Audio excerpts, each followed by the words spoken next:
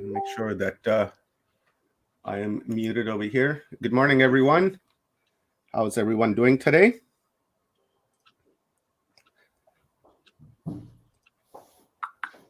All right. Am I in the... There we go. For a second there, I thought it was in the wrong studio. Or the wrong link, sorry. Happy day, everyone. Thank you very much for being here. Today is going to be a we have Kiera Windrider in the house.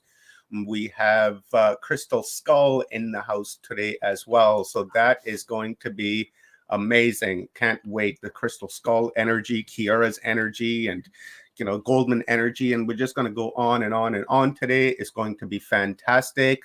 Yesterday was a beautiful day, and today is even going to be more beautiful. Just the energy that people are bringing in today is going to be incredible. Good morning, Leanne. How are you, my divine sister? Join us for the conference today. So guys, please like and share and hit the bell so that you get notifications for when we go live. Today is day 4 of Humanity Unplugged. All 3 days have been just totally amazing, and I'm really looking forward to the rest of these days coming up. I'm just looking for, can somebody reach out to Kathy Mason and find out where she's at, please? And that's about it, Rob. What do you think? Yesterday was an amazing day, and today is going to be just as amazing because we got just an incredible lineup happening today. And yeah. I think it's going to be, one of the things that happens during these conferences is we keep getting a different style energy, but it's like more prolific each day as we go through because it's like this grand building of amassing energies. And by the time we get to that last round, we're like, it carries us through all the days, especially when we do 5 days, 6 days. It's, I'm looking forward to the Crystal Skull today. I think that's going to be something that I haven't seen just yet during a kind of a conference or an event, but there's great speakers all day long, so I'm excited to actually see all of them. So I'm right here with you, brother. Dr. Jones? I want to mention with our Crystal Skulls, because she's coming on in an hour, if you have any skulls around or little skulls, bring them hold them in your hands when we're going to have her on. They'll get activated. My little skull. Yeah, right? Yes, I brought hold your little skull, guys. And we're going to put them on the table on your altar and activate them. Something like that. I'm really looking forward to today. And oh, look at that. Kathy's got some amazing crystals. Check this out right here. These have all been charged with a Rife machine. And then I have them in a toroidal loop. There's one more that's a black one that's for, I have a lot of crystals. I am really looking forward to getting an upload from Kiera today. I've been looking forward to that, and I've gone over to Portal to Ascension and watched some videos there. I'm just really intrigued by Kiera, so I'm really looking forward to getting this upload. In fact, it's one of the main ones that I've been looking forward to besides the Crystal Skull. And Geraldine last night was just sick. Geraldine Grace, the New Earth lawyer, that that was an amazing download. And then here's another favorite one that I've been waiting for. So guys, with that being said, we are about 1 minute into bringing Kiera on. So any final words before I kick us all off the screen and leave Kathy on? Do you want me to open up with the Akashic records again, or I've also whatever you want to do, Kathy. It's your show, sister. Oh, no, I won't embarrass you guys. I promise.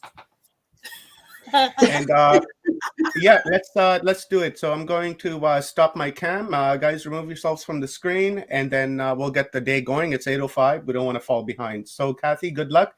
I'll be here in the background if you need anything, and I'll give you a 15-minute heads up when when we can start taking questions. So here we go. Okay.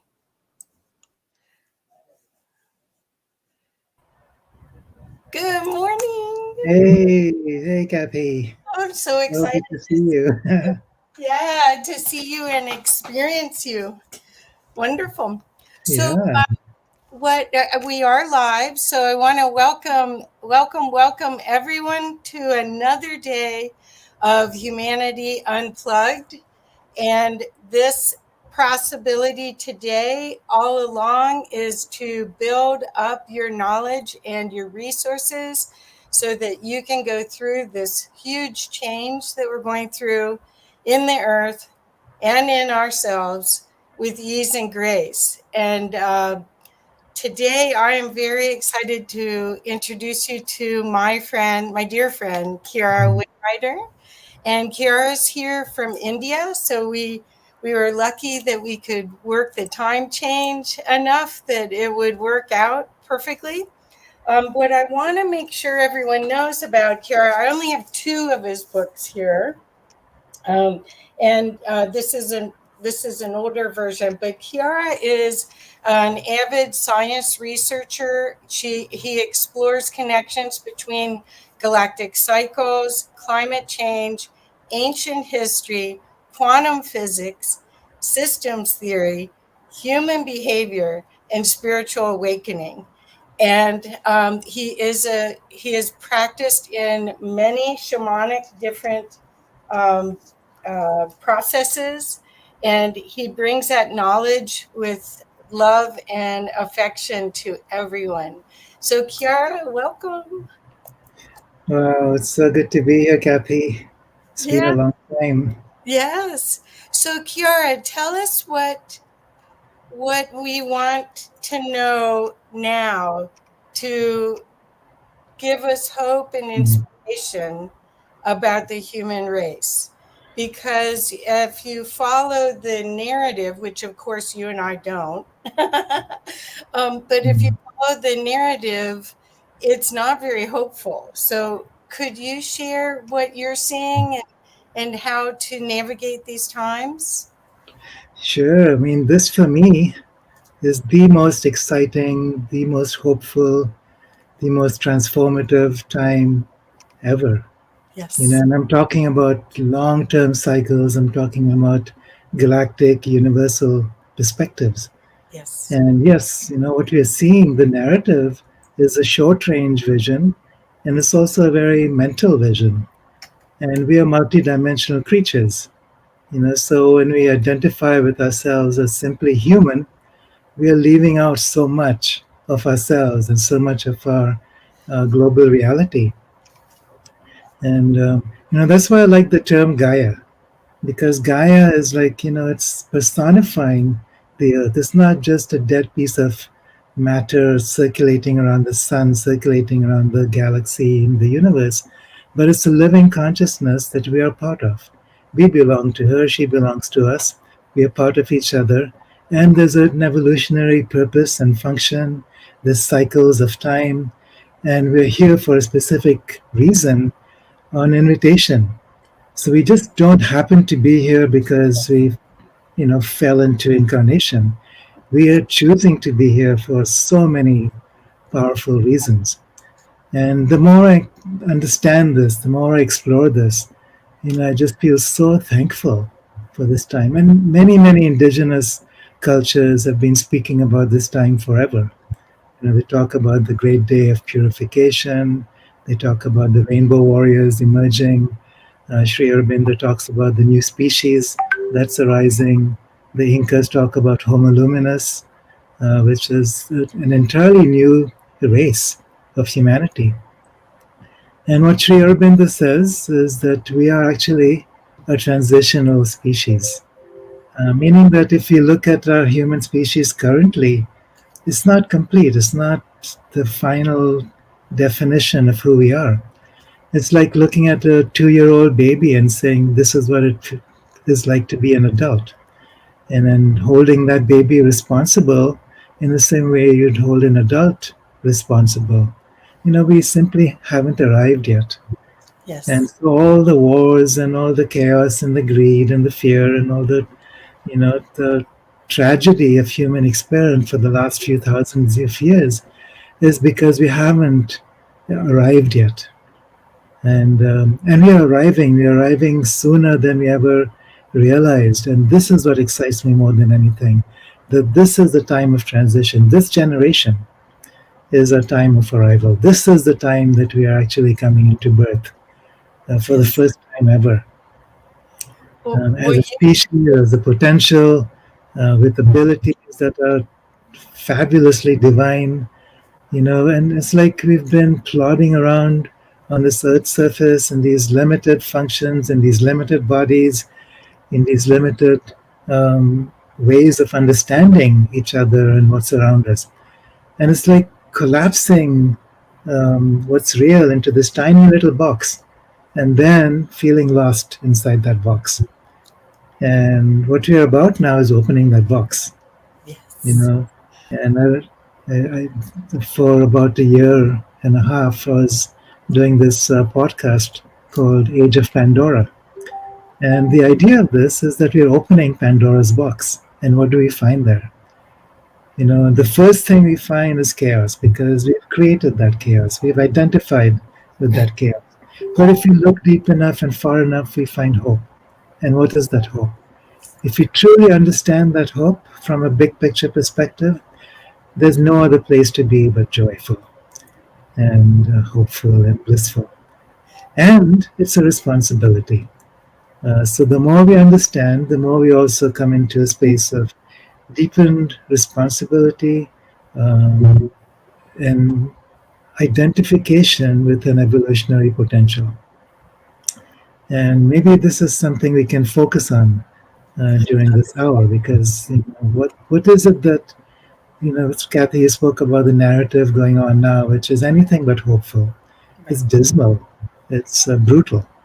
But if we get underneath that narrative and look at the larger cycles of life, that can shift us out of this brutality and depression and dismal understanding, which is frankly suicidal.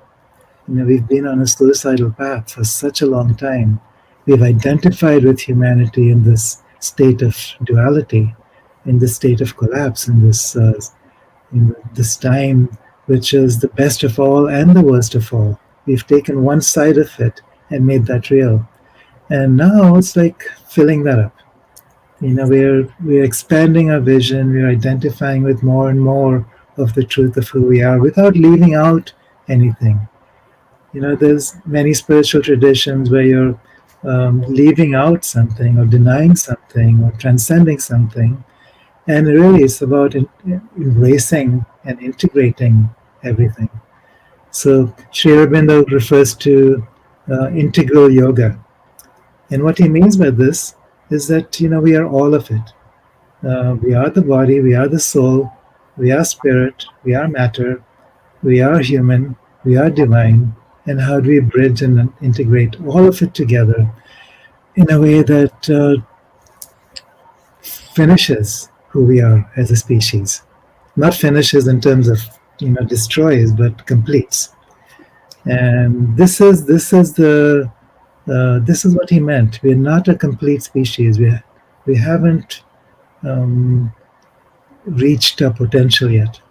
Right. And what is it that, if we try and get there through struggle, through effort, that's only one part of the mind. And, that's the part of the mind that we're trained in, right? Our whole educational system, the roles we have chosen in society, it's all about achievement. It's all about struggling and achieving something through the mind. And that's one small piece of it. But what is the mind? Beyond mind is this fullness of consciousness revealing itself through so many layers. We see maybe 1 or maybe 0.1% of what's real. And meanwhile, there's all this seeming invisible reality, which is more real than what we think we see. Can we begin to understand what that is? Can we amplify that 99.99%? What does it mean to be fully, totally human with our DNA fully activated to download the fullness of a divine being? And This is much more than we can get into in an hour, but I want to maybe touch in on this. Um, so maybe one place to begin, and we can go into questions and other things also. Well, one place to begin is to understand that history is not a linear timeline. We think of history as a straight line. Here's the past, here's the future. We are in this point in between, and we're progressing step by step by step, cause and effect, into what we call the future. And meanwhile, there's a multi-dimensional aspect of our being, and history is cyclical. It's cyclical in terms of major events, astrological events, galactic events, solar events, planetary events, and they're all connected together. And once we begin to recognize what these events are, then we can place ourselves within this timeline to understand what the next steps are, and then claim for ourselves choices that we want to make, that we choose to make, not choices that are imposed on us. So in the last 2 years, many people have felt like there's been choices imposed upon us through the C word that I'm not supposed to mention, or whatever words that we're not supposed to mention, because that's been the narrative that that there's a small group of people who have chosen to enslave the rest of humanity, and so this is the story. And if you believe that is a story, then we can either go along with it or we can struggle and resist it. But if we can understand the bigger picture and realize, if you're going beyond duality, there's not it's not a struggle of right versus wrong, good versus bad, positive versus negative, the deep state versus the rest of us. It's much bigger than that. It's like when there's an evolutionary momentum that starts to build, everything gets used in service of that. Everything, no matter what. So we can talk about all these people out there that comprise the deep state. We can talk about the strategies, Agenda 2030, and so on and so on. And this could become a discussion about that. But rather, once we understand that nothing is outside of the divine plan, and that once we actually become part of this acceleration, things go quicker and quicker. There's going to be something pressing down on human consciousness that brings up everything that that expresses our struggle. Right. So there's going to be all the stuff that we've been sitting on in our collective consciousness that starts to surface. All the fears, all the what's the word I'm looking for? The aggression, the coercion, the fears, everything. Because that's what we see, that's what we focus on. But there's a galactic cycle going on right now. Right now, what's happening is, well, there's two things happening. One is that there's a galactic wave coming in from the center of our galaxy. Some refer to this as a galactic superwave. Astrologically, at this point, we're exactly conjuncting the galactic center and one of the stars in the Pleiadian system, Alcyon. So these are very powerful streams of energy. Also, what's happening in the US chart is there's a phenomenon known as the Pluto return. Pluto is a planet. It's a very small planet. Some even say it's not exactly a planet. It's a planetoid, whatever it is. It's like an expression of the soul. The soul is practically invisible to the human eye, but it's far more powerful than we begin to realize. That's Pluto. Pluto signifies death and rebirth. It signifies collapse of the old ways, the old energies, the old world, and the rebirth of the new. And we are in that moment. It's karmic in the sense that as long as we are identified with cause and effect, we experience the karmic aspect. Eye for an eye, tooth for a tooth, and so on. But once we get past that, it's about transformation. Pluto is about seeing the world with new eyes and creating that world from the fire that dwells within our heart. So it's like, this fire that blazes inside us cannot be stopped. And once we align with that, this is the fire of rebirth. This is the phoenix that's rising from the ashes. This is a soul that's incarnating, perhaps for the very first time, in collective humanity. And so when Sri Aurobindo talks about this species is not finished yet, there's something much more to come. It's about not just a new consciousness, but also a new form of what it means to be human, a new form of human structures, and even a new form of this planet that we call Earth or Gaia. And all of this is vibrational. So rather than see things in terms of stages and hierarchies, I like to see things in terms of symphonies. It's all a big cosmic symphony. So I think that the topic that I've been given is layers of dimensions and spiritual worlds. So these layers and dimensions, all we see with our physical eyes is the physical dimension, right? What we call the third dimension. But what if our identity gets transferred to something beyond that? Once our identity gets connected with the soul, and then that identity becomes connected with the universal self, then we become multidimensional in the sense that the mind begins to expand, so it's no longer just perceiving things in terms of rational thought. The heart begins to open to experience itself as Gaia. As Gaia, the body begins to recreate itself on a genetic level. So at that point, we find that we are no longer limited to the old laws of physics. We're no longer limited to energy in the way that we've understood energy, in terms of outdated phenomena, outdated power systems, where you have to get in a car and drive in order to get somewhere, or eat this hamburger to feed or nourish your body.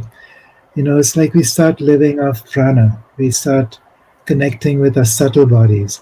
Our subtle bodies connecting with our emotional and mental bodies, which in turn connect with our causal bodies, which in turn connect with the body of Gaia and her bodies, which in turn connects with the bodies of the cosmos, multidimensional aspects of the universe or multiverse. So the entire universe is a living system. The entire universe is conscious and alive. That is the universal self. That is God. We have such a limited hierarchical model of God, and this is what keeps us trapped in these human forms in such a limited way. And it's time to break out of that. So this galactic wave that's coming in is part of it. This Pluto return that's happening astrologically is part of it. This solar cycles, there's a completely new cycle of the sun that's starting. And in fact, this weekend, right now, we're experiencing a massive solar wave, which is activating people in all kinds of ways. Yes. And activation means it's an initiation, which sometimes feels really awkward and difficult. But if we can just surrender to it, something new, something deep, something profound starts to awaken. And then we become something more. But the key to this, so in terms of cycles again, the key to this, as I see it, is what many of the ancients referred to as the 3 days of darkness. And so this is, like I can tell you a story when I was in Guatemala before 2012. Remember before 2012 when people were starting to talk about the Mayan calendar, and 2012 being like a massive um, um, Change, change, rebirth. a time of change and rebirth. So I'd gone to Guatemala to spend some time with the Mayan elders, and I was speaking with Don Alejandro Cirillo. Um, he was one of the best known elders in the Highland Mayas. And what he said is, forget everything you've heard about 2012. That's not what a prophecy is about. Oh, A prophecy is really about the 3 days of darkness. And he said there's been many minor prophecies that have already been completed. This is the last prophecy that we await. And it's not with fear, it's not with any kind of trepidation, but it's with so much excitement. It's the knowing within us that this is the time that we're born for. And what is this 3 days of darkness? And I questioned him about this, and he didn't really know. He said, well, who knows? It could be metaphorical, it could be literal. But then later I began to study this in terms of physics and metaphysics, and to understand the magnetic field of the earth. And what I realized is that the earth goes through what's called magnetic or geomagnetic reversals or excursions. And this is a regular cycle every 12,000 years. And the last phase of this reversal is extremely rapid. So within hours or days, you actually go through a complete shift of identity. And how does this happen? So while we're on this planet, remember that we are many different bodies all coordinated and working together. So there's the emotional body, the mental body, which is the personality, the living system that then through the etheric body and the prana system, chakras, nadis, meridians, that's what then feeds the physical body. In turn, all of these are held within the causal body. And all of these are locked into the electromagnetic field of the earth. So once the electromagnetic field of the earth starts to weaken, then collapse, and then reverse, what starts to happen is that this relationship between these different bodies starts to dissolve. There comes a point, this is the last phase, the 3 days of darkness. There comes a point where our sense of human identity is gone. We're no longer identified as a personality, as a human system. We're no longer identified with anything except that which we are as the self. And then there's a incarnation. So when I say reincarnation, I'm not talking about leaving the body and recycling back, but within a short period of time, within a few hours perhaps, coming back through the dimensions and reanimating the body, reanimating the personality structures, and reanimating an entirely new identity. And what happens when we leave the physical body, when the soul consciousness leaves, is it generates what's called DMT within the pineal gland.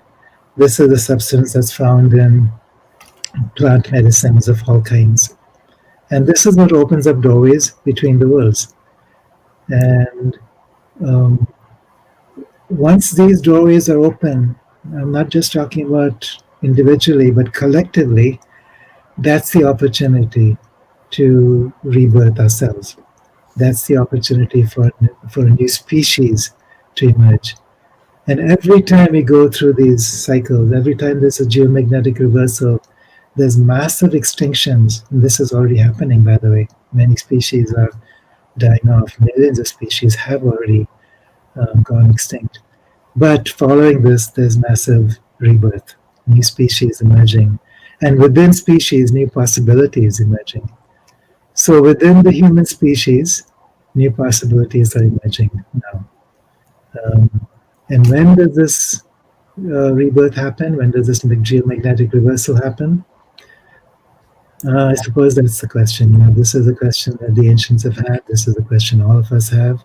It's something some of us have been looking with dread, some of us have been looking with hope.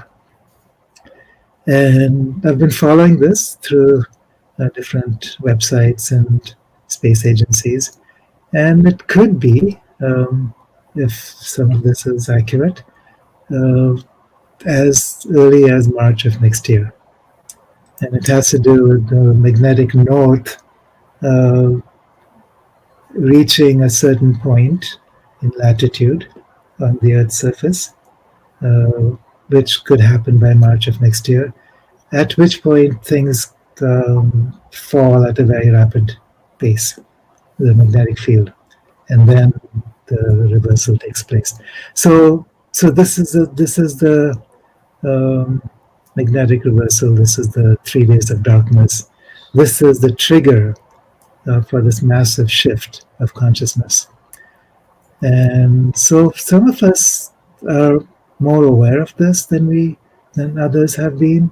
Some of us are just beginning to become aware of it. Some people are going through a lot of chaos in our personal lives because this is what happens when the old world begins to fall away. And it's necessary. Don't resist it.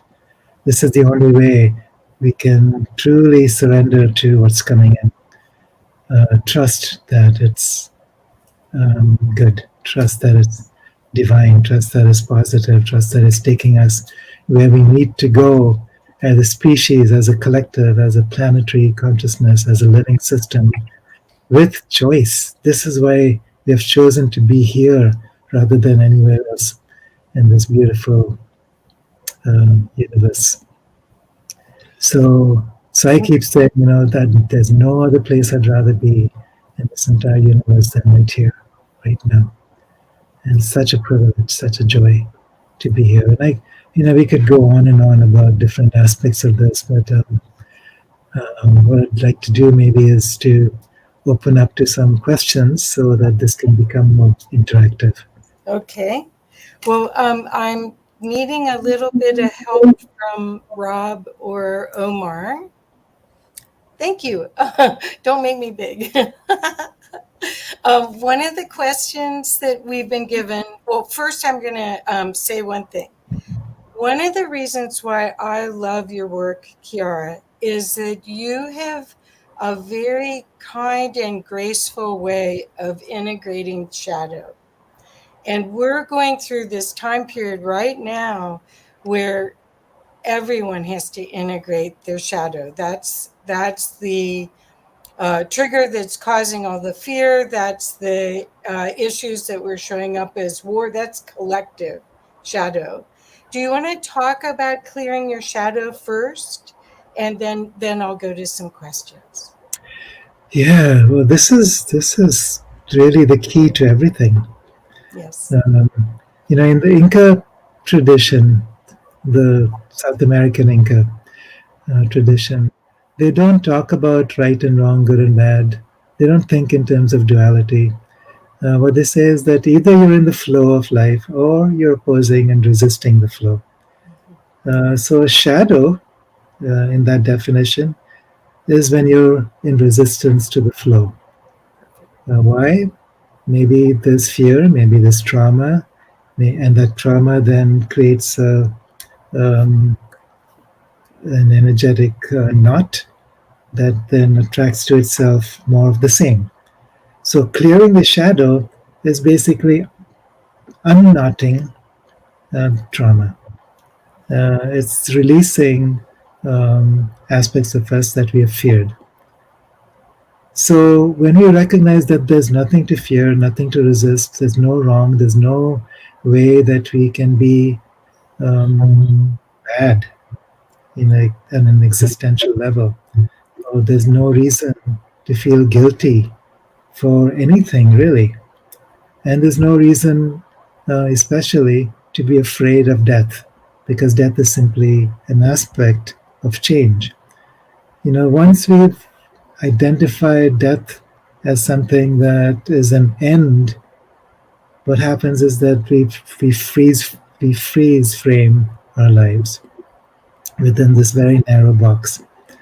And as that starts to happen, we start resisting the flow of life. We start resisting life itself. And so owning our shadow, embracing our shadow, is really about understanding that. There's no karma that we have to be afraid of. There's no one else judging us and telling us that we're wrong.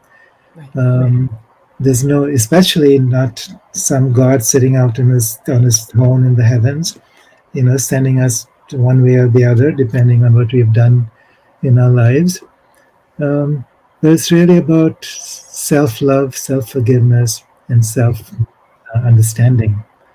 And once that happens, once we begin to do that, then we find that as we enter into the flow of who we are, then we step beyond the limitations of our humanity. We start embracing the divinity. So embracing our shadow also means embracing our light. And at that point, we start opening ourselves to the fullness of divine consciousness. And it's unlimited. It's truly unlimited. And we could spend an entire hour just talking about what that means. Well, what the thing is that you embody and you model for, at least you have for me, is courageousness, because I think our programming, our survival programming, is afraid to look at the dark. And we are being forced to look at the dark and to look at it and do the inner work in order to have a different reality. And I think there's a lot of way showers like you came early to the party and have been showing and sharing this incredible peacefulness and way to walk in the world with grace that is not being modeled on the media. And certainly not in entertainment programming. It's not being modeled for people. And you're walking in the world. You don't have to be in a cave up at the top of a hill to be able to do this work now. You can integrate and work on your co-creating with the universe at a very high level. And you model that so beautifully, Kara. Thank you so much. Thank you, Kathy. Well, I think we are actually carrying that cave around inside of us. Yes. So in a sense, it's like in the old days, or in the old lifetimes, we'd go sit in a cave, meditate for, a lifetime or two, and learn how to really connect with the divinity that we are.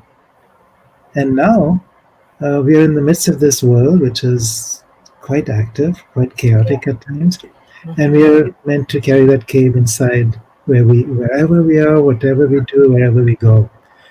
And that's what grace is. It's not about leaving anything behind to be able to go somewhere else. It's not the grass is greener on the other side.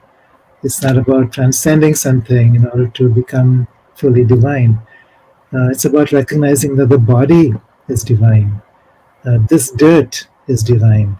This earth is divine. This human form, this human life, with all of its struggles, with all of its limitations, with all of its misery, if we choose to take it that way, is also divine. Everything is divine. How can anything be outside of divinity? How can anything be outside of who we are? And once we really understand that, or begin to understand that, then we begin to see the reflection. So the world around us becomes a reflection of the world inside. As above, so below. As within, so without. That's what an alchemist is about. And at that point, we also become creators. Yes. We have become very good at creating misery. And in the same way, we can become amazingly good at creating beauty and joy and fascinating worlds, inside worlds. And we also need to understand that the aspect of us that thinks we're creating from the human aspect of a being is a tiny, tiny, minuscule part of what is actually creating. So we're actually being more of a channel, or the Buddhists refer to as an empty flute, for something far beyond. It's like, Rumi talks about this three stages. I love this. He talks about three stages of enlightenment. The first stage is as a seeker. You're identified with a drop, you're moving towards the ocean in order to dissolve. The second stage is when you actually dissolve into the ocean. And many people refer to this as enlightenment. But then Rumi says, and Sri Aurobindo echoes this is only the second stage. The third stage is when the entire ocean enters into the drop and moves through the drop to create new worlds. So this is what I mean by becoming a channel. The personal self doesn't have to be dissolved. It doesn't have to be, what's the word people use, gotten rid of. But the personal self merges with the universal self so that the ocean can enter the drop, move through the drop, and at that point you become a creator, a true creator, where all the worlds start to come together. The invisible becomes more visible than the visible, and the potential becomes real. Well, the opportunity is to have those experiences more and more, and then be able to operate in this environment as a multidimensional being, out of the construct of 3D. That's what being a fifth dimensional human. And we were designed to ascend embodied this time. And so what you're talking about is a path to ascension embodied. Omar wrote, from Watchers Talk wrote, you spoke of the mind. Does this avatar access the mind, or does the mind exist within the human avatar? Yeah, so the mind is much bigger than this little brain understands. So we are actually an expression of mind. So now I'm talking about mind with a big M, which is the mind of God. That's what some people would refer to as consciousness. And Sri Aurobindo actually refers to 5 different levels of the mind. And maybe I could touch on this a little bit.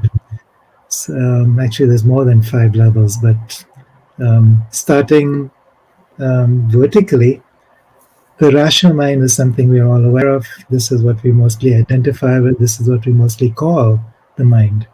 Would be mind with the small m. Beyond this, there's what he calls the higher mind. So this is still working through rationality, through the ability to understand, synthesize, integrate. But you begin to integrate more and more of the big picture. It's the ego's eye. You're seeing the big picture. So that allows you to become more neutral. You're not so identified with one aspect of yourself or the other, or one aspect of the world or the other. Beyond this is what he calls the illumined mind. And now we're talking about the senses. So as humans, we've learned to work with 5 very limited senses. This is through our conditioning, through our social conditioning, and through our educational systems, where we have only a very small fragment of the spectrum of what's possible through each of these senses, whether it's vision, auditory, taste, smell, touch. So what happens at this level of the mind, your senses start to open, which basically means that you're starting to attune to the pranic body, to the causal body. You're connecting with the body of Gaia. You're experiencing yourself through the eyes of other species. Plants, actually, being around plants will do this. because plants enhance your pranic body and your auric system so that you begin to experience more through your senses. Beyond this, there's what he calls the intuitive mind. It's not to be confused with intuition, but the intuitive mind is where anything that you look at, whether it's out in nature, whether it's another person that you're talking with, whether it's the great starry universe, you become that. Yes. You actually enter into what you're experiencing, into what you're perceiving. You become that. And then you're no longer identifying or experiencing yourself through that personality structure that you call me.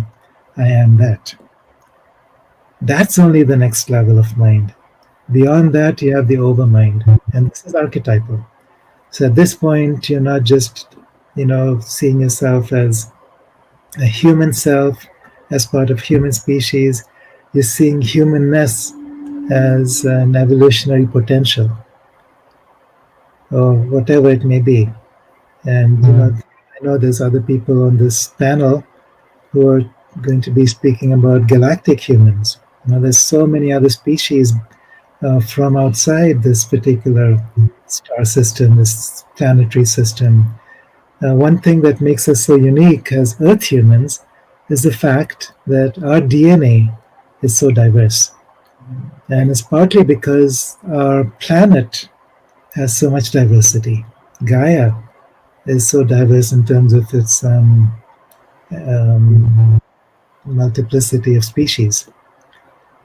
Beyond all of this, beyond the overmind, you have the supermind. And this is the key to transformation at this stage. What he says, what Sri Aurobindo says, is this aspect of ourself, this what he would call the mind of God, as it enters through these different levels of mind, through the rational mind, into the cellular mind, which is the wisdom of the body, and then into the body of the earth. That's what's awakening something so deeply rooted in the inconscient or the unconscious of the earth, bringing it to life, bringing it to potential. This is the matrix or the womb of creation itself. It's not been explored much before. When we have access, this has been through millions and millions of years of evolution. Now we have an opportunity as we integrate these levels of mind, is to accelerate evolution by making it conscious. And once we do so, within a few short years, we evolve so powerfully. Once we go through this 3 days of darkness, this geomagnetic reversal, we have the potential to actually manifest the supramental species of humanity. And yes, it may take a few hundred years to fully manifest, but we are the pioneers. This can happen. We can break out of the limitations of our current human species, begin to activate DNA in ways that haven't been seen before or even imagined before. We begin to join with other species on this planet and enter into the mind of Gaia herself. We are becoming guardians and aspects of Gaia in a way that the indigenous people had always felt was possible. But now this is the final capstone. Well, not final. No, nothing is final. But this is the next capstone. Well, the understanding of it is so vast. I'm still seeing us as photonic energy, and us being able to hold more information through the light and the crystalline structure as we go from carbon-based to crystalline. But the the the perspective or the access to the big M is still there's only a few people that are actually able to access it, and whether or not they can actually communicate to us here. I mean, it's like a momentary access, and then you come back with that new knowledge and that new visioning, just like you would with a plant journey or some other kind of journeying, where you've had that expansive view. How do you see us walking through this right now? Because what you have, ever since I've known you, you have been able to walk in both worlds. And I so want to acknowledge your journey and the work that you've done to be able to do that. And could you share anything for the audience for how they could possibly integrate this energy? Because some people are complaining about aches and pains. And so, I mean, it's so interesting. The victimization script is so strong, whereas you've taken it and kind of tried to figure out how to use it. Could you share a little bit of that concept so people might be able to model what you're doing? So the aches and pains, um, the sleeplessness, the anxiety, pressure that we're experiencing in the body, the chaos that we're experiencing in our emotions, the forgetfulness that we often experience. All of this is part of a new download, but it requires that we empty our cup. Perfect. And what happens is that we see this as losing something. We see this as a collapse of the old system, and we are attached to the old because we don't know. It's like a caterpillar going inside a cocoon and freaking out because all of its abilities are falling away. It doesn't know who it is anymore. So I would say if we allow ourselves to do that, allow ourselves to let go, allow ourselves to actually um, let go of anything that's familiar, including our familiar gifts, our values, our achievements and accomplishments, things that we're so used to doing that we've gotten so good at that. What happened for me is I started to feel like I needed to let go of everything that I was teaching, everything that I was learning, all the ways of seeing the universe from the higher spiritual perspective. Even that needed to let go because it was still functioning from a perspective of mind, the little mind. So then, as the big mind started to come through, it created its own pathways. And what was important at that point was to not resist, not struggle, not try. And that's very different. There's a certain point when struggle, achievement, and effort is important until you get to a certain structure and integration. Then the next step is to let go of whatever is being built up so that you can open to the butterfly wanting to unfold its wings and fly. Okay, so there is a question if you'd like. I'm sorry to interrupt you, but I think, can you speak a little on the self-identities we create and defend, please? I think we can integrate this into what you're saying. Yeah, so self-identities. I think a lot of it, we can all think of all kinds of self-identities, but let's talk about the spiritual identities that we get so attached to. I'm a good person. I'm a very spiritual person. I'm taking, I'm here to serve others. I'm here to heal. And all my healer identities. That can be the hardest to let go. It's not that those are not important. It's not that there's nothing valuable in them, but we've plateaued to where that's become an obstacle. If we're really here to let go of the human species as we know it and to evolve into something beyond, then we're looking at a genetic change. And at a certain point, once we can surrender, and it does require surrender, it's not going to happen until that takes place. And this could be a whole conversation. Yes. Then what starts to happen is the ocean starts to enter in.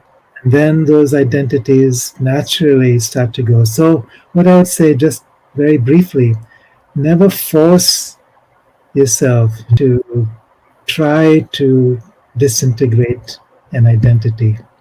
But when it starts to happening, go with it, flow with it, let it happen, let it move, and then watch what happens.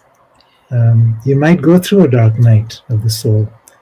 Go through it consciously with awareness and see what emerges on the other side.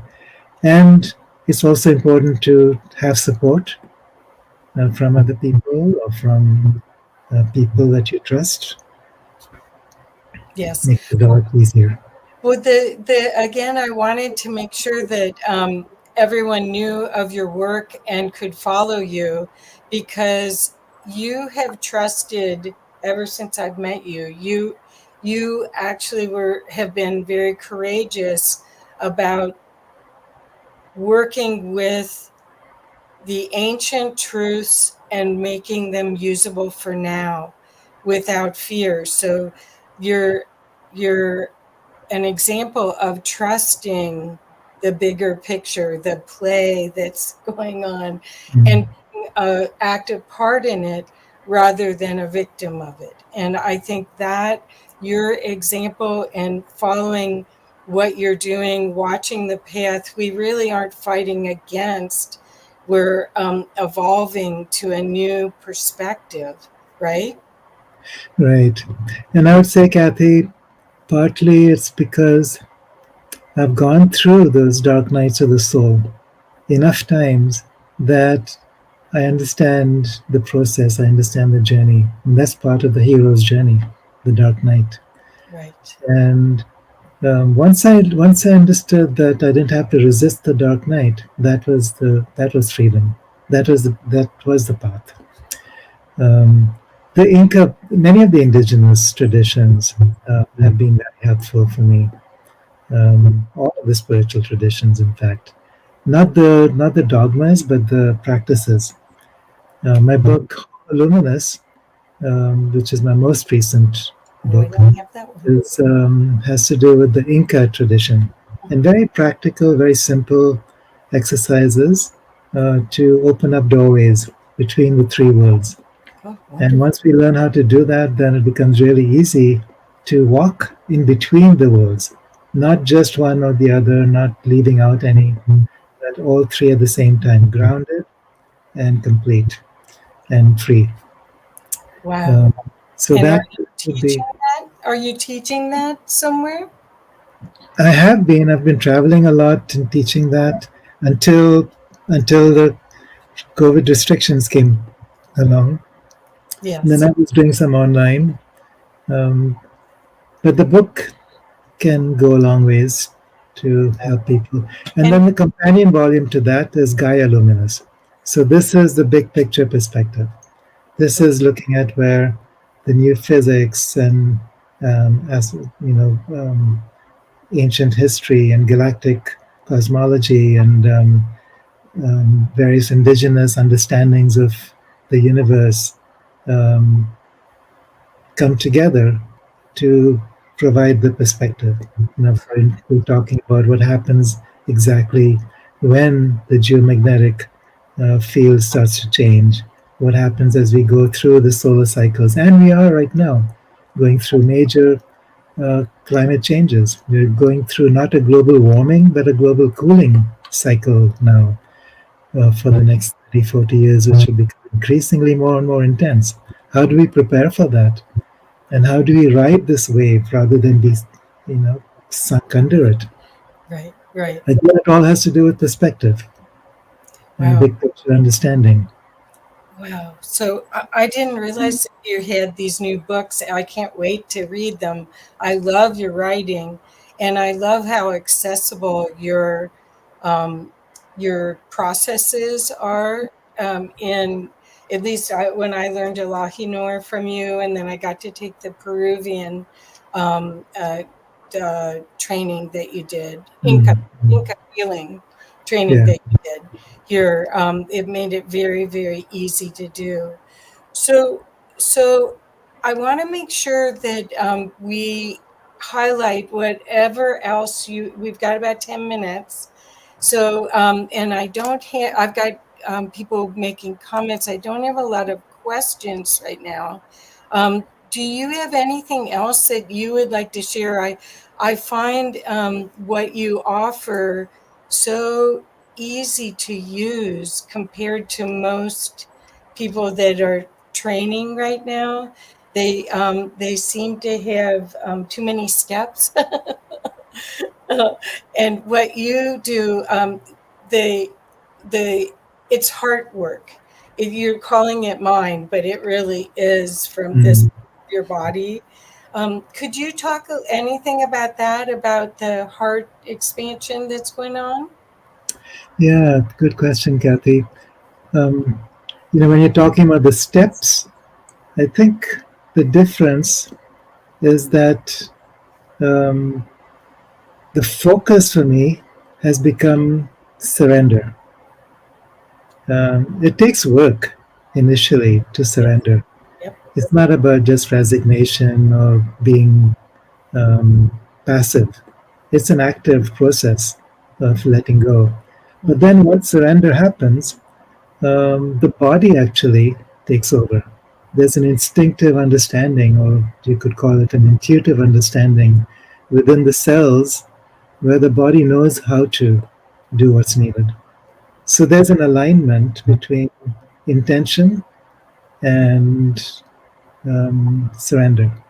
So, and the Incas actually focus on this quite a bit.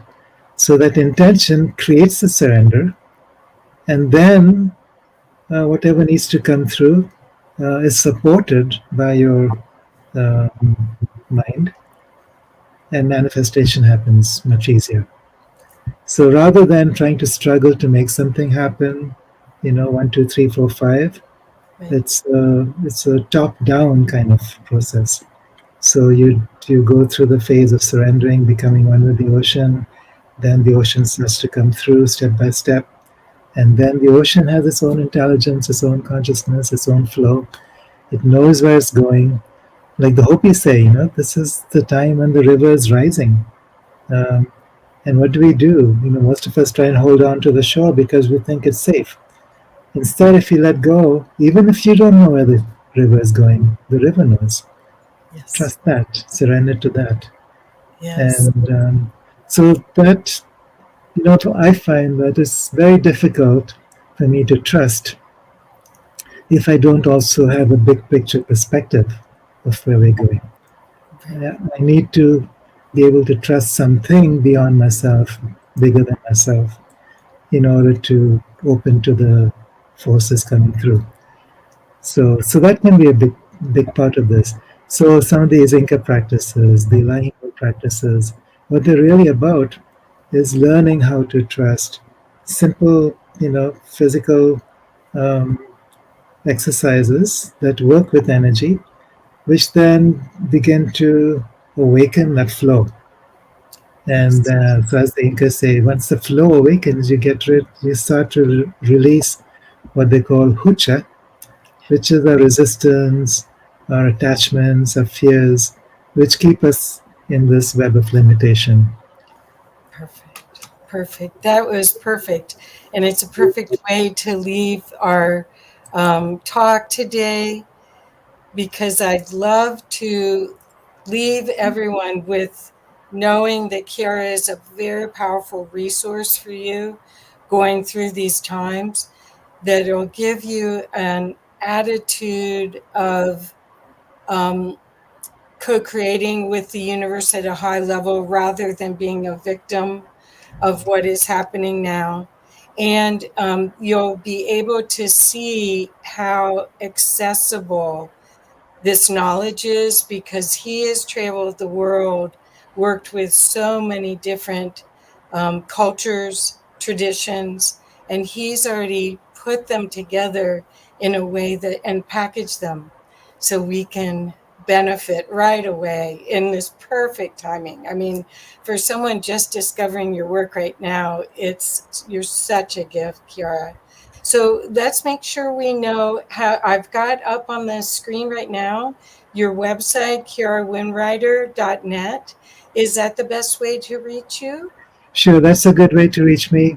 I also have a YouTube channel, Kiara Windrider. Actually, there's two YouTube channels. Somehow, I don't know how that happened. One is Kiara Wind Rider all in one, and one is separated by a space, Kiara Space Wind Rider. Um, there's also the Age of Pandora podcast that I'd been doing, which I stopped temporarily because YouTube was flagging a lot of my Content. content. I was actually doing this along with the co-host David Shurjan, but I want to start again. And so, what I would invite also is people listening and participating in these. You have 111 guests on this, and what I would love is to interview others who have the same vision for creating this new earth. Oh, Um, yes. to do a series of interviews, to see where we want to go, to use all the different gifts that we've been given to inspire each other, to support each other, to go as far as we can go. It's perfect. It's like we're seeing everything as a facet of a diamond, and each facet has a different perspective. And once we integrate all of those different perspectives, we get that beautiful, beautiful whole. So I'm so glad to talk with you today. Thank you so much for your enlightened sharing, and I'm sure we'll get to spend more time with you again soon. Thank you, Well, Kiara. Kathy, you are such a gift in my life. Oh, I Just love you appreciate dearly. you so Yes. much. Thank you, dear. Thank you. So again, want to make sure that everyone knows that his website is kiarawinwriter.net. And there we go. And it's on screen. And I don't have the console. So, so I guess we could talk a little bit longer. I don't have a way to stop this for now. So, hey guys. Okay, so I guess what we want to do is wish everyone the best and the most productive time period for through the end of the year. We're going to be going through waves of this solar initiation. And then it probably, well, the completion will be by 29, most likely, but a big part of it will be next year. So please, please, please go to Kiara's site, go to his YouTube, and rely upon the information that you can safely rely upon his information to guide you through this. Can I say one more thing, Kathy? There's also a Facebook channel called Grand Solar Minimum Geomagnetic Reversal Forum. And there's about 3,000, 4,000 people who have been bringing together a lot of the galactic solar information. So if you can look for it on Facebook and join, Okay. you'll find a lot of really good information there as well. Well, I wanted to make sure that everyone knew that that you've already content curated the science, the research, the ancient history, and the practices all together for us. So that's why you're just such a gift, and the information that you've experienced is such a guide for us during this great time. So I'm getting from people great presentation, that they loved it, that let's see, what else can I tell you? Hopi, yes, this is what this conference is about. So okay. So I guess there's one more thing. I guess if we have time, is Got can, about 1 minute, Kathy, before oh, we okay, bring yeah, I Dr. Joan couldn't on. tell. Okay, Kira, I got a quick one. Can you talk a little on the brain memory and the avatar memory in 1 minute? Well, the brain memory is basically electrical signals. The avatar memory is the whole cycle of evolution, spanning lifetimes, spanning different forms of incarnation, far beyond human. and going all the way out across different planetary spheres and galactic spheres and the universal self. So all of that is part of the Akashic memory, and we have access to that. Yes. And one thing I speak about in my books is there's a chakra behind the back of the head. I call it the whale chakra because that's who first showed me about this. That can begin to open up access, doorways of access for any of us by just making that connection and allowing this channel to be built. So then the brain memory and the cosmic memory start to align in new ways. Wonderful. Yes. And that is part of the Elohim process that I really recommend. This is the book. That's how you spell it for people that can't understand my accent. Elohim, it's a Turkish word. And there is a process to help open up that whale chakra in the back of your head and integrate it with your third eye and work with that energy going back and forth to activate your whole system. Yay. Thank you, dear. Okay, so I think time flies when you're having fun, it says. Really great presentation, Kiara, it says. So is there anything else? We want to make sure people know how to reach you.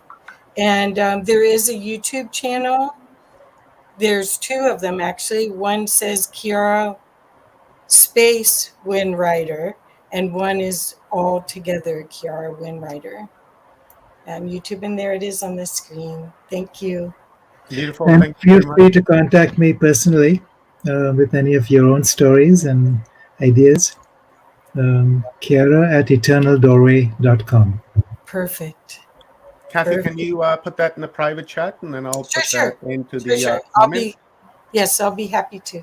This was just a beautiful, beautiful presentation, and everything you said, Kira. I was just resonating with what you said, because a lot of the things that you were saying, I talk about that on my channel, and and I really resonated with the unestablished form and the established forms that we have on this planet. And I would just love to do a one-on-one talk with you and just I really would love that. pick your Absolutely. mind for like 2-3 hours. Just an amazing guy, and I'm going to reach out to you after this conference and see if we can connect and do like a couple-hour interview and like really go in deep, because I really resonated with what you were saying here. I'll put myself on camera for a quick minute here. When you were saying the one becomes the whole and the whole becomes the one, I use that slogan for my Watchers Talk for a very, very long time. And on my Facebook, actually, I have it on. There's one becomes the whole becomes the one. When you said that, my eyes just popped out, and I was like, oh my God, I love this man. I want to talk to him more. So thank you very much. Shukriya, my friend. Well, thank you. Wonderful. Thanks for what you do and what you bring to this world. Yes. You're very, very welcome. Let's bring Stone or Dr. Joan on. And guys, visit Kiara's website at kiarawindwriter.net and head on over to his YouTube channel like right now and subscribe. Hit the bell so that you get notifications for when Kiara is live. I've got the one YouTube on there, and then I'll get the other one on there as well. So thank you very much, Kiara. Thank you. Loved your presentation, Kiara, and your voice. I've heard you before, so thank you. Thank you, John. Yes, I remember you. I do. I was looking at him going, oh, I know him. Yeah. Thank you so much for what you're doing. All right. So, guys, we are about to introduce an amazing woman, and I want to tell you about her. So, Neil and I were down in Tulum and Carmen del Playa, and he had a referral from Ellen Steinfeld to meet this amazing crystal skull keeper. So we reached out to her and we found our way to her beautiful home and met her beautiful crystal and her. In fact, you'll see a video that I think Neil and I did. So I want to tell you a bit about her before we bring her up. So Javati was born in Holland in a family line of healers. I'm bringing my skull already. She is a multi-dimensional healer, a reader, a pathway counselor, a channeler, a crystal master. Since over more than 25 years, she has been the keeper of the sacred crystal skull, AIU. Okay. Together, they have intensively traveled the world at service, to be of service. They are available for seminars, lectures, private sessions, sacred ceremonies, Mother Earth healing, grid work, and sacred journeys. So I'm really happy to bring on Shivati. So I think she's here. All right. Oh my God, Yes, my long I'm lost here. sister. Thank you, Joan. Nice to be here. And I already tuned in early this morning with the opening of the day. So I could hear you say, like, get your crystal skulls ready or your crystals to be charged. If people don't have them, it is not a problem at all, because the way how AIU work is beyond time and space. So you don't need to go look into your house. What is best, if you would like to give AIU the opportunity to work with your crystals, if you listen to this podcast right now, you could really, like, with intention from your heart, if you say, any crystal that right now can support me in the best way possible to take the next step in my pathway, even if you don't have them in your hand. And then afterwards you can go to your in your house and see which crystal has changed, which crystal really now has like a different frequency. I like that. I like that because I had too many to bring into the room to put on my computer to charge. Yeah, well, And it's most of true. us It's have true.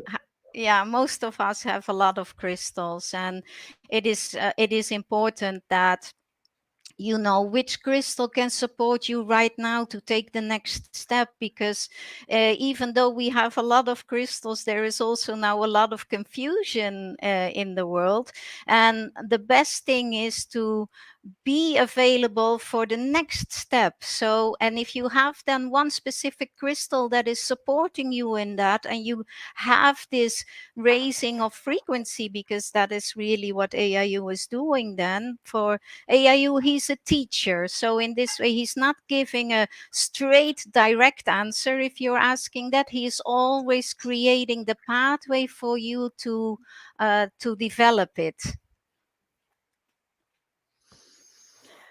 That is making so much sense to me, Shavati. Why don't you tell us a little bit about AIU?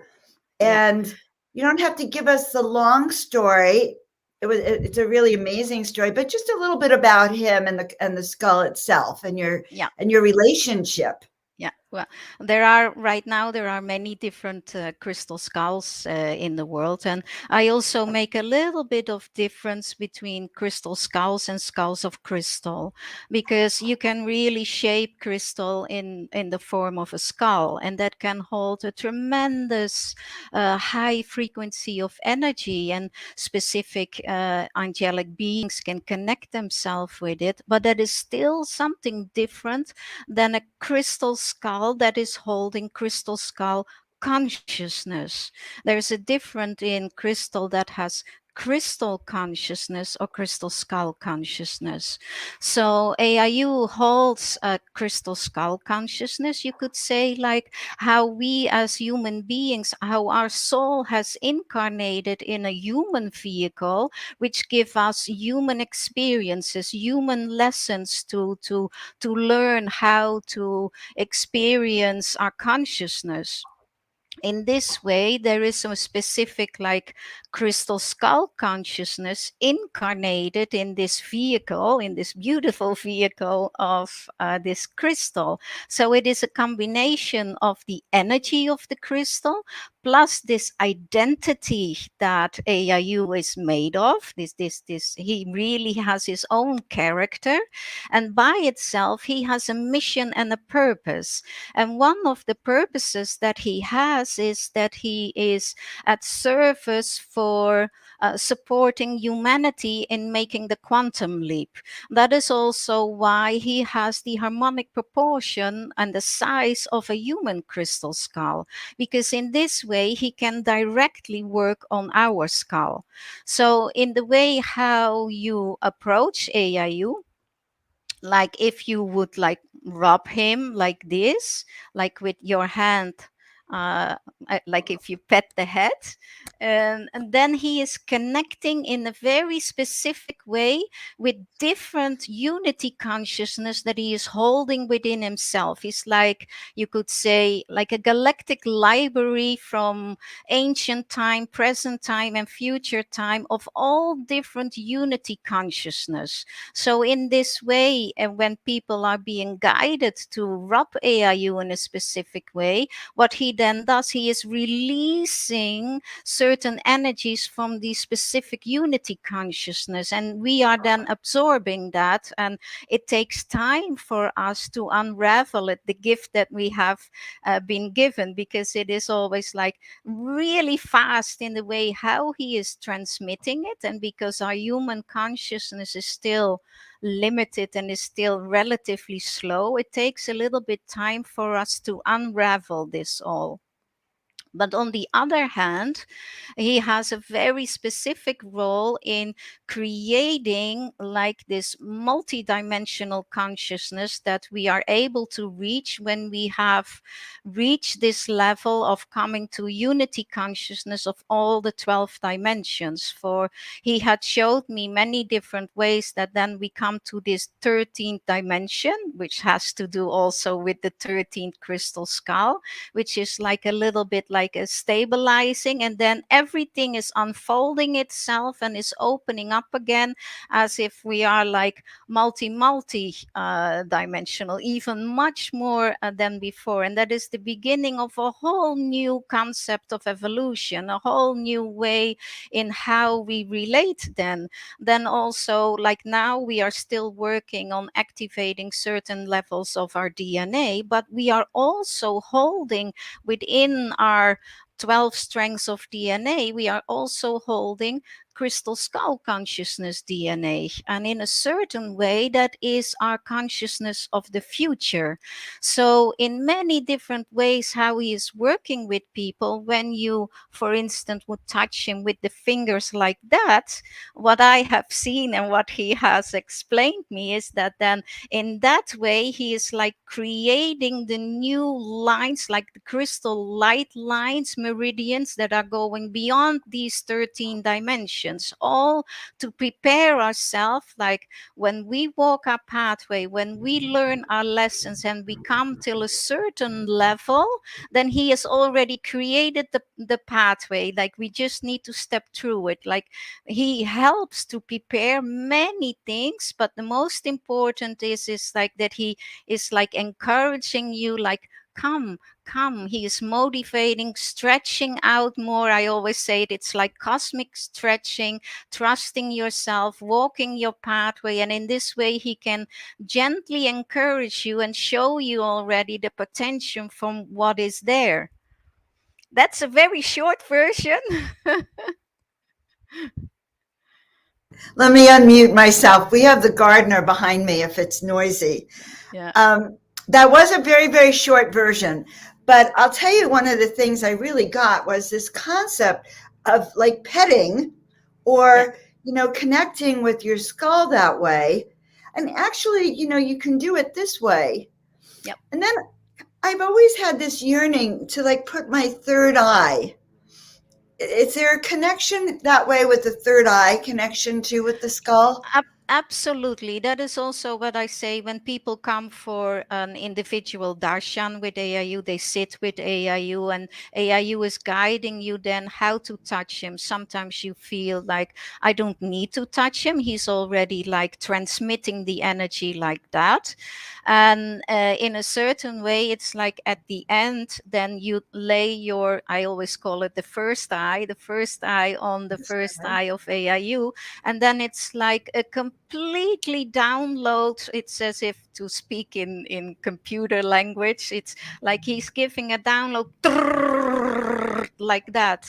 And it is like a completely new program then that you are receiving, which is on your lineage, because he is never giving something that which does not belong to you. It is not that he is giving his consciousness, but he has the ability to unfold on all the galactic levels and to really like grab all that is from you and bring that in a certain package.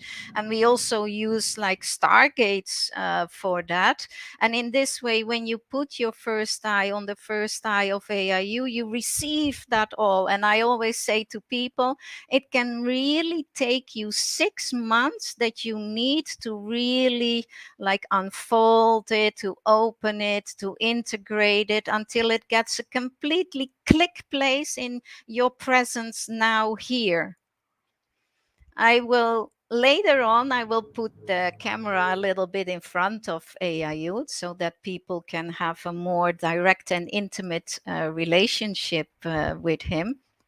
But AIU is also, he is helping really in any way possible. And in this way, he has learned many different, I call it, playful tricks in to touch people, in stretching their consciousness, in opening their limited thinking. Because the way how our third dimensional mind is working is that we want to label everything, we want to understand everything, we want to order everything in certain boxes.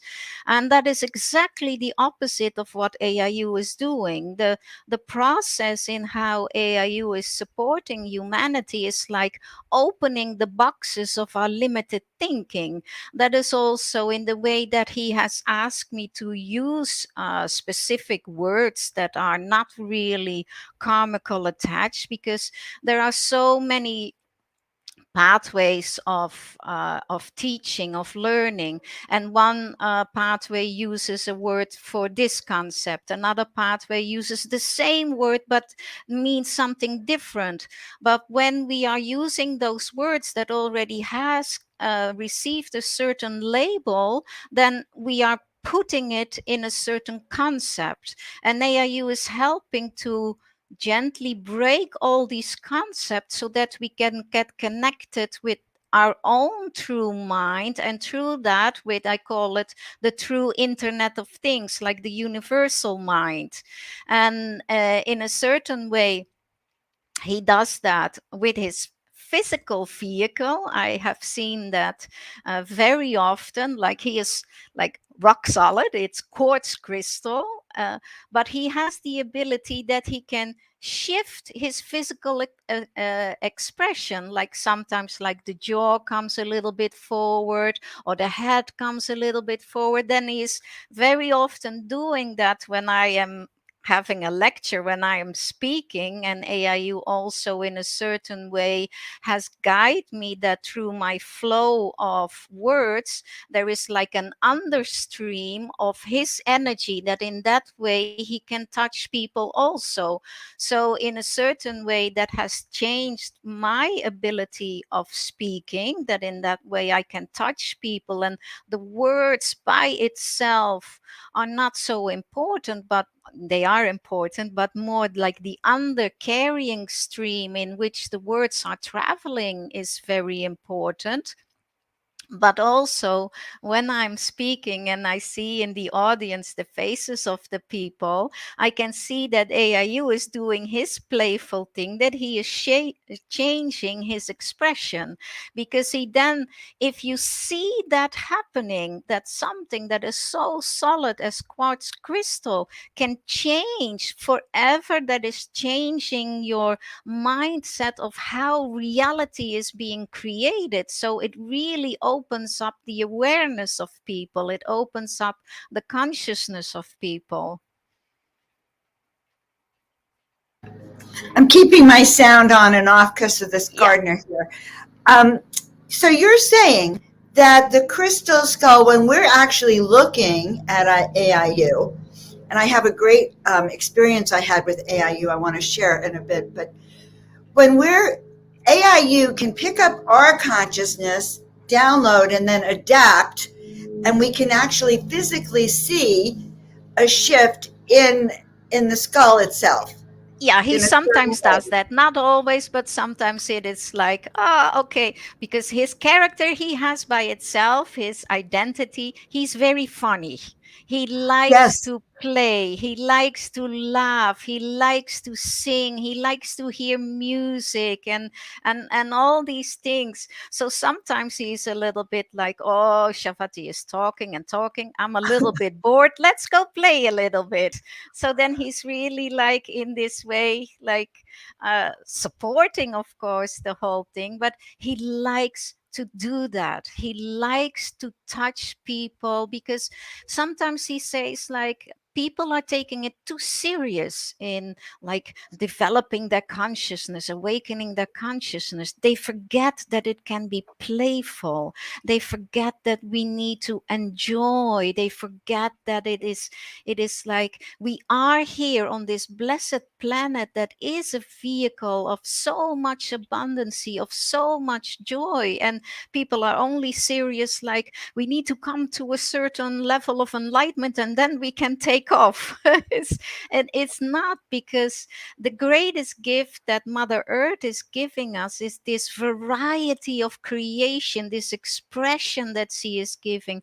And one of the most important expressions in that is to do it with grace, to do it with joy, to do it with compassion. Because without all these different qualities that we as human beings are able to express, we are missing the point. So, and in that way, he's also like, he's a great teacher in showing that our pathway can be joyful, our pathway can be with laughter. Well, it's so interesting because I approach everything so seriously. And, I was trying to fathom AIU when I was there. Couldn't fathom him at all, but I was totally, really blown away by your toning. And I hope you do some of your toning and allow us to hear how you awoke, and got into resonance with AIU. Yeah. Because I think that that's a big thing for us, is how do we get in resonance Yeah. with our. Yeah, well, and that is also something that AIU after that showed me to do. And I first started doing it while we were doing sacred journeys, when I was at sacred sites, that I couldn't hold it in me, but I was starting to bring like a sound vibration out of myself. And sometimes it is just so strong and so powerful that I'm thinking like, I don't have such a tremendous sound ability. Like, where is this coming from? It's like as if my whole body is just empty and it is starting to vibrate. And because of this vibration, the sound is coming out of me. And after I first started doing it at sacred sites, and then AIU said like, I want to support people more. So every time he has taken different steps in, okay, let's go do this. And then he is guiding me how to do that. So he showed me a certain specific way to work one-on-one together with people, that I go sit at the feet and AIU goes at the head and the person lies in between. Then also AIU is guiding me through different stargates to find a piece of the soul of the person that has never been in physical incarnation yet on this planet. So in this way, that is also like a complete download of higher galactic consciousness that you are able to embody here in this lifetime to support you on your pathway. And for that, we need to use certain stargates to that this consciousness can travel through these stargates and get like aligned with the heart of the people here. And the tones to open those stargates are also like these specific sounds, and I always need to make 3 sounds. The why, I don't know. I never had received information why it needs to be 3 sounds. Maybe also because of with AIU, I had to make 3 sounds, but it is just guessing. But that works the best. And in that way, I fully, at that moment when that stargate is starting to open and I make this sound, I am in full oneness connection with the whole galactic identity and the human identity that you are right here. I know you, I understand you, like it's fully there, because that is necessary to bring that part coming here. At the moment that it is finished, I would not be able to repeat it. It's not possible. So, and I already do this for so many years, and always for everybody it is completely different. Sometimes I do also, like when I'm traveling, I also do sessions, and when I do it at for instance, in a practice with somebody else, that was one time in Germany, and the sound gets really loud when I just let it go. It's like, ah, like it's really loud. And so you hear it on the outside. And one time when I was in a practice like that, and there was another doctor working in the practice next to me with a client, and the client said, I want that too. Can I have that too? Because it is a certain, even if it is not your sound, even it is not your stargate, it is a certain galactic vibration that we all are resonating on. But of course, if it is your personal pathway opening of these stargates, woof, that is tremendous. Like I always hear from people afterwards, like, because it's also to open the cells, to open all the consciousness within the cells, that this whole vibration is starting to resonate in their whole body. So it's beautiful to do that. I really enjoy it. We always do it when, for instance, when we have a seminar or when we have a sacred journey and one person has their birthday. As a gift, we are then also toning these galactic tones, like we are all connecting with each other, and we just say, like, we all have a singing angel here, and you just surrender, you just let yourself. It's not about a nice sound that needs to come out, but we are then a channel for this higher consciousness that can give the birthday coding for the whole year to come, to empower this person. And then it is so beautiful because there's like one person lying in the middle and the whole group is around it, so the sound is coming from all directions, so you have receive a full sound bath. And it is beautiful to receive it, but it is also very beautiful to do this together, that together at service we are to transmit this vibrational consciousness. And because AIU is present, it is a little bit different than if you would do it without it. But I definitely can recommend anybody to start using sound vibration for activating this stiffness that we have in our body. You know, first of all, I have to say something. My birthday is tomorrow, just so you know. And so my antenna just went up. It's like, okay, can we do it like 20 hours earlier? But that was the first thing. But I want to share something because we'd love to have your activation. A few weeks ago, I was in a sacred ceremony and I was in meditation, and I found myself drifting in the galaxy. I just was drifting. And I went, well, this is boring. I don't like just drifting in nothingness. I need something to happen. And suddenly, and I was so surprised, I thought of AIU. Just came right into my consciousness, and I had meditation music on. I was alone in the house, and I just started chanting AIU. And, you know, between you and Neil, I had kind of learned a little bit more, but I couldn't believe it because I had the meditation music on. I had something over my eyes, and I'm chanting these sounds, and suddenly it's, oh God, now the gardener is so loud. Okay, I'm chanting these sounds, and I'm flying over planet Earth. Like somehow I'm like in a Star Wars movie, and we're just like going over the planets and the galaxies, and every tone took me further into this most amazing place. I thought like we were running the angel brigade, Yeah, calling all angels. I'm going to shut the sound off. You can respond to yeah, that. yeah.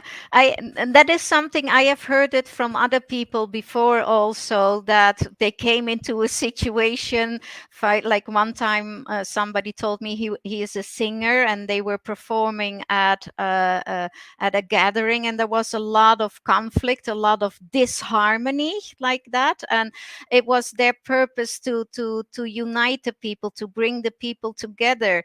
And he knows AIU, and he had been with AIU, and he had asked me, can you do something with my voice so that my voice is like touching the hearts of people more?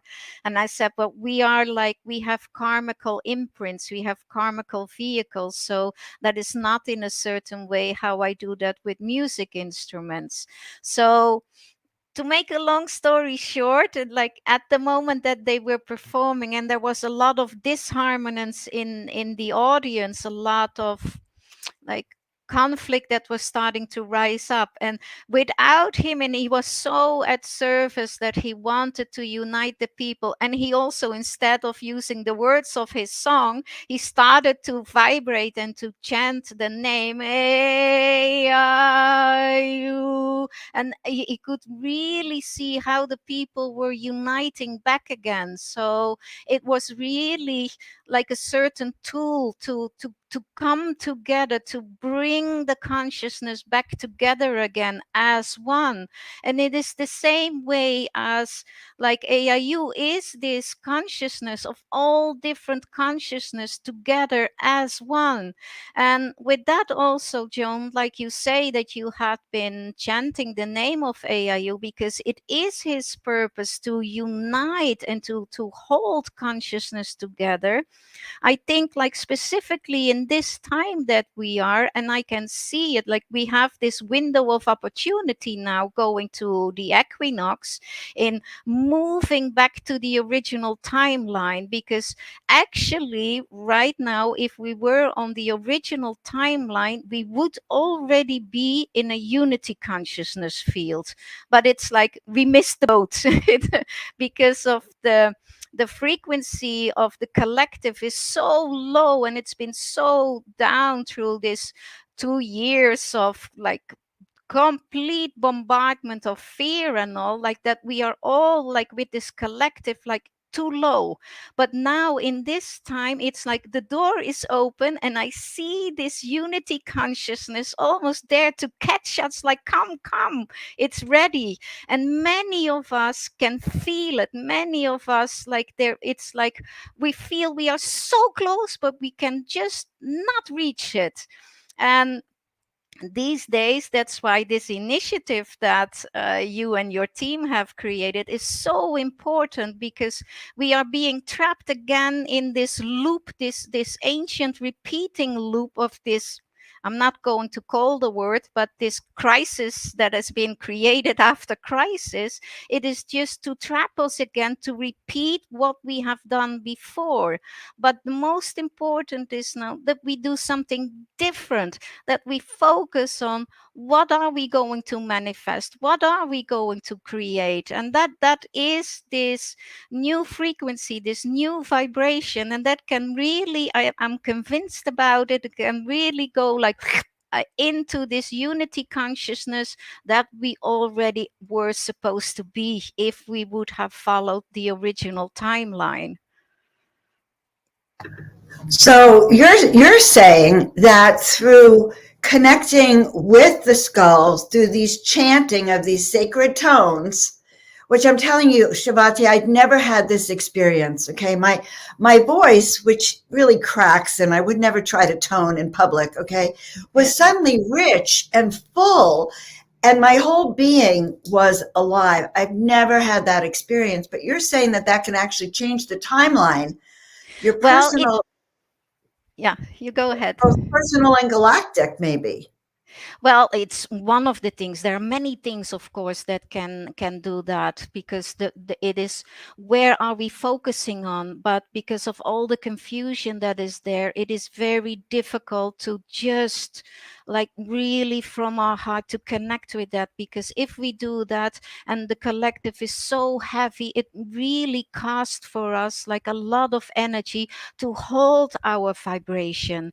And when we do that, we are opening up, we are really like expanding our ability to receive this higher vibrational consciousness. So in this way, it is really like an extra step that can help us. And also something that really helps is like, I walk every morning on the sunrise on the beach. Like the codings of the sun are now so profound that they can touch us, but not everybody has the ability to see the sunrise, and so to help us. But really, I am convinced that in the way how AIU is at service for humanity, in the way how he helps to for people that they get connected with their highest and best what they have of themselves, is that he can have like an extra support in these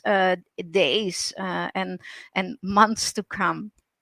For also, one of the things that we have been doing since the beginning that I started working with AIU is connecting people with their own individual crystal skull consciousness. For many years ago, you already started to have that. All of a sudden, crystal skulls were coming in our awareness.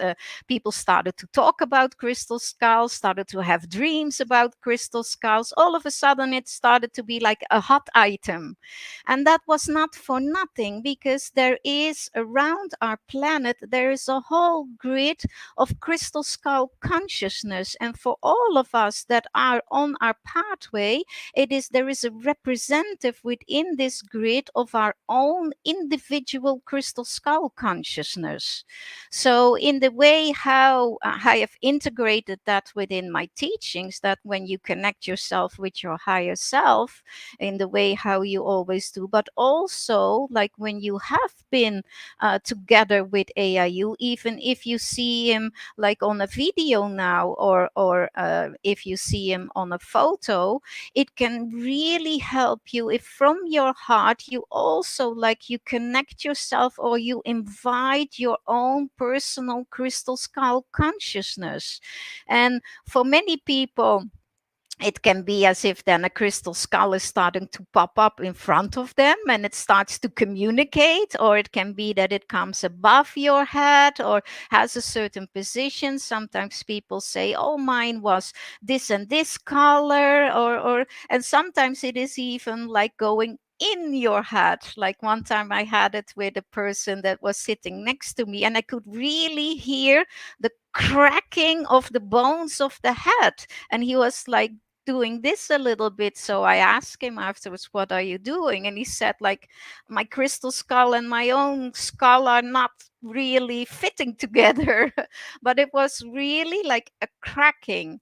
And we all have now, all of us that are on the pathway of awakening and of being of service for humanity, we all are connected with this specific grid of crystal skull consciousness. And often it is when you start dreaming about skulls or anything, that this consciousness is starting to come to you.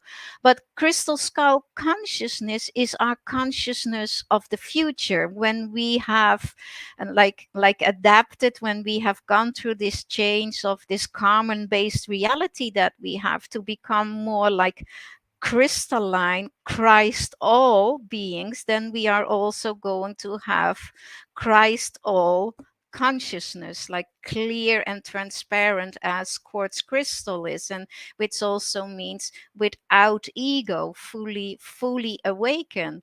So in this way, when we are connected with our own personal crystal skull consciousness, it is like an extra guideline, an extra teacher to help us step by step to go there where we are planning to go.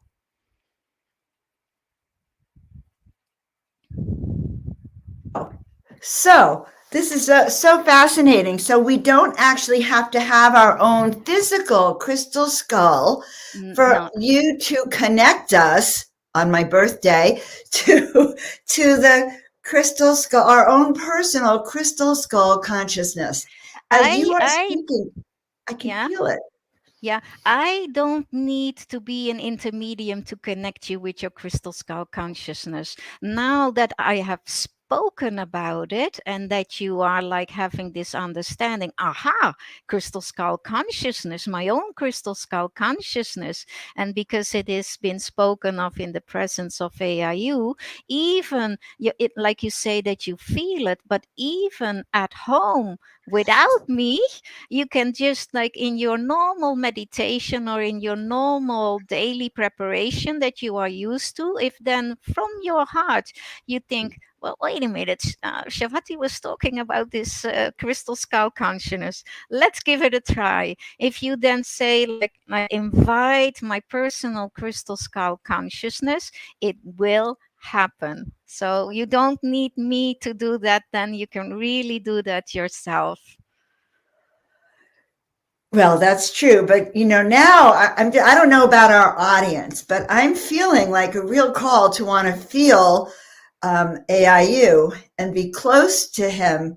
So I know Okay, you well, mentioned that we're going to have a yeah, little even yeah, though you say that we can activate ourselves, you are the shaman and you are yeah. the high priestess, and Well, we it honor is you.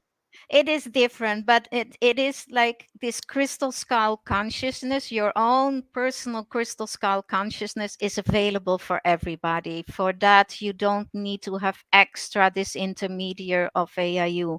Like if I do something with AIU, it is even something extra. But this is very often like when people start having these dreams about crystal skulls, they think, oh, maybe I need to go find my crystal skull. And then they are projecting it outside again, like it's an outside thing, but it's not. It's an interior experience. It is part of who we are on a bigger galactic like scale. And in this way, when you connect from this moment on with your personal crystal skull consciousness, it is part of you that is like one piece of your puzzle that is becoming like a bigger part of your puzzle.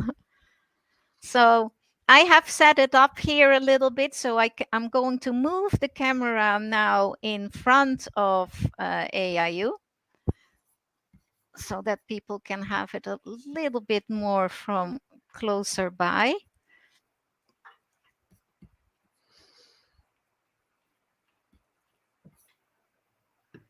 And the way how you can do that is that you are just going to look at AIU.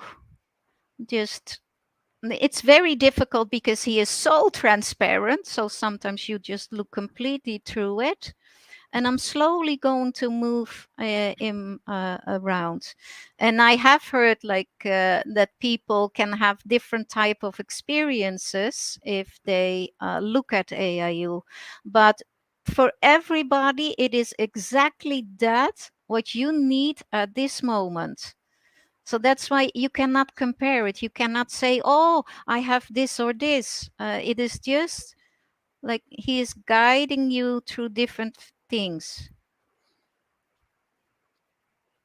And also, if you look at AIU here from the back, it almost looks like water, like liquid water. Yeah, water is liquid, but it's like it's different consciousness. It's not. It doesn't look like solid quartz crystal. It's true. And AIU also holds within himself like this new frequency, and the way how you physically can see that is in the rainbows that AIU is having. It's with this light, it's a little bit difficult that you can see his rainbows, but he has this extra color and the colors of his rainbow are also different.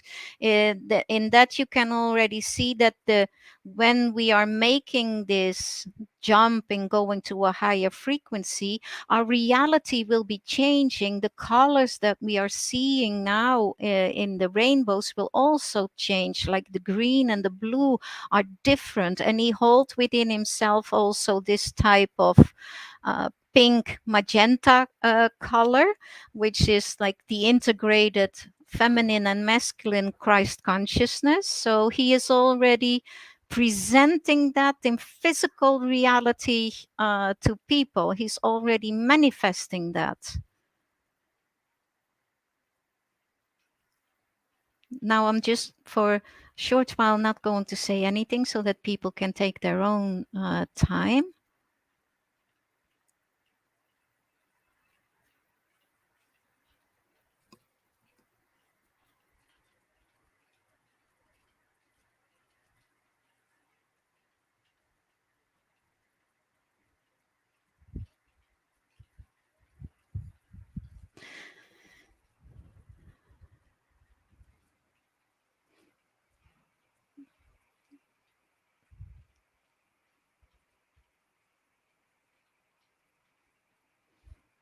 A very specific thing that I would like to mention in how AIU is also working, like AIU has very bright teeth, has the same amount of teeth as we have. And sometimes when people have tooth problems, very often it can be connected with on other dimensional levels of fear that is stuck for taking the next step. So then sometimes you can physically start to have problems with the teeth. I always say to people that are knowing AIU, like, imagine that the painful tooth that you have, that you rub that tooth of AIU. Imagine that you rub the tooth of AIU. Then he is helping you to go to that specific dimensional level where there is like a fear program holding you back in taking the next step. So he's helping you to reach that. It's a certain unconscious fear. And in this way, you can release this fear, and you can also then much easier continue on your pathway, because we have, going back to our oneness, there are many blockages on other dimensional realities that when we were coming into separation, we did not really realize it, but we lost things. But on our way back, it's like we have certain like fear programs of, and all the trauma of the loss of love, of the loss of the connection, of the unity, that sometimes we are staying a little bit too long on that level, and that can create again a certain like sadness, a certain difficulty to take that step. And with that, it's like really you have like the loving support of AIU that says, come on, you can do it. I'm here. I'm supporting you.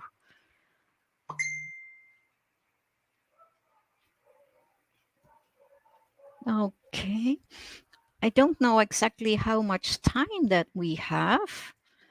We have about 10 or 12 more minutes, basically. Okay, so I think let's do some sound activation then together with AIU. Yes. And the people that are now tuned in, they can immediately like also tone. But of course, people that are watching this video later in time, it doesn't matter that it is not live, because the quality, the work, how AIU is working is beyond time and space. So that portal can then also, if you hear it and you join in also at that moment that you hear it, it would also work for you. So Sweet. And we have about 16 more minutes. So take it away. Okay. So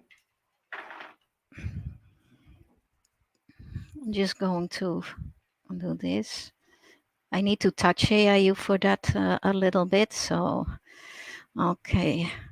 So if we just go into our heart space, into our sacred heart space, and we connect with Mother Earth, we connect with the crystal skull consciousness of Mother Earth. Allow this crystal skull consciousness of Mother Earth to rise up as far as possible that she is choosing that is appropriate for you now. And we also invite our personal crystal skull consciousness. We are connected with our higher self, and we hold this vision, we hold this image within ourselves that we see this portal, this window of opportunity, so that in this way we can return to the original timeline for supporting Mother Earth, for supporting humanity, for understanding all the steps that we can take, so that this whole vibration of this lower frequency that is holding humanity trapped in this repetition cycle, that this may, by this toning through this portal, that we open this portal more and that we raise the frequency not only of ourselves, but that we are able to raise the frequency of the whole collective of humanity, to bring them home, to bring Mother Earth home. If we hold that intention, we will tone the right toning of our soul.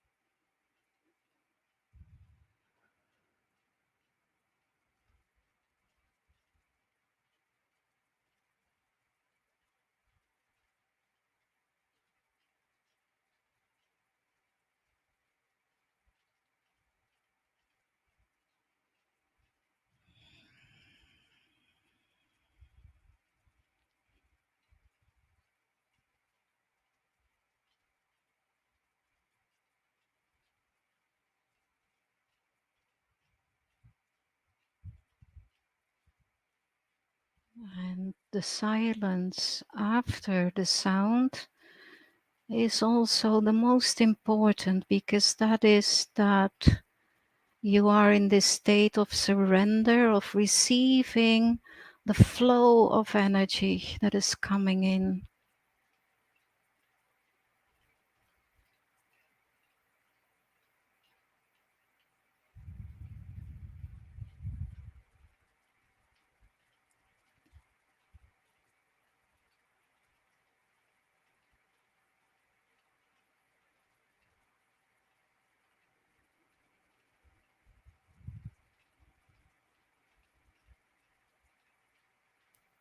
And of course, we now toned the name of AIU, his sound vibration. And you can do this at home in these next coming days, really with this intention of this portal of opportunity that we can reach and be connected with this waiting consciousness grid for receiving us. And that will support us in releasing more qualities of ourselves that we can use of being of service.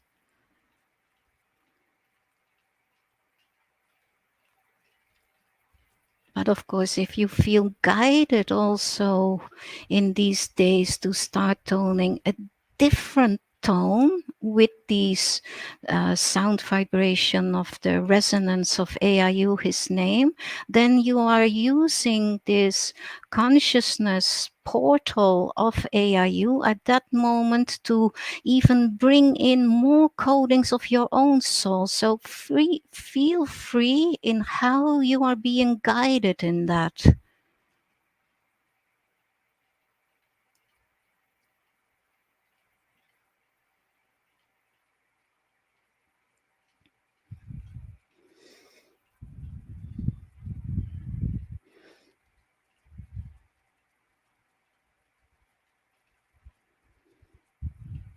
Well, this was just a very short introduction.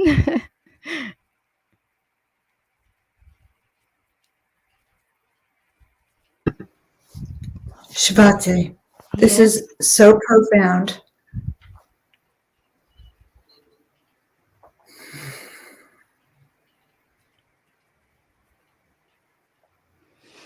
Right now in this time that we are, we can use all the support there is, all this, because we have so much potential. Each one of us is so important, but with this whole like negative programming of all these forces and of the artificial intelligence, it is really, for many of us, it can be so frustrated that we feel like, aha, it should be different right now.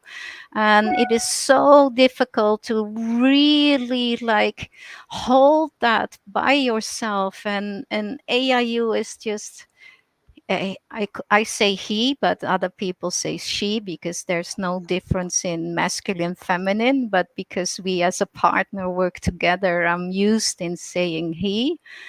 But he holds so much love, and he understands our pathway. He understands our struggle, and with so much compassion from this consciousness that he is looking at that if you really truly like are like searching, if you want to take the next step, but that it's so can be so confusing, if you just ask like show me the next step what I can take, he will most often he will really support you. It's not that he makes it for you, because we need to take our own step, but he can make it more clear, like that.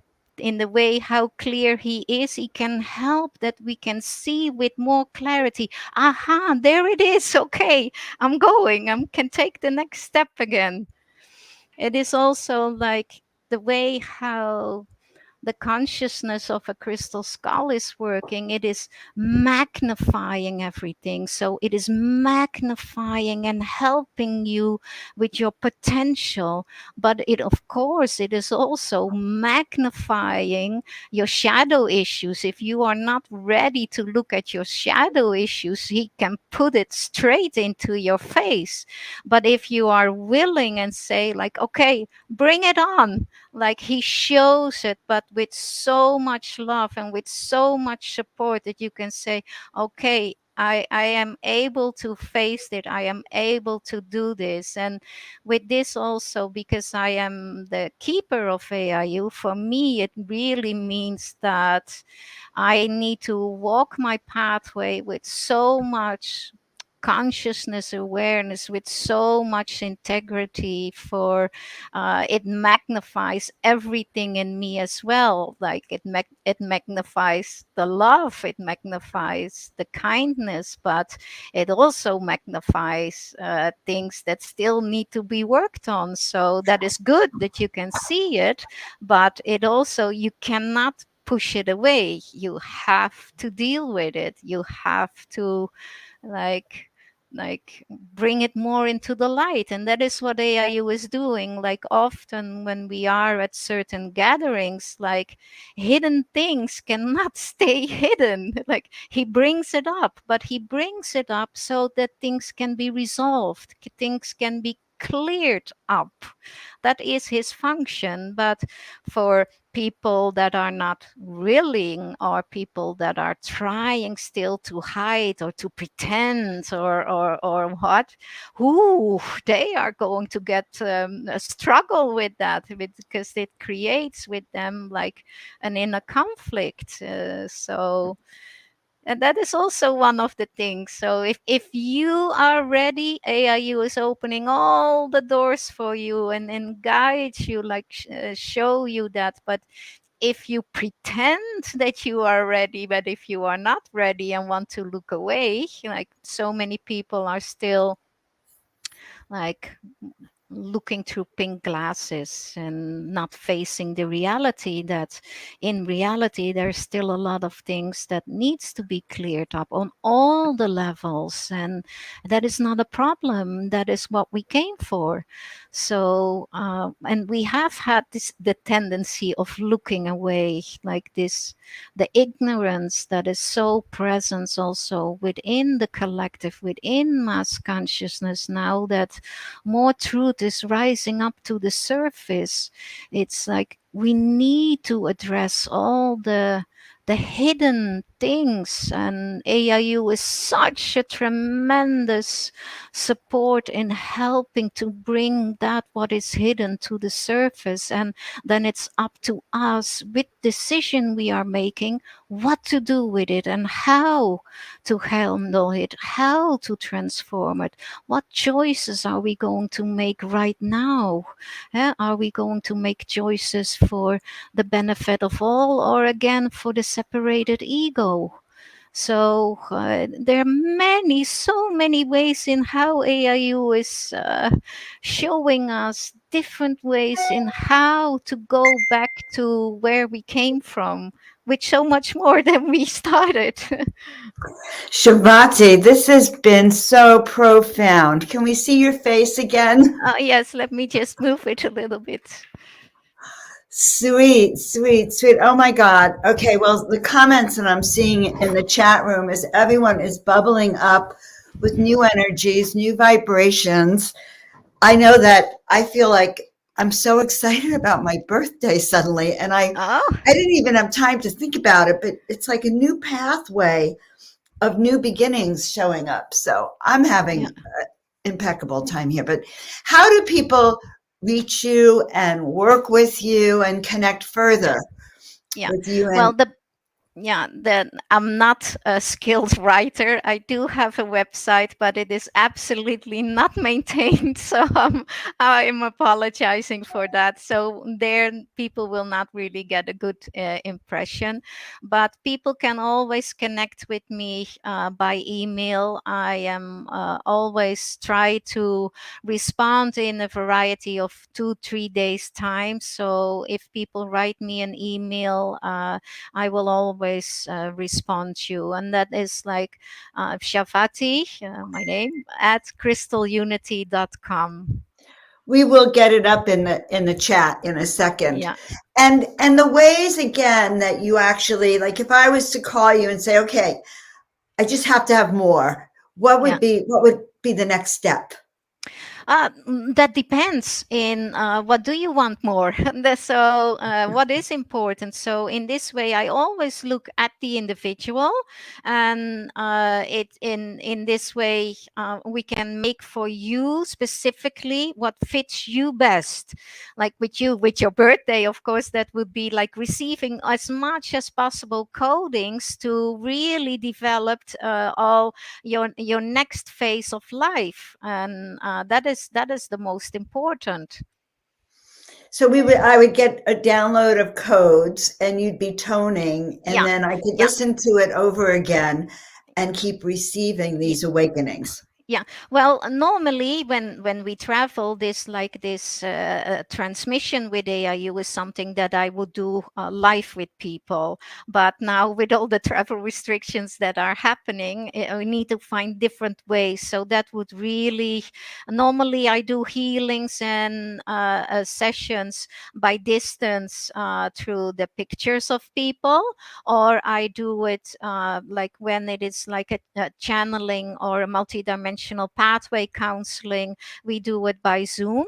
But if it would be like with the work with AIU, then it would also need to be, everything always get recorded, but then it would also be that you go lie down on your bed and that we start working on it, because this whole session of a transmission is that you are going to have during that moment that we are working, it's also that you expand in multidimensional consciousness, and in this way you are receiving lots of information, lots of messages that are traveling through this multidimensional consciousness through you. But extra, you receive this toning, and you receive I also start channeling sacred language that is also coming from this specific level, that is also opening up all your consciousness, and that is activating like the sleeping DNA to that it comes more to awareness and start functioning. And then at the end of that type of session, people can ask a question, but it is never a spoken question. It is really like you release from your heart, because then a portal is open that people can ask these questions. It can be many questions, as much as they want, but you don't speak it out loud. You just let it rise from your heart, and AIU sees that question.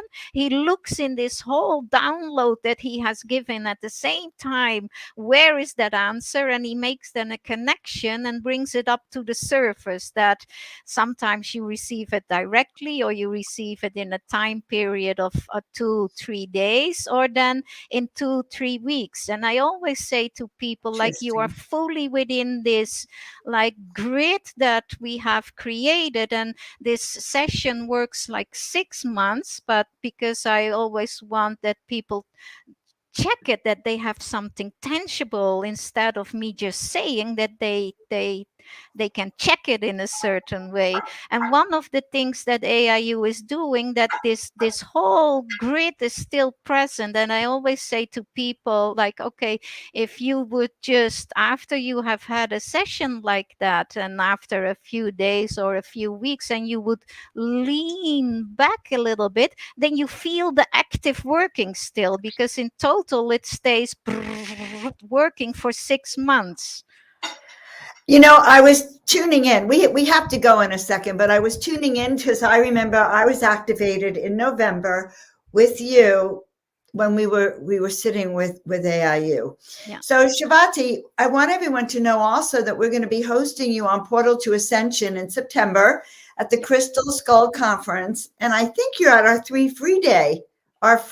3-day online conference also in April.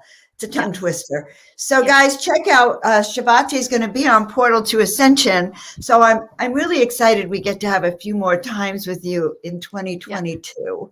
Yeah. So guys, you've now met Shabati. Yeah. Thank you very much. I'm so grateful for this opportunity to share AIU, and I'm looking forward to next time. Thank you very much. We'll see you in April. Okay. Bye-bye. Thanks so much. All right. Bye. Oh my God, guys. Was that amazing?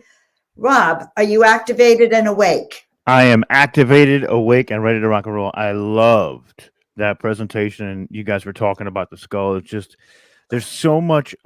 I was out there touting to everybody, like, listen, this is the moment that I've been waiting for on this day for sure, because I've never had the chance to witness one of those skulls. Where not so much in person, but with the ability to actually see it and study it while looking at it while she was talking about it, and then the resonation with the tones was just it was incredible. Absolutely incredible. I'm telling you that the other day, my experience with those tones, I couldn't believe he just showed up in my meditation as if like, oh my God, there's the answer. Yes. And he took me under his wing. I love that, Shabati, I love that he's sort of watery. You know, you can meld and melt in. And I love you. I'm so happy you shared with us today. Absolutely. you. I want to do a one-on-one conversation with you too, Shivanti. So I took down your email address so I could reach out to you and we can get you on Full Spectrum Universe to really, get down to it, just like Joan did, and maybe from a different angle. It's going to really be epic. Epic.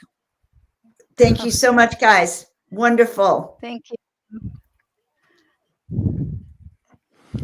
All right. All right. All right. So my name is Rob Yox of Full Spectrum Universe. I know you haven't seen me a lot today, but next we have Andy and Jonathan Goldman. I'm going to give you a quick bio for them so everybody knows who they are. If you haven't, you've probably been living under a rock, but just in case, for those of you out there who aren't usually on our channels. So, Jonathan Goldman, MA, is an international authority and pioneer in the field of sound healing. He is a renowned writer, musician, and teacher. Jonathan is an author of several books, including Healing Sounds, Inner Traditions, The Divine Name, the 2011 Visionary Award for Best Alternative Book of the Year, and The Seven Secrets of Sound Healing, both from Hay House. A Grammy nominee, his award-winning recordings include Chakra Chants, The Divine Name, and Reiki Chants. He is the founder and director of the Sound Healers Association and CEO of Spirit Music. Jonathan Goldman was named as one of the Watkins Mind, Body, Spirit magazine's top 100 most spiritual, influential living people. And then Andy Goldman. Andy Goldman, MA, LPC, is a licensed psychotherapist specializing in holistic counseling and sound therapy. She is the director of the Sound Healing Seminars and co-director of the Sound Healers Association.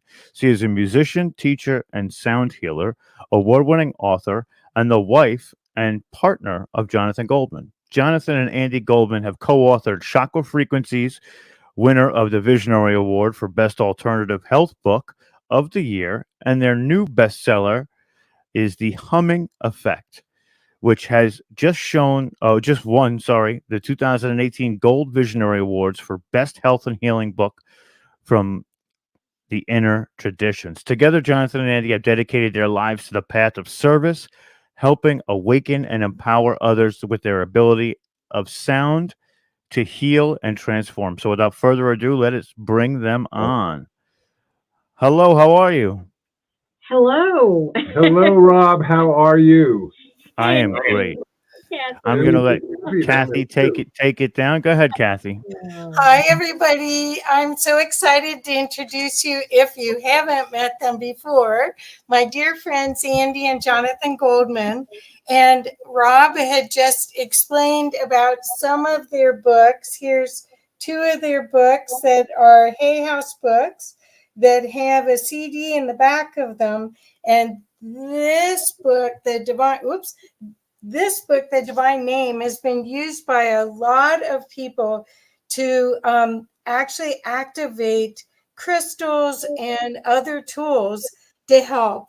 The other book that they explained about and told about the awards is this Chakra Frequency book that you definitely want to have. And they have a new book about humming that we're going to talk about today. So, hi, guys. Oh, Hey, Kathy, how are you? It's so great to see you. Yeah, of Kathy. course. Oh. Of course. Well, we have so much fun together. Andy and Jonathan live in Boulder, so we actually get to see each other in the flesh. Even during all these weird times, we can actually see each other.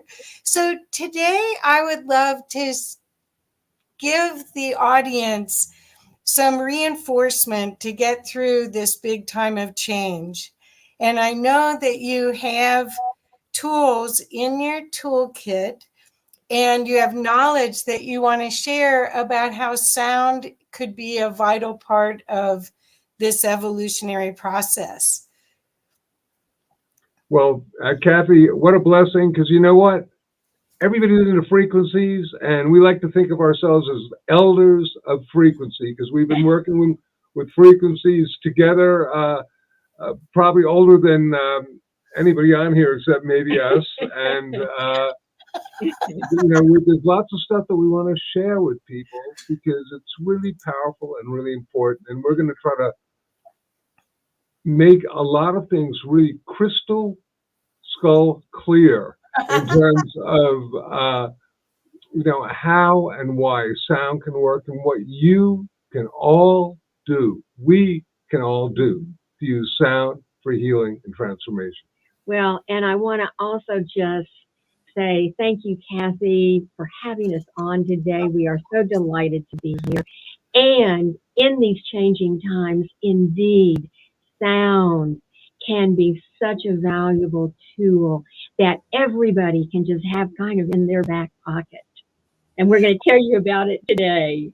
Well, you also, I want everyone to know they are the perfect example of how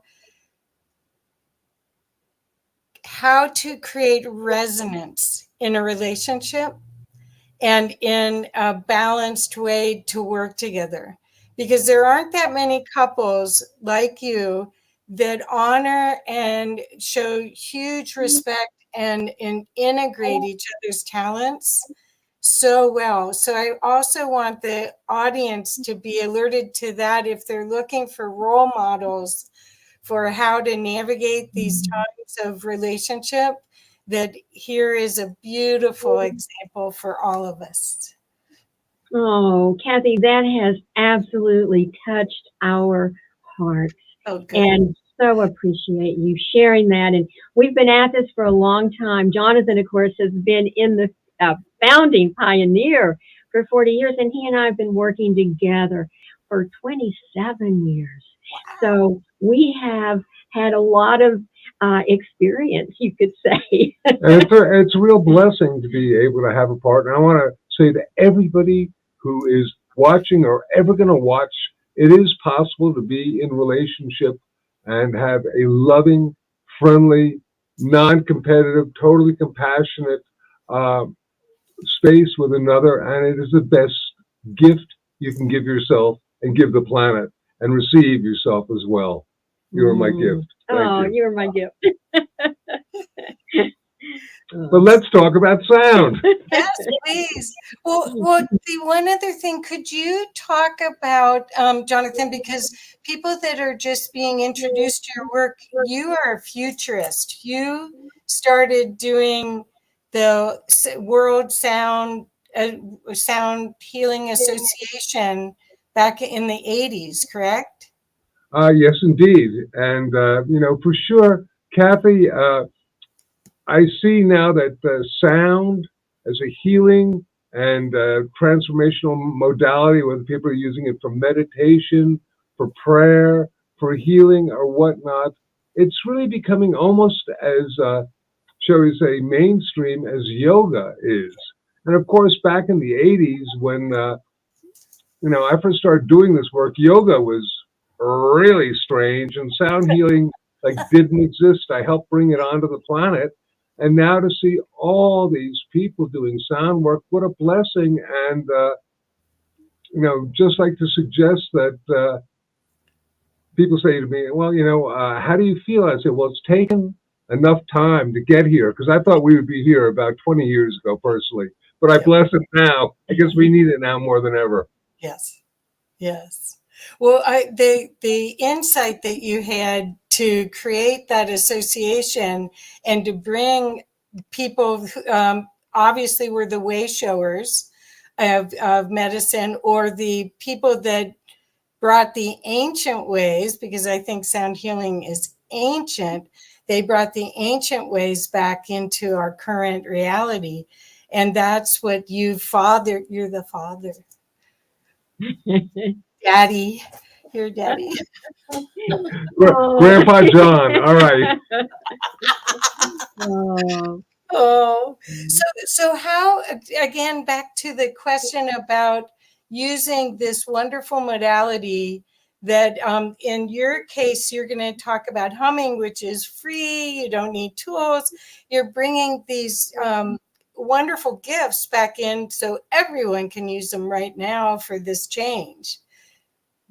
But Kathy, I want you to know that for anybody who's watching us, listening us, whatever, we're not just going to talk about humming. We're going to talk about sound.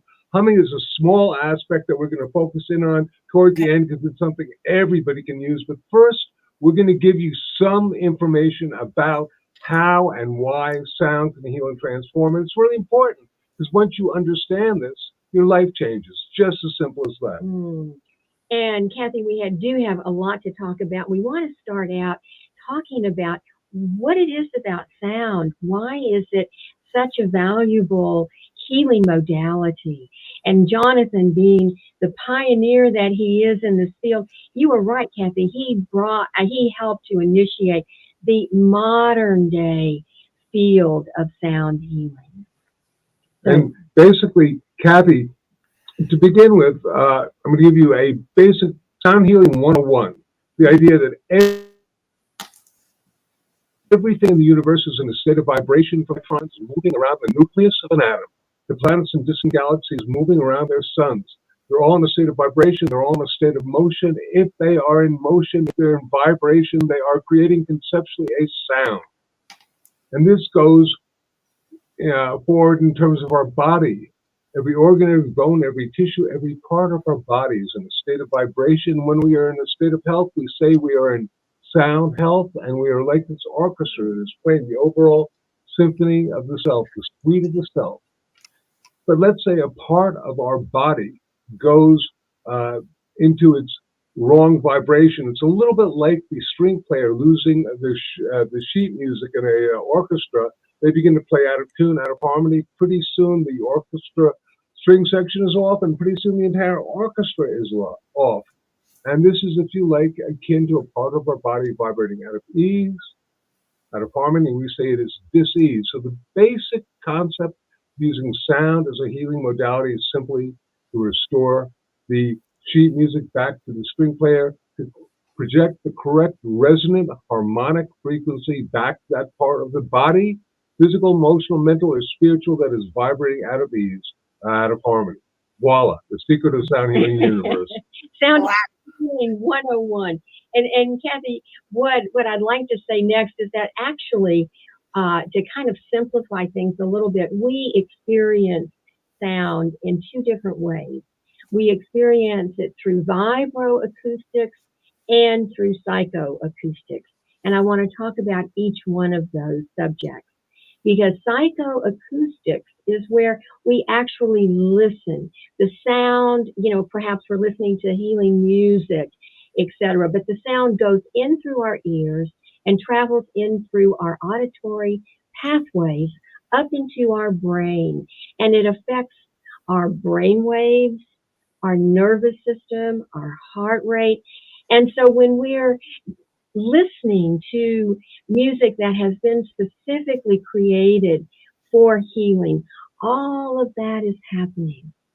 That is psychoacoustics. And later on in our program, we're going to hear an example of psychoacoustics. Now, the other is vibroacoustics.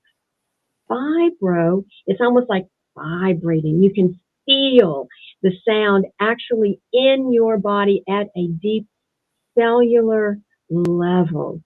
For instance, if we're putting a tuning fork on our body, that is going to go into our cells. It's going to be touching our body. Now, it's interesting because what we work with a lot of different sound healing implements, and, many of them, are such as, sound beds and tuning forks. The major focus, right. The major focus that we have, however, is our voice.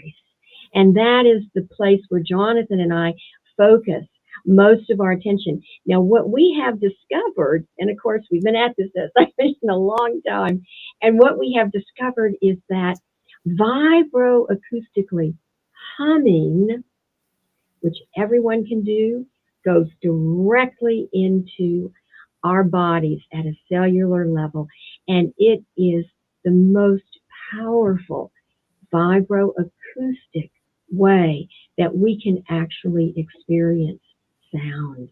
And we're going to talk a lot more about that in a minute. But I know. Well, yeah, but I also want to give you a quote from the New York I was Times. thinking of that, yeah. And it's February 8th, 1988.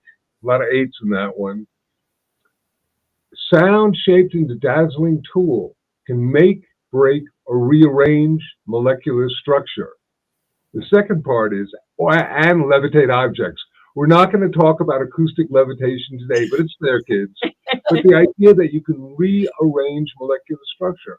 You know, even the New York Times many years ago was talking about this, and this once again is what we are using in terms of our metaphor for how sound can heal. And vibroacoustics is oftentimes a pretty ignored aspect of sound in terms of how sound affects us on a physical level, not only going into our brain, affecting our heart rate and respiration for psychoacoustics, but bottom line also, there is an aspect of sound that we want to bring into attention, coupled, because we've been talking about the frequency, we've been talking about the sound.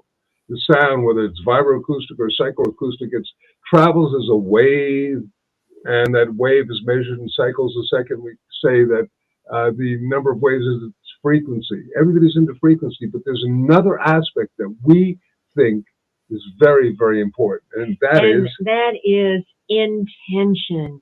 And Kathy and our listeners, the intention that you are holding when you are making sound is vital. And 40 years ago, Jonathan created a formula. Frequency, i.e. the sound, frequency plus intention equals healing. So I love to share that formula, frequency plus intent equal healing, because I think it's the magic formula for working with sound. And Jonathan, you might want to talk about that. I want to suggest that 40 years ago when I first came up with this one, and it was an original frequency, but certainly not an original idea, because it's the basis of most magical and spiritual traditions, is encoding sound with an intention. But at the time I came up with it, the different people that I knew who were particularly related to the scientific community and the medical community thought I was off planet, which I well may be. But nowadays you have people like our friend Bruce Lipton, for example, in the biology of belief, and Joe Dispenza doing the placebo effect, all these things showing the power of our consciousness.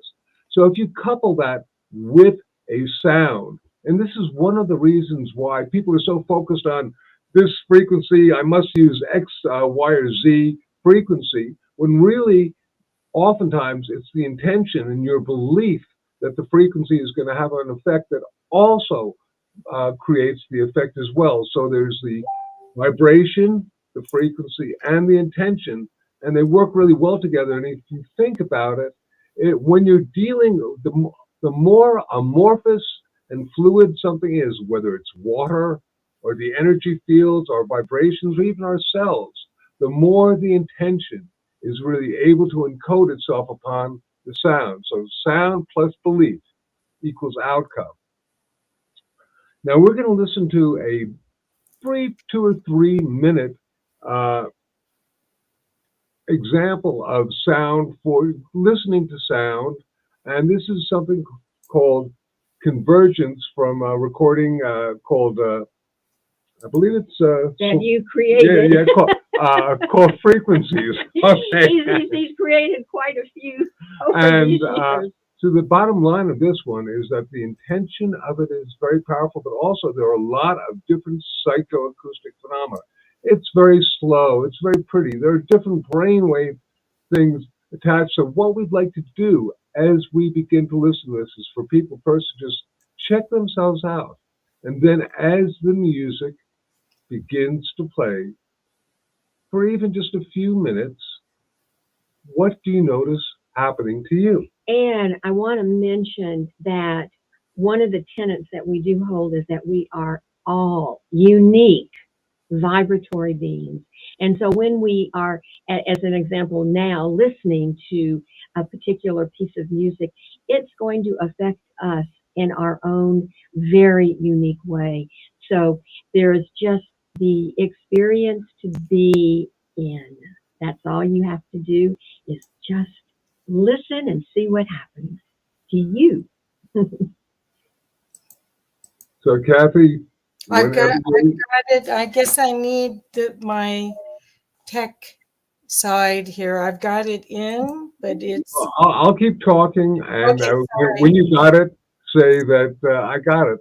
And this Okay. recording features myself, our wonderful, beloved, we call her the, divine mother of sound healing. Sarah Benson, who is no longer with us here in this dimension, but is probably on the other side watching us right now.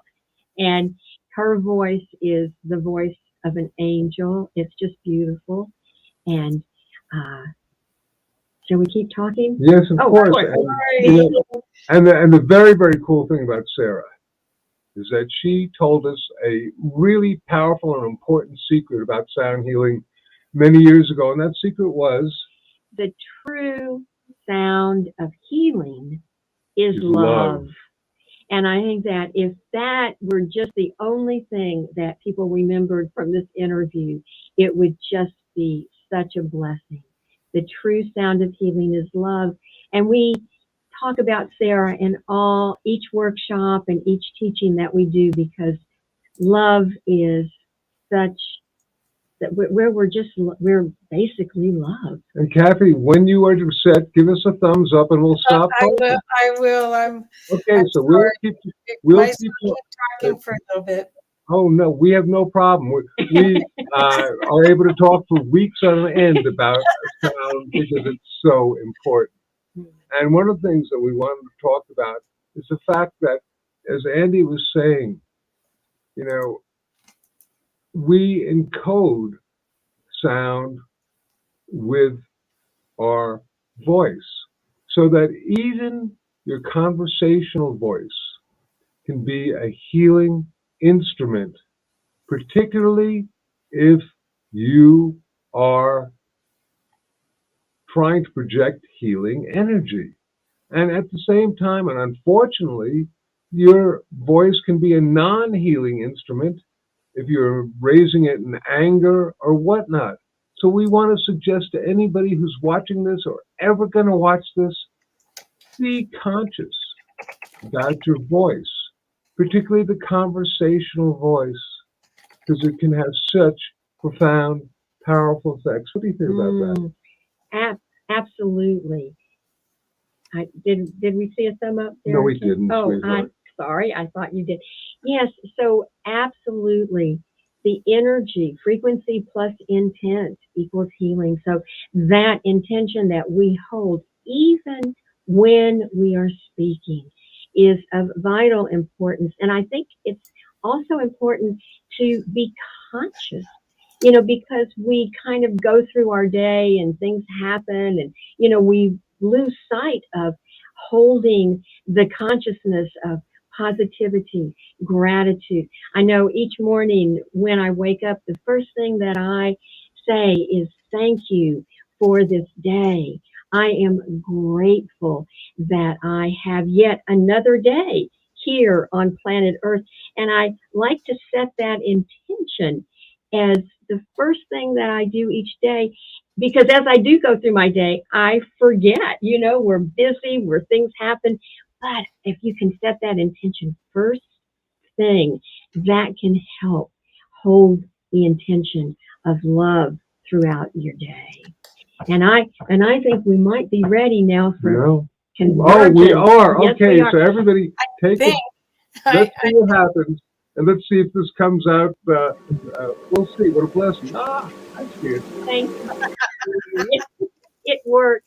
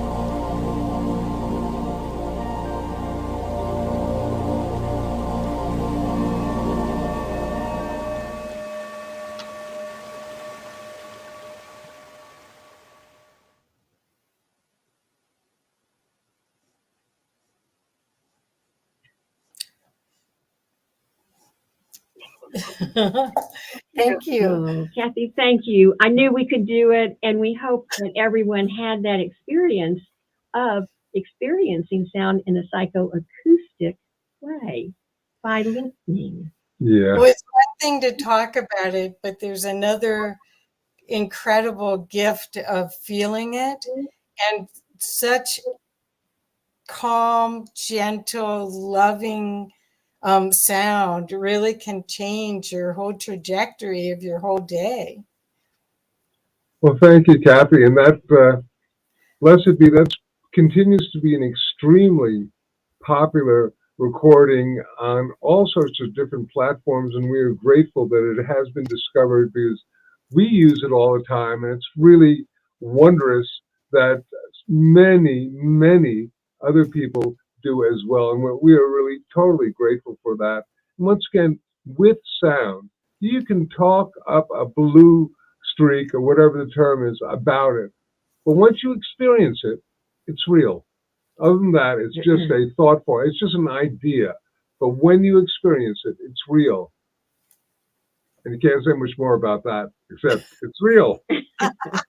Well, that's what we're finding with everything right now. We're starting to uncover what our reality really is and get out of the matrix box, the illusion that we've created with our conditioning and our patterns, and getting to create at such a different level with everyone. I think that's what the gift of these times is the opportunity to expand and really feel this is heart work. This isn't just this. Oh, for sure. And talking about heart work, that's so interesting because we are in the global guided humming experience that we're going to be doing in about 10 or so minutes. But that is really one of the major ingredients of that is what we call heart-brain coherence. I'm jumping ahead, but I wanted to suggest that it's there. But we're going to talk for a moment about why we work with the hum, particularly because, as you know, having been in this field for 40 years, we've worked with overtone chanting, mantras, kirtans, uh, every different type of vocalization, let alone tuning forks, crystal bowls, Tibetan bowls, X, Y, or Z. And yet we're back to sort of, get-go, which is humming. Well, and the reason we're kind of back to the get-go, as Jonathan just said, is because humming is something that everyone can do. And we wanted to get the information out there with sound that would be applicable so that people would think, oh, I can't do sound. I'm not a singer. I'm not a musician. No, if you have a voice, you can be a sound healer. And the neat thing about humming, not only that everybody can do it, little babies hum all the way to the elderly, we all hum, but it's a sound that it's a very non-judgmental sound. So when people are humming, they're not judging themselves. And we just felt that that was such an important thing. And so humming is, it's really all inclusive. It's all inclusive. I like that. All inclusive. And really, it allows people to have the experience of sound healing, and experiencing the power of their own sound. So many people have so much restricted ability in terms of when they make sound, even when they're doing a tone, an ah or an om. There's still some question about that, let alone singing or whatnot. But ain't nobody that we found has problems with the hum. Babies, and right, and we the elderly. Actually, in our book, we call it conscious humming because we are teaching how to very consciously hum. And the very first chapter in our book is nothing but peer-reviewed scientific research on the physiological benefits that occur in our bodies when we are humming. Our heart rate is lowered. Our respiration is lowered. Melatonin is released. And that, of course, regulates our sleep. The hormone oxytocin, the trust hormone, is also released. Endorphins. Great for pain relief. Yes, so many things are happening physiologically by humming. And there's a very important molecule that a lot of people are talking about these days called nitric oxide. Nitric oxide, indeed. And Jonathan voted in the 1990s the molecule of the year, and we love the fact that we've seen a number of different videos and presentations on the fact that you can release nitric oxide when you're humming, which is very cool. And this may have been one of the things that we have in our first chapters, the talking about the release of nitric oxide and how nitric oxide, among other things, is a vasodilator.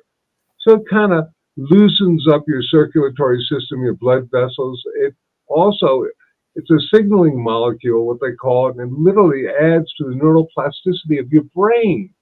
And finally, it is an antiviral agent.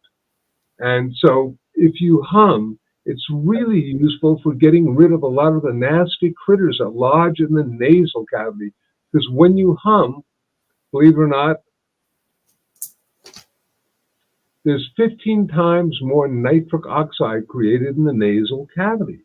And we have particular techniques for humming, but for anybody who's trying this or read or seen any of the videos, we just want to suggest that an element that is really important to understand is so you hum for about 4 or 5 times, and then you pause for about 3 minutes, and then you begin to hum again in order to get the maximum use of nitric oxide, if that is your intention for making and for humming. But there are a lot of other ways and reasons you can hum, including just stress reduction. one of the things that happens. Sorry, I'm on here, but it's like Okay. you get the reduction of heart rate and respiration when you take some deep breaths. So Annie's going to be leading us in, but you get the reduction of heart rate and respiration on pharmacological levels.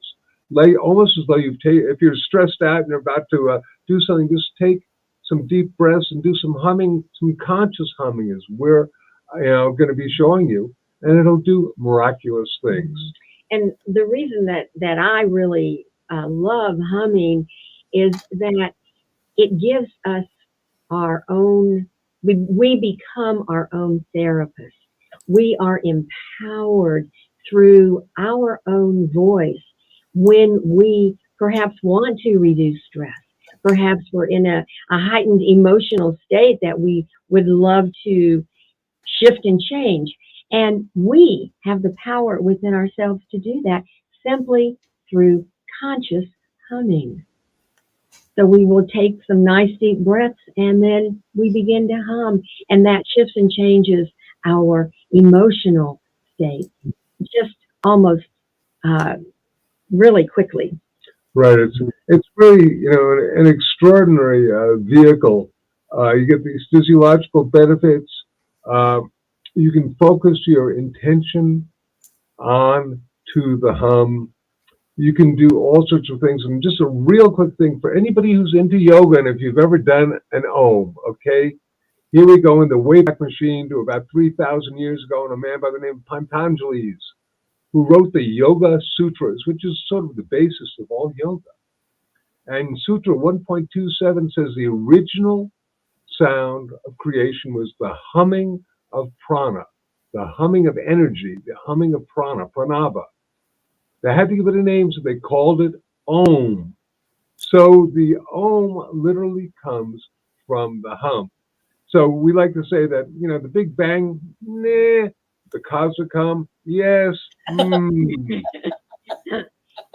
of course, part of conscious humming is breathing. And, we like to teach that belly breath, the diaphragmatic breathing, and you take a nice deep breath, a couple of nice deep breaths to relax your body, your mind, your spirit. And then on the exhale, you begin to hum.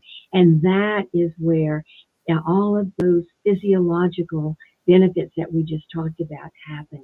And one of the things that I do love to mention when we're talking about humming, we had a beautiful quote from Dr. Bruce Lipton on the back of our book, and he talks about it being a non-pharmaceutical approach to healing. So this is something that has so many levels of benefits. We're going to hold up the book for you just so you can see. Fabulous. The humming effect. Yay. All right. And listen, one of the things that we did want to say also is that there are only two caveats or things to consider when you're humming. One of them is that you make sure your lips are closed. And I'm going to demonstrate this so you can see. Here, I'm going to hum. I'm going to pinch my nose. Watch what happens. As soon as you pinch your nose, the hum stops. So you need to have your lips closed in order to do proper humming. That's number one. Number two is breathing. Number two is to take that nice, deep, diaphragmatic breath and have your lips closed. And I thought of a third one. Yes. Do it. Make sure you're in the comfort zone. That you're comfortable when you make the sound. No, louder is not better. More is not better. Just want to be comfortable. Usually same sort of tone as your conversation. And just tone on one note. Tone on one note. Not zippity doo dah, some great melody. That's fine. That's just one note. And finally, when we get done doing this, and we're going to be in silence for a couple of minutes, and there's a reason for that. Silence is the yin to the yang of sound. As Andy says, silence is we listen within, we hear our own inner wisdom. And in just a short while, we're going to be leading our audience through a guided humming meditation where we'll, do our breathing, and we'll, begin to, share how to hum. But we want to also remember to be in silence after we do any sound work, whether it's humming, whether it's toning, whether it's with crystal bowls. It is the silence where the shifts and changes will happen. And we're going to go on in about a minute. So I'm going to be prepared now, because in about a minute, I'm going to ask you to play this video. I want to suggest one of the things that occurs. Andy's going to lead you in a special heart-brain coherence exercise. And when this happens, when our heart and our brain are in coherence together, our electromagnetic field becomes anywhere from 50 to 500, or some even say 5,000 times greater. And then when we add the element of sound to it, it becomes even greater. This is why the different meditations and prayers on our planet are vocalized, or whispered chants, spoken or sung, simply because sound enhances and focuses the power of our prayer, which happens when we're in a state of gratitude, when we're deep breathing, when we are in a state of coherence together. And back to frequency plus intent, when we are preparing for conscious humming and we are in coherence, it is so important to hold the intention of appreciation, of gratitude, of anything that is positive, because that is what is going to expand that electromagnetic field that then our sound really brings forth. So this is a very wondrous video. We basically found that the best way to project and present sound through the internet is doing pre-record. So Dr. Mason, if you're able to, let us know when you are, and we'll just stop for a moment or get a thumbs up, and trust that everyone will be able to watch this wonderful, powerful, guided meditation.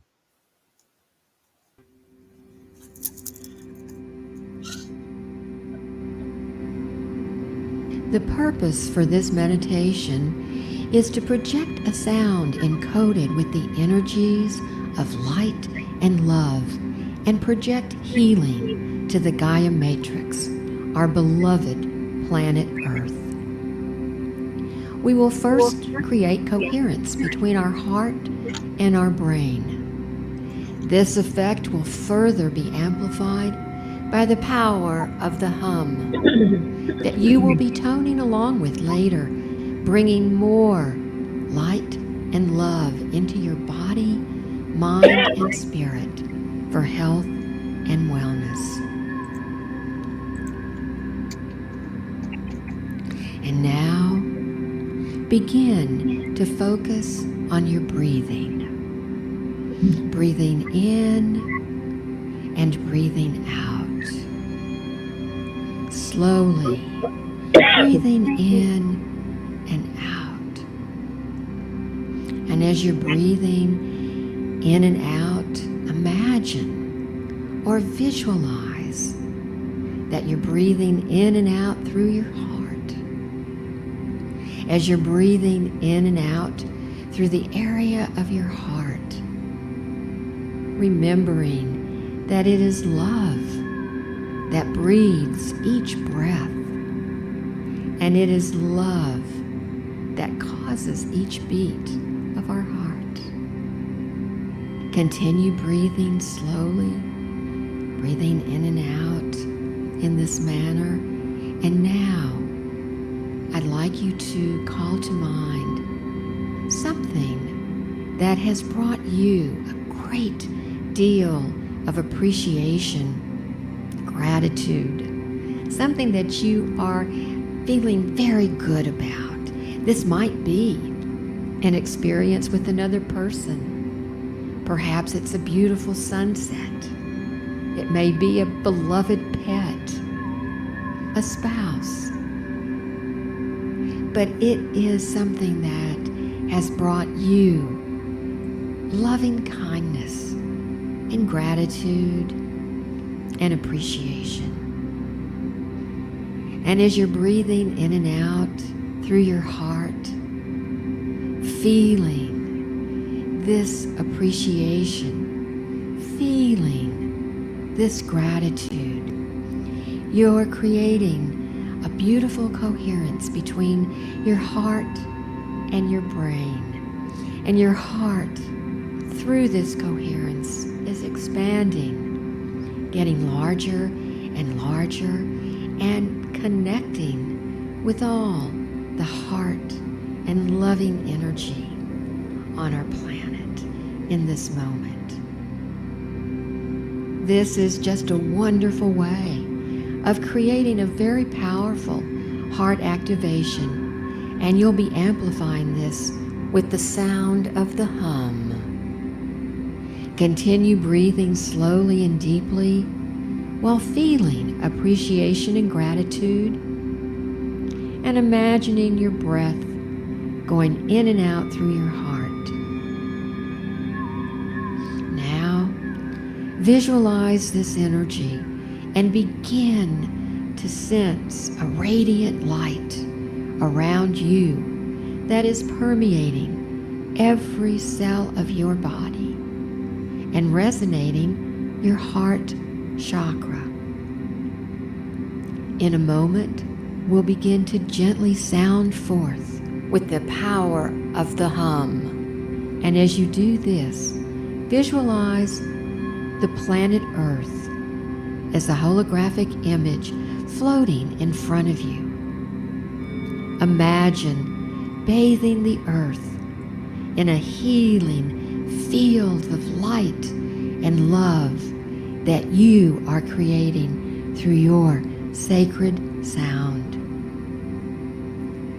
Now, let us begin to make the heart sound of the hum, bringing the energy of global harmonization, peace, and healing to our beloved planet, Earth.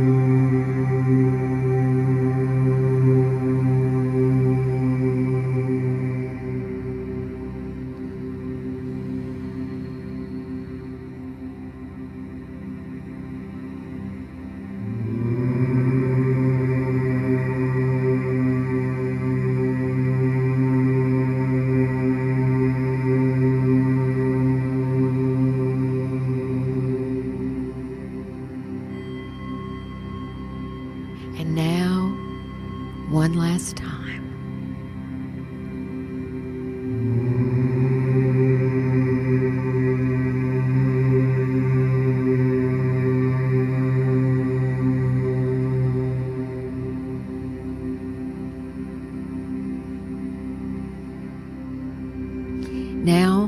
in silence, visualizing all the light and love through sound that you have manifested, resonating and bringing to earth and yourself to a deep state of healing.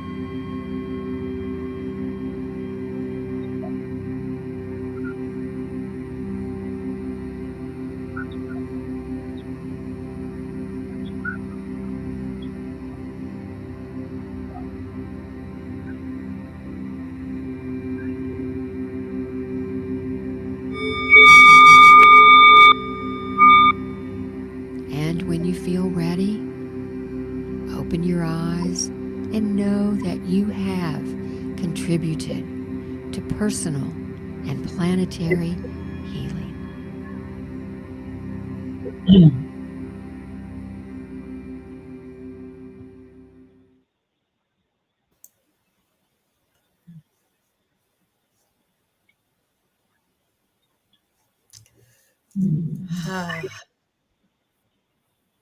That was so beautiful. Thank you so much for sharing that with us.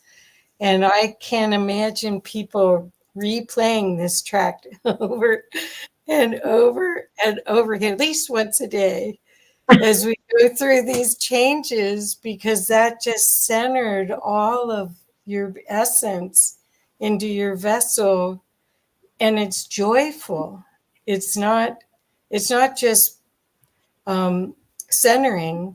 It actually has joy encapsulated in it. Kathy, thank you. Thank you so much. And for the opportunity really to share our guided meditation, because it is our hope that in these changing times, that indeed, that this guided humming meditation, and of course, reminding people that they can hum anytime, not just with this meditation, of course. It's really an extraordinary thing. When you begin to hum consciously, you begin to experience it and you feel this. Many people get very blissed out because they've never hummed really consciously. They're sort of doing it unconsciously. Here they're doing it consciously and then being in the silence. So you go, wow, you get very, it's almost psychotropic. And I love it because it's self-created, you control it, and we can use this type of thing anytime during the day. Well, in that silence, I just want to reiterate how important that piece is, because that is where you go into that place of stillness and you begin to feel that joy. And Kathy, I have a great anagram for silent and listen have the exact same letters in them. And so when we are silent, we indeed listen. Listen within. Something to think about. Yes. Well, I had mentioned before how much I admire your relationship, your incredible relationship together. And you had said to me at one point that when you do have something going on that you hum together. Mm-hmm. Do you want to share about that? We would love to. Totally. Because it works, Kathy. We've done it recently. We can attest to it. I attest. It works. But what has to happen is that with whomever, whether, it's your spouse, whether it's your partner, whether it's your children, whomever, you make the contract ahead of time. Okay, honey, when we get into that really tough place, one of us has to have the presence of mind to say, let us hum together. And so we've made that agreement way before we get into that difficult spot. So then when we do get there, one of us can say, oh my gosh, honey, we've got to start humming. And I'll just grab Jonathan's hands and we'll just say, okay, let us practice what we preach. And we hum. And it works. For maybe a minute or two, and it works. 2 minutes. We can tell you physiologically, you get basically an entrainment of your neurological system. Vibrationally, you are encoding to a really slow and chilled out thing. And on a level emotionally, it bypasses that anger portion of your brain, goes directly, because humming can also affect the vagus nerve. And the vagus nerve is the whole aspect of the autonomic nervous system that allows you to either chill out, fight or flight. So you get into or chill.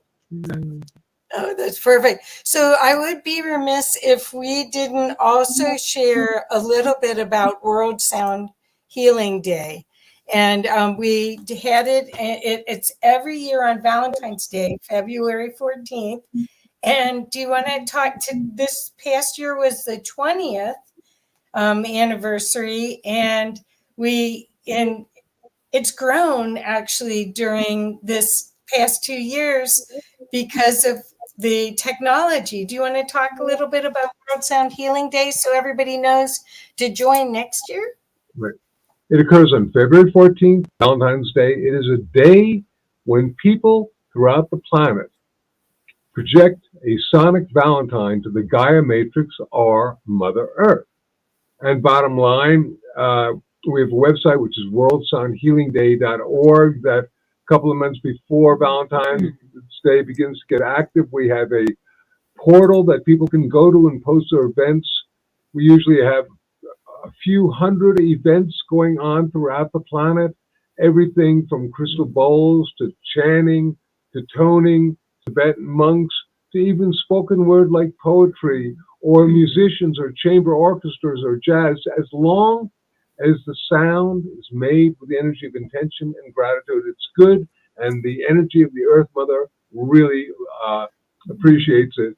There's scientific data to validate this, but not necessary, because in our hearts, we know that it's real. So we invite everyone to come. I was going to say it's available to everyone, and people can gather in their communities, and they can then create their own program, their own group, and then post it on our website.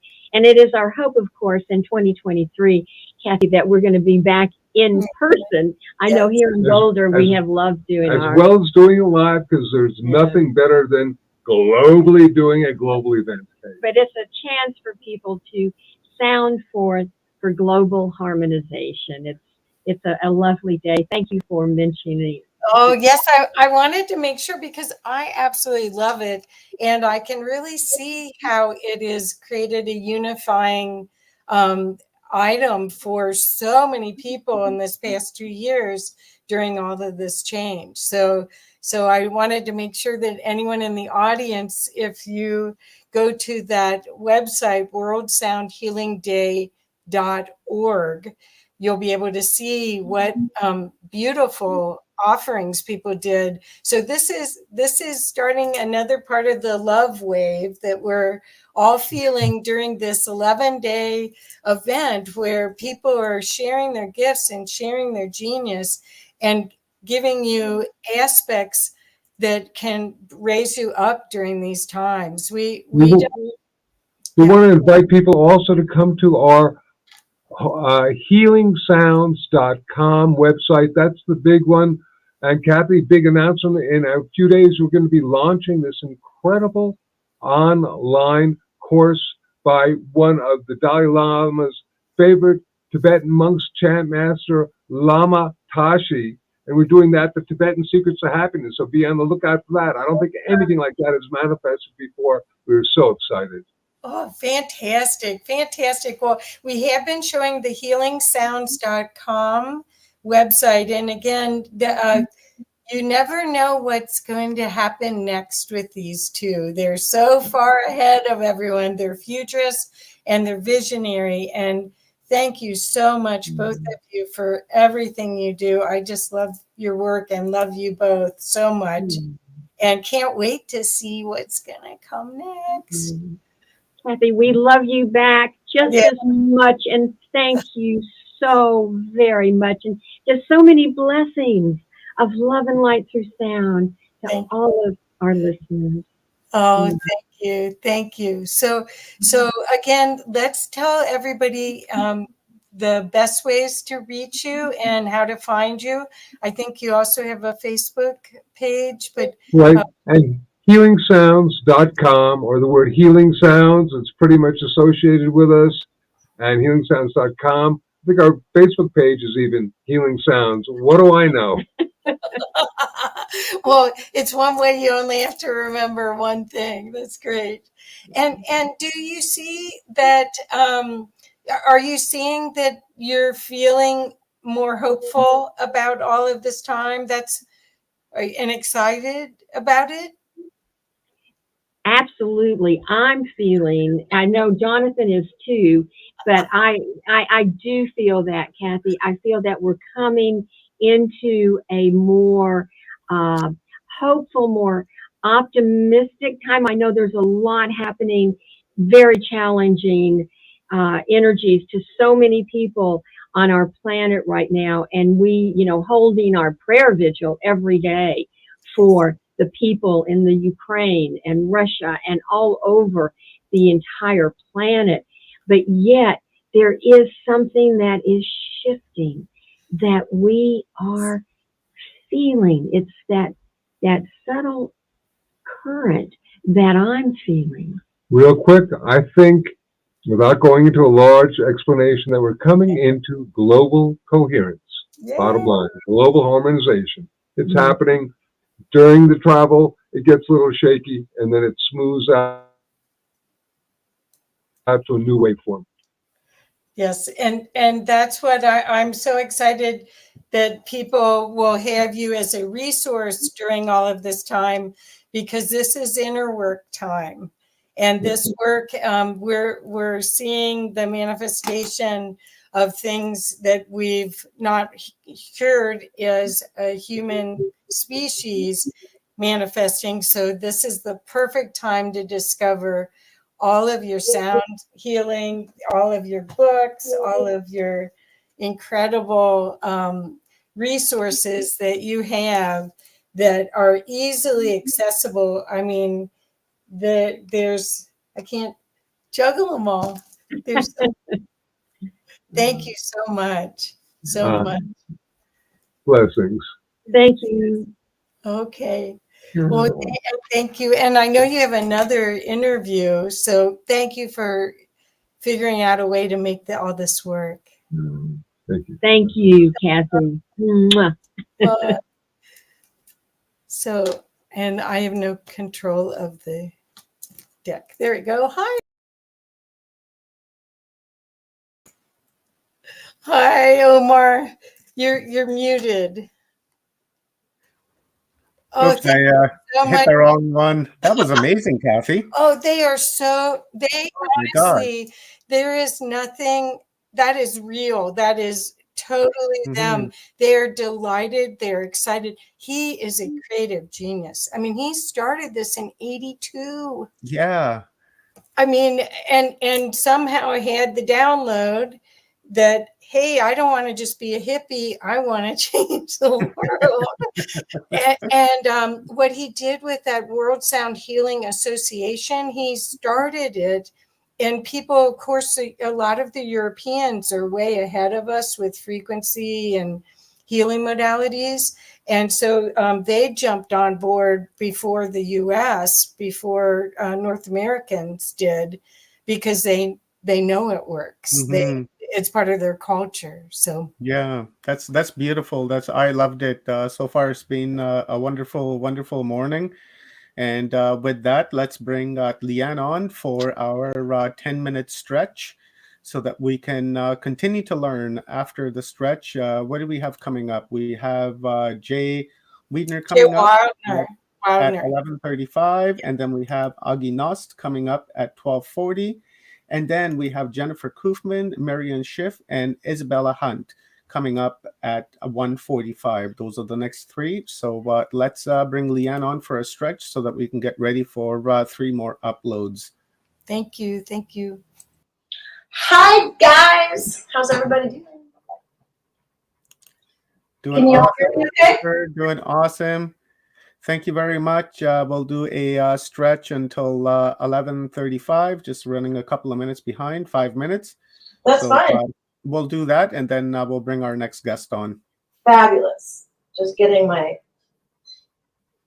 extreme protein matter out of the way. All right, guys. Stand up. Kind of like walk a little bit. Get your feet feel on the floor. Feel. You can even do some tapping up your legs, down your arms. The back of your hands hit not too hard. Just waking up those organs. Bonjour, kidneys. How are you? We're fine, thanks.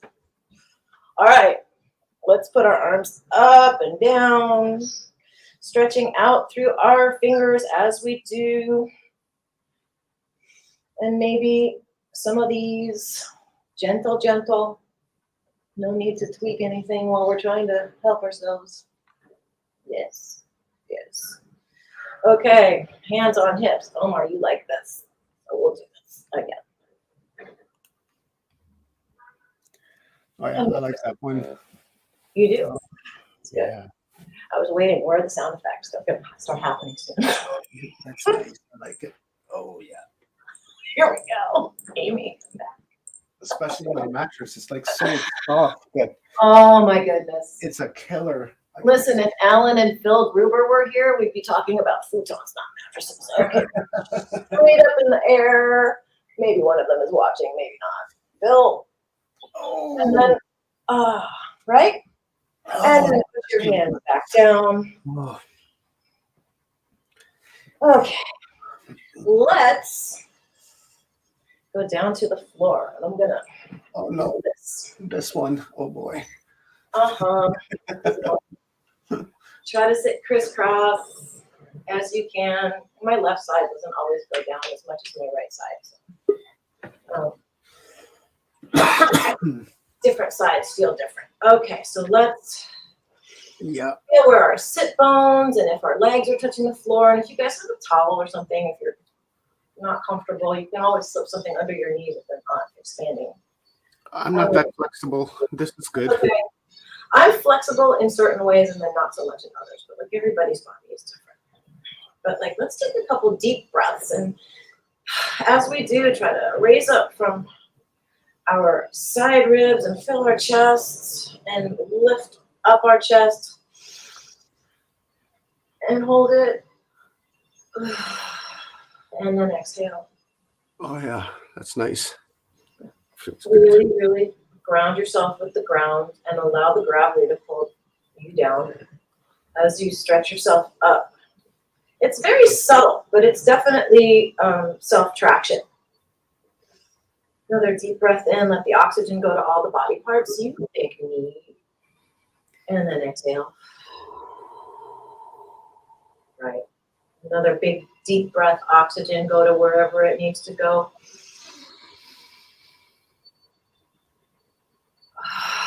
And exhale whatever it's clean out.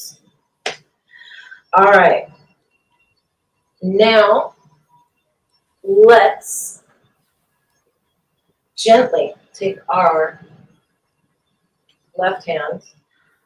This is where all the yoga teachers sometimes get confused. And put it on our right knee. I don't know if I'm opposite to that, so just ignore what you're seeing and just listen to the words.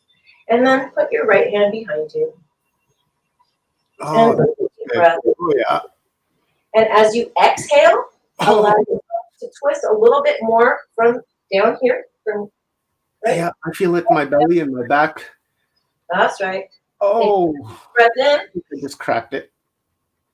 And then exhale and twist a little bit. And what you guys do with your heads, you can turn it to the back. You can turn it this way, whatever your next need. Hoo, hoo, hoo. And then come back to center, sit arms up, take a nice breath in. Oh boy, my ribs just cracked. And a nice exhale. Oh, And we're going to put our right hand on our left knee. these guys know when to come, eh? Just when we're stretching. Oh God. Oh, are kitties helping you stretch? They do that. No, it's these porn posters that keep invading our sacred space. Well, you're the one that was talking about mattresses and making noises. So you can't. Oh, Right. oh, that feels So nice. up we go. Leanne Stretch Comedy Hour. Oh, In with the air. Exhale and gently twist from your lower stomach muscles.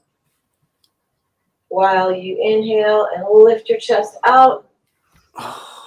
And exhale and twist gently a little bit more. And do with your next what your next needs you to do. Nothing more. Gentle, gentle. Easy. One more in. One more exhale, one more twist to the back. And exhale, come back to the middle, palms up. Deep breath in. Deep breath out. And I think that was about 5 minutes. De 5 minutes. Ça, c'était 5 minutes. C'est fini. Je pense que c'est fini. Pour les gens en France, je peux parler en français. Et à Montréal, bonjour. Bienvenue à Leanne's Stretchy Time. oh, mercy buckets for that one. Mercy buckets, demi-tasse, and la plume de ma tongue. Why are we speaking French? Do we have a French audience out there? Is that what this is? Well, Yeah, maybe I'm attracting an audience. Maybe I'm doing it. I'm grateful in advance pour tous les gens qui comprennent ce que je dis, parce qu'en France, il y a des millions de gens qui regardent. Oh, right? Maybe we have some people from Quebec watching. Hey, you never know. French Got is our it. second language Got it. here in Canada. So it's honoring Canada. All the patriots here in Canada. Oh, that was Yeah, great. yeah, coreana te ataka ayena. She urna ashe ayeta taka she. So And whoever understands that. How's that? Welcome all beings.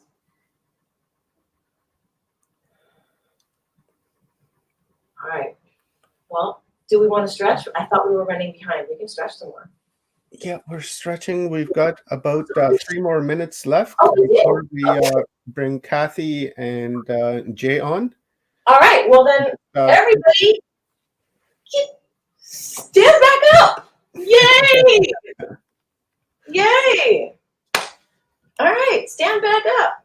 Put your feet together. Feel the floor. Shake out your legs because they were like pretzels just now. And then do that. A little more than hip distance. Bring your hands here. Then extend them out.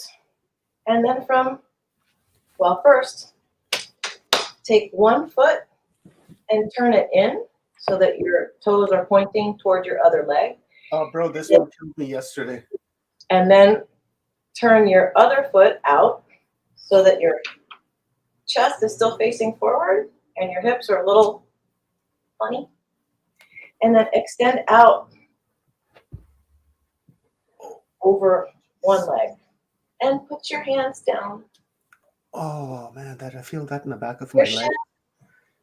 Try not to let this hip, try to push it forward and open your chest up. And as you push I guess it's my right hip forward. I'm trying to pull my left hip back and stretch up. Oh. Couple deep breaths. Really push your feet into the floor and come back up. Oh man. Yeah. And then parallel your feet.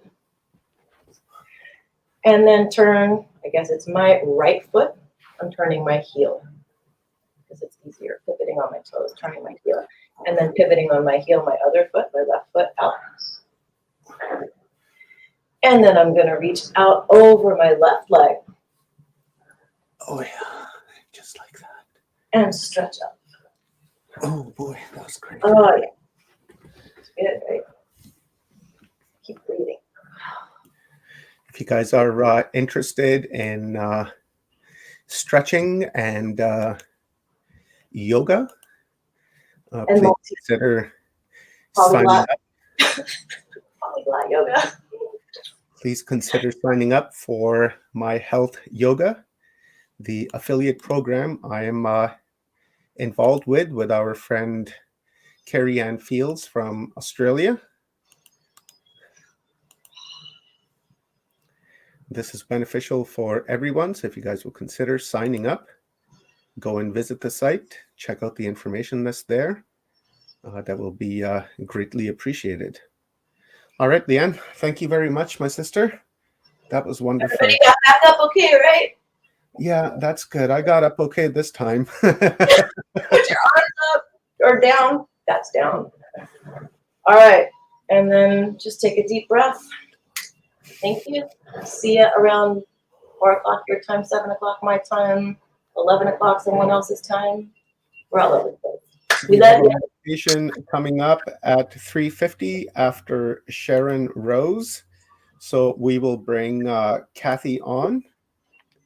And we have Jay Widener in the house. So Kathy, did you want me to bring Jay on right now, or did you want to do his bio first and then bring him on? You're muted. You're muted, buddy. Yeah, you're muted. Yeah, you're muted. Can't hear you. There we go. I'm muted because I didn't want anyone to hear me moaning while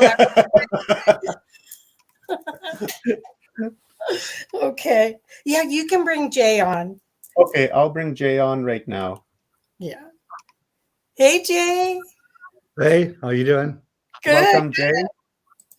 So I am very excited to introduce you all to Jay Wildner. I don't know if you already have met him before because of his plethora of different movies that he's created. He's the writer-director of The Last Avatar and the former director of content at Gaia.com. He was called by Wired Magazine an authority on the Hermetic and alchemic traditions. And he's a renowned filmmaker, author, and scholar. Jimmy Church of Fade to Black says that Jay Wildner is the smartest man alive. How about that? and he's talked to a lot of them. So so I am very excited today that Jay's joined us to talk about our future. Jay always seems to have his hand on the pulse, his finger on the pulse of what's coming next, and hasn't always been loved for it. He seems, I was at a party at your house one time, and you were during the election, and you were explaining why Trump was going to win, and people were not happy. Oh my gosh. And but you have a braveness of spirit that you want to share what you see, but you are visionary. You see the future, and you actually help people in so many ways prepare for it. So today you wanted to talk about our reality check, which is the name of your YouTube channel. And we're going to talk about transhumanism versus the natural world. So, and that this is going to be fantastic. So, Jay, welcome. Welcome Hey, to Humanity Unplugged. thanks for having me. Yeah. So where do you want to start? Do you want me to read the definition of transhumanism? Sure. Okay, Like I looked it up. It says it's social and philosophical movement devoted to promoting the research and development of robust human-enhanced technologies. Such technologies would augment or increase human sensory reception, emotive ability, or cognitive capacity, as well as radically improve human spans.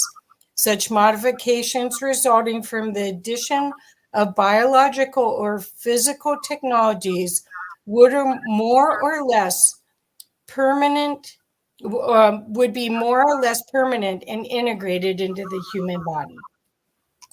Yep. Oh, that's a very nice and benign description. The problem, of course, is that any technology can be hacked. So you're going to be at the mercy of really anybody who knows how to work the technology. And I'm sure it's going to be that knowledge will be ubiquitous out in the internet world where the hackers all meet in the dark internet where we never go. And you should never go there, by the way. The guy will be at your door in a second. But yeah, so what transhumanism really is it is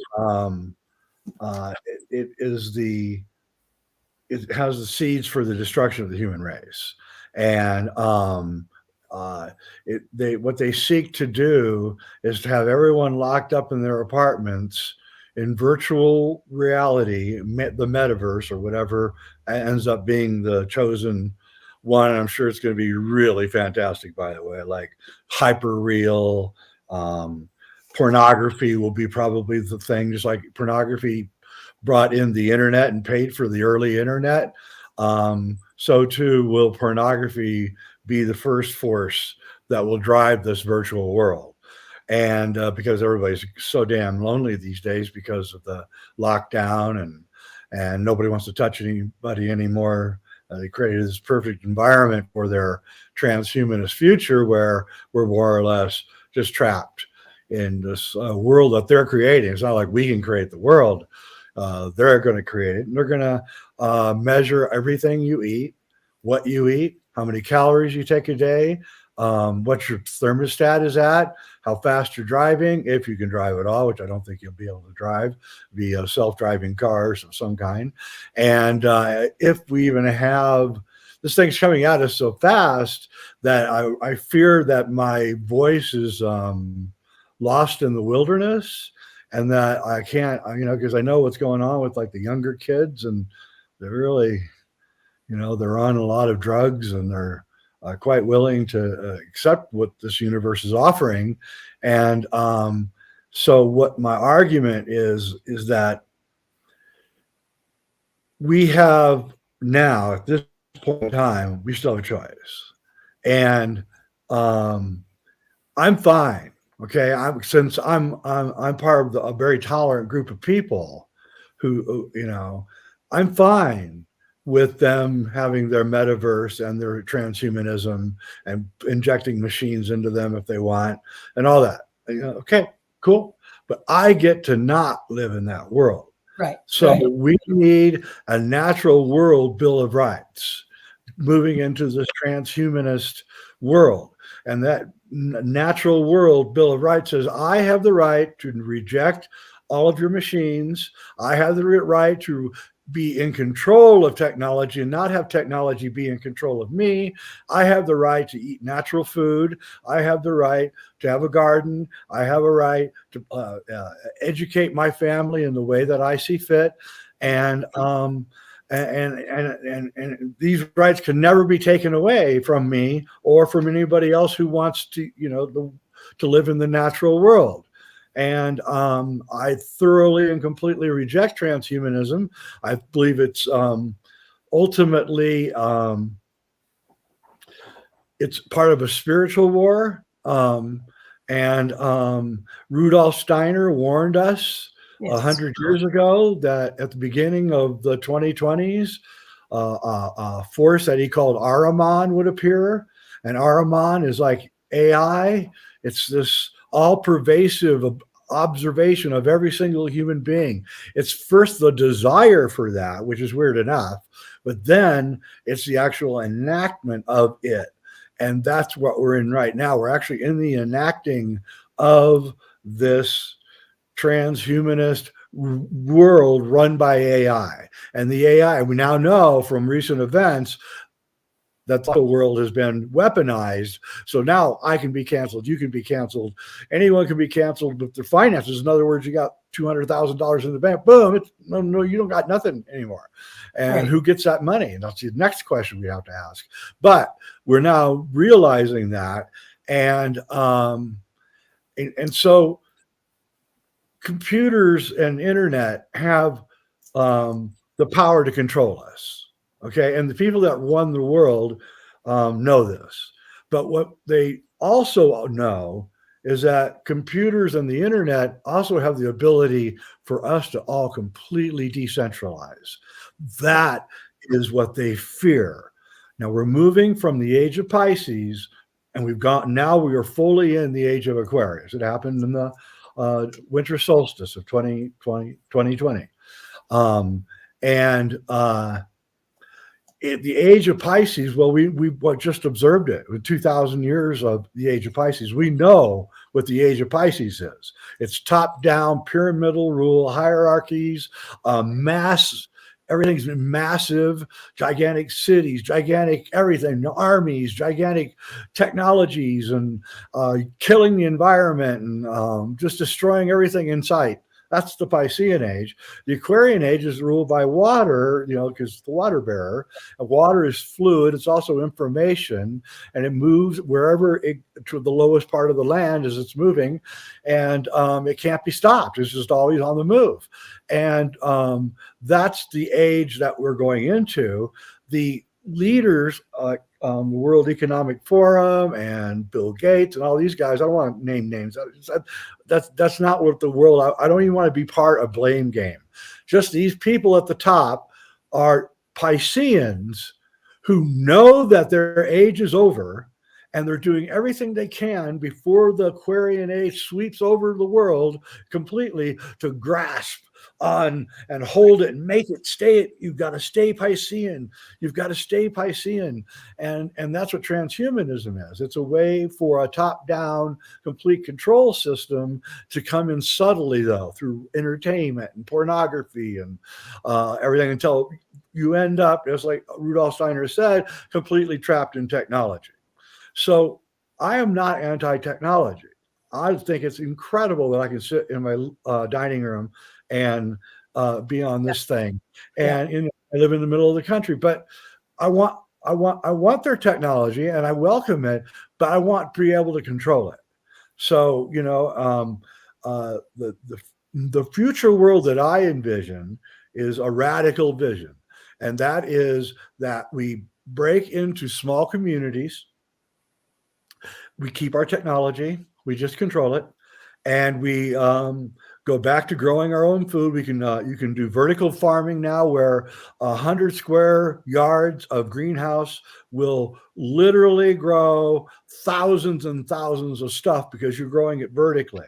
And there's all these new incredible technologies coming out to help us as we decentralize.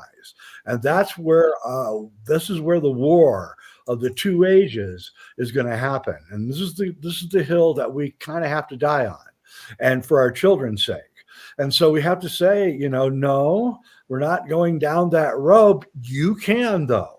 And if you want to think you're going to become a superhuman or have, super high IQ because you're hooked onto Google and you can ask any question you want, you're wrong. Because just like they censor Google now, they're going to censor everything then. So you're going to be at a complete loss. In fact, the only place you're really going to have to go to get knowledge is you're going to have to use those things behind me called books. And so, those things are going to come back too. And we can't trust we can no longer trust the system. We now know that they're weaponizing the financial system, so that we can no longer, now all trust is gone. So, but that brings in, like cryptos, like Bitcoin. Bitcoin is a completely managerless currency. There's no humans involved at all in the managing of Bitcoin. It's just a ledger that's kept.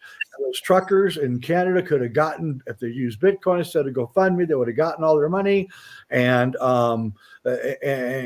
so we can see that the distrust of the financial system is going to drive the Bitcoin up and up and up, because it's going to be the only place that you can put your money besides maybe gold or silver. But even those, clunk around, pounds of gold, and it's like, how do you divide it up? And it's just, But anyway, so we're moving into this decentralization, but the guys on top are kicking and scratching and refusing to budge, and they're too hard or they're powerful for us to go against. So in Aikido, when you're a small guy and you're fighting a big guy, then your strategy has to be that you let him take the first punch, you avoid it, you let him wear himself out until he's all worn out, because you're smaller, you can move faster, and then when he's tired, you hit him. And so that's what we have to do. We have to Aikido these guys and not let them get us, and insist that we have a Bill of Rights that allows us to live a natural life. That you cannot come and tell me that I can't live in my farm. You can't come and tell me what I can grow and can't grow. It's just, that's the way it has to be. And the way they're moving us towards insect burgers and things, and it's a very real thing. Yes. Yeah. Good. Well, okay. So Jay, okay, so you're a filmmaker, and you know that there's been these sci-fi films that have talked about the cyborgs and Battlestar Galactica and all of that. And so in the human consciousness, I thought they were placing a seed for us to be afraid of the Borg and afraid of these transhuman capacities. But in some ways, they've already done that with the CRISPR. They've been playing around with DNA anyway. So whether it's mechanical or organic, somebody's playing God. Yeah, that's what they think they are. They think they're God, and they're spending a lot of money of their own personal wealth looking for immortality. I know for certain. I've been invited to speak to these guys because they think somehow I have the secret of alchemy or something. Look at me. Do I look like I'm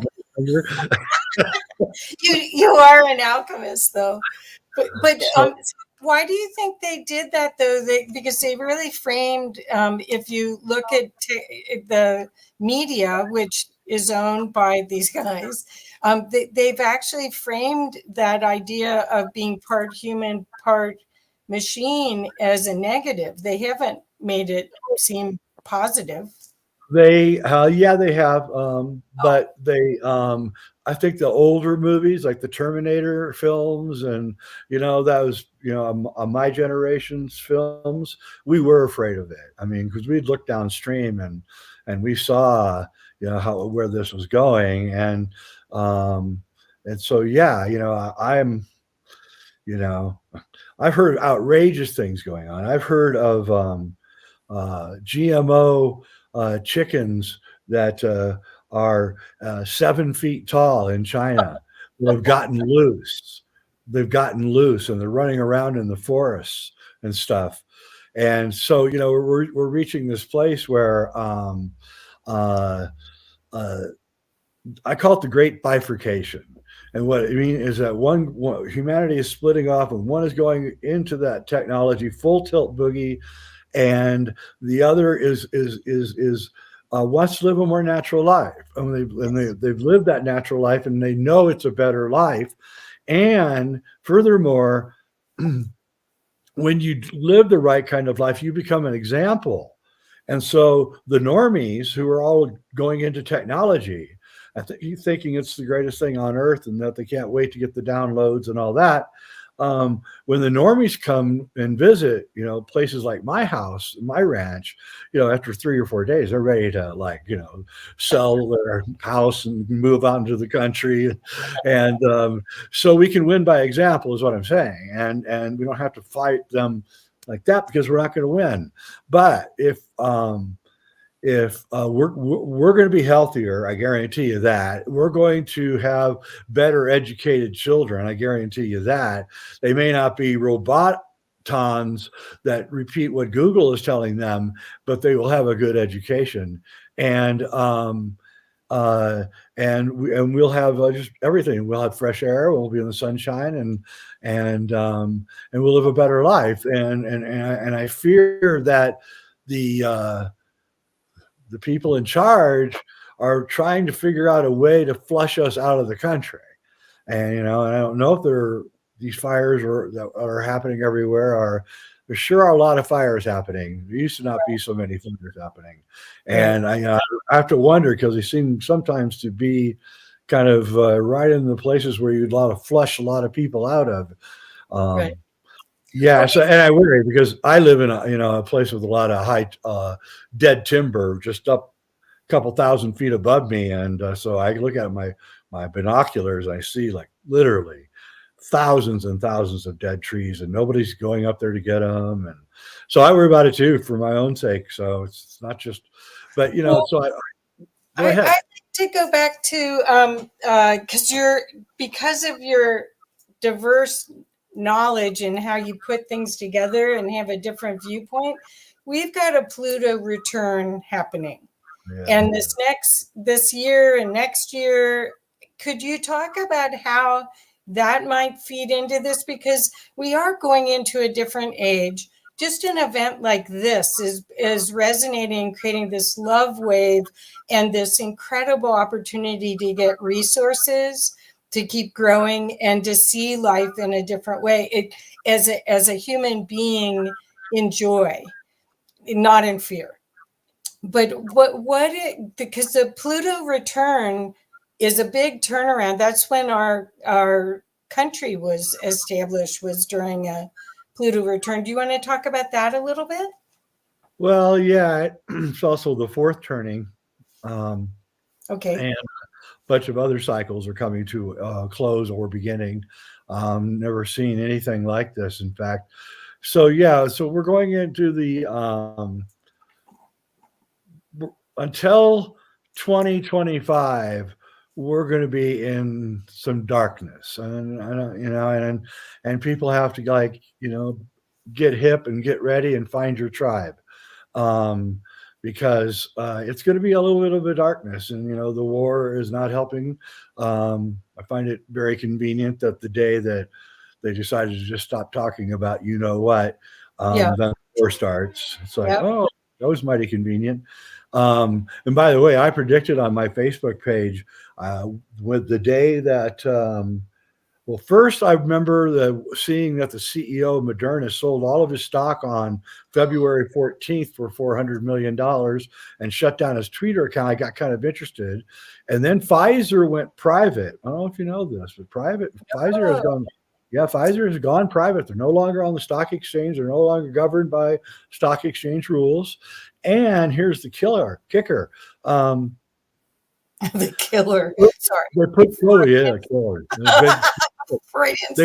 They put several universities put COVID through the CRISPR technology, and they all of them discovered that there was patented DNA from Moderna in the COVID. I don't know if people understand how really important that is, but it's really important. And this was a couple of weeks after he had sold all his stock. So I'm saying that somebody's going to take this down. Some lawyer is going to track this down, and it's going to be huge. But I said the day that news came out that they found the patented DNA, I said on my Facebook page, this is it. It's over. They're going to take it off the news. They're going to stop it. And I was exactly right. That was the day they stopped it. As soon as that news came out, they stopped talking about the whole thing. Fauci disappeared for the most part, and then Putin attacked Ukraine conveniently, and now we aren't talking about that other stuff. We're talking about this other stupid stuff, and it's all done to distract us from what's really going on, which was the onset of this technology. And we have to understand that and see, here's little things that are going to happen that we haven't thought about. If AI is running your insurance company, right? And you get something where you make a claim, right? And it misfiles you somehow. You could be literally years trying to get that AI to straighten out the mistake. Okay, you could make the mistake. I'd put the wrong address or something, and again, it's going to take years. So going down this path is, yes, we can use AI to help us do calculations and things like that, but to have AI run, you and me, Yeah. You don't want that because we're all different. We're coming from this. The people that are trying to do this transhumanism are coming from this point of view that we're all the same. I was reading this book, a Chinese military book, a theoretical book about what would happen if Chinese military attacked the United States, right? What would happen? It was a pretty interesting book, but clearly the Chinese military doesn't understand Americans. That was so obvious. I was like, oh, you have no idea what would happen. So people are, we're not the same. That's the other thing. And so even within America, we have all these disparate groups, and some are different than others. Some are more adaptable. Some can, play better in sports. Some are thinkers, and, we're all different. And what we want to do is create communities of all these different people to help each other. Now, when I say find your tribe, at this stage from now until late 2025, you need to find your tribe. And your tribe has to be people in your area who think like you. And what we do here is we're hooked together by radios that are always on 24/7. So, hey, there's a fire near my house, or there's a flood, or there's some strange person walking around, or whatever. So, then they all come and they help. And so that's what has to happen, because we're not going to be able to rely on the police, I don't think, as much as we used to. And the police are, probably going to become afraid to go out much as well, because it's getting so crazy. I mean, I just read today, I lived for years in Seattle, one of my favorite cities. I read today that Amazon is not letting their employees that work downtown come to work anymore because it's too dangerous. I thought, my God. Wow. Yeah. I used to work in downtown Seattle. Wow. Okay. So you and I both know James or Matthew James Bailey, and he just wrote a book about AI and smart cities, smart everything. And have you had a conversation with him about all this? And what did I would have been a fly on the wall for that one. Many times, in fact. And I love his idea of creating a committee to look at the AI software and make sure it's ethical and not doing things that they're saying. And by the way, he's getting a lot of crap from Klaus Schwab and the Davos boys, and they don't want that. They don't want you looking at their AI, which is very, very telling. As a former investigative journalist, that makes everything go up. Wait a minute here. You don't want someone looking at your software? And so that's part of this kind of effort that I'm putting forth here. So we have a committee of scientists and computer programmers and philosophers who look at AI and make sure that it follows certain ethical boundaries. That's one prong. The other prong is my natural world Bill of Rights, that we get to live in a natural world free of the shackles of your technology and your AI. And if you don't like it, you can shove it. And what we need to do is we need to do this soon too, and it's happening because I know people doing it. We need to really quickly create parallel financial structures, which Bitcoin can do. Immediately it can become a banking system. If we all agree that we use Bitcoin, it's now the banking system. Well, there's no bank. There's no bank, no bankers, nobody. The great thing about Bitcoin is you can't fund secret projects if you have Bitcoin. Everything's on the ledger. You can't steal. You can't take bribes because everything's on the ledger. I mean, they can give you physical stuff, I guess, and that kind of thing could still happen. But you would still. No, that actually couldn't, because if you paid for your car with Bitcoin and then you gave your car to your senator, right, as a bribe, right, eventually it's going to come, that car is eventually going to come to the ledger and go, where is that car? And the senator, you have to say, well, I gave it to the senator. And then that calls into all that other questions that will happen at that point. So, we're moving to that place, and, we have to start policing ourselves and we need to start growing most of our food. It's going to become really important. You have no idea what's coming at us as far as food. It's the plan. It's the plan. When Stalin wanted to get rid of the kulak Ukrainian farmers in the 1930s, he starved them out, and that was the fastest way to get rid of them. And they remember it, by the way, those Ukrainians. They remember all of this. Okay, And so I don't want to have nightmares from this, Jay. So I'd like to keep, because I know you're probably right, and I'm trying to figure out how we give people the step-by-step. Okay, so you're saying find your tribe, create a community like what you've done where you are, which I admire so much. You've got this beautiful greenhouse, and you've got a water source, and you've got a community of people that understand energy and love and the whole concept. What about Ubuntu or some of the other kinds of models? Because you see the community, most of the communities that have been created, Damanhur, Finhorn, Sunrise Ranch, Hummingbird, a lot of them, they're still hierarchical, and all the young people do all the work, and the other people are the spiritual heads. So how do you see this community? I know you're modeling it with what you've done there, but how do you see anyone that's watching in our thread here being able to do that? Yeah, my model actually is Michael Tellinger's Ubuntu model. It is? Yeah, so I have chickens and I have excess eggs. There's no way I can eat the number of eggs I have. So then I use those eggs to trade for somebody for fertilizer or whatever it is I need. And when you plant a fruit tree, it doesn't give you just fruit for like 1 year. You have fruit growing every year, and the tree gets bigger and bigger and more fruit. And so we have to change our mind from scarcity, which is what they want. They want, the transhumanists want us to think that everything is scarce. Therefore, you have to stay in your apartment and eat what we give you. And they created the scarcity reality, which is actually not true at all. There's like super abundance. And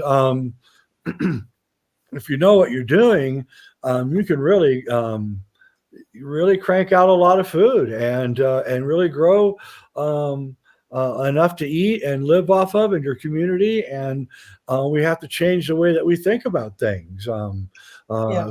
Use the technology to our advantage. I mean, you can run a vertical greenhouse on a computer system that does everything. A human comes in for maybe 2 hours a day to check on everything, and it's just one human, and you're growing, thousands of heads of lettuce and raspberries and strawberries, and so we just have to rethink what we're doing here. And that's, by the way, they're not expensive.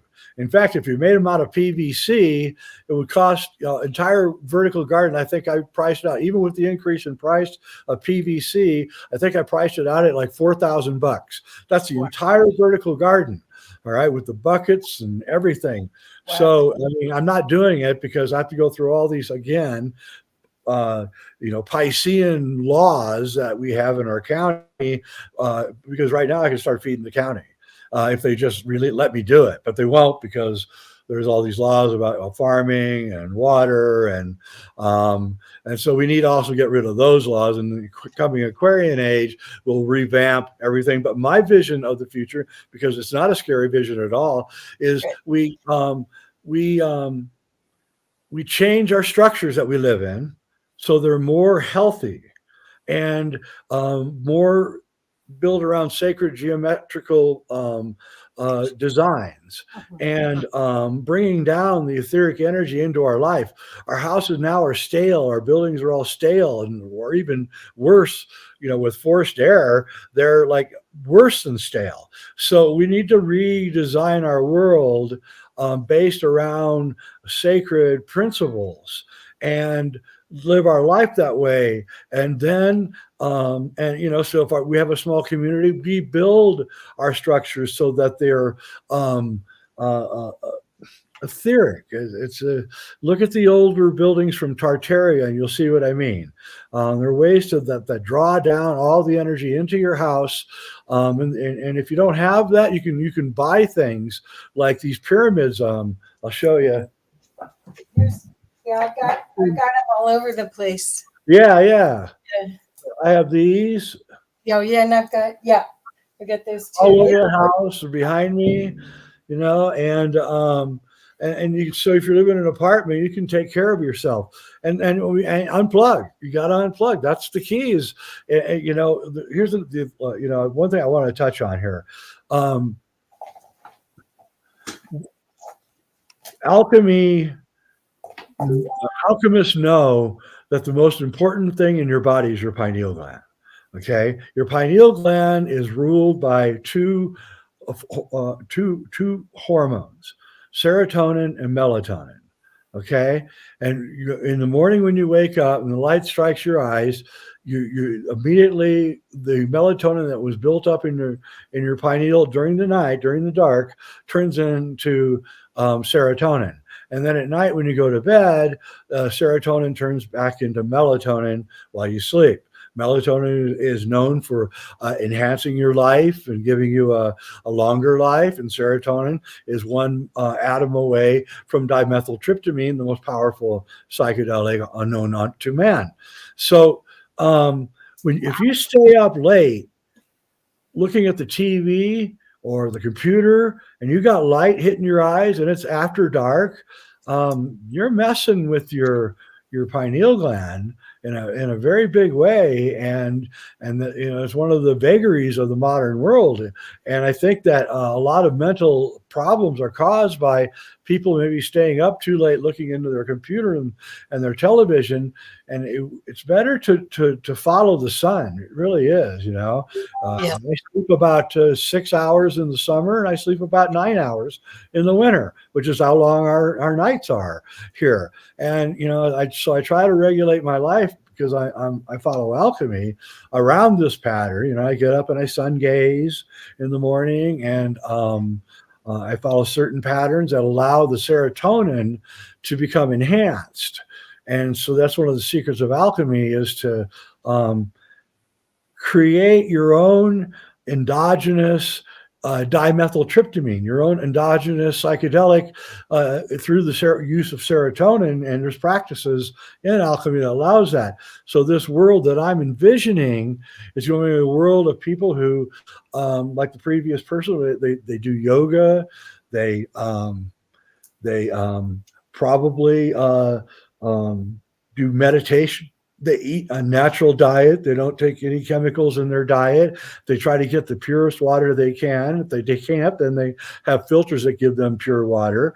And we can no longer rely on the supply chain. So we really have to decentralize. That's what the entire supply chain crack up says to me. It says, if we were decentralized right now, we wouldn't have these little fears that, oh my God, I'm not going to be able to get this. I'm not going to be able to get that, because we got people in our community who are growing whatever that medicine is, and we can rely on them and we can trade with them. And that's where we really have to go. And I pray that we win this struggle, because to me, I've gone down in thought experiments down the road of transhumanism, and it's like it makes Wall-E. Remember that movie Wall-E? Yeah. Makes Wall-E look like a fairy tale. It's like really a incredibly nightmarish world of control and even cyber wars where hacks are going on against groups of people, and right, it's just like, you don't want to go down that world, because I just don't think there's any way back. And we can still, become a futuristic world. It's just, I don't think the future world that I envision is one of a much calmer world, where people are less prone to insult and scream and yell. Because we're not going to have the mind control that we have during the Piscean age. That's what's melting away, and that's why they're clutching and screaming about how they have to maintain control, and you can't say this and you can't say that, and how dare you think for yourself? And it's like, no. Thinking for yourself is what you do in the Aquarian age. In the Aquarian age, we know how to fix things in the Aquarian age. We don't rely on other people. We know how to fix things. Right. We know how to repair things. We know how to control our universe, and we don't really need their control. We want your technology, though, because we like it. We want the internet, and we want to watch movies and have shows like this. It's great. This is outrageously fantastic. But, beyond that, no, I don't think so. Well, okay, so you have studied alchemy and a lot of the ancient work, and there's so many prophecies about this time that how do you see that with our evolution as a species? I'm still, again, maybe I'm Pollyanna. I'm very hopeful. I'm very optimistic because I'm seeing people pop. Here they're starting to make conscious choices. Yay! Instead of following the script line, or they're starting to see how it really even pertains to them, rather than just following as in the herd mentality. Could you talk a little bit about that? Yeah, people are waking up like there's no tomorrow. I mean, it's just unbelievable. And I mean, I can tell you, I've had that party that you were at. I can tell you right now that those very same women that were arguing with me, they're all on my side now. All of them. I was at a party in 2016. I said something, and one of the women, not those women, another woman who's prominent in our community, she just stormed out of the party. Really, I was like, oh, I guess I pissed her off. Right? And now she is like more than me. She's like crazed. She's so, I have to like calm her down, calm down, because she's like, oh, did you know this? And did you know that? And I'm like, yeah, I did know that, but I'm glad you're awake. And it's happening all over the place.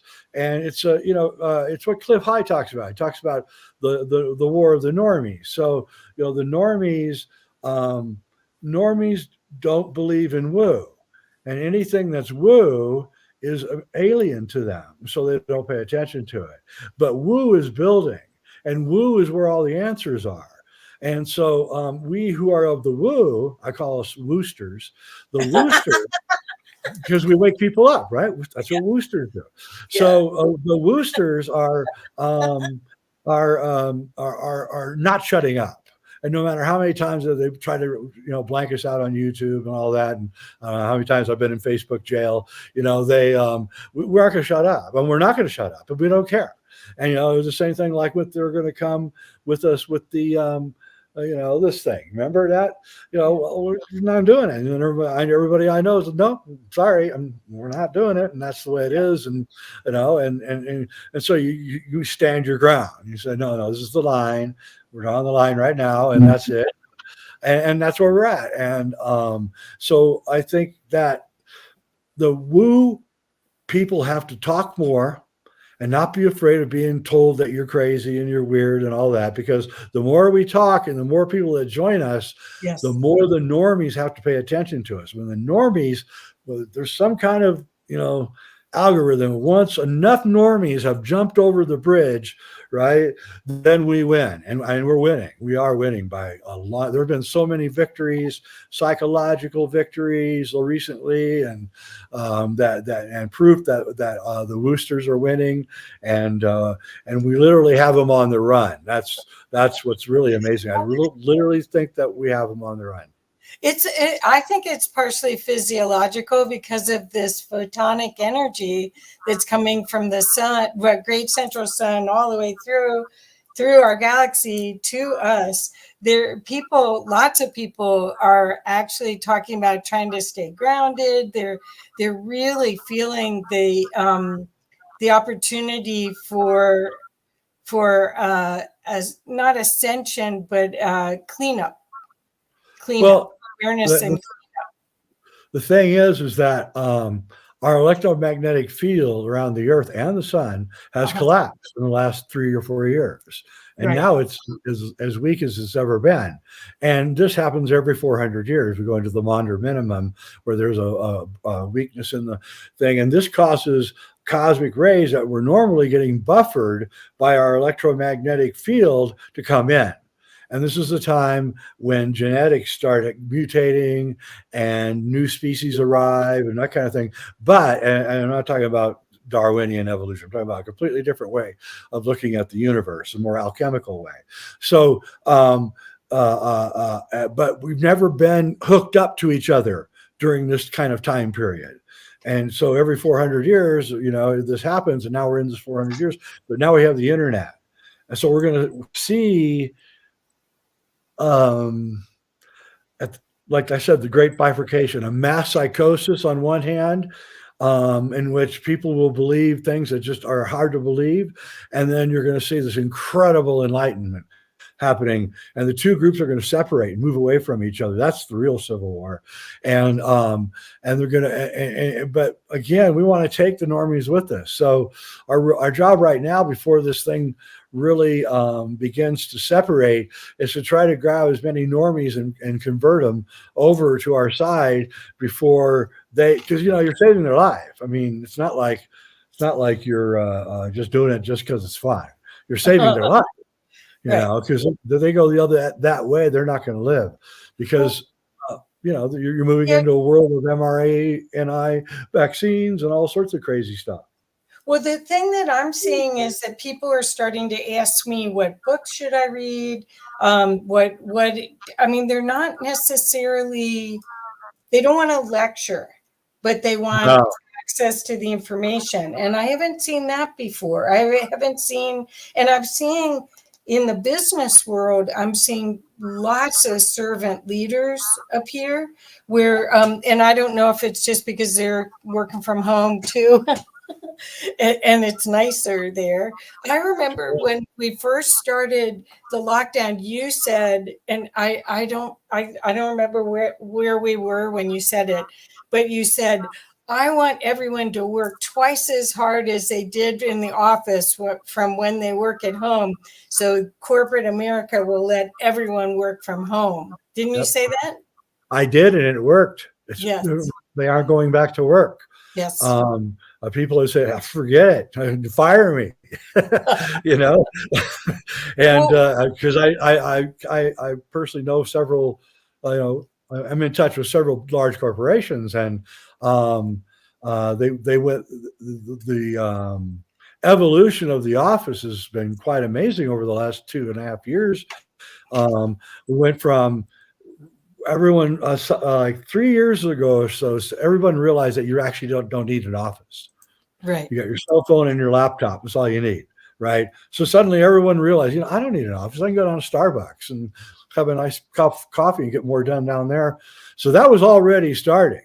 That, you know, and corporations like Procter and Gamble, for instance, they did away with offices, I think, in 2018, something like that. There's no more. They have little private rooms where you can have private conversations, right? So there's just couches and bean bags essentially, and then like a deli. Right. There's a deli and a coffee shop and a bunch of bean bags and couches, and everybody just sits around, and they don't even go to meetings. They're on Zoom. And so now they're at home, and they're really digging it, and they are getting more done. Of course, I knew they would, because when I work from home, I always got more done, a lot more done. No distractions, and just, it's more comfortable. The setting is everything. And, you know, and I'm surprised, like some of these hippie owners that are insisting everybody go to work don't understand that. But anyway, so we're also now in the decentralized world that we're coming to, is we're going to have schools that are going to be online, and you're going to have like psychiatry or psychology taught by like Jordan Peterson or something. Right? You're going to have these superstar teachers that are so good or so articulate And everybody's going to be going to them, and these teachers are going to become superstars, and everybody's going to want their kids to go watch these teachers and take their classes, and you're going to see a huge increase in our children's ability to, or the education of our children. Right. Where they're going now, it's pathetic. I mean, I know exactly, no offense against teachers, but I observed a math teacher in sophomore high school, and it was pathetic. It was absolutely pathetic. He didn't understand math. He had no right to be teaching math. And I'm not that good at math, but I knew this was not good. And I even asked the kids later, and they said, "Oh, we don't know what he's doing." So, so now your kids will be taught by the top math teachers in the world who aren't going to take any guff from them. So this is where we're headed, and it's going to be cheaper too. You'll get a good education, and the kids will be at home. We're going to be at home. We're going to be at home. The kids are going to wake up. They're going to garden in the morning. Then they're going to take some school. And then they're going to go and they're going to garden some more in the afternoon. Then they're going to come back in after they're done taking care of the animals. And they're going to take some more courses. And then at night, you're going to sit around with them and talk about what they learned today, and play music and do yoga and be with your community and eat organic food and say screw you to the transhumanists. Yeah. They don't want the science fiction world. Do you see two different worlds? I mean, it's almost like you're talking about 3D, 5D. Do you see it? It is like that. Yeah, that's a really good way to put it. Yeah, the transhumanists are completely materialist, 3D, everything. They may build fantasy worlds, but it's all 3D. You're not creating it yourself. And then, the other world is going off to these higher spiritual states, which are going to be evidenced during this coming age, in which a whole new kind of a spiritual view is going to emerge of respect for animals and plants, and respect for nature and each other, and a really tolerant world, where we're happy. That's the thing, is we're going to be the happy people. And so then we're going to become so attractive to the unhappy people who are far outnumber us, that they will come in, and then we'll teach them how to be happy. But don't come into our community and try to make us sad, because we don't want that. Well, I think the perspective will be so different. I mean, earlier this morning, I interviewed Kiara Winrider, who years ago, 10 years ago, 15 years ago, he was walking between two worlds. And he had figured out a way to integrate the higher realms in 3D, and where he can function perfectly in 3D, but his consciousness and his mind, his capacity to know and to operate as an alchemist from that level is expanded enough to bring it in. And I think that's where we're going. There's the way showers, Dolores Cannon called the early adopters like you. She called them the way showers, first wave. We came in to help bring in this frequency and help make it usable and accessible. And now what you're showing is going back to what the indigenous, it's almost like we've been in the dark ages and we're going back to the Renaissance. Yeah, well, alchemy is European indigenous knowledge. It is the shamanic tradition from Europe, old Europe. And those old beautiful buildings and the cathedrals, those were all built by alchemists. And they were built as vehicles of alchemy. So when you walked into those buildings, you were overwhelmed by this incredible power of ether that was pouring down from the ceiling down to the floor. And that's what we have to rebuild. Once we understand. So here's the other thing about living out more in the country is our etheric field, the torus that's around our body, right? That's governed by your pineal gland, by the way. And when you're in the city, your etheric body clings to your skin almost. It's that close to your skin because you don't want to mix with other etheric bodies that you don't know who they are, and so you purposely, like when you're tight in an elevator, you're really shrinking it down so you don't, and you're consciously doing that to not mix your etheric body with other etheric bodies that you don't know, because you definitely don't want to mess with that kind of stuff. So, but when you're out in the country, you can let your etheric body really grow out and expand. And as you know from Findhorn, they would use meditation practices to grow their etheric bodies. And then they were growing like tomatoes the size of pumpkins, right? In Scotland, where it was cold and wet and they hardly had any sun, because that's what you're doing. You're really calling in these forces, these personified forces down, and so that's the community I envision, where you have group meditations almost constantly. We don't I suppose we would have to still have prisons, but we would seek to try to diffuse situations, and not do the Piscean ways of throwing everybody in jail. There's a lot of people who don't deserve to be in jail. We're also going to do the real reason we want to do this is because our society and the transhumanist coming society is turning us mentally ill. We're becoming a mentally ill society. And the society that I'm advocating is a mentally stable society, where everything around is designed to make you mentally, spiritually, and physically healthy, as per the opposite of this society. Like I turn on Netflix and it's just all killing and horror, and like, why in the world would anybody watch this? And so I don't know. We just have to change the way that we're doing these things, because if we don't, we're going to die as a species. Well, I don't think that's going to happen. I think we're in a turning point, and I think that you're showing us a path for us to choose. And that's the whole key to all of this, is retaking our sovereignty and making choices that will last for 7 generations and will fulfill us as human beings, to co-create with the universe. So, Jay, I'm afraid we're about out of time. So I want to make sure that everyone knows exactly how to connect with you. And we have been putting up the Sacred Mysteries site on this placard here. But what's the best ways? There's one. But there's also your own site. Yeah, jwider.com is where my articles are, my free stuff. Sacred Mysteries is where you can get my movies and documentaries. And I've got my own show, like you said, Reality Check on YouTube. Come there and subscribe and join. I'm putting out a lot of very interesting content, none of it political, all just about this world that I'm trying to recreate, I guess. I say recreate because it was already here once.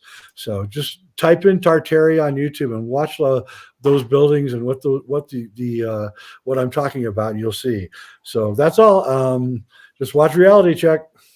Yeah, I just watched last night. I watched one about the little people. Yeah, because I'm taller than that, but I can say I'm little. So, but I love all of these things because they really are ways for you to get in touch with a bigger wonder, the world of wonder that we live in, and not take anything for granted, where you're educated enough where you can ask the questions of, does this serve me? How does this serve my family? How does this serve the future? And then make choices from there. So that's exactly the world we're going into, I hope. Yeah, I'm seeing if there's any questions. There's lots of comments about loving what you're saying and asking, saying that about Ubuntu. Scotland. I like that one. Yeah, and they loved all of it, the supply chain information and everything. So I think once again, so we're gonna go watch Reality Check for sure, and I want to recommend that highly to everyone that's watching this as a YouTube channel to follow, because you'll see that there's so many opportunities for you to look at Lots. Okay. Thank you, Jay. It's been a pleasure to listen to you. But I think what you're going to see is that there's so many threads where Jay brings the old and the new together. Just like we were talking about the architecture, one of my degrees in college was art history. And when you went through your part, I had studied most of those buildings, but I didn't see the sacred geometry. So you can look at all these things with new eyes and new power and new choices. So I want to thank you so much for that. You bet. Well, Okay. thanks for having me on. Yeah, well, thank you so much. So again, we'll make sure that all the links are everywhere so you guys can find jwildner.com. Hi, Rob. We've been posting it in the chats as we've been going along for sure, so everybody knows how to get to your YouTube channel. Jay, incredible information, brother. Loved what you do, and I love Reality Check. So amazing. Well, thank you. Appreciate it. All right. See you guys. Thanks, Jay. Talk to you I later. just wanted to quickly jump in and say that my little village in British Columbia called Lake Cowichan, a few years ago, I was going to run for the mayor of that town under the One Small Town banner of Michael Tallinger with Ubuntu, and I haven't given up on that. We left the little village and came here to Kamloops, but in a couple of years we will be going back. And once I have a good handle here on Watchers Talk, then I'll be running for the mayor of that village again under One Small Town banner. Oh. So yeah, that's my way of changing the world, I suppose. All right, you got to start local. If you're going to change the world, you got to start local, right? You got to change your settings around you, and then it manifests towards the greater community at large, really. All right, so let's do the intro for Augie, and then we'll bring him on. Yes. So one of my personal favorite people on this planet is a gentleman by the name of Augie Nost. He is the co-host, along with Nori Love, of Broadcast Team Alpha. This gentleman is so renowned for what he does, and at broadcastteamalpha.com you can find a lot of the shows that they've done. I mean, they touch on every subject. Augie is also a published author, which I have his book right here, which is The Spiritual Science, Higher Consciousness Thinking, and How to Access the Universal Consciousness. This gentleman is well-versed on so many different topics. I could say it all. I don't want to take up any of his time. I want to bring Augie in immediately. Augie is known around the community for the knowledge that he brings. He's known for talking about Tesla, paranormal, ufology, spirituality. What is it? When we talked about the gentleman from China who lived for 230 years. So without further ado, Augie. Well, thank you for having me. I have coffee in hand and I'm ready to go. It wouldn't be the same without you having coffee in hand, Augie. So go ahead, brother. When does Augie not have a coffee in his hand, right? That's why he's a man after my own heart. Love it. I'm the same way. Welcome, Augie. So nice to see you, brother. Hey, thank you. Yeah, gosh, I tell you, I feel like I have arrived. I am following Jay Widener. Man, oh man, that is one of the most powerful speakers and the most knowledgeable people I know. And here I am following him. That's phenomenal. Excuse me. That's what I get for putting cream in my coffee. Anyway, I want to talk a little bit about some of the things that people wonder about, but they are not too voicey about it because it's kind of one of those things that it feels goofy talking about it, and that is, what is it like after we die? Well, there's two explanations to that. One is a little lengthy and the other one is very simple. The lengthy one is a little technical, and the other one is, we do not die. So this is one of those things that the rumor on the street, is that sooner or later, most of us will actually go that way. I don't know though. It's just a rumor so far. So it's most people, they feel like dying. That's something that happens to other people. That won't happen to me. Well, there's this hair in the soup on that one too. It just might, but it can be, like you said, Rob. Yes, there is this guy in China that he lived to 256 years old, and I'm kind of doing the same thing he's doing, actually, which I'd write very extensively about in that book you showed off, how to do it. But when it comes to the spiritual world, and there is such a world, we deal with ghosts, spirits, dead folks, so to speak. We have disembodied entities, and then there is things that never have had physical body, or probably never will. And then there are thought forms. Some of the things that an astral traveler may run into is those thought forms or these things. And unless you really know how to deal with them, it's kind of, you feel lost. These thought forms, let's say somebody have a very strong emotional feeling of something that is totally consuming them, and they create this in their mind. And that thing it goes out into the quantum existence on the other side of the veil, which I guess we would call it. And it almost take on an existence of its own. And it operates from memory only. It doesn't have any intelligence of its own, just like the astral vehicle of the body that we are carrying around here. And we have the evidence for that these conceptual ideas are real and these things exist.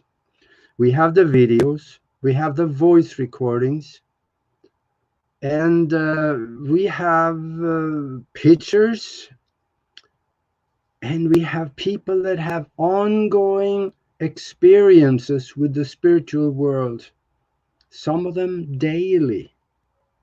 We get contacted by these entities through dreams, and sometimes in subtle ways during our our daily life. And these things depends on how you deal with it. They could become a little bothersome sometimes, but there's ways to communicate with them so they can go away and leave you alone and give you the peace that you should have had in the first place.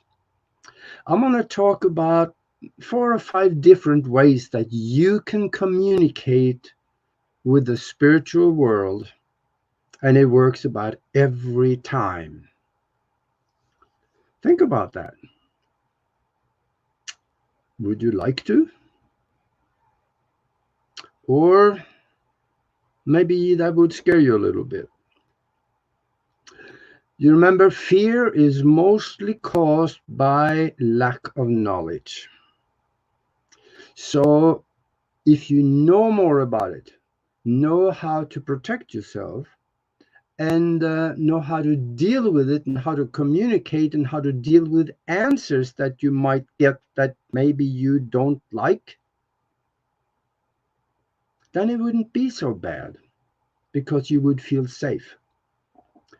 And look at the people that have had near-death experiences.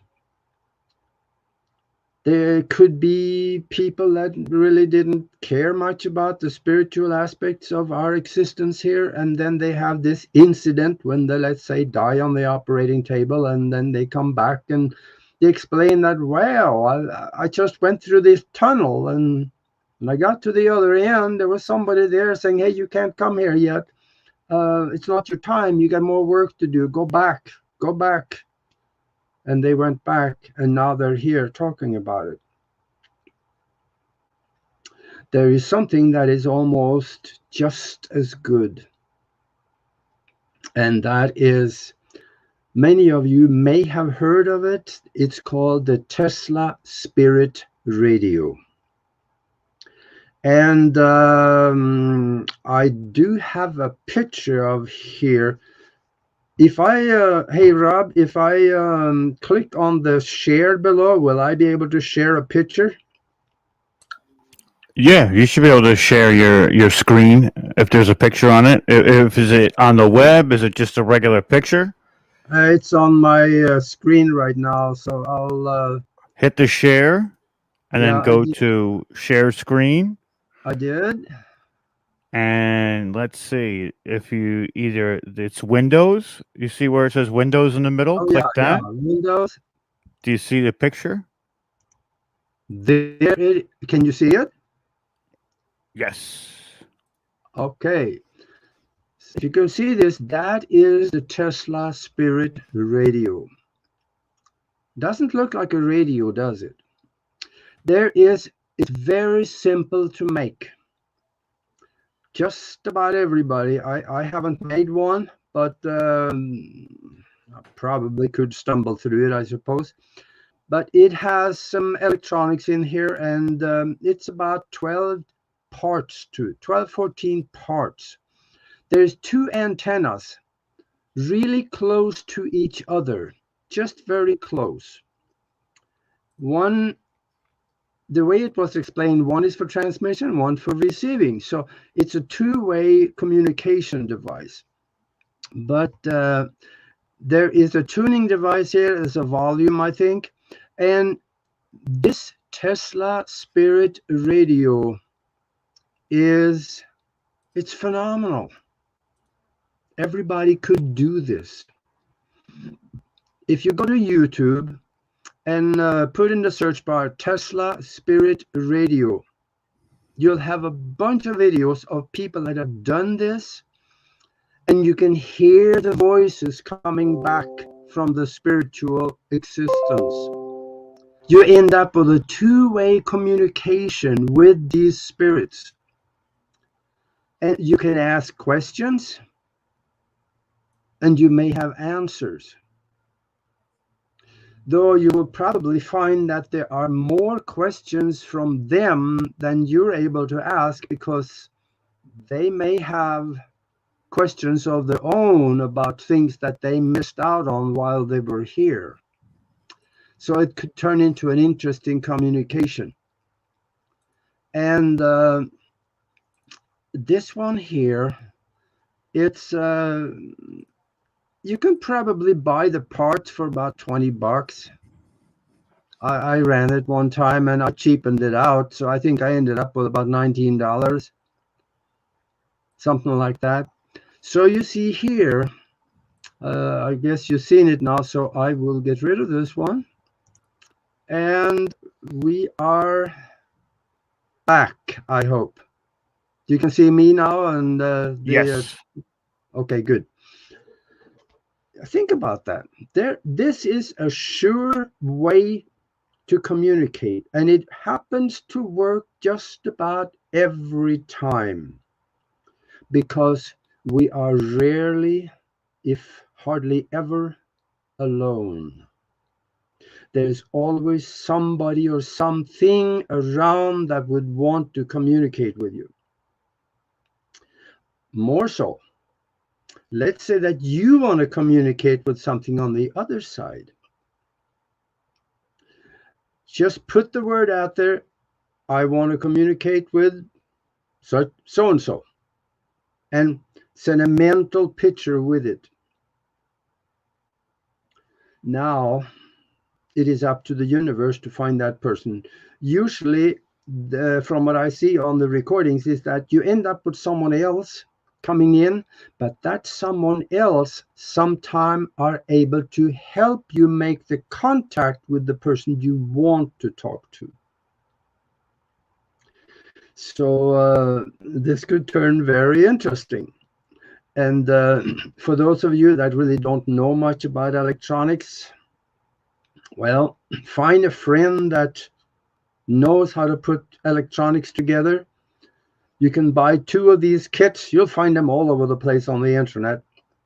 Buy 2 kits and tell them that make 2 of these. You keep one and you make one for me. And chances are your friend would love to do that. So now you have 2 of them and you can have fun with it. And there is all kinds of evidence from people that have had answers that they have been wondering about for years.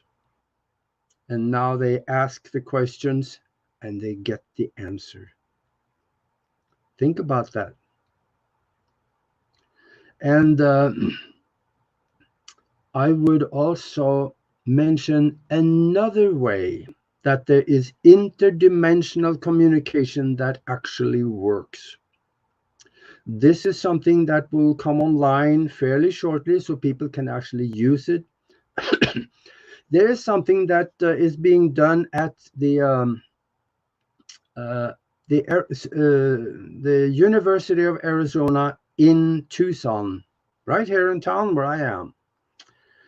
It is a program that is run by Gary Schwartz, Dr. Gary Schwartz.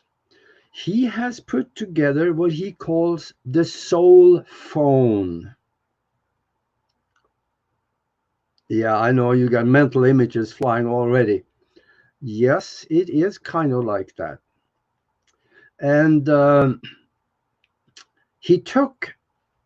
they created the electronics, a transmitter and a receiver with an antenna, and they funneled it through a computer.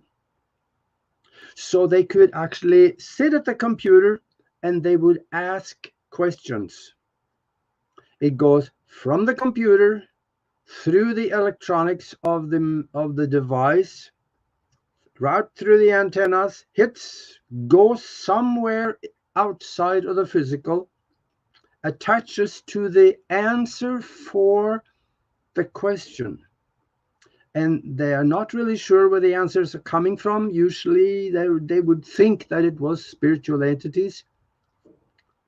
And then it comes back.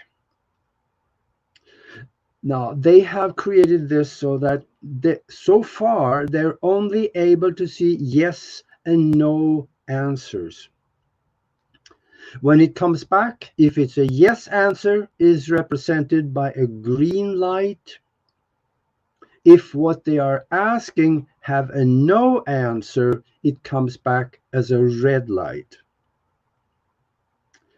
And Dr. Schwartz says that this is something that they are continually developing with new aspects to it. So within the next 5 years, he thought, we will be able to have verbal communication with the other side.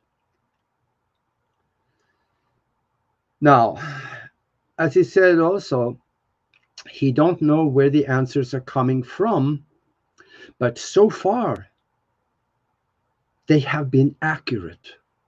They've been correct answers. They tried to trip them up, but it didn't work. The answers came back accurately. So he thinks that it is a spiritual entity that is giving the answers. Now, there may be another school of thought to that, and that is that they're tapping in to the quantum universal mind that has everything. All knowledge that has ever been created or existed is lodged in it. So that may be why the answers are coming back accurately all the time. Because if it was a spirit or a disembodied entity or even an angel, they don't have all the knowledge. There's an old saying, just because you're dead don't make you smart. So there should be maybe once in a while being an answer that come back that is incorrect. So you guys try to figure that one out. I'm still on the fence on it. But this is something that is coming online, and it has tremendous credibility. First of all, it's being done by a PhD doctor at a university. And for the second, they applied for a patent on it. And they got granted the patent. Now, I'm a patent holder. I know what it takes to get a patent. You'll never get a patent unless you have a sound science backing it up. So, this is real. And for those of you that want to research this a little bit, go to a website and you'll have some very interesting reading. It's called the Soul Phone Foundation.org. The Soul Phone Foundation.org. They have an advisory council there by some of the most credible, knowledgeable people in the world. Astronauts, physicists. They have phenomenal people helping them do the research to make this more wider use of it. Okay, there's a third method that you can do to communicate with the other side. And that is do like a guy over in France did back in the 1960s. I read an article about this back when I was still back in Europe before I came to the United States. This guy, he was talking to dead folks. No. He was taking pictures of dead folks all the time. No, there were no voice messages. There was just pictures. And the way he did this, he created and built a Tesla coil. I'm not really sure exactly how big the Tesla coil, how many volts it was putting out.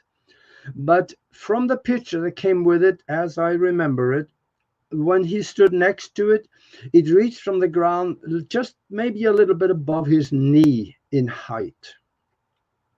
From knowing a little bit about Tesla coils, I think that probably would put out close to 1,000,000 volts, maybe more. Depends on how thick the winding was. So this thing, the Tesla coil, everybody knows the concept, but we really don't know all the uses for it because there is a myriad of different ways that we can have a lot of fun with the Tesla coil. What he did, he took the Tesla coil out to the local graveyard where there was somebody that had died and they just put him in the ground, put the dirt over, and he went out there, put the Tesla coil on the grave or next to it, used an extension cord, plugged it in the wall, flipped the switch, turned the Tesla coil on, walked away about, it looked like maybe 20, probably closer to 30 feet, which is about 10 meters, and started taking pictures. Very often, he would see the guy laying in the ground, but now he's next to the Tesla coil, right by his grave and looking back at him.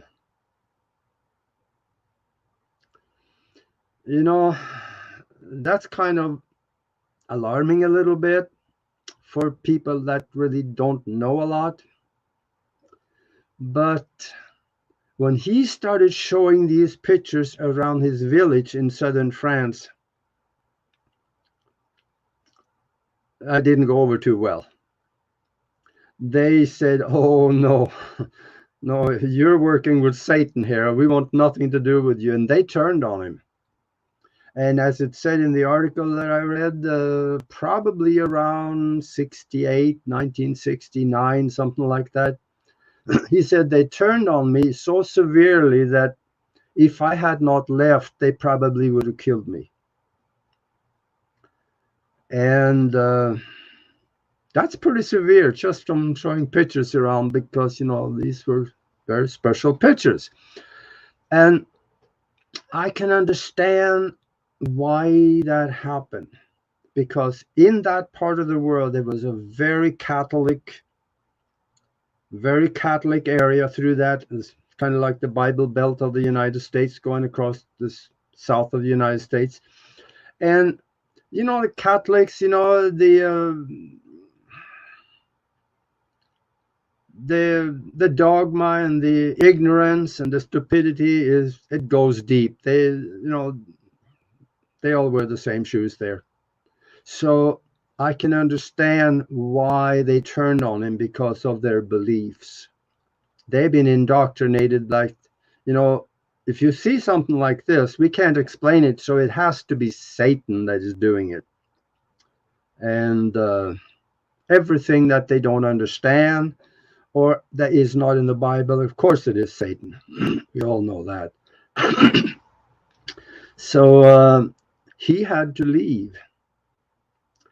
And I don't remember all in the article, but that was the important part, where he was interviewed after that he had left.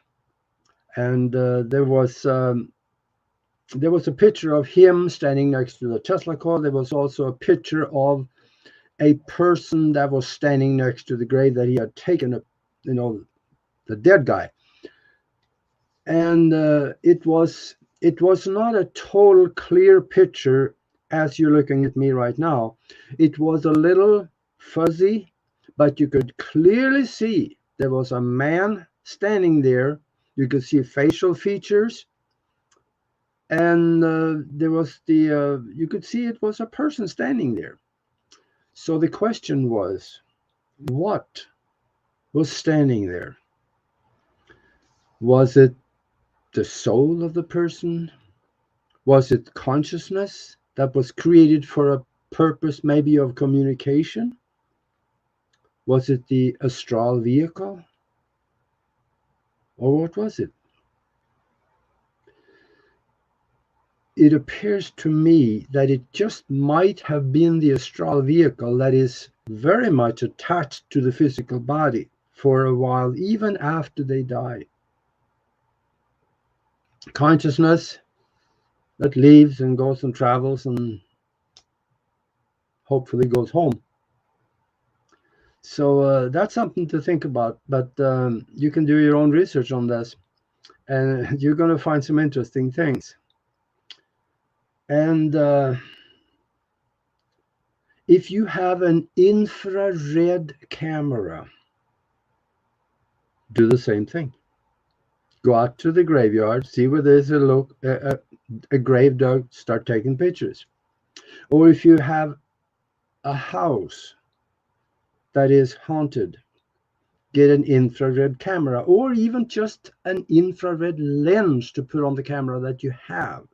Those, you can buy them on the internet. They're not that bad in price. And then walk through the house and take pictures. I'll almost guarantee you, you will see something. It may not be clear. It may be the outline of a person, maybe in a more reddish color than the color around.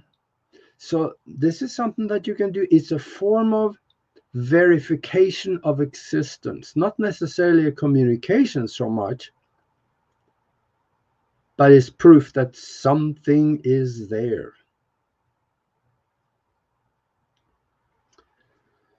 And then there's another way you can communicate.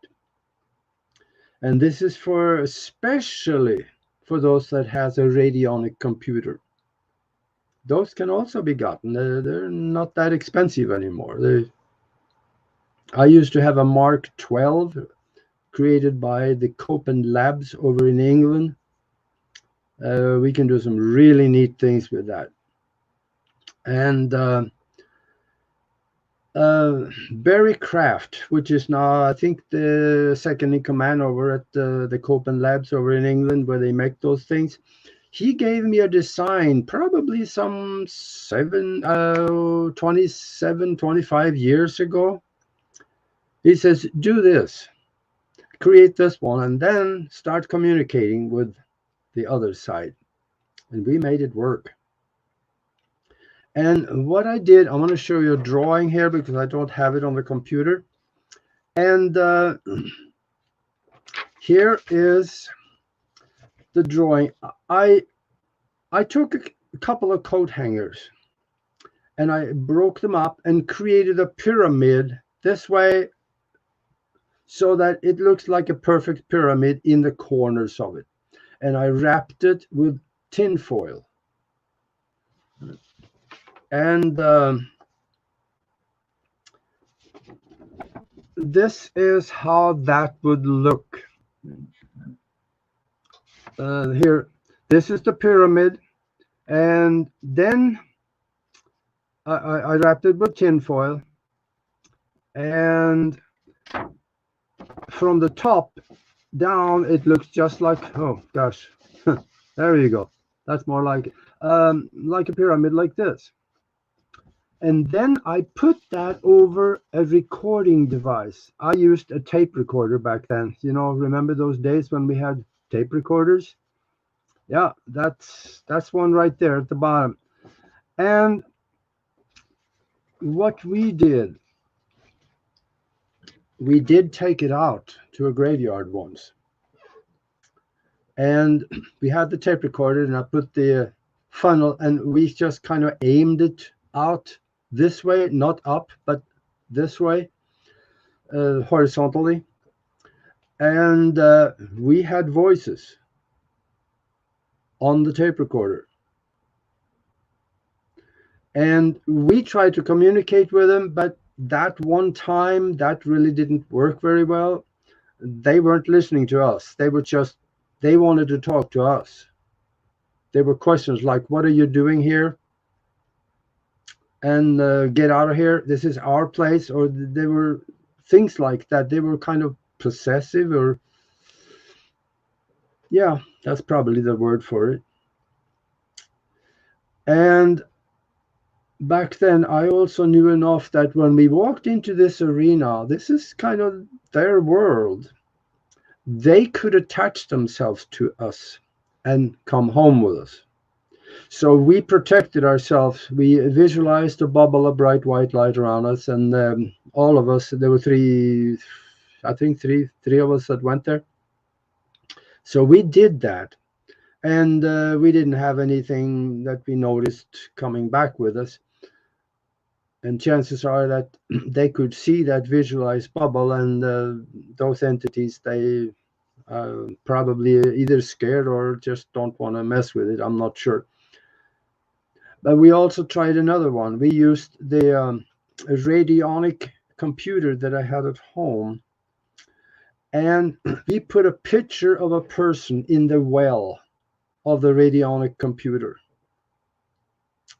We turned the knobs. I think there was 27 knobs on that thing, 28.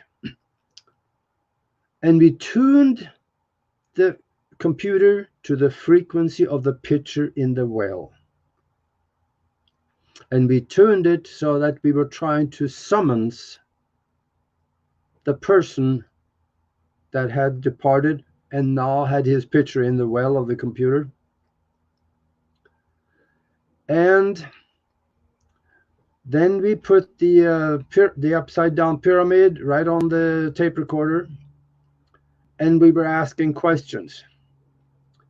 We had voices, but I wasn't really able to discern all the words, but there were voices on it. And back then, I am not really sure exactly what was said. There were more questions. I remember there were more questions than there were answers. So this gets a little strange. What we can also do is to, let me turn that around. Just because somebody is dead, well, they're not really dead, but just because they're dead, they can still read. So leave them messages.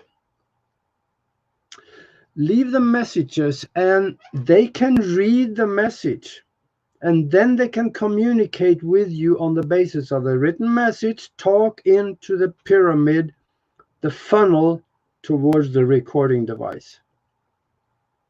You could say, very simple, speak in the funnel, speak in the pyramid, and then ask them questions.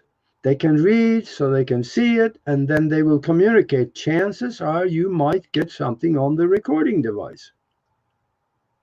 For some reason, the pyramid magnifies the voice going into the recording device. And once you write the message, there is a right way and the wrong way to do that. Because remember, you're here in the physical. They are not in the physical. They are in an alternate reality outside in vibration, looking back into the physical. So it is, for them, it is just like you writing something, going into the bathroom, holding it up in the mirror. It reads backward in the mirror.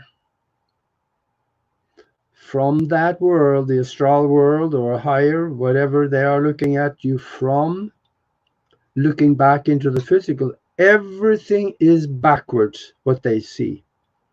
So write your message backwards. They will understand better that way. And then experiment with this.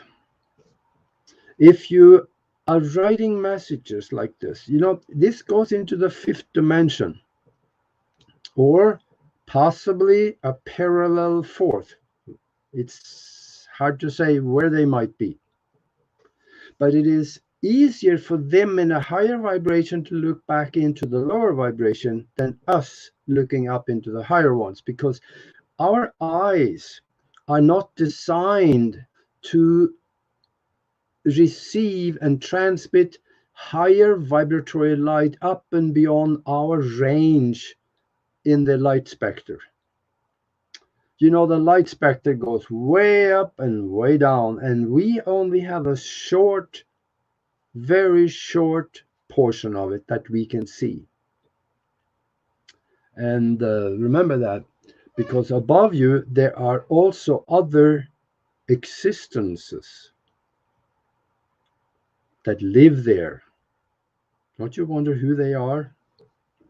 I think that goes back to the fact that space and existence, the quantum, it is all full of life. And when you communicate with them, when you write your messages, write it with a lot of contrast. Use, let's say, white paper and totally a black marker that you write with. Maybe a little thick marker, because if they are in the lower astral worlds and looking at you, from my experience as an astral traveler, there is lesser light there. So it's kind of like dusk. So they may not be able to see, if it is tiny writing, they may not be able to see very well, but use thick black lettering on white paper. That's my idea anyway of doing it, and that seems like that probably should work better. And another thing that you can do by communicate with them is help them to go home. Because why are they here? This is not their home. Or in the lower astral world, that's the garbage dump of the spiritual worlds. They really shouldn't be there. And that's something that the astral travelers have to deal with once they get into that lower vibration where all the that's where ghosts are trapped. So help them to go home. Tell them, you can write a message maybe, or you can, if you're out there as an astral journey, you can tell them, go home. This is not your home. Go to the light. Another thing that you can do to help them is explain to them that if you do not see the light, you cannot find the light. Think very emotional about someone you love. Like maybe your mom, your dad, the spouse. Just anybody that you really love, because it's easier to bring up the feeling of love with those people. That feeling of love, the emotion of it, is almost like dialing up. It's a telephone. They may get the message, and that person may come to pick you up and bring you home. Otherwise, as a astral traveler, I'm using the term astral traveler because it's more commonly accepted. It may not be it all the time. But you can also help them to find the light. If you can see the light, you can take them there. But as an astral traveler, you will know when you're out there in the astral vehicle, because you will see yourself attached to the physical body with a thin silvery cord. Because that physical body is attached to the astral vehicle. And you can travel a long distance with it. That cord will not break. But if you run out of cord, run out of substance, you snap back in the body. And that can hurt sometimes. So, but if you're out there, if you do not see the silvery cord, you're not astral traveling. Then you are traveling by your consciousness. I guess another term is soul travel. It's not the same as consciousness, because consciousness also has its own intelligence as soul does. But the astral vehicle has no intelligence of its own. So if you go out there and see the cord, you know that this is the astral vehicle that is out there observing things. It only works from memory. And that is probably the reason that once you come back, a lot of times you don't remember what you did, is because everything you see and experience out there, you got to feed it back through the cord to the brain where it can be lodged as memory.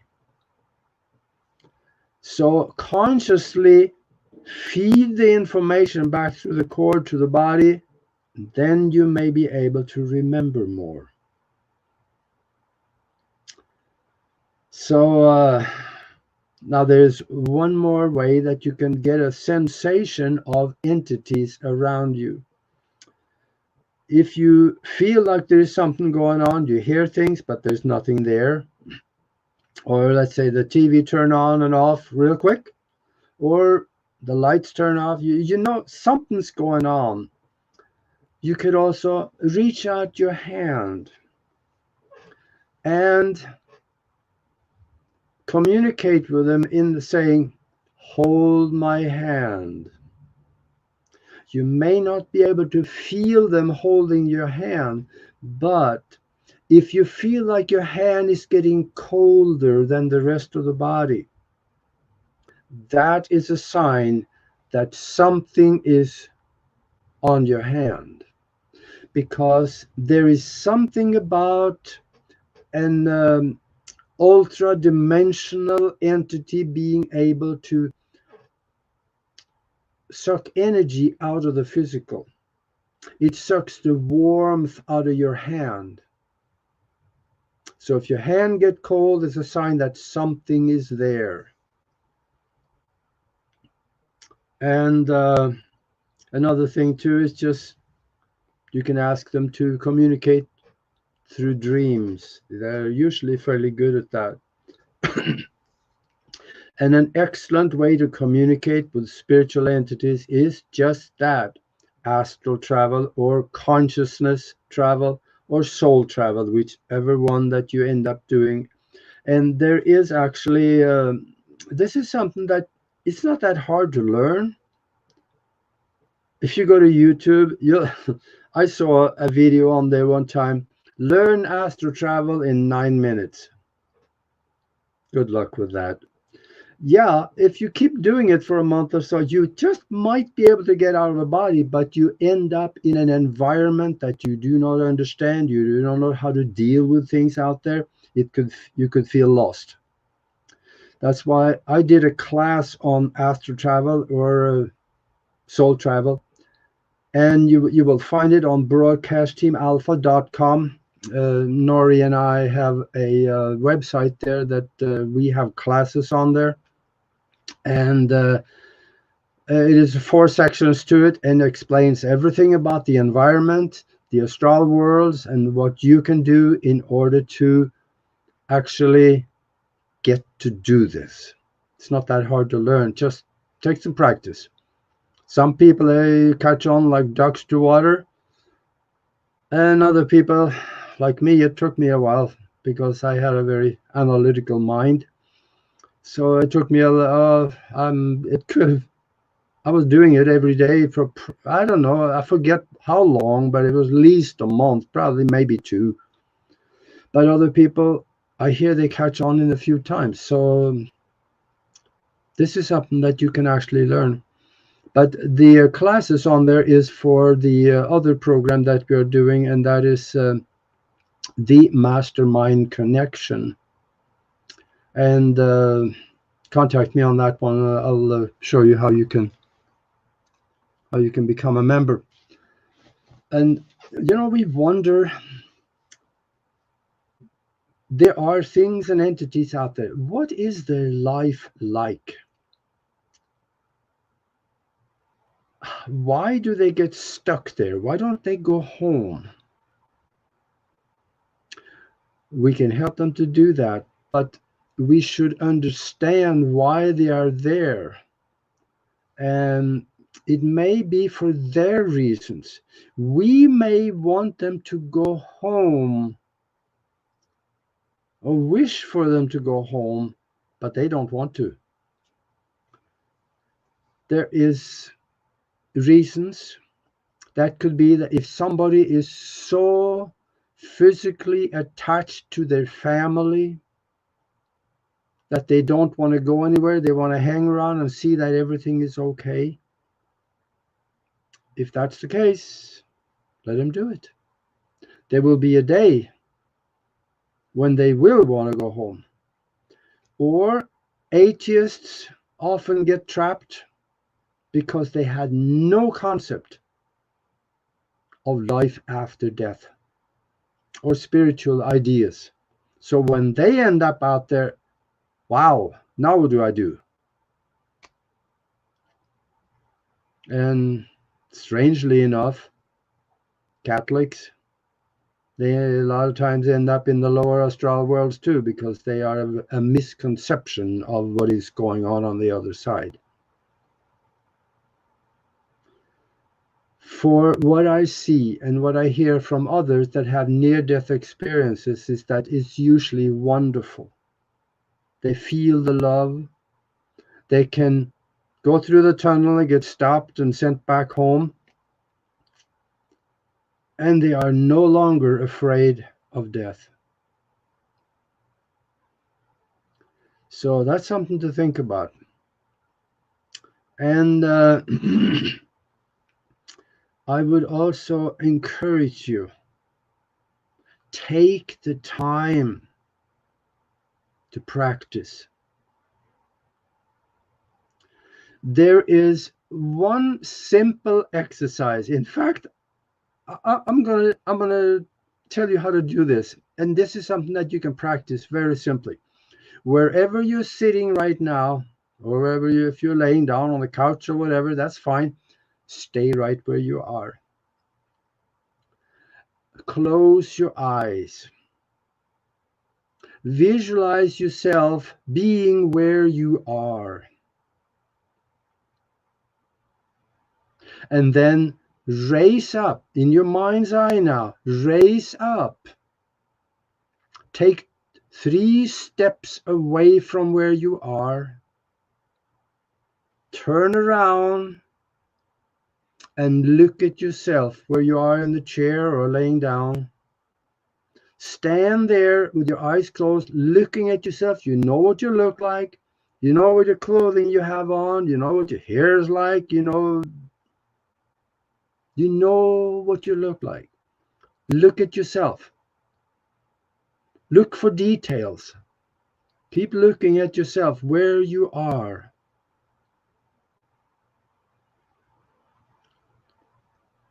Okay. There you are. You're looking at yourself. And do this for a couple of 3 minutes later on when you practice on this. And then turn around again away from yourself.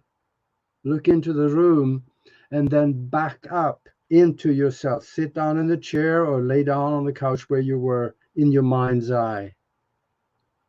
This is a good exercise to start training the mind to get out of the body, looking at yourself.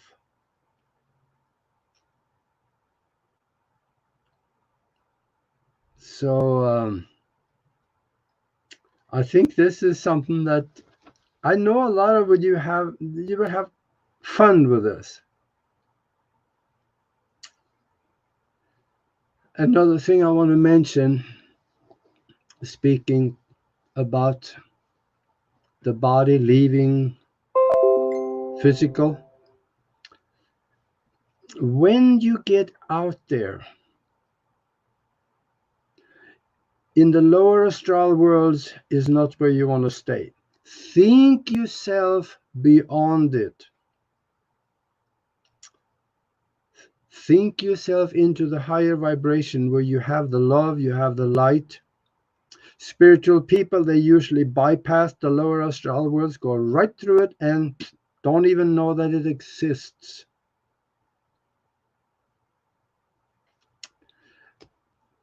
Many times when that day comes, rarely, if ever, well, it does happen, but most of the time, no one dies alone. There's someone there greeting them. And they're basically being told, hey, you graduated, let's go home. Maybe a little more to it than that.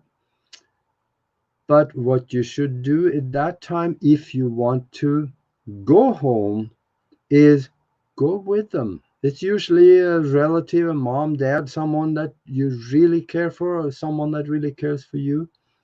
Go with them.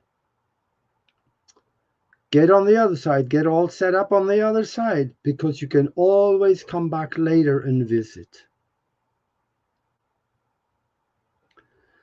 So when that day comes, don't get trapped in the lower astral worlds, because if you say, I don't want to go right now, I want to stay here and see how things, because, oh, look at this disaster that is created by me dying,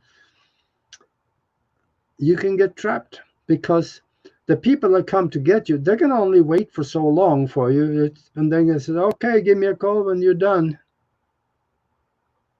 Well, I'm playing on words here, but that's kind of like what happens. That was explained to me. So I would say try to, while you are here, build your spiritual knowledge and look into quantum mechanics, because a lot of the answers that we want are all explained within the quantum mechanics theories and examples. We do live in a mind-created universe Quantum mechanics explain that. Because there is a physicist, his name is James Gates. He says that when we go deep in the equations explaining fundamental particles that makes up the universe, the equations of the universe, the explanation of the universe, deep in there we find computer language. We did not put it there. It is too organized to be there by random. There's an intelligence that placed it there. If there is a computer language, it's got to be a computer. And the computer language is organized to replicate a holographic existence. Think about that. If all of this is a holographic existence, is this life? We have been experimenting with holograms for probably back in the 1960s. But when you have a hologram, even today, we have holograms that seems to be thinking on their own, making decisions. But that's because of the computer behind it that creates the mental images through the laser beams into a medium where images are created. It's not life. So, is this life? What I'm pointing at, am I life? Or am I just an expression of existence? There is existence in a hologram. It exists, but it may not be life. I have a quick example here towards the end that I want to tell you that it probably could explain to you and kind of prove that, yeah, this is actually a holographic existence. I'm a hypnotist, and if I put you in a soft chair and talk to you for about, let's say, 15 minutes or so, and I explain to you that when I wake you up, when I snap my finger and wake you up, you will see an elephant standing next to you in the room. It doesn't matter. If you're on the 32nd floor of an apartment building, when you wake up, you see that elephant. I snap my finger, bring you back out. There he is. You can hear him breathing. You can smell him. You reach out and touch the snout on that elephant, and you can feel the rough skin. But there's a problem. I can't see the elephant because there is no elephant there. But you can feel the skin of that elephant. What happened? Did the real world go away? Yeah, it did, didn't it? It just went away. It brought an elephant in because that elephant is totally real to you. What's the difference between this desk, my jacket, and that elephant? We think it's all real. The question is it?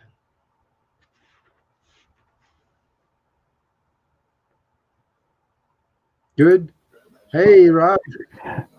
Absolutely phenomenal, Augie. I love when you go into just speaking because it's all stored in your mind somewhere, and I love the fact that you just pull it all out. And we talked about the Tesla coil and the contact, and really it becomes this moment where your consciousness becomes aware of that veil, and then eventually you learn to see past that veil and communicate with the utilization of sometimes technology, sometimes or specific meditation practices. We see that this other side has knowledge as well, and trying to absorb that knowledge is one of the things that we've worked for a very long time. And Yeah. it was just epic, brother, as always.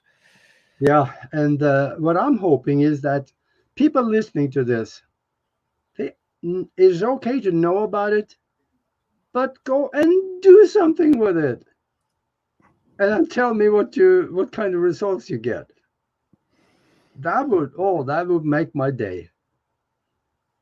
There is a ton of information that you guys do on Broadcast Team Alphas too, and I wanted to stop there because I wanted to go into what Broadcast Team Alpha has been for you over these this year or so with Nori Love, and how you've been able Oh to yeah, talk to a lot of amazing people and expand on a lot of these ideas that you've been writing about and talking about for a long time. So you want to give us a little bit of a kind of like a brief overview of what you guys do there, what you look to achieve and accomplish, and those types of things. yeah, yeah. We're having a lot of fun with Broadcast Team Alpha. We're on YouTube, and as of right now, we just went up on a few more platforms. So I know it sounds a lot, but we are now going out on 16 different platforms. And this is phenomenal. And I tell you, I am so lucky that I have a mind like Nori with me as a co-host. She is incredible in what she does. She's a healer and she's a hypnotherapist, and she does a lot of things. So I'm very lucky I've been associating with someone like her. And we are interviewing a lot of interesting people. Just go to YouTube and check in Broadcast Team Alpha, and just have a look, because there's two of the sites there. The one with the blue background and the sky, that's the one that we normally are on. And also we have a website, and that is broadcastteamalpha.com, where go there. You have the videos and the radio shows there too, but we also have a picture gallery with 5,000 unbelievable pictures of things that should not exist, but it does.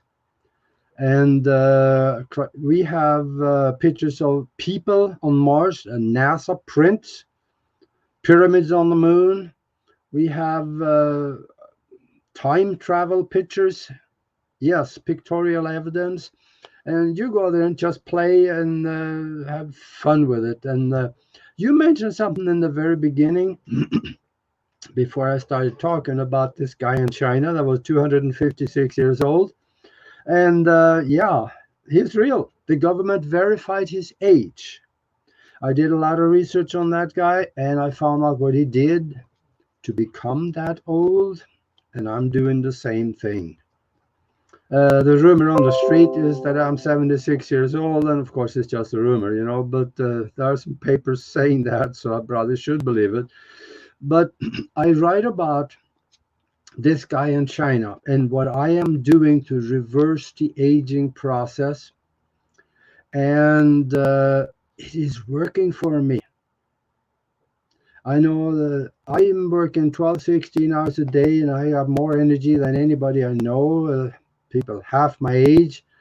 And in this book, Spiritual Science, Higher Conscious Thinking, and How to Access the Universal Consciousness, I write about what I do to reverse the aging process. And yeah, there you go. And of course, you're not worried about age, Rob, because you're just a snot-nosed kid still. So I'll tell you what, I'm getting closer and closer, but no, but I just want to say, we say this at every conference, but Aggie, you've been like a big brother or an uncle to a lot of us, and yeah, you've really trailblazed the way for so many years for us to be able to delve into these topics and expand our minds, being that forefront person who took the brunt of it in the 70s and the 80s when things weren't as open as they are now. So I give you a complete credo for that, and credence for that. It's you're such an amazing person, and I hope at your age, if I get to that age, that I'm filling the same shoes that you do. I hope. yeah. One thing I want to say about the book too, and that is that in here, I teach people how to use their mind in ways that you normally would think would be impossible. And if you go to Amazon, you can find it there. Go in there and then click on bring out on the back of the book. Actually, I have the listing of all the subjects. Go into every corner of the universe, explaining what it is like. And hey, I even talk about in there what the old surviving Roman records show, that this guy that you all know about, this guy called Jesus, what he looked like. And it gets very interesting in there. Just go have a look at it, because you might find something in there that'll turn your key. And oops, here we go. I guess I'm back. There you are. Oh, you are muted. There I'm back for that every single time, Augie. Every time. Looks like Rob froze up, so I'll jump in. I just shared a link to Amazon, and get your books there. And also, guys, go and visit Augie's website, augie-nos.com, or go to broadcastteamalpha.com and place your order for your book through the website. Because if you go through Amazon, Amazon's going to just jack Augie and take all the money for themselves and not give anything to him. So if you go through the website, then all of the money that you give will go directly to Augie to help him to continue to bring us this next level conscious content. So thank you very much, Augie. I'll remove myself off the screen now. Well, thank you.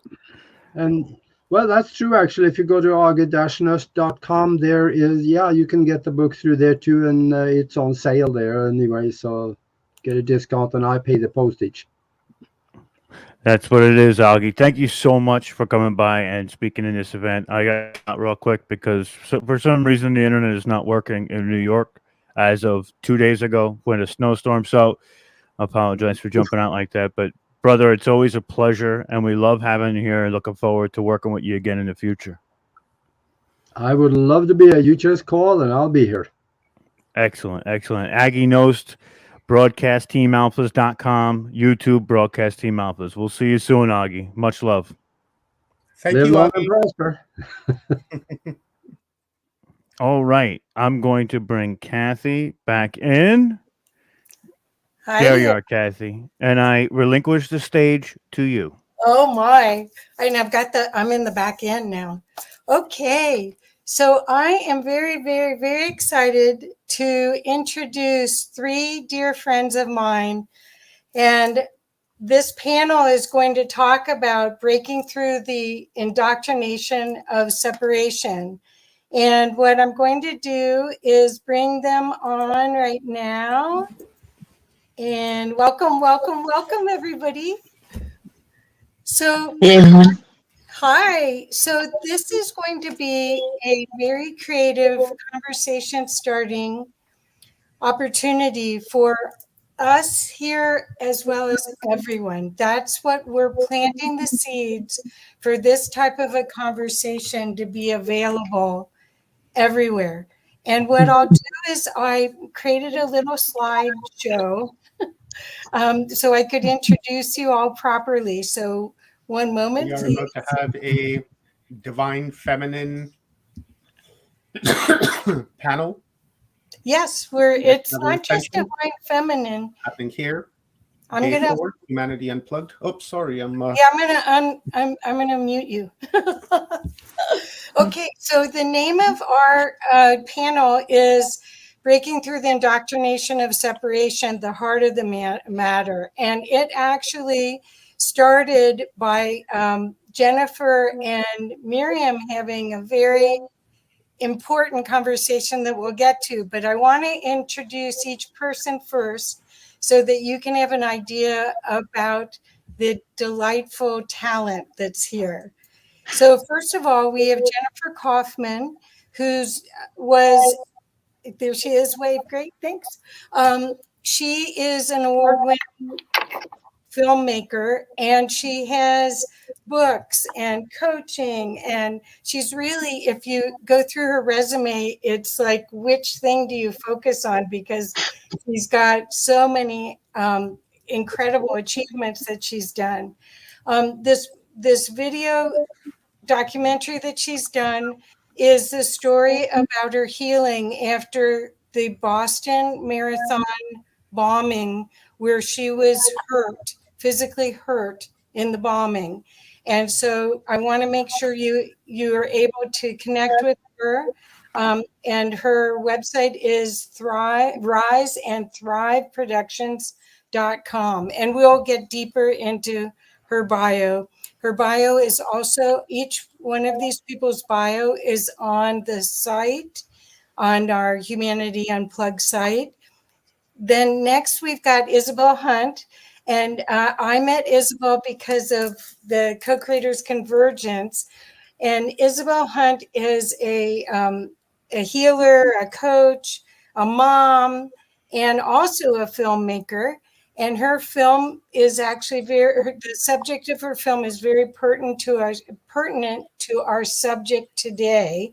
All those little images that you see, those are all awards that her film has already won. And these two films, I think, both were made during this lockdown period. So don't let this lockdown period stop you. And you'll hear more and more as we go through more information about each one of these super talents that everyone has. And next is my dear friend, Miriam Schiff. Miriam and I have known each other probably 15 years. And we met doing a volunteer project for Bratzo. But Miriam has a radio show on KGNU, which is a local radio station in Boulder. And she is able to go and very clearly shed light on the tough subjects and open all of the discussions with heart. And then there's me. And as you've seen me a couple of times today already, so I won't go too far on that. But I wanted to show you my my YouTube channel, where this is also, oh, someone put short memory. Thank you. Anyway, okay.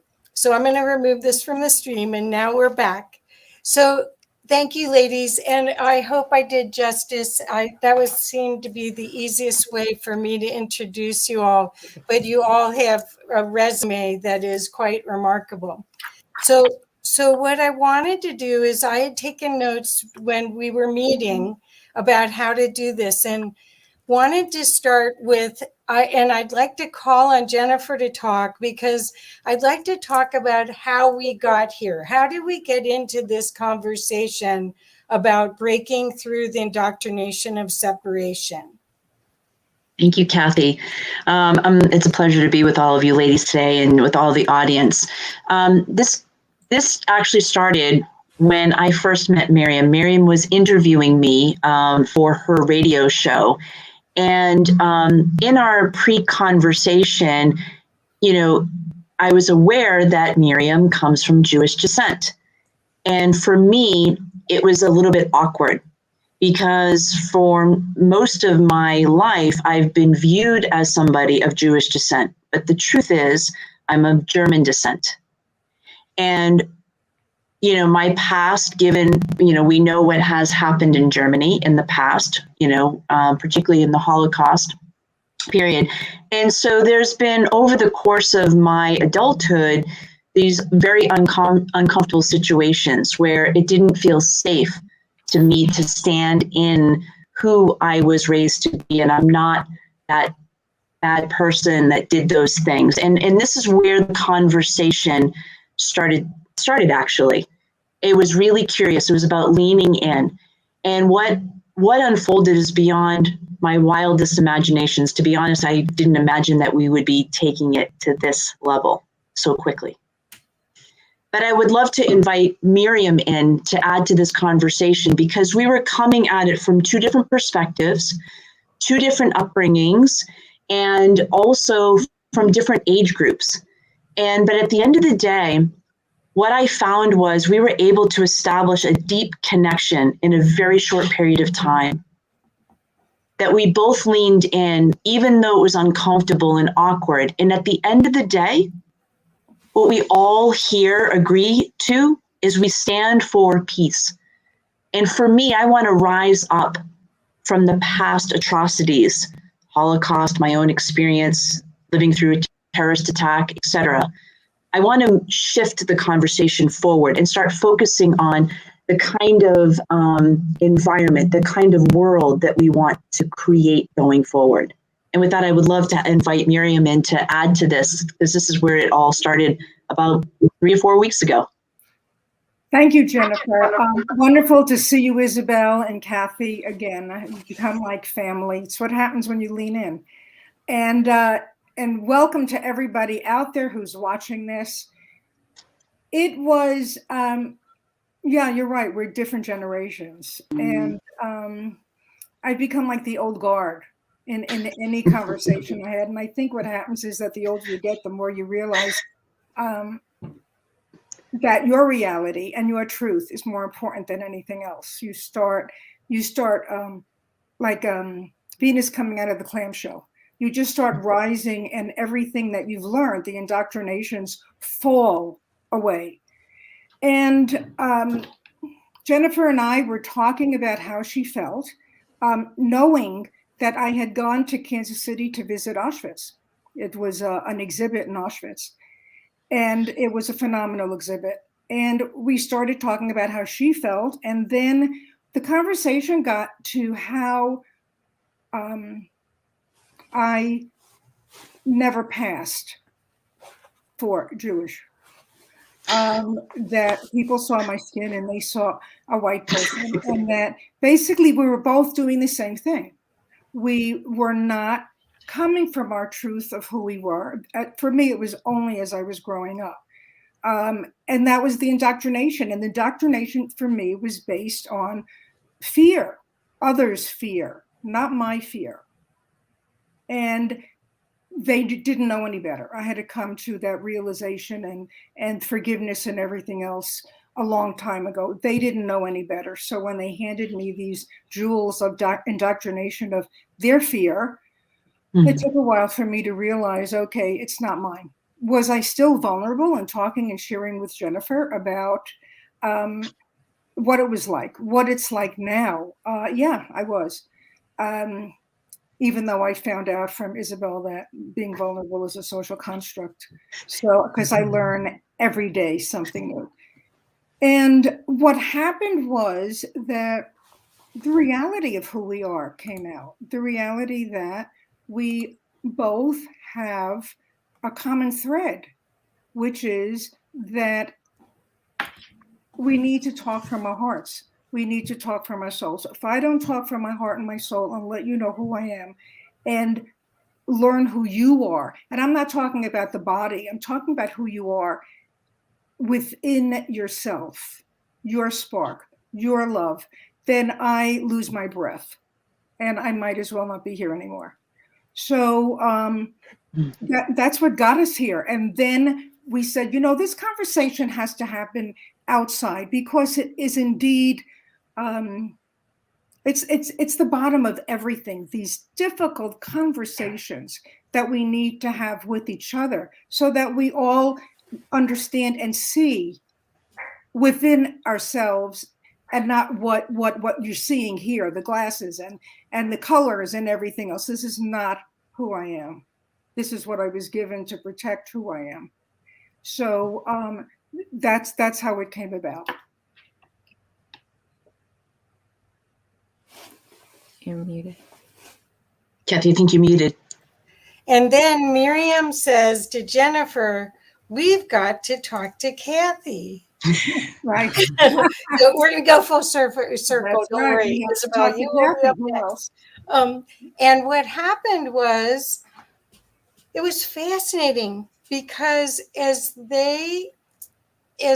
Jennifer shared her experience, which was do I really let people know who I am because I'm in an environment where it would be easier for me to fit in by accommodating their perspective, their perception, or do I speak my truth?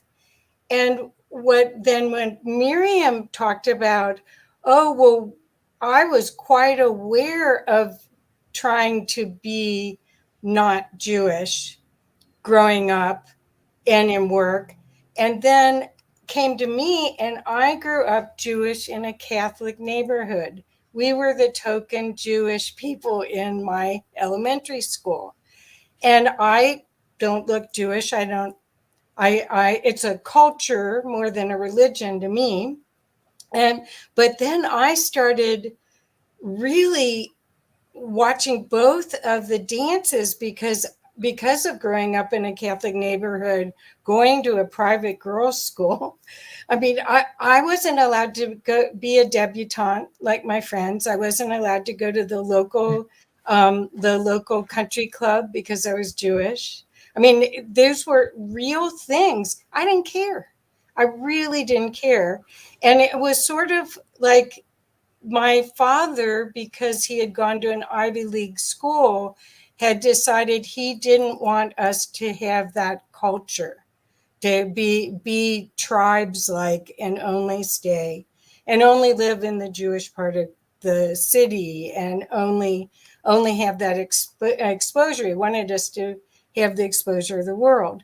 So then we start talking, and I bring in Isabel because Isabel created this film called The Power of Connection, which is what we're talking about here, is getting real and really looking at our past through these more enlightened, more heartfelt viewpoints, but also because Isabel grew up in Germany and moved here. So now, Isabel, then do you want to share as you came into the fold, what your experience was? Yes, thank you. Well, when I came into the conversation, at first I was like, okay, I'm not sure what exactly they're talking about because a lot of the things, being of even younger generation and working a lot with even younger people that are all in their 20s, I'm not there anymore. The conversations no longer really feel the same within younger generations. So for me, it was okay. So I'm trying to figure out where they're coming from, especially since I am German. But then I also remembered that I have worked through all of this for, last decade, over a decade. And I remember when I first came to the US, I had this story in my head that I had to protect my identity.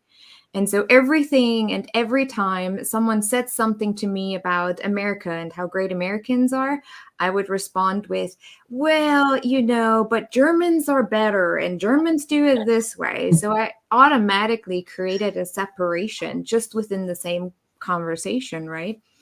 And over the years, especially with my film, The Power of Connection, that has come through this experience of coming here to the US, I realized that when we talk about separation and inclusion is as much a judgment as separation, because it has us believe or it has us perceive separation as a truth, which is not the truth, right? I mean, when we look at the surface of things, if we really just look at this 3D experience and what people are experiencing, I cannot downplay that. I cannot diminish certain experiences of individuals. However, I am finding myself now in this place where I no longer am, I don't want to say I'm not capable, but it's really hard for me to stay on that level of vibration where people just constantly try to find solution to create more inclusion.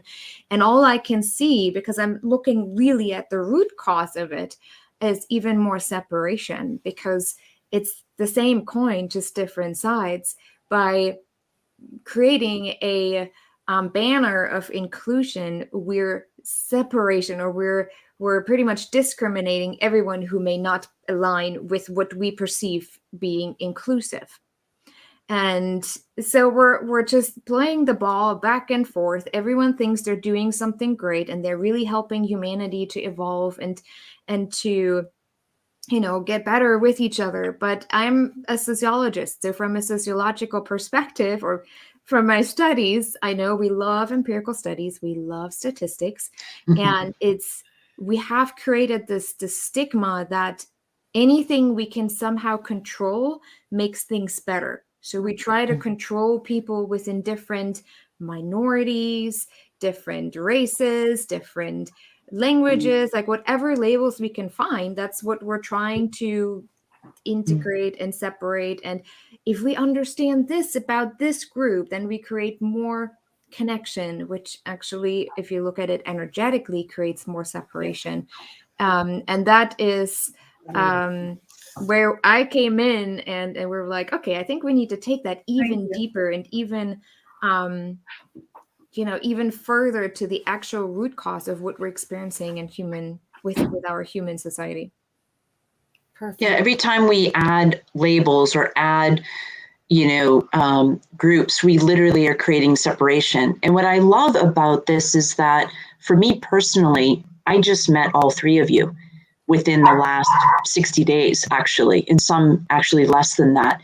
And what I find fascinating is it can take just one conversation to lean in and connect. And I think at the end of the day, what I find in, you know, in what I do out in the world is that people are longing for this connection. And I've come to understand that the more I'm connected to myself and the more that I'm comfortable with myself, I can lean in the uncomfortable situations and start to engage because I'm genuinely curious. And at the end of the day, I think we all, you know, at the basic level are looking to belong and looking to connect, even in our differences. It's not about being the same. We were all born to be uniquely different. And, you know, we put these constructs and these labels, you know, whether it's, you know, ethnicity or religion or, you know, male, female, or these things. And I feel we're at a stage where it's time to rise above that. And when we do, I truly believe that we will start to evolve in a much greater way. And some of the problems of our past will just start to dissolve. And I agree with what Isabel says. You know, we're just, you know, if we keep the same conversation alive and come at it from a different perspective or just change the verbiage, we're not changing and we're not evolving. We've literally got to step outside of the box. And that's what the four of us are doing here today, is we're leaning in, stepping outside of the box to inspire and encourage all of you. If we can do it, you can do it too. I literally just met these women. And I found for me, when I lean in and I speak from the heart and share who I am, that others share who they are as well. And they talk about how difficult it is for them to do it. I was a psychotherapist 100 years ago, it feels like. And the reason that people came in, the bottom line was the connection wasn't there. They wanted the connection. But the psychotherapy wasn't helping them because it only created more of a division. And that's why I left it. But everybody craves connection. I had an experience where I went to Israel and I stayed on the West Bank with a Christian family, and nobody spoke the language, but we understood each other. And the mom was having a very difficult time because her 4-year-old, it was the last night of vacation, and the next day was school. And he was doing exactly what my children did at the age of 4 when they had to go to sleep at a regular time and get ready for the next day. And she kept on wanting to apologize. And with our limited understanding of each other's language, we shared the frustration. She understood that I knew exactly what she was going through because I had gone through it. That it's a universal experience, and if we can realize who we are and realize who the person standing across from us or sitting next to us is, then it's a phenomenal situation.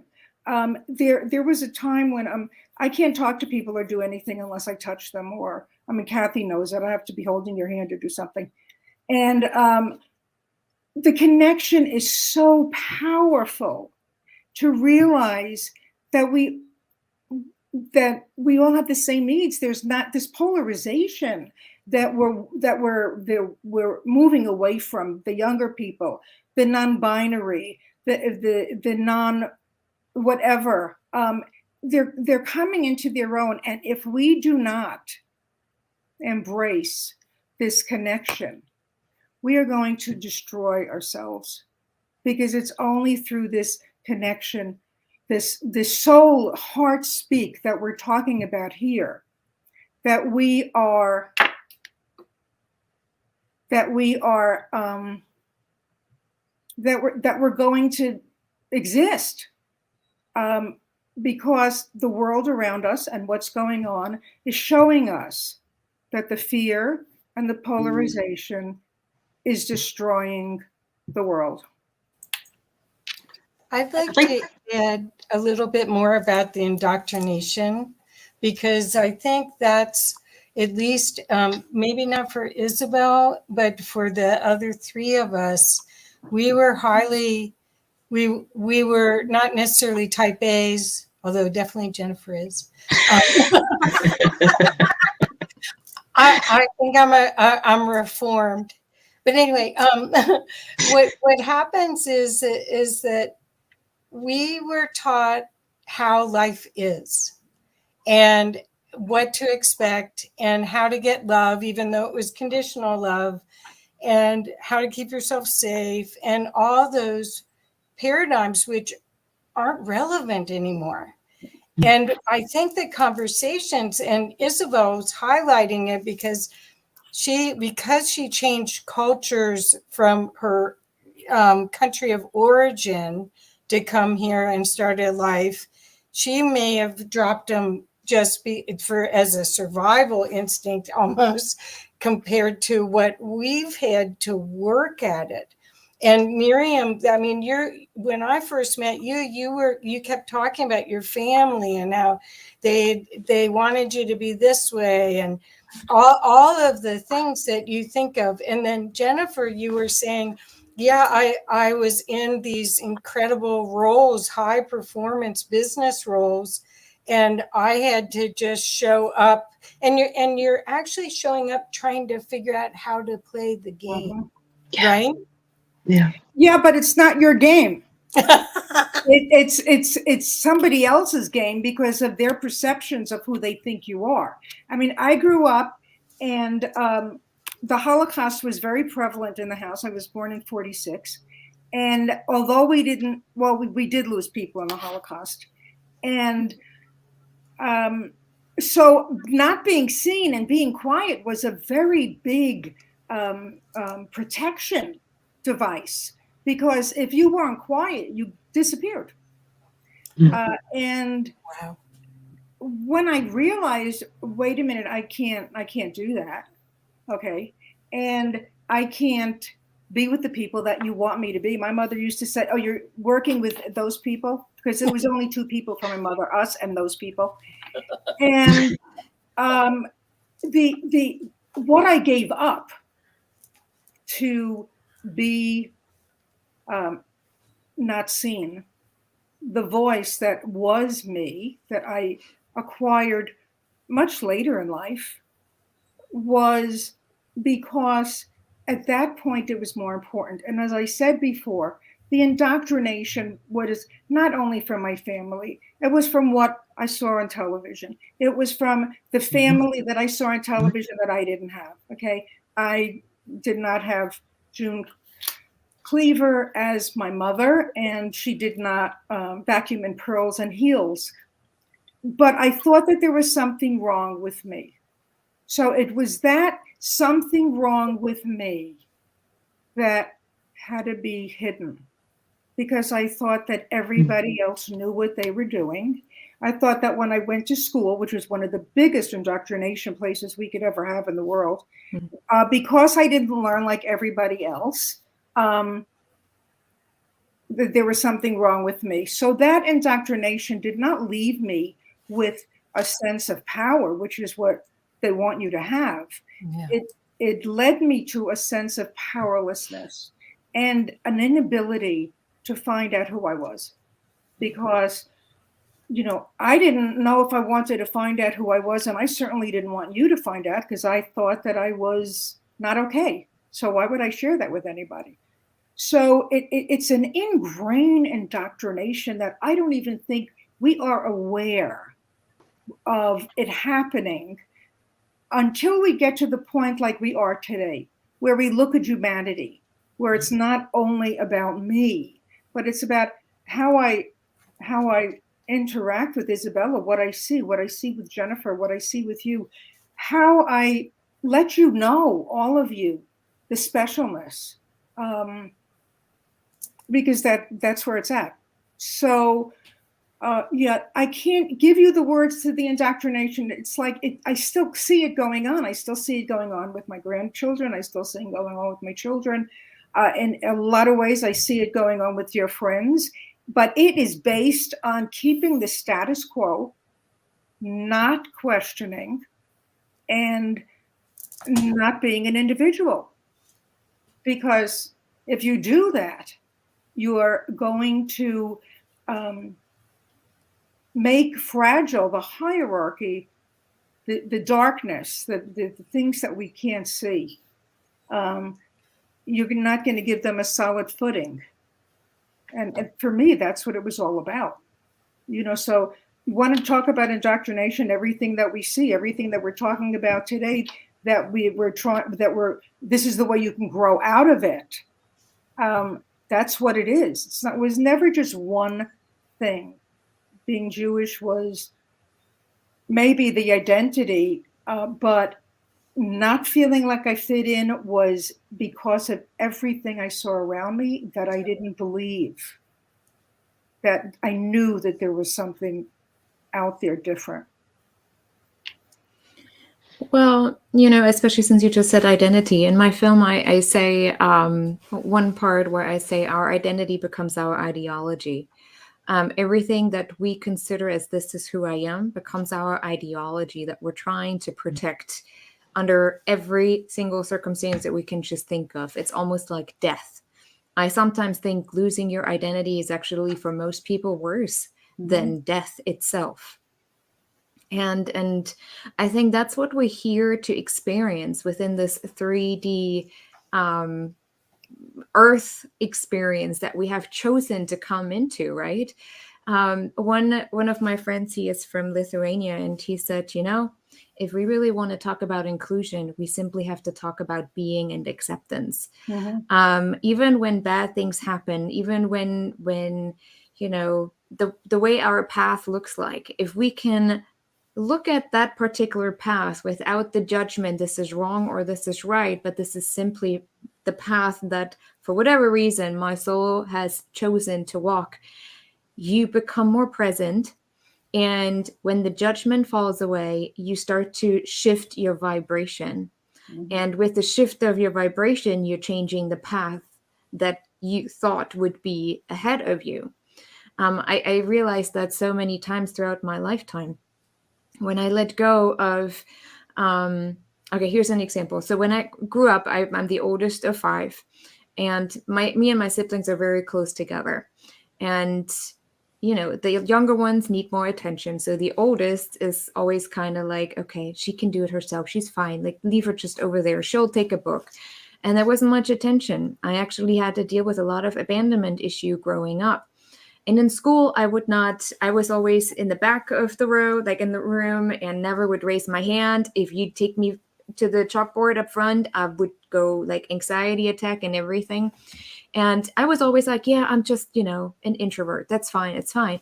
But as soon as I left my country for the first time and went to Spain by myself with friends, something shifted almost immediately, where I was like, why am I allowing other people to determine how I am allowed to show up?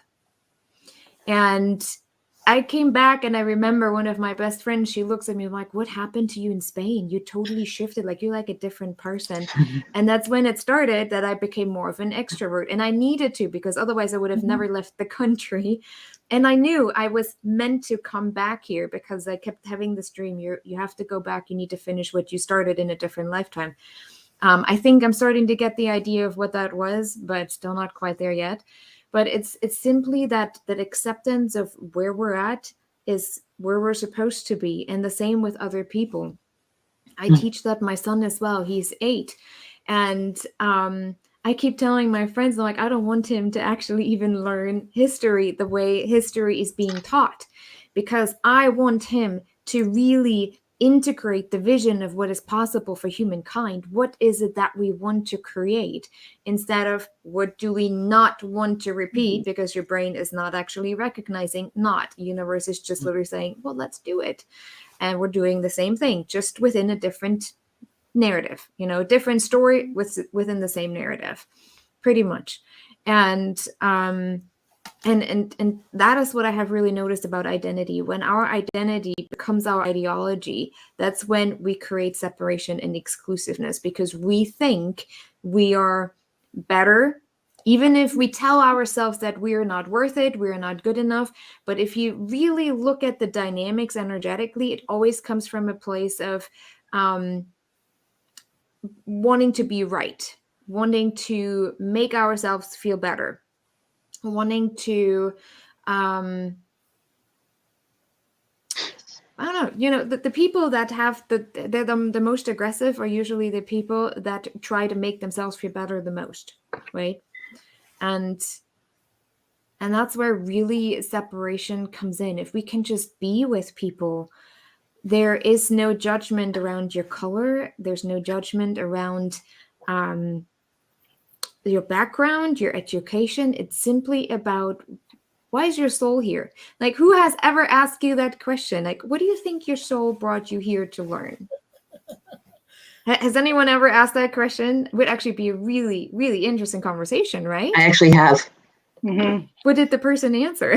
Or it didn't I feel it actually came out of my own experience through the bombings, actually, because for me, that was such a pivotal moment in my shifting. So I had experienced trauma as a child and as a young adult, and I had this perception of, even though I knew I was a good person and a law-abiding citizen, why am I being punished? Why is this happening to me? And even though I did not label myself as a victim, the truth is I was living under victim mentality. And I'll never forget, my meditation teacher told me about 6 months after the bombings took place, one day, you're going to see this as the greatest gift of your life. And I remember being pissed off. I had experienced physical, emotional, mental, spiritual trauma. I was 15 feet from the first of 2 explosions. My world was literally shattered in a nanosecond. And I thought to myself, how on earth is this going to be the greatest gift of my life? But this woman did not have a mean bone in her body. I had been studying under her for a couple of years. So she planted a seed that day. And that seed started to germinate and cultivate within me. And I started to ask different questions of myself. What if this were actually happening for me? What if this were happening to evolve my soul, to evolve what I'm supposed to experience in this lifetime? And you know what the experience did for me? It brought me home to who I really am. And it taught me love in ways in which I've never experienced before, self-love in particular. I had to learn through my own experience that a terrorist actually lived inside of me. And if I acted out on it, I'd be no different than the 2 young men that placed the bombs that day. And that was my reality in rising up from that experience. And I now sit here before you today. Yes, that was a horrific experience. I would never wish it upon any person at all. And I can sit here before you today and say it's the greatest gift of my life. And I view those two young men as my soul brothers now. I'm not separated from them. They acted out. Here's the thing. I actually wished death upon that young man until I came to forgiveness, which I went into kicking and screaming. And it only because it literally, I realized because of my physical condition, every time I would experience rage or every time I would experience anger, I literally would have a setback in my own healing. Mm-hmm. And I was drinking my own poison, wishing he was drinking it, which made me more mad in the beginning. And then I was like, there's got to be a better way. And that better way was I had to nurture and love myself through those times. And then eventually get myself to a place of forgiving that young man. And once I forgave them, actually, is when I started to experience compassion for them. And that compassion led to curiosity. And that curiosity was, what made them do that? And I learned that those two young men grew up, bombs being dropped on them. I don't personally know what that's like as a child. I can't even imagine what that's like. These two young men, what they did was wrong, absolutely. But they acted out of their rage because nobody understood them. Nobody heard them. Nobody heard their cries for help. Please stop. Stop the madness. Stop the war. And it starts with each one of us. If the only thing that I can do, and this is the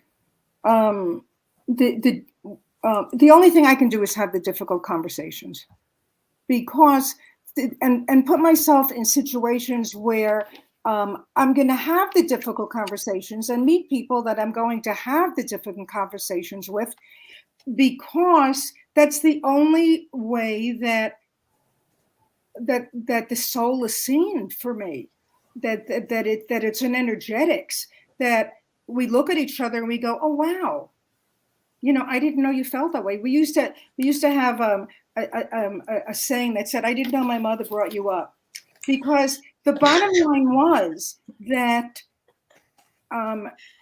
it's about the difficult discussions. I never would have known who Jennifer was, nor would she have known who I was, or Isabel, or Kathy, if we didn't have the difficult conversations. And what people don't realize is you grow from having those difficult conversations. You grow from seeing somebody and allowing them to see you. I cannot, at this point in my life,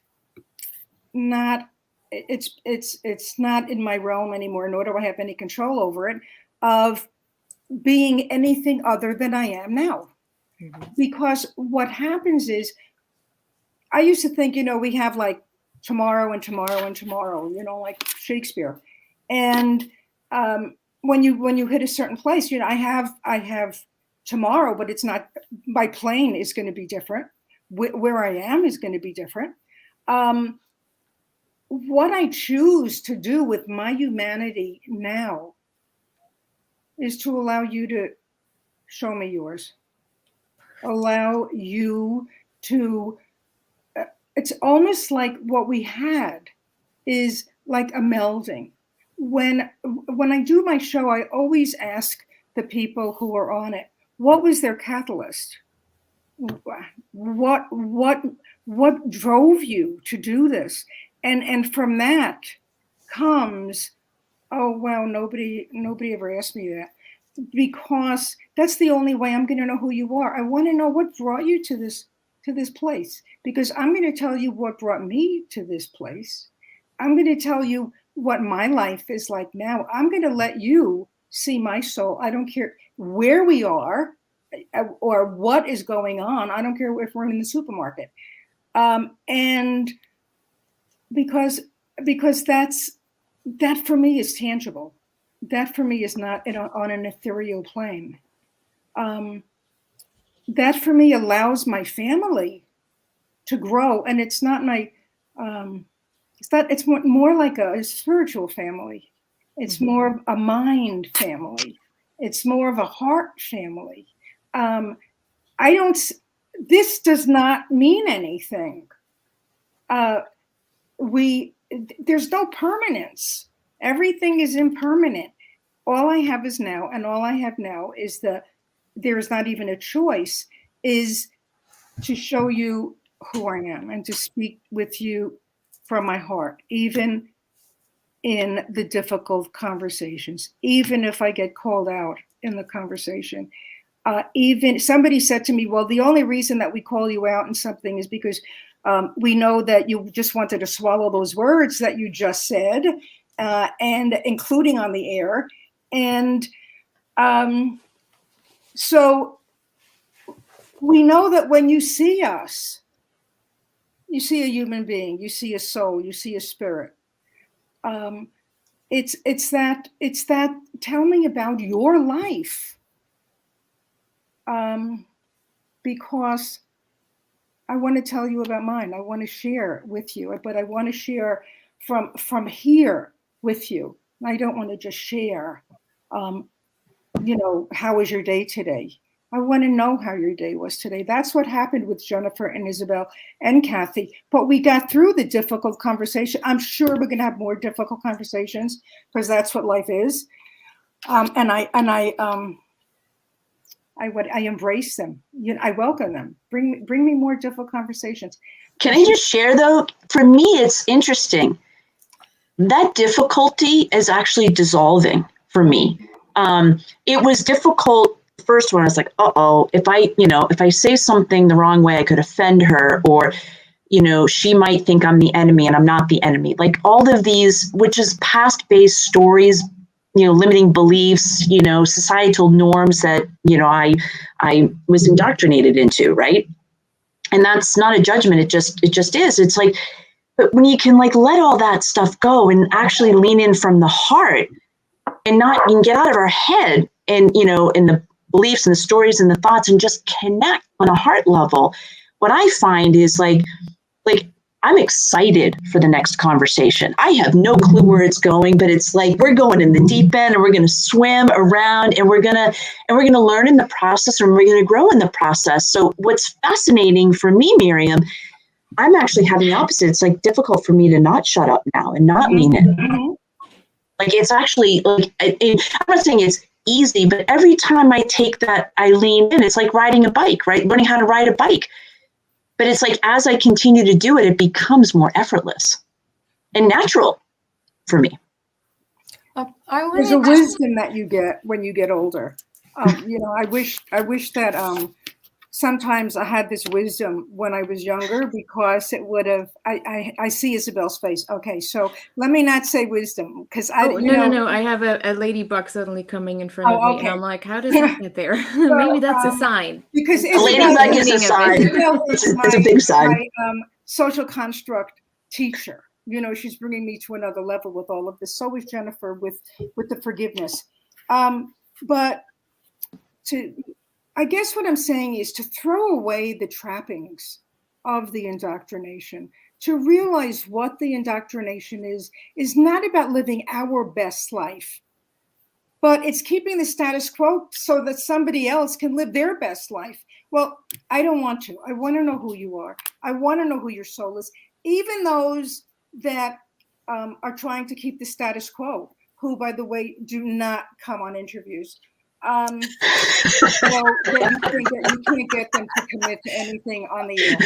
So because they're afraid of you. Yeah. So maybe not afraid of me, but definitely afraid of the truth.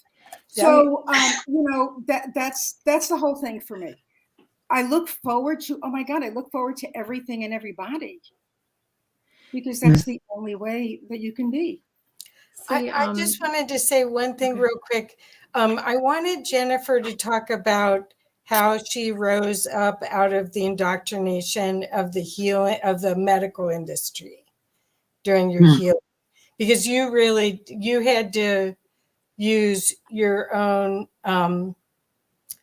soul path, and that wasn't what was prescribed. Could you talk No. about that just 1 second? Then, Yeah. I'm sorry. Yeah, absolutely. So just to give you a little bit of background, my background is corporate, right? And I own and operate my own business, and it's always been around business and finance and investing. I have no medical background whatsoever. I was 42 years old when the bombings took place. And when I was turning 40, I was pretty active, in and out of playing, doing triathletes and things like that. But I didn't feel myself. I didn't feel well. And so I went and got a regular medical evaluation, and I was told everything's fine. But I know I didn't feel fine. And so this was, and I won't get into all of it, but that led me on an inquiry. And I'll never forget a dear friend of mine who I'd done a lot of transformational, work with, said to me, hey, there's a person that can come to your home and actually test your blood on a deeper level and get awareness for you. And I thought to myself, that's really weird, right? Like, if that really worked, why isn't it mainstream? So, but I really was desiring to feel good. So I hire this gentleman to come to my home, and he comes with this mini lab, if you will, pricks my finger, sticks my blood. I barely say anything to this man. He didn't ask me for a lot of detailed information. And just in reading my blood, he said, oh, I can see you had a head injury, probably around your mid-20s. How did you know that? Oh, have you been on a lot of medication? Yes. Oh, I can see that your liver's not functioning properly. How come none of this stuff got picked up before, was my question. So fast forward, I got some answers there, and I started this process of healing at that stage. When the bombings happened at 42 and I was, in the ER and, the doctors were trying to figure out what was wrong with me, I got wheeled in for a test, and I was told I'd be injected with a dye so that they could see if I was bleeding internally. And then they told me all the things I would experience, and they were awful.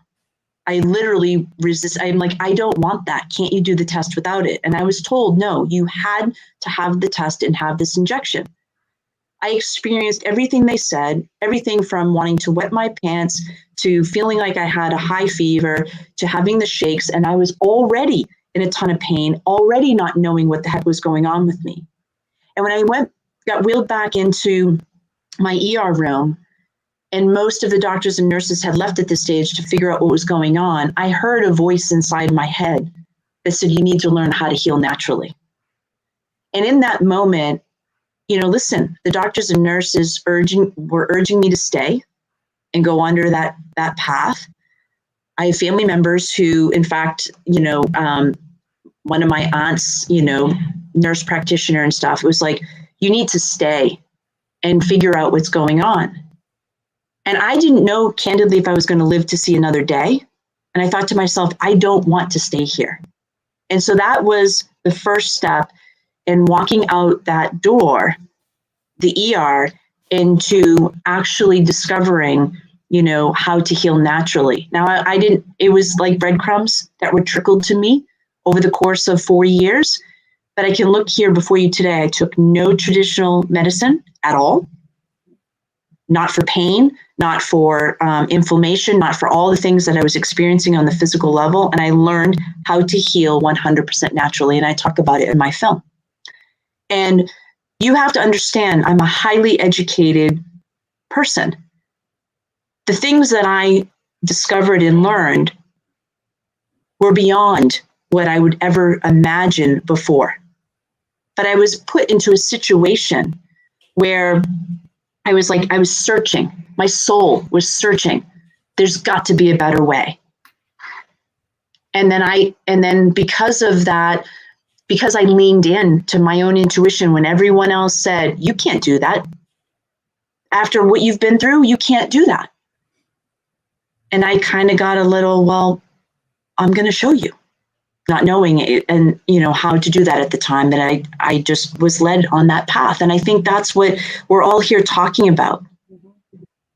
Lean in. If you're not happy with your work, go explore something else. We're responsible for creating our happiness and our well-being. It starts within us. Well, if you look at it, everything that creates exclusion and separation is about survival, right? And what is survival about is our relationship to death. So, really, separation at the core is our relationship to death. If we can understand that death is a beautiful new beginning into a different realm, a different dimension, there's so much more out there than what we can ever imagine, even here, you know, from our minimal understanding of what this world looks like. If you really can step into that relationship, if you can really understand what you're truly afraid of, not just what is the most obvious, but what are you truly afraid of, then that identity that we're perceived to be the truth about us, that creates the judgment, the separation, is falling away. You're no longer, like, I have had over 300, if not more, interviews over the last few years, right? And every time I get asked the question, is there anything that you don't want me to talk about? Any question you don't want me to ask? And I'm like, nope, lay it on me. There's nothing to hide for me. And if I don't want to talk about it in that moment, then I tell you why I don't want to talk about it in that moment, because maybe there needs to be some healing happen around that. But I actually come to the place where I feel so one with everything, especially when I'm in a state of meditation. Last year, I went to the park when it was all going crazy, right? And I just asked the tree. I was sitting by the tree and I asked the tree to download some wisdom that I can understand what's happening. And the tree said to me, everyone is creating their own dimension, their own reality in how they find themselves. You might see destruction, but if you step on the other side on a different vibration, everything is still there. Everything is still beautiful. It's a weird way to understand the world. It's like you're high the whole time. Literally, like you feel like you just, you know, smoked something and you're in this constant state of just, this is awesome. Everything is speaking to me. Everything is talking to me. And I feel so connected to everything. And we have been in the adoption process for a couple of years now to hopefully add to our family. And every time I get the question, what makes you believe you can raise a child of color? I'm like, I don't even know how to answer this question because my mind doesn't go there. This is simply an individual, a soul that somehow would find its way to us. For whatever reason, this soul needs us to learn something, to create something, maybe to teach us something. There's always a reason. And yes, I understand the challenges that are being presented in this world. Do I want this child to experience that? No, but I can I can give them a different perspective, because when we start to react differently to people and don't sit there and expect this is going to happen to me and this is how it should be, then everything else will respond differently to you. Like, we live in we're a very diverse neighborhood, and there is I just go up to people, I welcome them to the neighborhood, I share my food, whatever there is, and it never crosses my mind that I shouldn't go there because it might be dangerous because of their color. And I realized that the people that I approach this way approach me in a totally different light. Like, it's almost like everything else just disappears and you just connect. And that's what I want people to become aware of. This is the level where we truly create inclusion, and it's our relationship to death that we need to take a look at, and what we're willing to have die to be able to understand and accept the oneness with all there is. And to really live.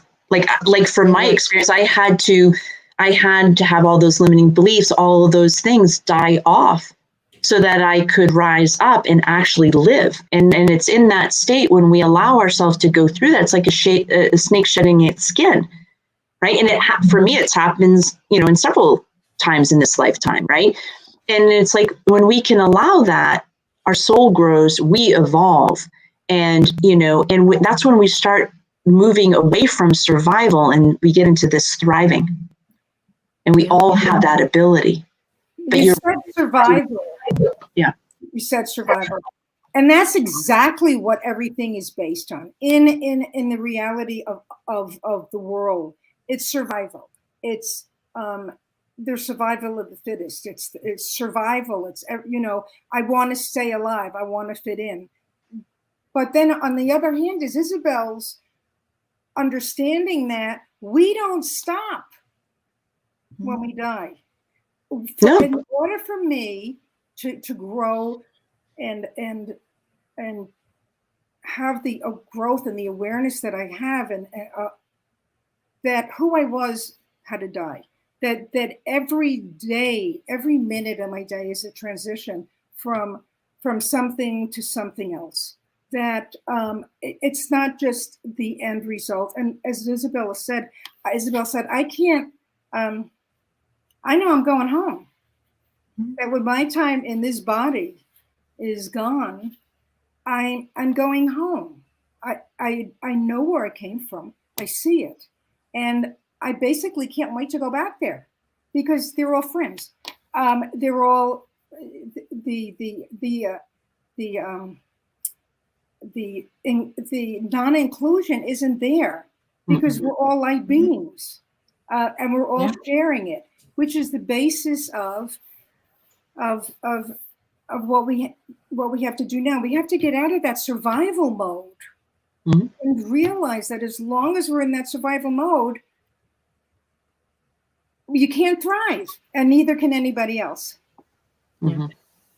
So we have about 5-6 minutes more, and I wanted to share with the audience that we had several conversations before we presented this here, and I found them very transformative, very uplifting. I was excited to see what we were going to uncover, and it felt like when we were, again, maybe looking at a diamond, and we're all different facets of the whole, and we were able to incorporate and actually create oneness. I know I grew with every conversations. I left it and processed. It wasn't that it was just an event that happened on a screen like this in Zoom. It was bigger than that, and it was such a gift. So I just wanted the audience to know that this isn't Oprah or the Red Table, or one of the big TV shows where the stars are all sitting around a table talking. This is us really exploring how we fall in love with everything and everybody. Everything is us, and we are, but we forgot. Okay, Isabel, now I know you want to say something. I do. well, don't you? I'll add to something Isabel said while she's thinking, is that just showing up and being who you are is liberating and free. We did not script this. We just showed up today knowing that we had a topic that we were going to have a conversation about. And for me, and I think, Isabel, that's what you were speaking to before, is that when we just show up in our authenticity and give ourselves permission to be ourselves, it is freedom. And I perceive that if more of us on an individual level do that, we will rise up from the experience of survival, or the wars that ensue. Like, it really comes back to coming home to ourselves. Like, Miriam, I think you were having this conversation last time we met. It's like, when we take a look back at, we're all responsible for what's going on today in other parts of the world, and how can we shift and pivot to shifting that conversation to one of peace? It starts within. Yeah. We don't need to be on the front lines of a military with a gun doing it. Look within ourselves. Where am I not feeling peace within me? And to heal that. And I know I had to look at that at the last couple of weeks and do my own inner work around it. And peace basically is about acceptance. I love what's his name, Mateo, the Argentinian guy who talks about the 9 dimensions. He said we have access to all dimensions, and if what we're trying to thrive for within this 3D Earth plane is actually, he said, it's kind of laughable because our souls know exactly how to get to those different dimensions, but they chose this dimension on purpose because there's something to do. It's not boring because we chose this experience for a reason. And I think that is just allowing the journey to unfold itself, the acceptance of, well, what's coming up or how can I deal with this, is the beauty of what we're experiencing here in this 3-dimensional Earth plane, because our soul can choose to reincarnate into any kind of dimension if we choose so, right? But for whatever reason, we chose this to have this particular experience because there's something about it, and just accepting that leads us to a heart connection, authenticity. I always love how a lot of marketers go online and say, be authentic. And then people think that just, even if they just come at each other, I'm like, I'm just being authentic. That's not authentic. That's just being an a-hole. But authenticity always comes from a place of love. Mm-hmm. And always from this is my experience, and this is, instead of telling people what they should experience and how they should experience life, right?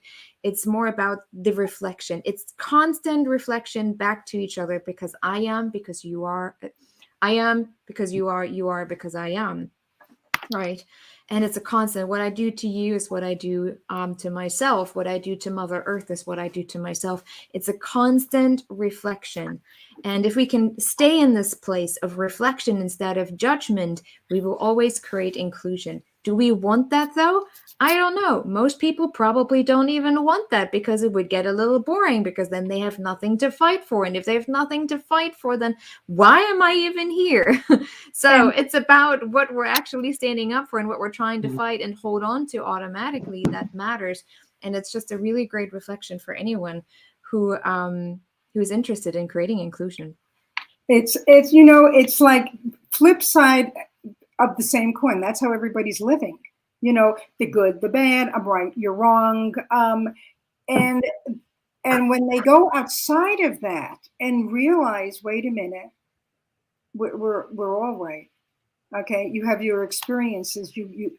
We chose to be where we are. Mm-hmm. I always tell my kids on their birthdays or any other time, thank you for choosing me, because I don't know if I would have chose me when you first came in.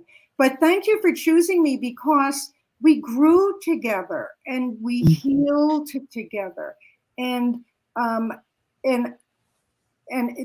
to be able to say, wait, I'm sorry, where you don't have to be right or wrong. You can experience who you are and say, oh, I think I just made a mistake, and this was that I have to share it with you, no matter who they are. That those are not the words that I wanted to have come out of my mouth. That's not the interaction that I wanted to have with you. That's not heart-based. And if I'm heart-based with you, either you're going to walk away and pat me on the hand and say, okay, Miriam, you'll know, which was a lifelong thing, or you're going to take the leap and say, wait a minute, this seems like it's safe here, so let me try it. Let me see what'll happen if I exhale and just let it be. I think most people inhale because they're reacting to whatever is going on, and they don't exhale. And it's, I hate using the word responsibility, but when I see a human being, I want them to exhale. I want them to be able to be with me doing whatever we're doing, and inhale and exhale, not waiting for whatever else is going to happen. I want them to feel as safe in this world as I do. And even though it took work, there were other people that allowed me that. The panel here allowed me that. And it's not, and I give it away freely. Come in this realm, tell me one thing that you wouldn't tell anybody else, and let's see what happens. Because we're coming from a place of acceptance and love. Yeah.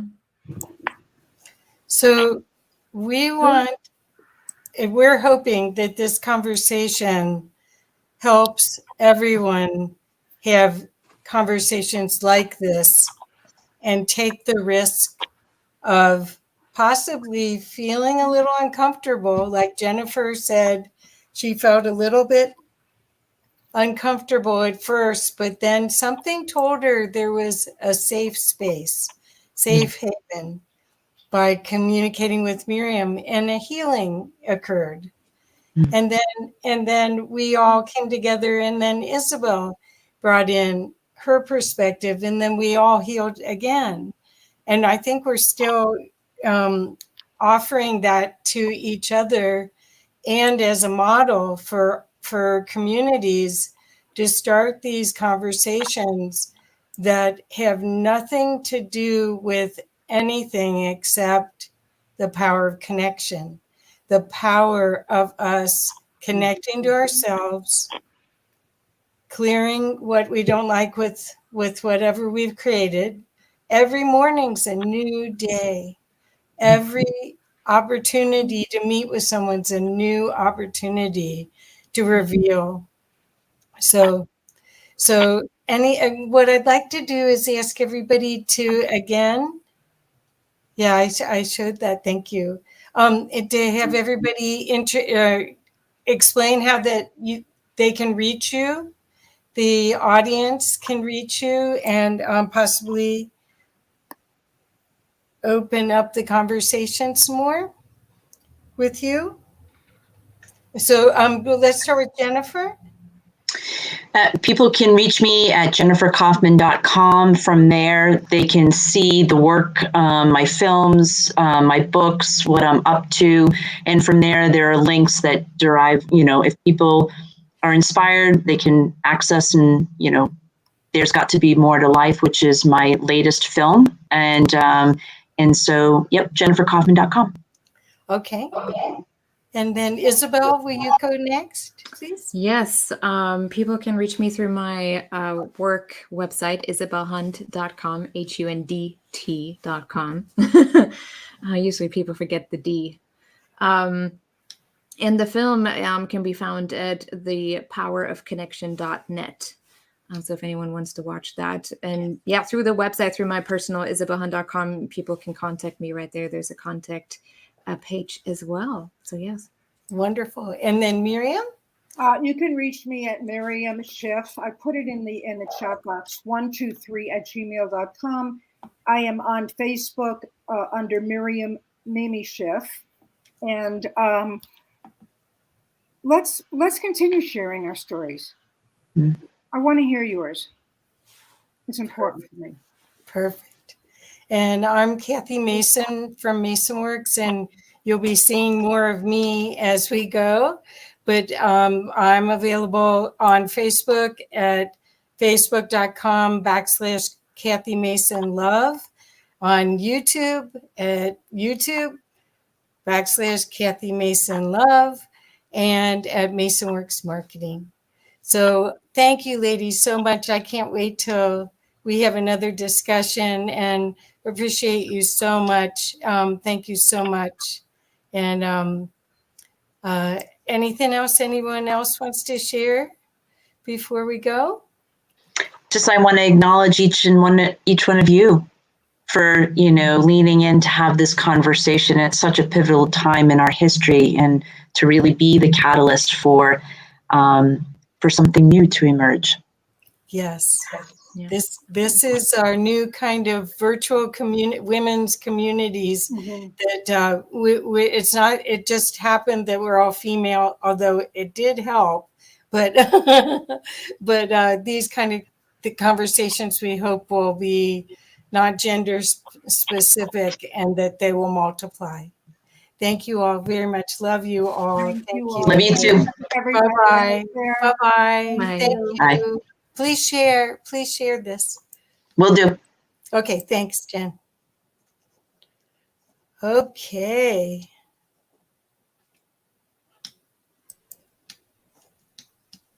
Hi, Sharon. Hi. I'm so glad this worked out perfectly. So I'm going to introduce my dear friend Sharon Rose, who's like another sister here. And we're today going to get to talk about awakening the divine feminine.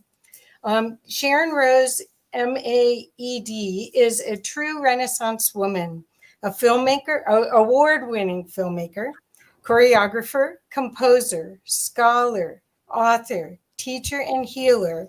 She has spent the past 50 years working in the fields of education and the arts to investigate, integrate, and impart the knowledge and wisdom of ancient and traditional cultures throughout the world. What we're going to talk about today is awakening the divine feminine.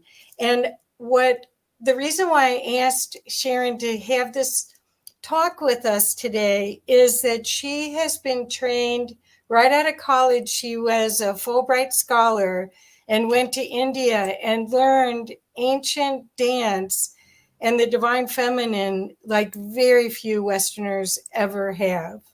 So Sharon, welcome, welcome, welcome. How are you? I'm good. I'm good. It's a wild world we're living in right now, especially I think for the feminine. Yes. Well, but what's beautiful about this is I remember you and I and Nina being at dinner talking about we need to have a divine feminine show. And we're worried about the progress that we've made being lost. And now the conversation is totally different. Do you want to talk about that? Well, let's see, when it was 2003, I wrote my book. Here we go. Good. The Path of the Priestess, a guidebook for awakening the divine feminine.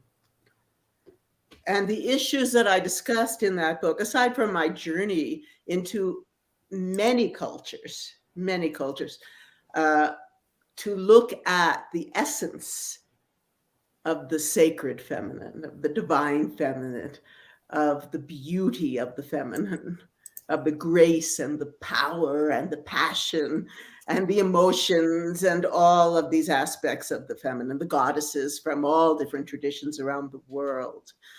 So I was writing that at that point, but when I look at it today, it's even more relevant. The things I was saying at that point are even more relevant to what's happening today with women. And there's a really strong desire, I feel, at this point, with the chaos going on, for women to rise up and speak out from their heart, from that really nurturing, nourishing energy that is part and parcel of who we are as women.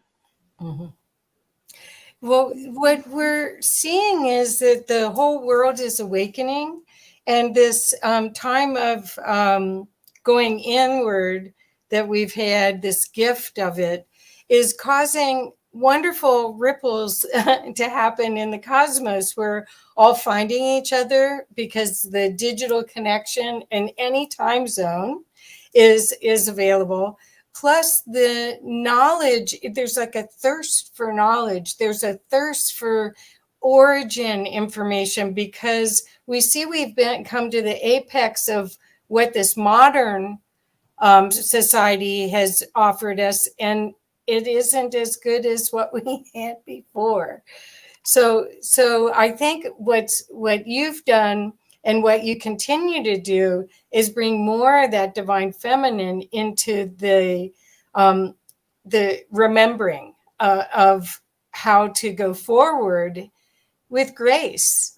Well, I'd like to read you a little bit from the preface of my book because it just kind of, for me, sums it up. There is a sacred current of light that runs through time and space, the light of the divine feminine. It is a continuum. It arises at the birth of creation and forms a sacred path into the denseness of matter and back again.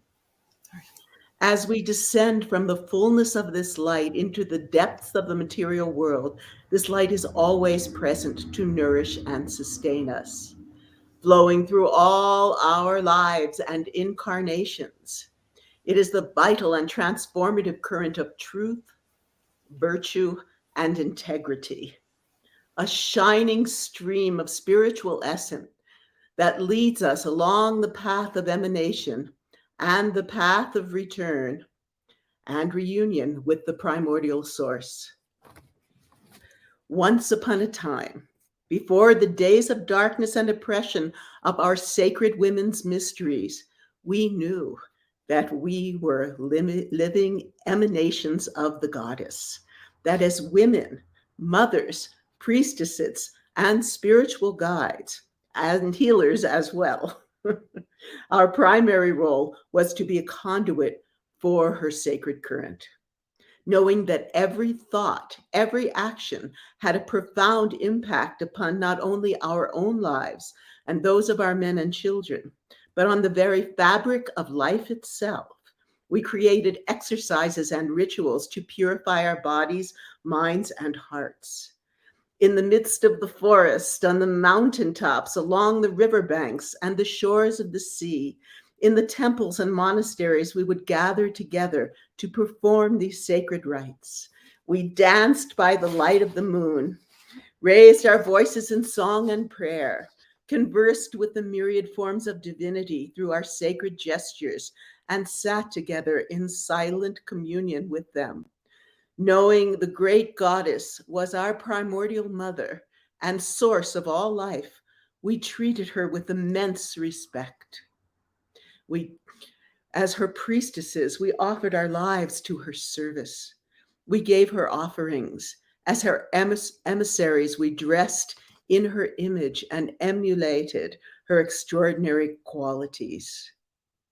With our feet firmly grounded upon the earth, we would allow our awareness to extend through her vibratory dimensions as we monitored the ebb and flow of the visible and invisible landscapes. Today, living in the midst of a society that has all but forgotten her, so few of us even know that the goddess exists, let alone spend time conversing with her, feeling the power of her touch, reveling in the beauty of her myriad manifestations. For until we have a direct, felt, embodied experience of her presence, how can we truly know her?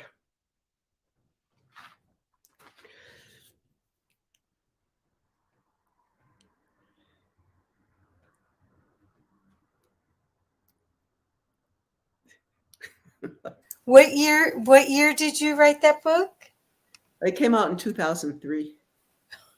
So everyone, just so you understand, Sharon is one of the co-producers of Sacred Mystery Films, and did one of the first films on 2012 that was copied by everyone else.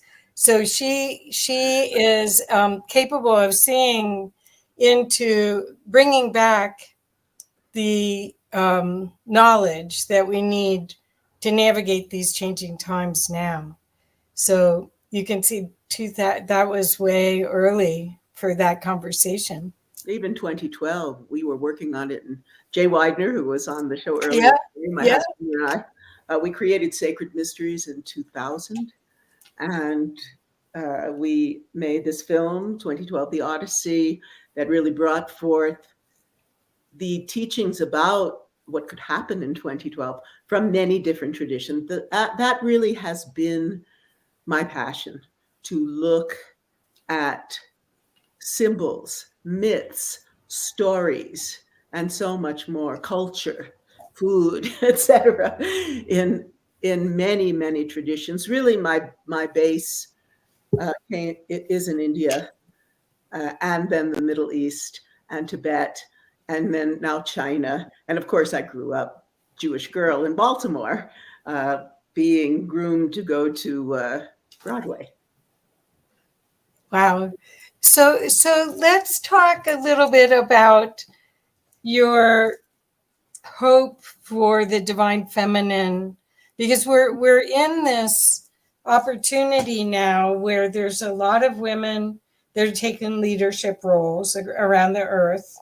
There's a lot of, well, there people are showing up. They're just like the panel right before this, people are losing their fear of showing up completely and are standing in courage and wanting to make the world a better place for their children. And in the indigenous sense, they want 7 generations of change. So are you seeing that with what you're doing and the people you're connecting with, or do you have a hope for it?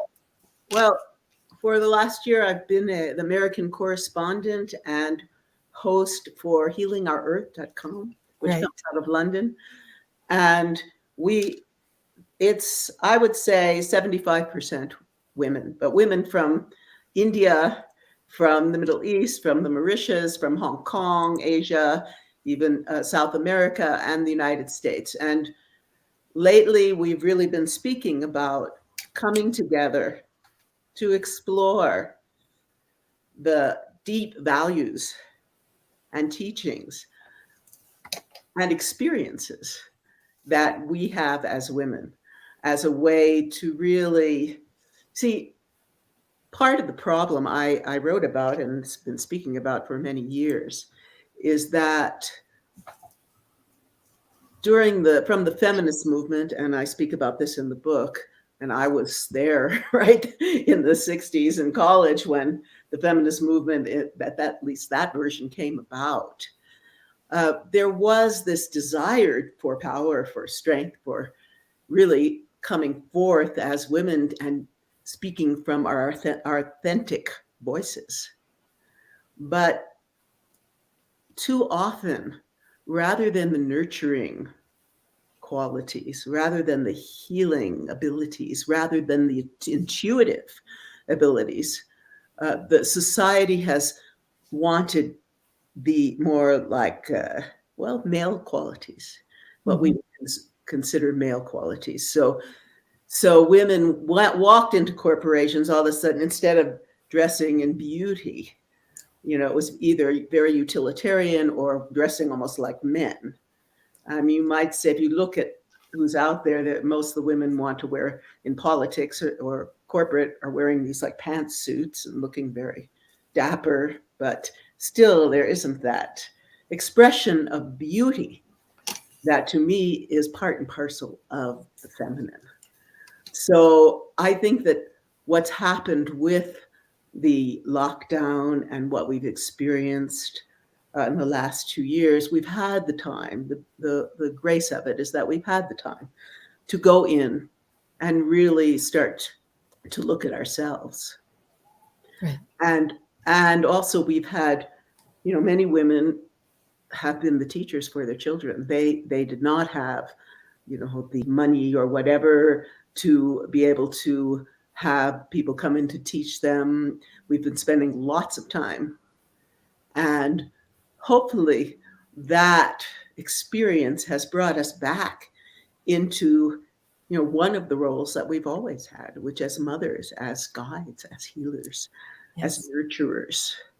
And I think that women now, they have had a chance to see, what's been taught in the schools. And I worked in the schools with my dance partner, music partner, Ramzi El Edlabi, for many years, bringing the beauty of all these cultures to the children, and actually even up into college. And what I saw is that music, dance, story, meditation, mind-body practices, because we kind of sneak those in the midst of stories, are so helpful, are so empowering, because we worked with kids from all different, we were in New York and Connecticut, New Jersey, Virginia, all over the place. And so it's very multicultural. And we found that by bringing forth these spiritually and mythologically oriented stories and showing the symbolic teachings that connect all cultures, that we would see a kind of, how do you say it, presence and self-assurance and excitement with these children. And we're forgetting, too often, the arts have played such an amazing role in society, and they bring music, they bring sound, they bring healing. And so too often, in looking for, okay, we're going to have math majors and science majors are all going to go into computer, you're going to do this and this and this. And the arts are kind of pushed to the side, when through the arts, so much can happen. Yep. Yes. I so agree. And I think what I'd like to ask is, do you feel that women are afraid of the sexuality and to use it? Okay. So that's a great question. I was asked recently, because I was talking about, I had this blessing, I worked hard for it, to go to India when was that, 83. I was there for about 5 years on and off with my son. He was 3 when we first arrived. And I had the opportunity to live with a living legend, the queen of North Indian classical dance, Sitara Devi. She had been a early Bollywood star. She was a tantrika, which means that she really knew how to embody and embrace all of these different deities. And so I had her one-to-one. And it's just such a rare experience for a woman to become part of a lineage of spirit, of story, of myth, of the feminine, the divine feminine, that goes back for centuries. Right. So that really gave me an understanding. And so recently I was asked about this, particularly, they said, well, as an American, when you entered this experience, how was it? I said, well, were there any difficulties? Because you're in completely different culture.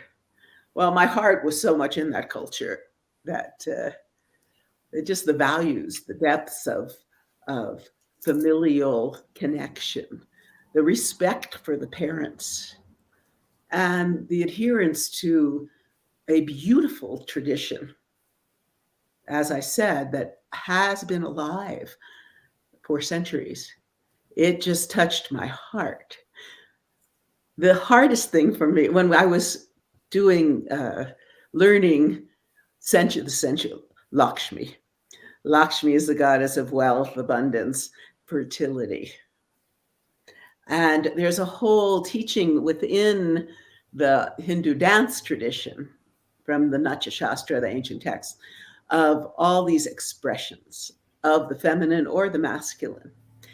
And so there was this whole teaching about, here you are and you see your lover coming, and you see him and you're so excited, he's like, and then he appears and you get kind of shy, right? And so because I had been in acting and dance, etc., since I was a young child, I was able to create that, do that, experience that, show that, demonstrate that. But I get so shy, afterwards, because to really feel it, you feel it. You feel it all the way from your womb. You feel that Shakti, that divine energy coming all the way from the earth up into your womb, into your cervix, and then all the way up through your body, through your central channel, and out through every cell, and then out through your eyes. So it was a real visceral experience of sensuality, and also so what is sensuality? Sensuality is having your senses fully open and expanded, all smelling, tasting, touching, seeing, hearing, on completely present and awake. That's what true sensuality is. And if you can be in that state and feel that energy, that Shakti, that life force, that chi coming forth, whoa, it's very empowering. You know, in the temples and all these traditions, because I've gone deeply and also into the Egyptian, ancient Egyptian, and as I said, Tibetan and Taoist teachings. And let's see, more Gnostic, Kabbalistic, ancient Christianity, let's see, Peruvian, all of these. You know, the women were the teachers of sexuality. In India, in the temples, the women would dance, sing, recite poetry, and they would be the teachers of the arts and of the philosophy to the men. And then there would be the tantric, what we in the West call the last piece actually of the tantra, because tantra really is about making that energetic connection between you and your partner. But also tantra is about actually embodying Shiva and Shakti, you know, Christ and Mary, Isis and Osiris. It's about that embodiment, that feeling, that uplifted feeling that when you embody, and I've been trained in many techniques on how to do that, but you shift into the highest aspects of who you are, because that goddess is in you and is really a higher dimensional aspect of who you are. And so when you transform into that, and that's what they would do in the temples, then they would be the teachers, the last, after men learned all of these subtleties of love and of respect. Once that was taught, then you would unite in sacred union in the physical. And if you even look at the anatomy of male and female, you know, the male is bringing down the Shakti from the sky and it's coming out. And the female is taking that energy from the earth up to the sky. So when you are in union in the tantric tradition, then there's this incredible circle of energy that's going and within the two of you and turns into what we call sacred bliss. Wonderful. Wonderful. Yeah. Yeah. It's not about grasping at all. It's about having your mind so clear, being in such a centered position, and then feeling as you raise this energy, you know, feeling this deep, deep spiritual ebb and flow between you, that, you know, it's like your energy body, your light bodies just light up. So what I had found in the West as I'd been a modern dancer for many years. And what I had found was that either there was no expression, you were dancing almost like robotic, or the sexual expression it had become for women almost like, you know, like we can see it in the expressions of some of the artists out today. It's like, I want to conquer you. I want to, you know, seduce you. But there was no subtlety.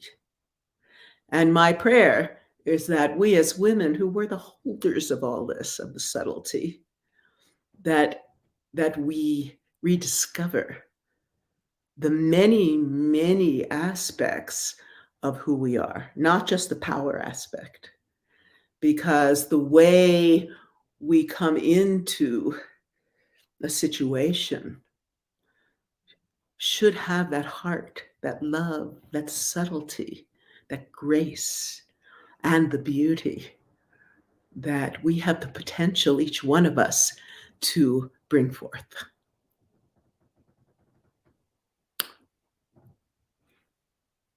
That's beautiful. I see that what you're offering is deeper communication, because it's not a manipulation, which is what you're saying.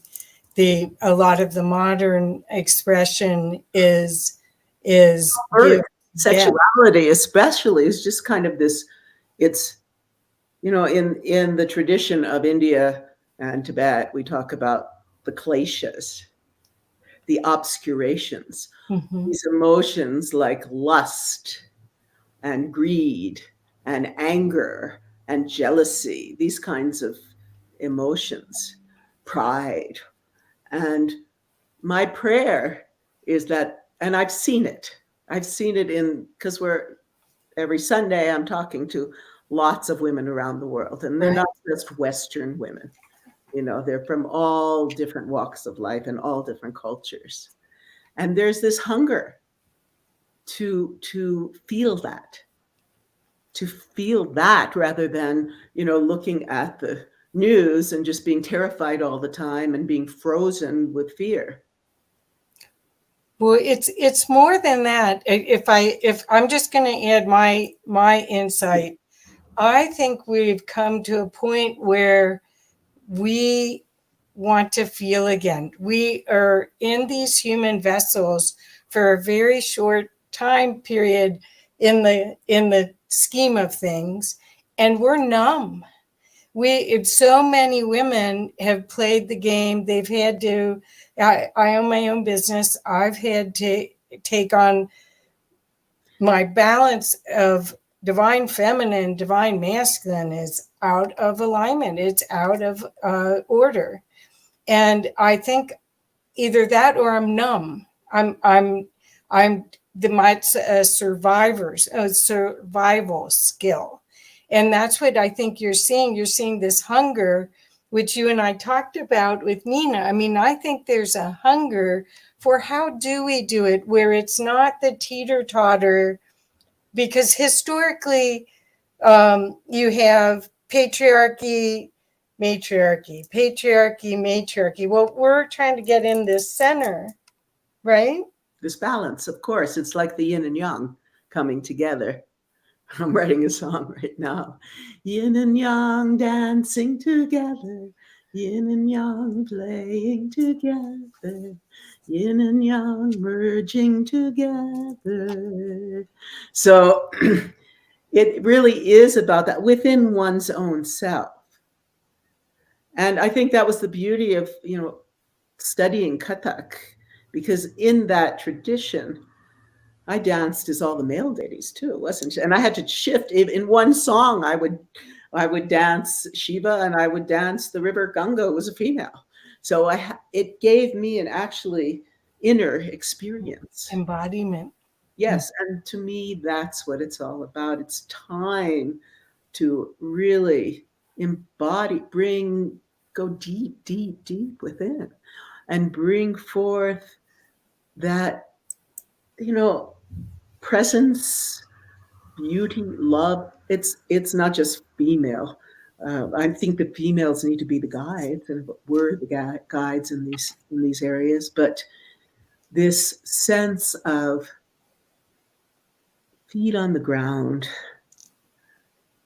heart open, eyes, senses open. That feeling, that experience of being one with nature. It's really not male or female. It's an experience that we all need to come close with. We're in a world, I think Jay today, my husband, was speaking about, you know, transhumanism and this. but we haven't even become fully human. Right. And to be fully human is to find that balance, that yin and yang within oneself, and the place where instead of being caught, because emotions are something I've studied, and I did a lot of healing practices I've trained in, and I find that it's the emotional body that is, and that gets really out of whack, and then the mental body, and that of course affects the physical body, and the emotions. And especially with what's projected on us these days. Now, I mean, we're in a war. It's insane. It's absolutely insane. And so our emotions are being blasted like in an emotional war constantly now. And, how do we find that center amidst the storm? How do we, Mother Nature herself is wild and passionate. And Mother Nature can, go into kind of storms, and then we go into the calm. So how do we as men and women learn to refine and not refine our emotions and refine our perceptions and not be battered around by all of this, I like to call, of course, the matrix world out there in the mainstream media. How can we find a way to be able to stay centered and grounded amidst all of that and not live in fear? And I think that's part of the reasons I went into studying and making a film series about Qigong and the Taoist practices, because there's a energetic flow that when your body is going into these beautiful patterns of movement that are graceful, and yet there are even some strong ones, you're embodying that energy, you're feeling that energy, you're learning how to connect with the earth and at the same time receive from the universe. Yes. So I agree totally that we have forgotten how to really enjoy these vehicles. And you have been working on, and hopefully we get to talk about the music and your newest creations, but you have been creating things of divine beauty, ways to reconnect us. And what happens, the healing aspect of it, it's not just the knowledge, it's actually the visuals and the sound of the films that you've created, the episodes you've created, and the music that you've created. It's otherworldly, but it's not. It's actually from the roots, our origins. Do you want to talk about that? Because I did put up as an explanation about quantum chi as well for you. So do you want to talk a little bit about this idea of divine beauty and the return to divine beauty that's part of the divine feminine? Well, in the context of everything that I create, and it's in many different areas for many different years, what I really, I start with, generally, I start with my drum and I start with sound. Sound is so powerful. Like if you've ever tried watching a movie without the sound, it's a very different experience. So sound, and since I've had the blessing of being with so many very, very experienced musicians since a long time. Sound can show the ebb and flow of emotions. Sound can, sound healing. Sound can transform you sound can terrify you, you know. Sound can completely lift you up into, what do they call it, the music of the spheres. So since there is so much, and with the feminine, even now, you know, if you look at the movies more and more, Hollywood wants us to be, you know, gun-toting, you know, sexual predators practically. And it's very rare that you see, unless you're watching a film from like China or India or someplace like that, you know, you're not seeing these graceful, beautiful women anymore. They're muscle bound and all of that. So in the work I do, it's always number one to have layers and layers of meaning and symbol and symbology in it. So in quantum chi, I started a number of years ago, and I met a drone, aerial drone operator, and I'm very, very, very connected with nature. I live out in Crestone, Colorado, the Shambhala of the Rockies.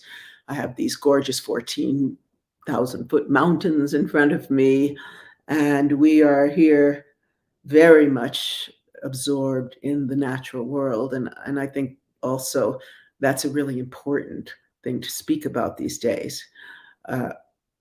So I really wanted to show, I think in the 2 episodes, there's only one shot that is not out in nature. So we use the drone. I have all these really, some of the most talented and well-known Qigong, Tai Chi masters. And they're doing their practices always in the film in the midst of beautiful nature on mountaintops by the ocean, in places like that, because I want the audience to have this understanding of the beauty of the natural world of Mother Earth and that connection. And I'm always, even on Healing Our Earth, we have a vegetarian cooking show, and my advice, especially with what's happening with the supply chains, et cetera, in the world right now, for people to reconnect with growing food, even if it's like a plant in your house. We've lost our connection, and we really need to come back. So I'm constantly talking about and teaching mothers and children and, you know, male chefs, etc., about the beauty, the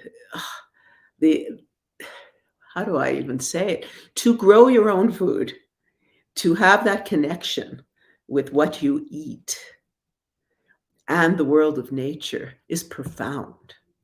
With this transhumanism, you know, they're pulling us. I think Jay was watching a show recently about this push towards AI and transhumanism and all that. Yes, there are positive things about the AI. Look, here we are on this platform, and we can speak to each other throughout the world. But at the same time, they were talking about how even today people spend like at least 8 hours a day on the computer or on a device, so that they're really losing touch with the rivers and streams and oceans and trees and food and all of that. And to me, you know, it's Mother Earth. If you're going to talk about the feminine, we need to make that connection. There's all this talk about climate change, but are we even out there in nature, in communion with the earth? Is that even happening? No. So with quantum chi, I really wanted to give people, even though they were watching, you know, they're watching a film, they're on their computer or somewhere. I want to inspire them to go out into nature, feel what it's like to be doing these very grounding practices that give you a sense of grace and flow, with feeling the breeze coming in, seeing the beauty of the sky, of the earth, of the trees, of the water. But this today, I think, is even more important. And as still the women are so many of the teachers, right? So I'm really bringing out, please, women, connect with nature, and then bring that connection to your children. Perfect.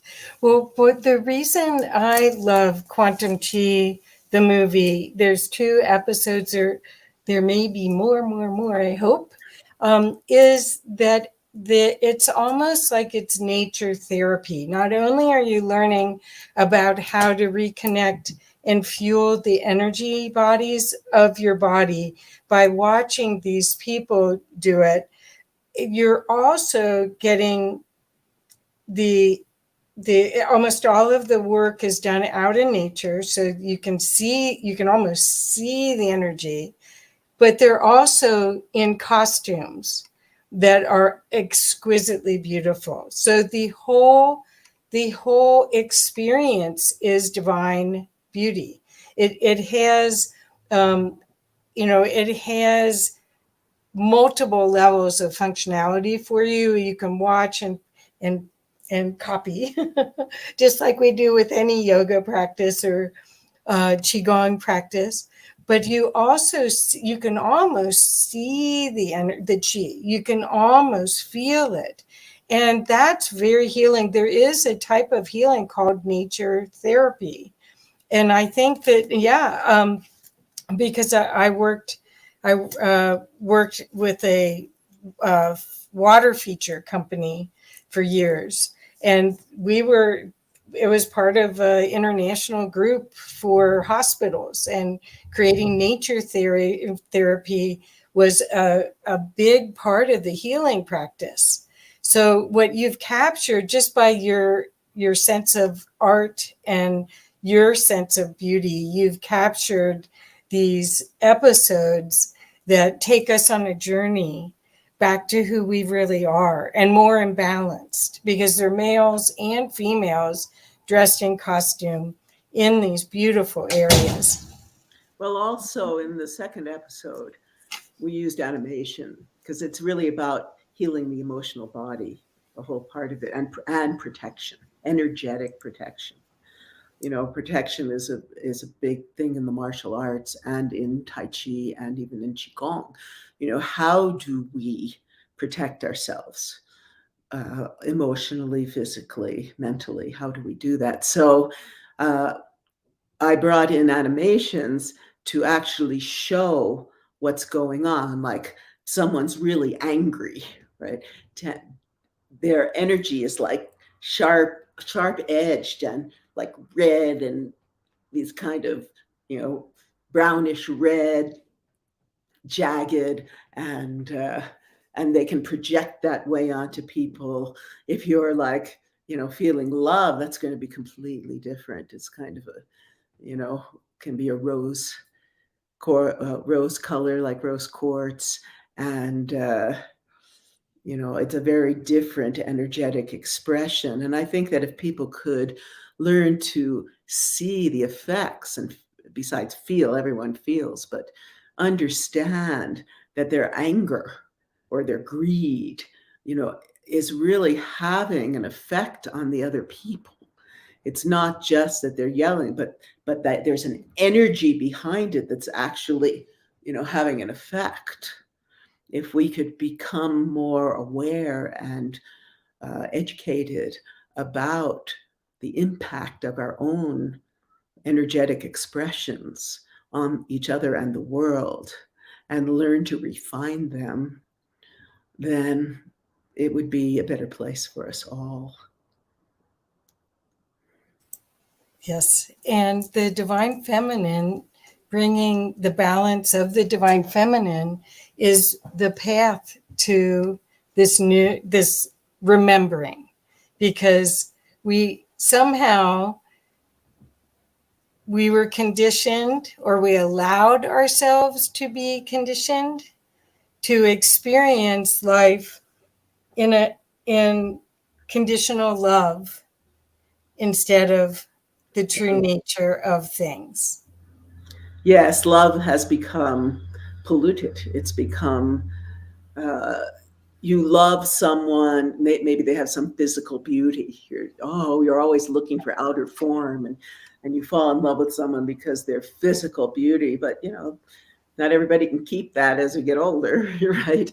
And then that goes away, and then your love goes away, or you fall because they have some, they have a lot of money or something, and then what happens? It's really not about this true love, this love to really make that deep connection. Everybody's so caught in victimhood and caught in egoism. Actually, it really is egoism. Me. Oh, I'm feeling so bad.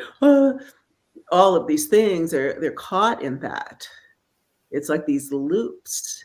And I mean, I personally, it's something I've been looking at all my life because I'm a very emotional person. I grew up with intense emotional expression, which was helpfully my mother put me into acting class where there'd be a place for it and I could learn to actually refine it. But I see the suffering around me so much. And instead of, really going towards meditation and these mind-body practices that can really help you come to that place of balance in yourself. People are now, I mean, it's all over the place. Take a drug. I mean, I just heard something really appalling. That in my own family, a young girl, well, now she's a boy, and that's her, if that's, we go through these things, but in her school, if you are not on meds, if you are not on SSRIs, then you are rejected. That the cool thing now, like natural healing, natural things in at least her school are being abandoned for, like, it's cool to be on all these drugs. This is the cool thing. And it broke my heart. It really, I'm still trying to I just heard this a couple of days ago. And, what is this about? Well, the what we hope it's about is people going to extremes, because a lot of times they have to experience that to be shattered enough to come back to their reality. And that's what we're seeing, a huge opportunity for change for everyone if they so choose.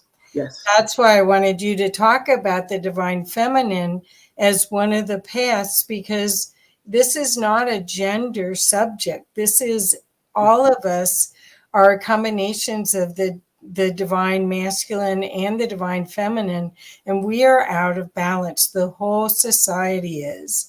And so what you mentioned, and in a few minutes, I'll show you some of the comments, what you mentioned about getting close again to the earth, using dance, song, creativity. Those items are really part of the way we embody our humanness, and we've forgotten. Yeah. I don't know if we've forgotten. I see it because I'm very close with the Hindu culture, Sufi culture, Tibetan culture, and it hasn't been forgotten there. Oh, there's Holi is this amazing holiday in India, which is celebrating like Krishna and all that, and they're throwing colors all over each other and they're having fun, and it's like we've lost the essence of fun and joy. Yes, joy. And music and dance. I work with a lot of rhythm. That's my thing, right?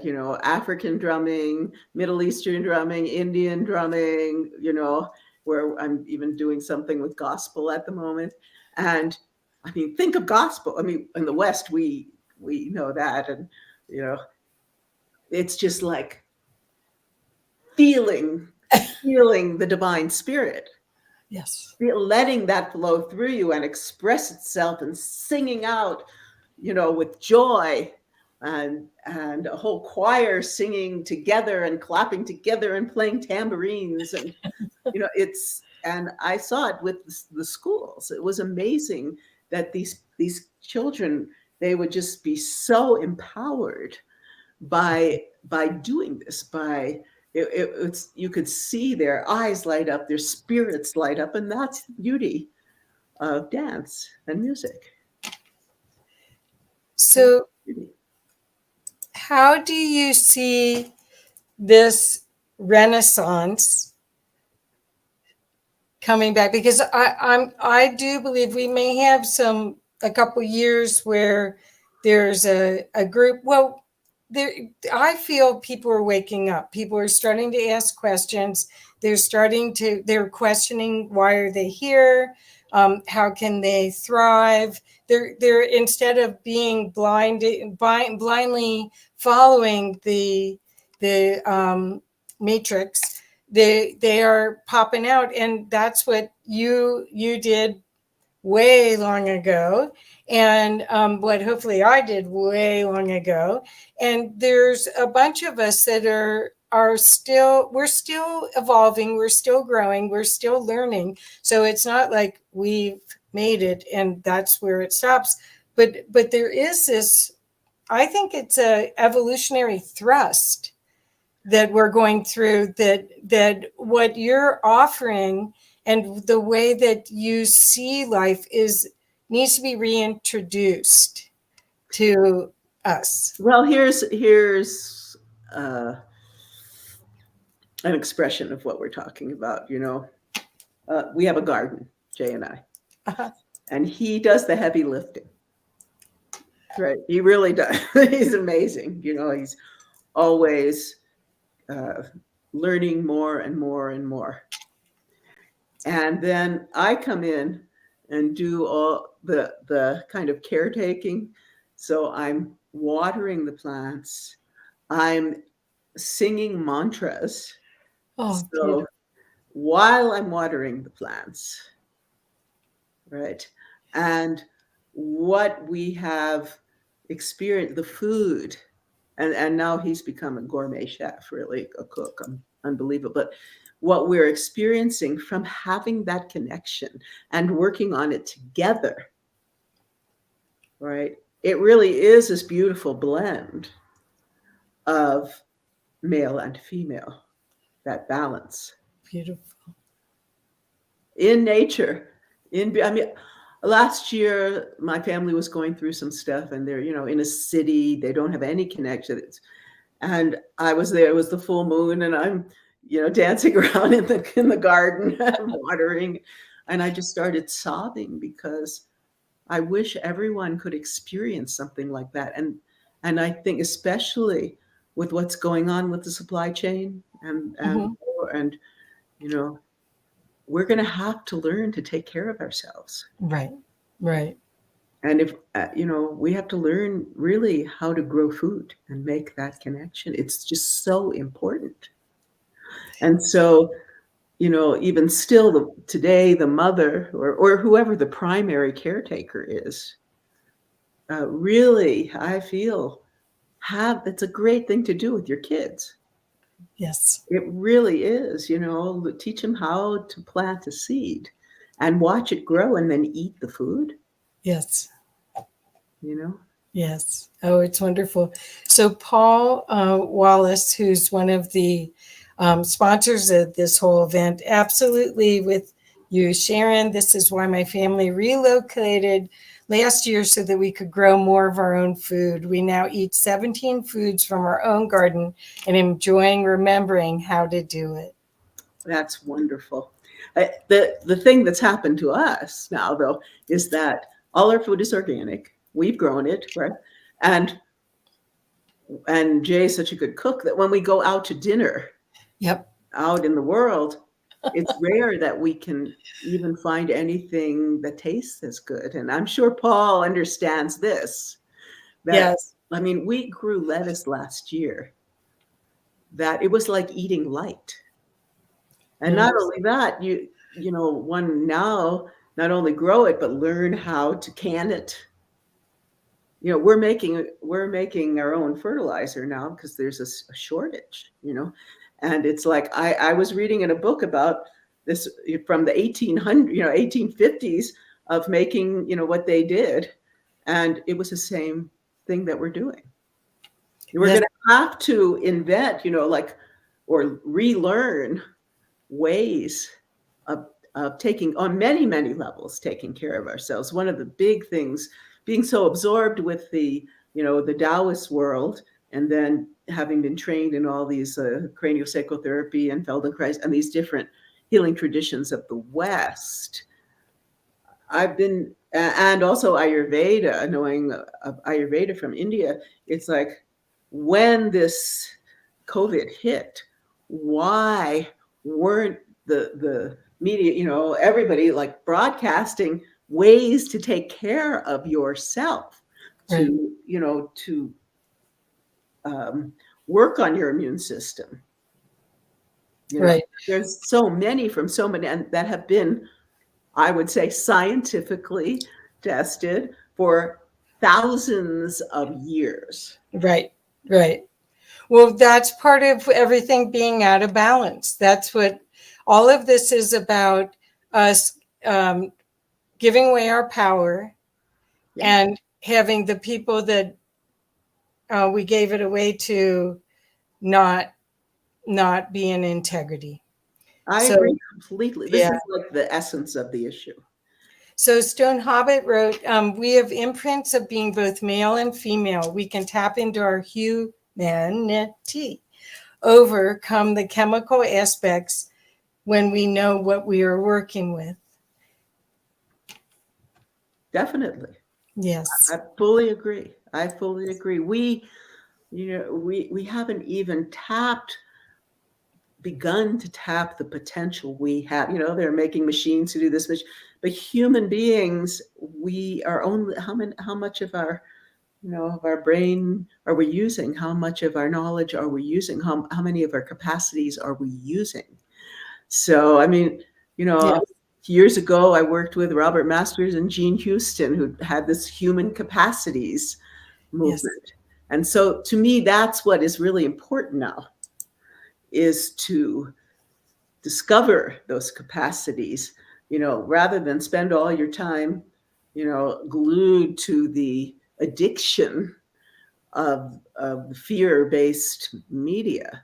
Mm-hmm. Just turn it off.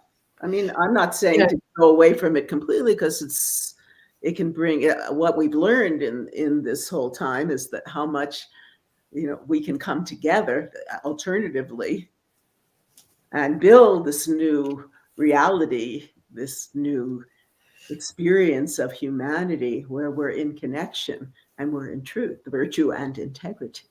Perfect. That's, and Anon said, the feminine has been suppressed for a long time. I welcome the balance created in her return, but to go too far the other way would cause another imbalance. The Draco learned that the hard way. And I don't know if that last part's true, but I really see that the opportunity for us to be whole and complete and to thrive is in this re-embracing the divine feminine. And so I'm so proud to have had this discussion with you, Sharon. I love you very much, and I love the work that you do. There's so much genius in it. And I hope that people will connect with you. What is the best way for everyone to connect with you? Let's see.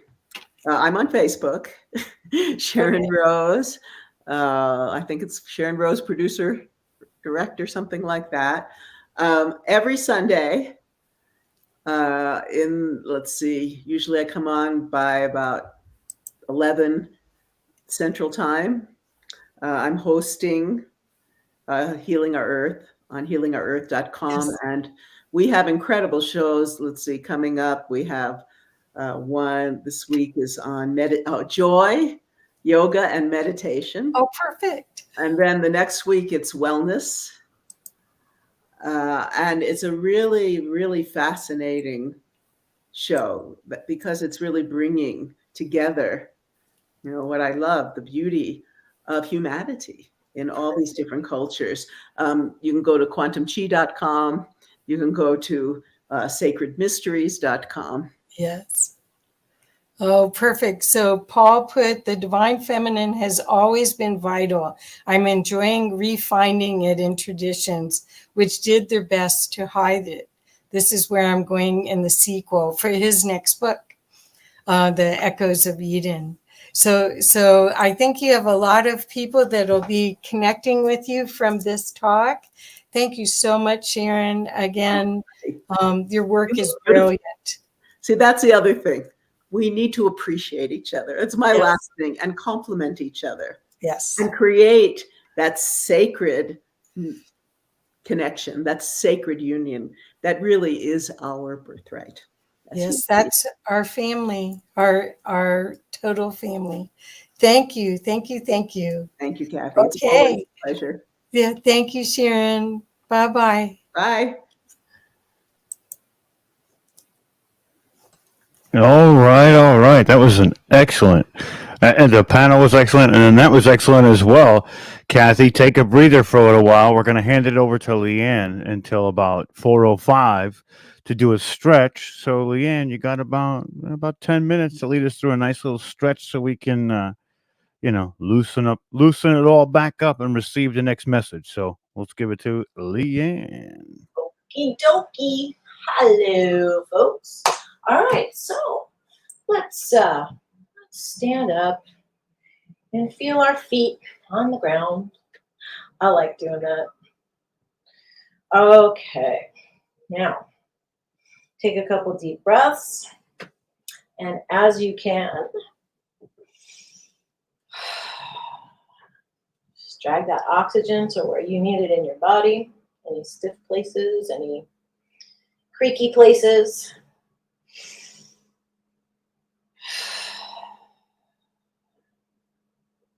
One more. And come on to your hands and knees as you're able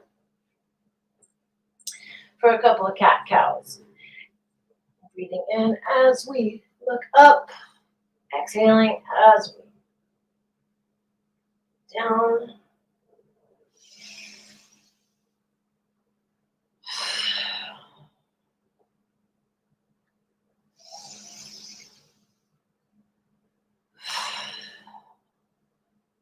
One more.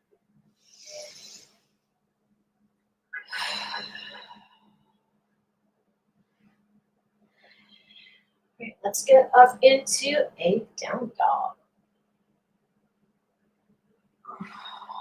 And walk that out a little bit. And sort of pivot and stretch out your side ribs if you like. Just keep walking. Don't do anything. But do keep breathing. Okay.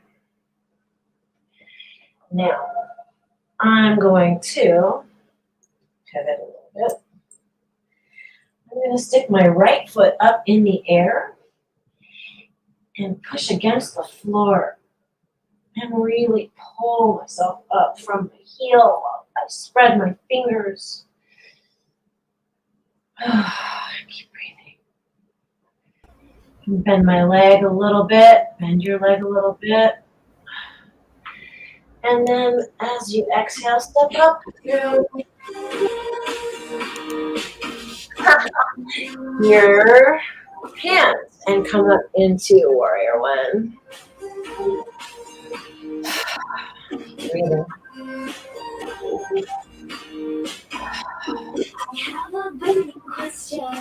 And then reach behind you and interlace your fingers.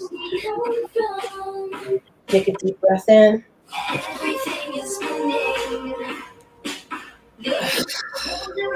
And then bend over and exhale.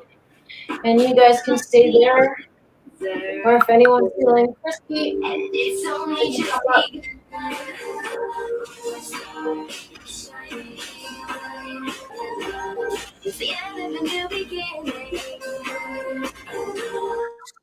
Keep breathing. If you've been balancing, bring your foot back down behind you. Lower your knee and put your hands on your right thigh. Extend your left hand up into the air. And really feel that nice stretch up through your side ribs.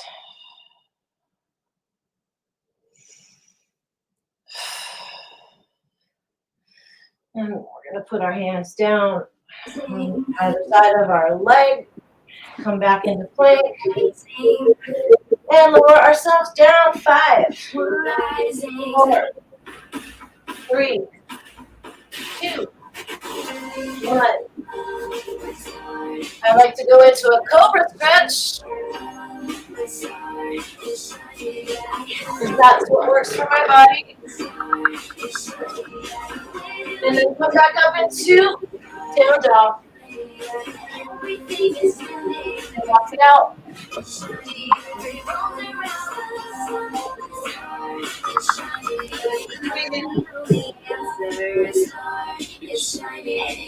Left leg up. And push through that heel. Push off from the floor. And then step through. And come up into warrior. Great song. Gotta hear it again.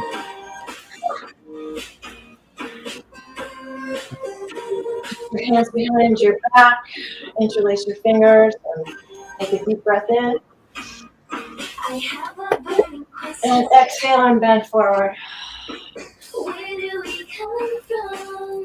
Anybody wants to come in balance?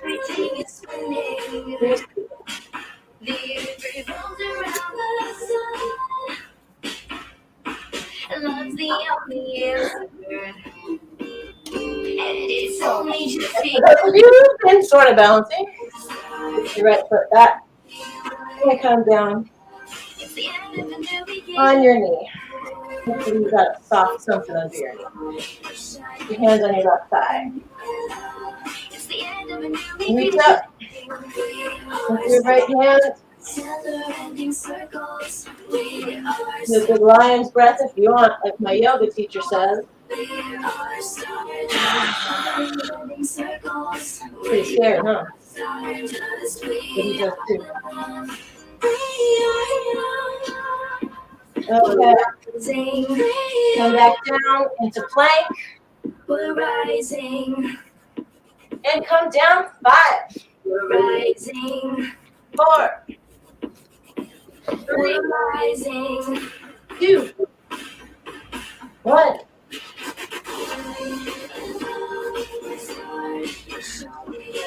Back into space.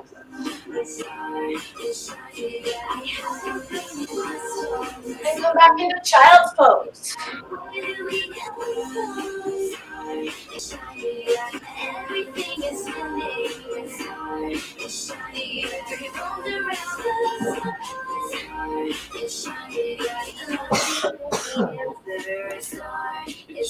All right. Just begun. And my star is shining in the beginning. Sorry, I'm coughing.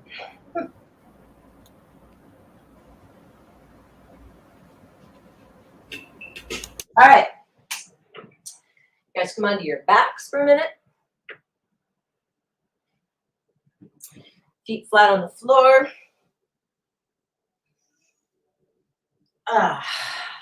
Try to tilt your hips up.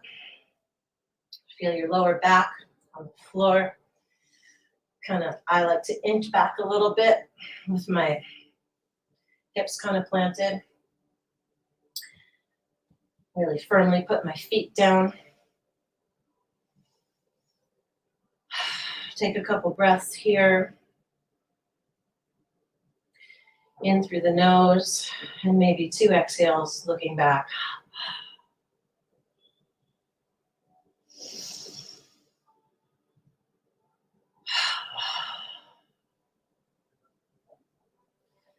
We'll take a nice, deep, delicious breath in. And hold it. And let's all exhale. And start rocking or swaying.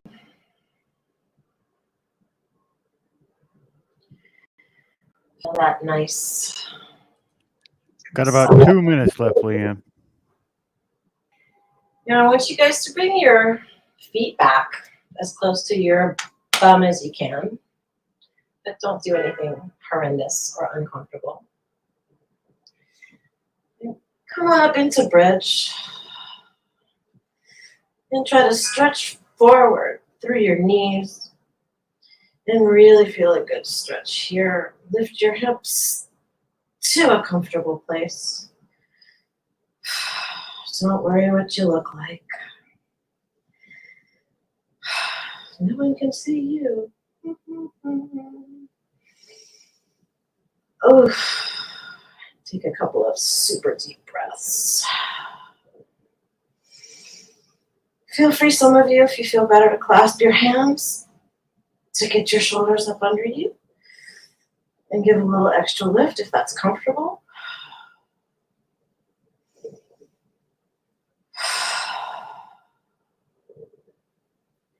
Three more breaths.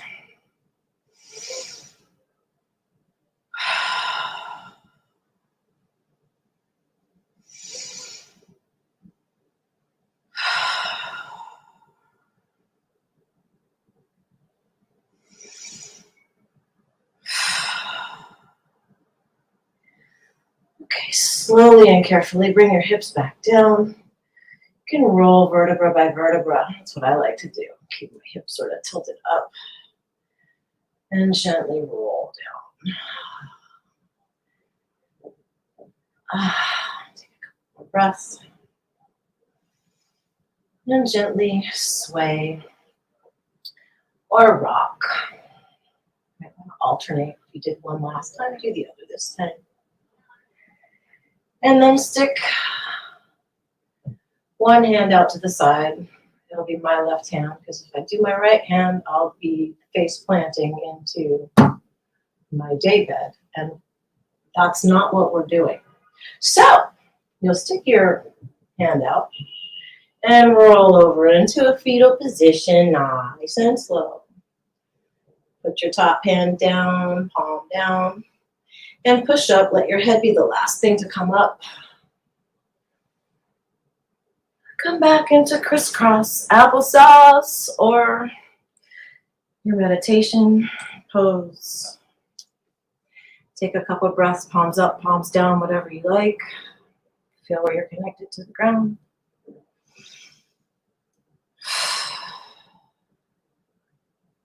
Another 2 breaths.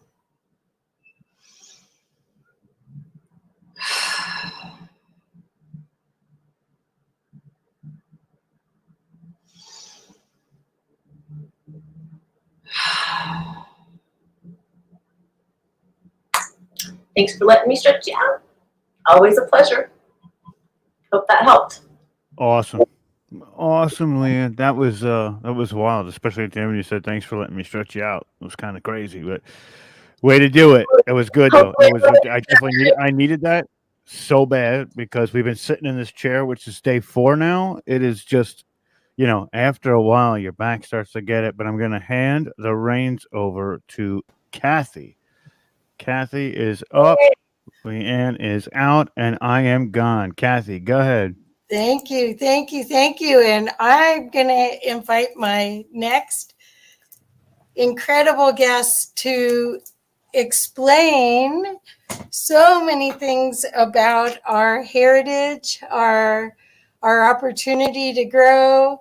So this is Arcturus Ra, and he's going to be talking today about Earth's place in galactic history and ET races and some of his inventions, which I think you'll see are quite amazing.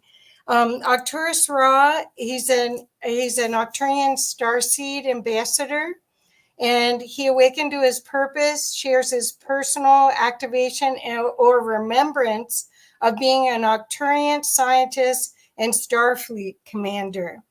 He discloses the stepping into his mission to help his planet restore its original consciousness.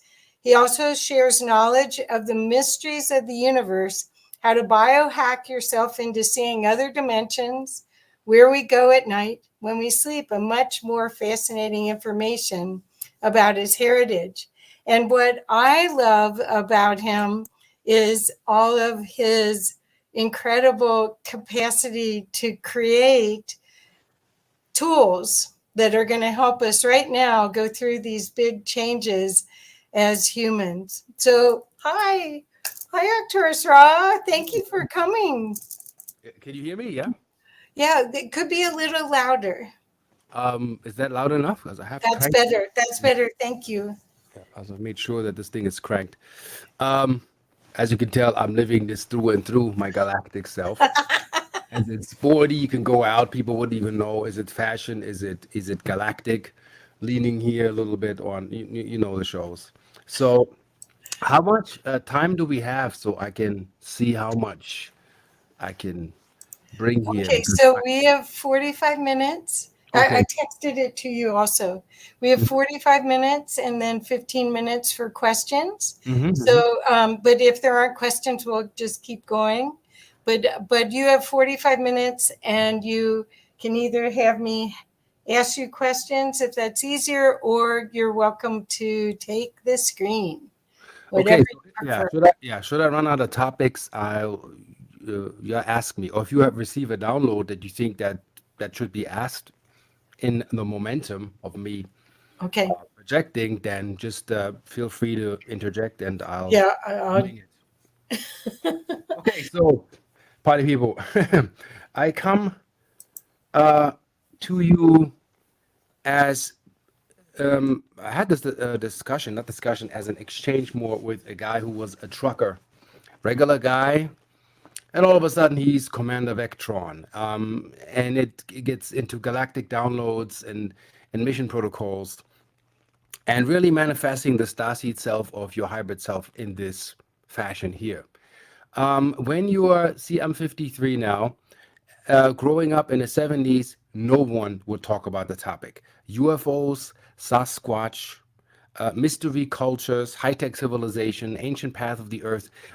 This was not really talked about or shared, let alone that we had channels that translated in part Vedic text in 1834, such as Madame Blavatsky. People don't explore or read the scrolls or papers anymore, so no one knows. So people run around, I have chakras. Some people say I only have one. Some people say I have no chakras. Like everybody seems to be with their knowledge all over the place, and the original science gets lost. And that's why I come in, where you probably heard the super soldier talk, and people being modified to be used in other combat situations, as in soul parameters exchange in and out the body. I'll give you my best to, because this can go on forever, what I'm about to share. So I'll make it more compact, and yeah, less of a PowerPoint presentation, more of like really the nitty gritty. So when you as a starseed wake up, the difficulty is that what you have is a narrative, and people will think, okay, nice story. You've been having contact. What's your proof? And a lot of people in the business have had narratives and no evidence of anything going on. So one of the things is I make those pendants is part of the physical evidence that I'm tapping into physical science that can do physical things to physical objects that can be measured. There are parts that can't be measured, but we have reached an agreement where things can be introduced to the human civilization to change the way consciousness is being reloaded in the body. So all humans have a reload and a recall program hooked up to them. So I'll give you a little bit also of what's going on right now. When you read, or when you have the chance to read Vedic texts, it goes back the existence of humans fully anatomically built 300 million years. So rethink of what you know about humans and who was here on Earth. You have to also go into ancient artifacts where we have to use our mind and really come out of the logistics of the old paradigm into the new. And I urge you to watch, like, how do you say, Ancient Aliens, Brian Foerster, Forbidden Knowledge TV, things they find on Mars. The evidence is so overwhelming. It's kind of like Sherlock's homeboy would say it's ridiculous. It's everything is there. Everything is in front of us. And you still have people, I call them the cognitive dissonant ones, that still want to debate the pyramids were chiseled with sticks and stones. So I'll give you a little bit of my story, and then I go into the overall spectrum of where we are with this. And we're doing great, actually, despite the fact that we had COVID, which is a reset program. So don't pin it all on government, MIB, this and that. And partially the human race kind of is involved in doing it to itself also, in part, for the experience to reboot and reset. Reset is the original ancient word Ra-Seth. And Ra-Seth is very interesting, means when Ra meets Seth, it is to evaluate the day. What have we done? Did we make the better choice? Did we do good? Can we do better? So a Ra-Set in the esoteric wisdom of the Egyptian religion, which is long forgotten and people don't know, is that is what you call a reset. When your computer fries, the hard drive is fragmented, everything is all over the place. What do? We reset. We reassess the situation and we go back into the system and reevaluate, why are we on Earth? What is our purpose? Why are we here? Why did your soul choose to come at this particular time and space to this planet to do what you're here to do? So many star seeds, I urge you, people forget, the baker bakes the bread. The dentist fixes the teeth. The plumber fixes the plums and can build plumbing systems, whatever. The electrician knows how to work with electrics. So a lot of star seeds are in theoretical potential. And it is time to come out of it and manifest into the physical to make real, because we're here to change this planet. In the physical, we're in a physical dimension. Yes, we're going in fifth, but it's not all etheric and lofty. It is physical. In order to perceive as a soul and experience, you need physical dimensions. In physical dimensions, what traverses in physical dimensions? Photons, which will be the main subject of this feature. So I'll begin with me and I make that compact. I have contact since I was 3. My contact memories go back to when I was 5. I haven't done, how do you call it, regressive hypnotherapy yet, because it's tough to get me under, because interestingly, with my paranormal experience, I'm very skeptical. You know, I don't believe anything because a lot of stuff is being portrayed and nothing is brought forth. Remember that saying, you will know who's who by the fruits of their labor. The gardener can show you the garden and the fruits and the plants and what was planted and how it's growing. You can't come to the market with rotten apples. You can disguise it and lie about it, but it'll be revealed. And this is the time of revelation. Reveal all. So the age of Pisces was the age of belief. We believed a lot. A lot of religions were created. They say 475 religions were created on a belief system where you didn't actually know or knew or had the experience. So Pisces was belief. Now, the age of Aquarius, I'm Aquarian, funny thing, is I know. It's coming now into the reality of you can investigate and bring forth knowledge into this is how this works. This how you get water from the well. And this is the technique or the technology behind it. It can be built, it can be brought forth. So there is not so much suppression going on anymore. It's more about that people are selling what's sellable, whether it's snake oil, whatever it is, it doesn't make any sense. And we have to make sense to this now, because this is time's up. We're past planetary alignment. Interesting, even MJ said that the planets are aligned. I think in The Man in the Mirror.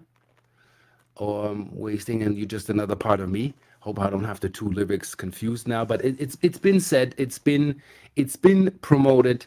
We've been had talks about it, and the mystics held their space. And we are the starseeds. We are reactivated, basically. You can say ET hybrids born into human form walk in. So back to me being born in Germany, military child. You know, my father was in the service. My mom was German. You know, the typical German, a blonde, you know, Atlantean looking female. My dad was into that, and here I am. So you can say if it wasn't for Hitler, I wouldn't be here. Interestingly, the cause of World War II has caused me and many, many, many other seeds that had to actually come in. That's the urgent soul response when calamities happen on Earth. Is a lot of new souls will be birthed to change the system here. And we won't have it easy. We're not born with millions. It's, you know, Germany, racism. I mean, you don't want to, I say don't do it at home. It's not an easy path. But I'm thankful that I'm here. I'm grateful that I've made it. Rest in peace to my brother that unfortunately 2 years ago at the age of 48, he went to sleep and left this planet. Energies are intense. Note that people that leave this planet right now, soul contracts are up, soul resonance with Earth and protocol for you. That's for everybody on this planet. For everybody, we are all on this ship called Earth. We all got to work together, like in Star Trek. We got to figure this out. We got to find a solution. So, me growing up with interdimensional contact. I mean, how do you explain that you can see elves, gnomes, ETs? It's all kind of in the same realm. See, I'm a child. I'm not even talking psychedelics right now. I'm talking perception of a child, third eye, smack open. And what do I do with this when I have no teacher, no mentor, no shaman or shaman, which means altar before the Lord, meaning a face conjugate space where harmony can meet and you can make contact with your higher self. So mission is to really reconnect with your oversoul. Whether you go to my website or any other website, doesn't matter. It's about if you're in resonance, your soul will know what to do in accordance to what your oversoul is transmitting to you and how clear that is. Before anybody comes with God, lowercase God, higher case God, capital letter G, the Lord in heaven, my Father, all of those labels. We're getting out of labels. We're getting out. The main thing right now is that the purest version of you, as in factory setting, source code program, soul, original, pure, superpower, super being that is you, is your oversoul or your higher self. And the mission for you is to bring you and your oversoul back into alignment. That you, interestingly, Esther Hicks, if you know that channel, she says you have to be in agreement with you. Meaning if the original you, the hidden part, is not in agreement with what you're doing, you are set up for conflict, karma, and all of this weird stuff. So I had to figure this out growing up, having Esasani as a first contact that I remember. I don't remember the Arcturians. I don't know, maybe they come in later as you mature. It's a very interesting thing that I found out. And I found these things out with visions and downloads that I've received. And, you know, when you tell that a regular psychologist, they think that you're crazy. But here's the thing is when you can manifest a construct, sorry for the sound, but that comes in here. Anyway, so if you can manifest physical things for a construct, as you download it, you can build them into physical form, then you are receiving something. There's intelligence behind that. And I'm here to teach people to trust that as I'm scrolling through like my invention lists, if I can find it, so I can show you, you can build things, and I put this in the camera so you can see it. You can build things other dimensional that function. See, this is an interdimensional ionizer where the plates don't touch. It accumulates electric static in the air and it does its own thing. So I can compute what I download in my visions, and you won't find that in a Da Vinci book or any other books. This doesn't come from an inspiration of an earthly book, even though I had studied science, quantum physics, all of that stuff, because I was interested to figure out where's the earth science. So the thing is, we have to have, like in the series on Netflix, Arcane, highly recommended, where magic and technology meets. So we have to see where the elemental energy is, and then we have to see how the science is applied to the elemental energy. And I'm the bridge for what scientists have now the opportunity to learn. There are things in the spooky action in the distance that work together, and they always have worked together. There was no doom and gloom that was sold by different and several other religions, how things do not have place in your life.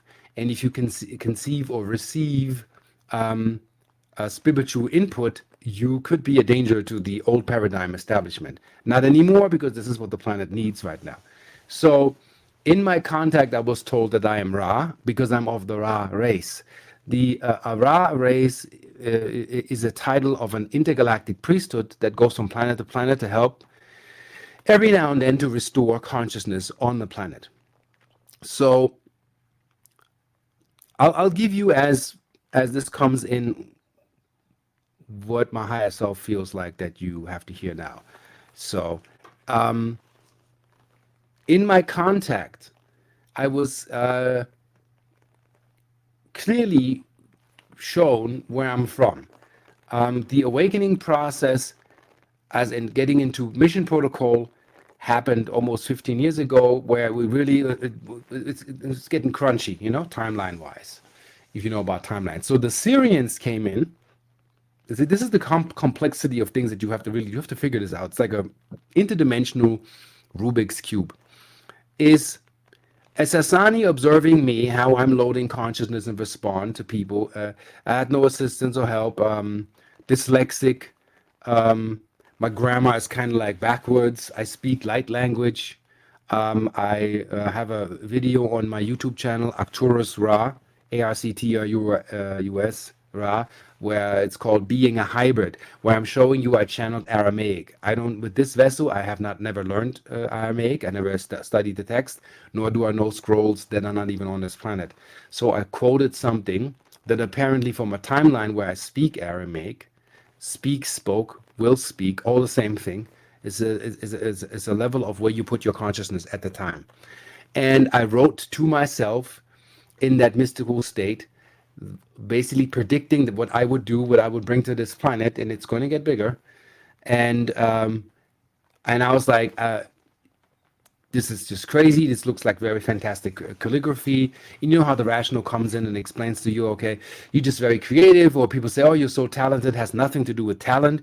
I put it up on YouTube, and somebody from the Arab Emirates has translated it for me, and I had several others translated for me because they could read it, because it was a form of Arabic Ashuriac, very ancient language, not spoken anymore in that manner, but very, very antique.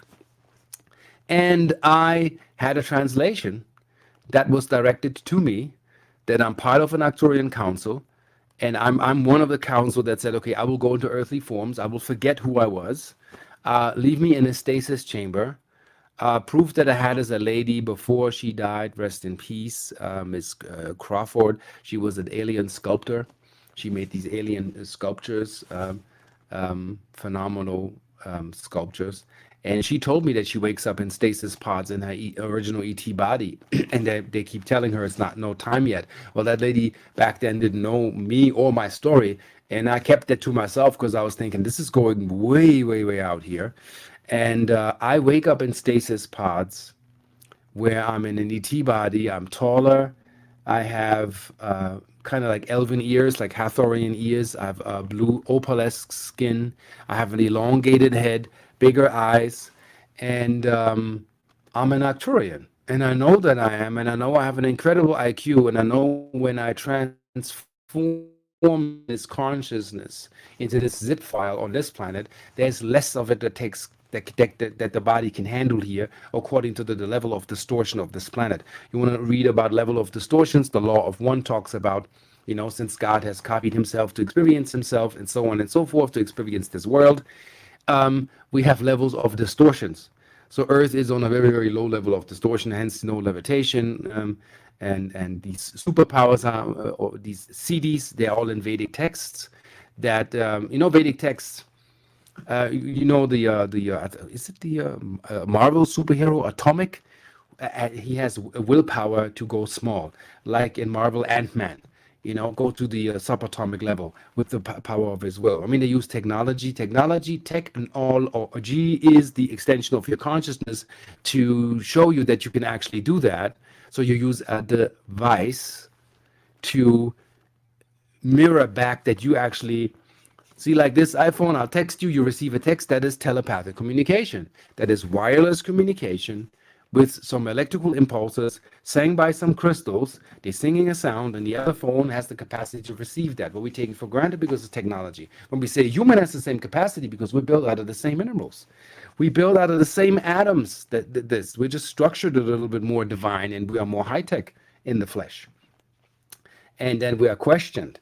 And this is not to be questioned. So I bring that into the technology that I produce, because I think that's important. What's important in the download that I got in my ship context? So basically is when people have contact, what is the contact transmitting?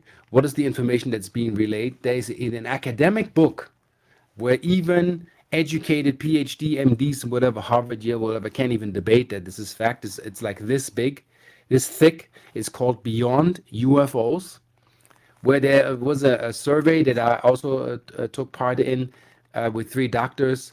Took place where it was questioned, what's the communication, how many are in fear, what are the bad ETs, what are the good ones. Overwhelmingly, the response is like up to 74% in America believe in or had contact that were interviewed. And so there is a physical phenomenon that takes place. And I want you listeners also at home investigate. Sometimes when you think there's something going on in your house, it's other dimensional. It usually is. It doesn't have to be a ghost. We are being visited all day, every day. And if you had, like in the movie Valerian, these 5th dimensional glasses that you put on, like Oculus, you'd see a desert planet, you put the glasses on, you're on a flea market with all types of beings running around. Well, this is Earth. Welcome. Wake up to Velatropa, Project 616. And this is the idea and the translation, as in knowing that there's more going on that meets the eye. We are fish in the fishbowl right now. We don't recognize that we have, Project 616. This is kind of this sector here.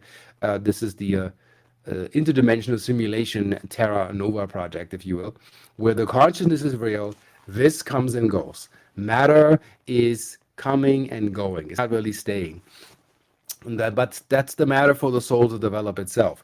So investigate at home these cases where things don't make sense. So I had a case with my galactic twin when she said she was, I don't know, must have been around 12 years old or whatever. She got a book from my dad. I think it was an Archie comic book, if you know Archie comics. And she had this one version. It was her favorite version, and she had it up on the shelf. And one morning, and these are those things I want you to pay attention to, she had 2 identical copies sitting on a shelf. And she didn't get an extra book. Her dad didn't gift her one. I think it's past the Mandela effect. It was just there. So these things could be, well, I find in my house in the Sedona, crystals on the window shelf outside. Like you have to be taller than 6'2" to reach the front of the window of the house outside and place the crystal, like a double-ended quartz crystals, as if, I don't know, somebody's giving me hints or tips or tricks. So I'll give you the phenomenal and fantastic story of how I find my technology. So in my contacts with the Arcturians, and I know we've been on many different planets, and we have soul braidings. I know that I have basic relations to Sirius, Antares, Rigel, Lyra, Pleiades, and the main hub is Arcturus. So I have Zeta DNA in me, and the Zeta DNA comes from the Ssasani DNA. That's me looking so stoic, being such a computing Spock-like being. That's needed in order to compute and process what I'm getting in, is the governance of the emotional body. That's why Spock was my favorite. You know, blue shirt, golden rings. I mean, how Arcturian does it get? It's so funny. The series started in 1969, and Gene Roddenberry talks about Telosians from Telos in the Telos system. You know, this is not a movie script. This is channeled material. Gene Roddenberry, the Star Trek master, studied under Phyllis V. Schlemmer. She wrote a book, The Only Planet of Choice, Deep Space Nine, is actually dedicated to the Council of Nine and also based on the channelings of that lady. People don't know that, even Star Trek fans, I think even most actors don't even know that they're acting. What's actually happening is a reload from the future, where we will be in a probable timeline where we get our ish together to make sense and move forward and get out of the things that we have created. So the technology that I've created, first of all, if that makes any sense, the molecules that we're talking about, that you have, that you know, like, you know, electron, positron, neutron, the atom, all of those are photons. And these are photons of a certain particular resonance. And these photons are little spheres. That's how it begins with my technologies. And these spheres transmit a system which is called holodynamic. Some call it Metatronic. Metatron is nothing but the explanation of a molecule that is intact. I've built a model just to figure out what they're actually telling me, because I had to basically, I got a hologram on a ship, and I had to figure out, how do I bring this into physical form to bring that into a technology that's actually applicable. As you can see how this ball here in the center, how this reflects. And when I change it, the light changes. Well, that's a photon of a very high lit capacity. That's the vorticular energy. That's the center of the atom. And when an atom is in perfect condition under a microscope, this is what you'll see. Basically, you'll see, you see me reflected here. So basically, that is also when they say the Archangel Metatron. The Archangel Metatron is nothing but a representation of a program system that is an installation source code on this planet, that when everything is in order, your geometry in your molecules and your atoms should be looking like this. See the hexagons? You can count all the hexagons and all the edges. All the numbers make sense. There's an alignment taking place. It always adds up to 9. The important numbers are 3, 6, and 9, over and over. You see that in crop circles. If you can decipher them, hyperdimensional crop circles, you look at flat. And when you do this and you stretch them into a pillar, and then you begin to create dimensions, you're looking into the hyperdimensional aspect of the transmission. So that is what they would show to me. So they said, what's the best storage medium for light? And the best storage capacity for light is a crystal. So I found a storage medium which I call pixie dust, which they said I have done this before in Atlantis. Another confirmation I got to this Matthias Estefano on Gaia. He said that the Ra was back in Egypt teaching earth incarnates. There is a difference, not higher, better, or whatever, but you know, the mechanic knows what to do. You bring your car to the mechanic. So we are like higher dimensional mechanics, and there are millions. Not everybody's awake. Not everybody chooses to be chosen to be awake, because you also can make yourself subject to what? Ridicule. Because you can have stuff that works, and trust me, the patent industry can say there's no such thing as superluminous things, but yet they work. So I have then found out that the pixie dust that I'm using, I don't know if I have a little bit here that can show you, fine quartz powder. That's my storage medium, and that is the engine that makes my pendants and everything that I develop work. So I looked at, okay, so where can I put information and transmit information and have an influence on something? So I looked at Oregon, and I looked at pyramids, and I looked at the Niagara Falls, and I looked at Hawaii. I looked at Sedona. Sedona backwards means anodes. Just think what's in front of us. And Niagara Falls and holy places. Why do people have miraculous healings in these wells, like the well of Lourdes in France? What's in the water? What's in the pyramid? What's in the king's chamber? What's in the queen's chamber? What's in the unfinished chamber? How does this construct work together? So now I'll give you a pyramidal secret that goes past the pyramidians, I call them, that are stuck in archaeology and not into science. First off, when you ask about pyramids, you don't ask an archaeologist how this was built. They want to tell you 100,000 people with hemp ropes and copper chisels that break when you hit granite the first time, lined up by the thousands, and everybody had one stroke to chisel a 7-ton block. Well, not in a million years will you have a pyramid. I think that is as stupid as it gets as an explanation is how this was built. Also, wrap your mind around it. Now think about this. The base stone of the pyramid is the youngest, and the top stone is the oldest. How was this thing built? From here to here? Scientifically and three-dimensionally, it doesn't make sense. So I looked at the pyramids, also studying, I think, God, philosophy of God or man in God, Mary Hardy, and had a long conversation with that lady that looked at the pyramids. So you have all of these orgone devices. That's a third of the energy that you're using. You know that. It's not the complete energy. Tesla had devices where when Tesla's patents were released, and probably none of you have the CD and downloaded the patents that were released, I think, November 6, 2005, the patents were officially released. People don't even know how to decipher that stuff. So I got myself a copy, I think over 2 gigabytes of stuff that you have yet to even fathom what this guy brought in here, but free to learn into how does this guy capture photons. And I don't know how it came to me, but then I found this thing, how do you capture photons from the vacuum? And then you put the genie in a bottle, but how do you do that? Well, there's no way that science can explain that, how this is done. Yeah, we have lasers and we can produce that artificially, but how do you do it naturally? Why is it that the pyramid doesn't have a USB plug? There is no, what's going on? Why is this interdimensionally loaded? How do people perceive the energy that they have in the pyramid? And here's the vital point for you that's very, very, very interesting to you. Understand that the pyramid is crippled.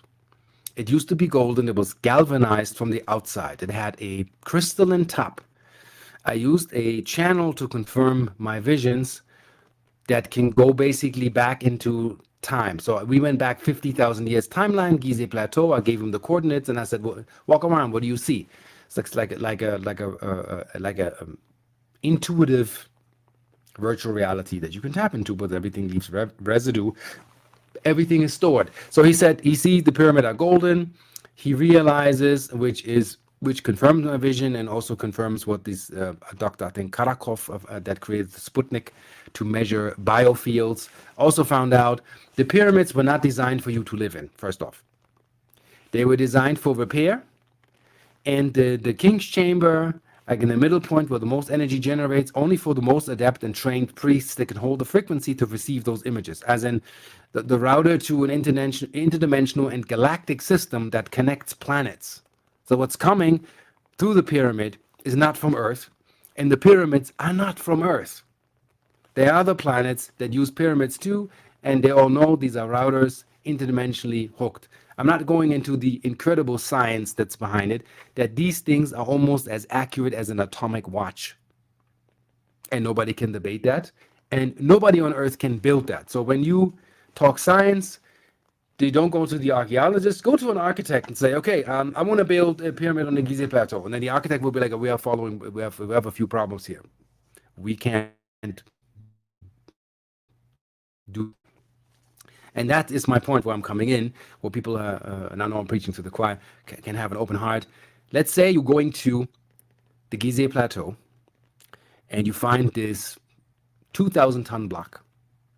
Looks like a shrine. It looked like it flew off something, broke off the tip, and flew into the desert. It's laying there. You check the rock, and that rock comes from Turkey.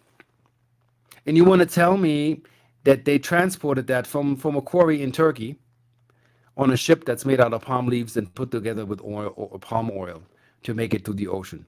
That weight. Without technology, I'm telling you, it's impossible.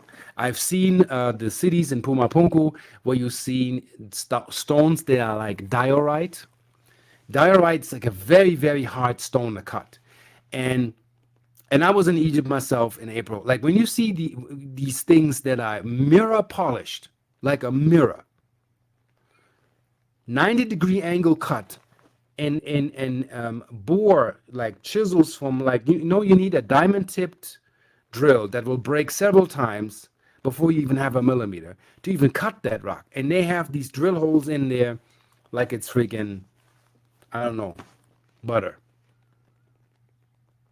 So the cuts that I've seen in the rocks explain to me ancient technology, long lost and forgotten. So I put pieces together where I'm like, okay, if you are in tune with your oversoul, your higher self, it'll point out to you parameters that match. That's what is called to be an original master builder. I know Freemasons wish to attain on a 33-degree level to be that and give themselves the title because they have these books and degrees that they studied. But what's missing is you can sit them in a pyramid, put a few items in front of them that are from the ancient times and say, put it together. And they'll fail because they don't have memory and no recall, nor access by divine right even to know what's going on. See, like the Dalai Lama is elected, they put 7 objects in front of the guy, and they say, okay, if you remember the 7 objects, you're in the reincarnation of the Dalai Lama.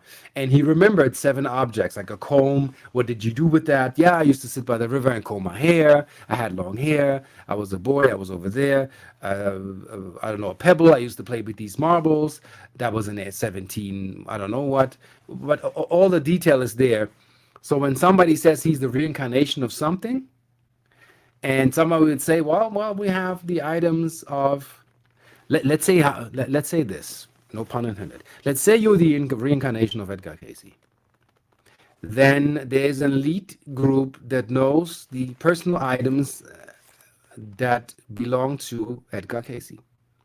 And they will put them on a table in front of you and then say, well, tell me what you see and tell me what you remember. And if you don't have that down 100%, it is to put in question if you're the reincarnation of that.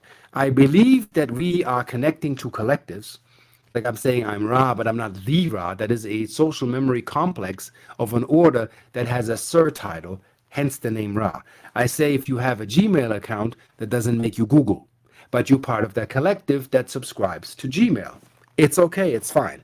So when somebody says they're Isis, they're not really Isis, because Isis was probably a being that powerful, probably had the power of 200,000 human souls in one embodiment of an extraterrestrial being walking this planet. She was probably 15 to 20 feet tall. We forgot all of that. So when you align to a collective, give yourself that name. But now the mission is when you call yourself Ra, then it's like, okay, you have to embody that. You have to bring that in with everything there is. You'll be laughed at. And I mean, most of my friends are not in contact with me anymore. I have a complete set of new people. My life has changed 180, 180, 180, 180. It's like insane. But you have to trust in that this will guide you the way to where you need to be going to bring into physical form what you're here to do. So let's go back to the pyramid secrets. I'm about to give you a pyramid secret. If you want to build something, same with Orgone. If you want to do it complete, then do the complete math and do it how it was done. Original Orgone. You see these plates? How Wilhelm Reich, watched the biography of this guy. He used steel wool and sheep's wool or cotton in layers to build accumulation system, not resin where you put everything in there, crystal and a wraparound and a color and aluminum and brass, and you mix the material. They're not really sealed and shielded. It looks all nice. Some of it can be very confusing and chaotic energy if you don't do the math right and you do the science right. It can also be paperweight. Orgone works, but do it right. I built a pyramid that took me freaking a week to build, and that blew everybody out the water. And I sold it in my store. It sold out, and I will not do it again. I basically made, I think, 72 layers of like resin, atomized stainless steel. You want to stick with what attracts cosmic energy clear, not brass, not copper right now. We're dealing with orgone energy, and that's a part of the math that I'm giving you right now. So I did 72 layers where the metal wouldn't touch each other. Poured, and you wait 2 minutes, you pour, you wait 2 minutes, you let it dry. It's really a beast, because how do you align this entire thing and bring it into one form? Because things move, and the sun and the weather and all that. And then I put this thing up, and it was so energetic that stuff would just spaz out. Electrics would not really work, and it would really work. So here's the deal to complete the math for the science that I brought to the planet. I said, how can I bring the divinity into the math so it's not being misused, and I can do a job such as healing, cell memory, total recall, you remembering who you are, you're reloading your ancient life back into you. It takes time, you know. Ultimately, you're the key to everything. This is an inspirational energy tool that can be measured, that has a physical effect on the human vessel. So in my downloads, I was told to remember. That I looked at the angel of remembrance is Angel Zadkiel, and the logo is a bubble with an eye, like a photon. I was like, this makes sense to me. So I put pieces together. So Mary Hardy told me a story that then kind of put the pieces together. She said that the pyramid is built out of dielectric, electric, dielectric, electric, dielectric material. That is an organic layer in the outer casing of the pyramid. A lot of pyramid studiers do not know that. I think Robert Bouval, he knows that. He's an incredible guy, like really, really he really went in and beyond, and allowing himself that this goes beyond what we can even perceive here. So she said that in the 70s, before they broke open the side of the Gizeh pyramid, if you know that way back, there was no entrance. There was kind of, they broke through the layers. So before the archaeologists from that time broke through the layer, there was a constant temperature in the king's chamber of 69 degrees that nobody can explain.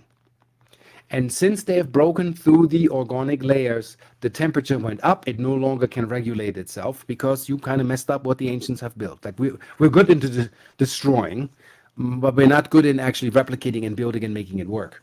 So that tells me that the organic layer, from all angles, and the pyramid has 8 sides, if you really look at it, brought in photonic and electromagnetic energy into an alignment, into a focal point.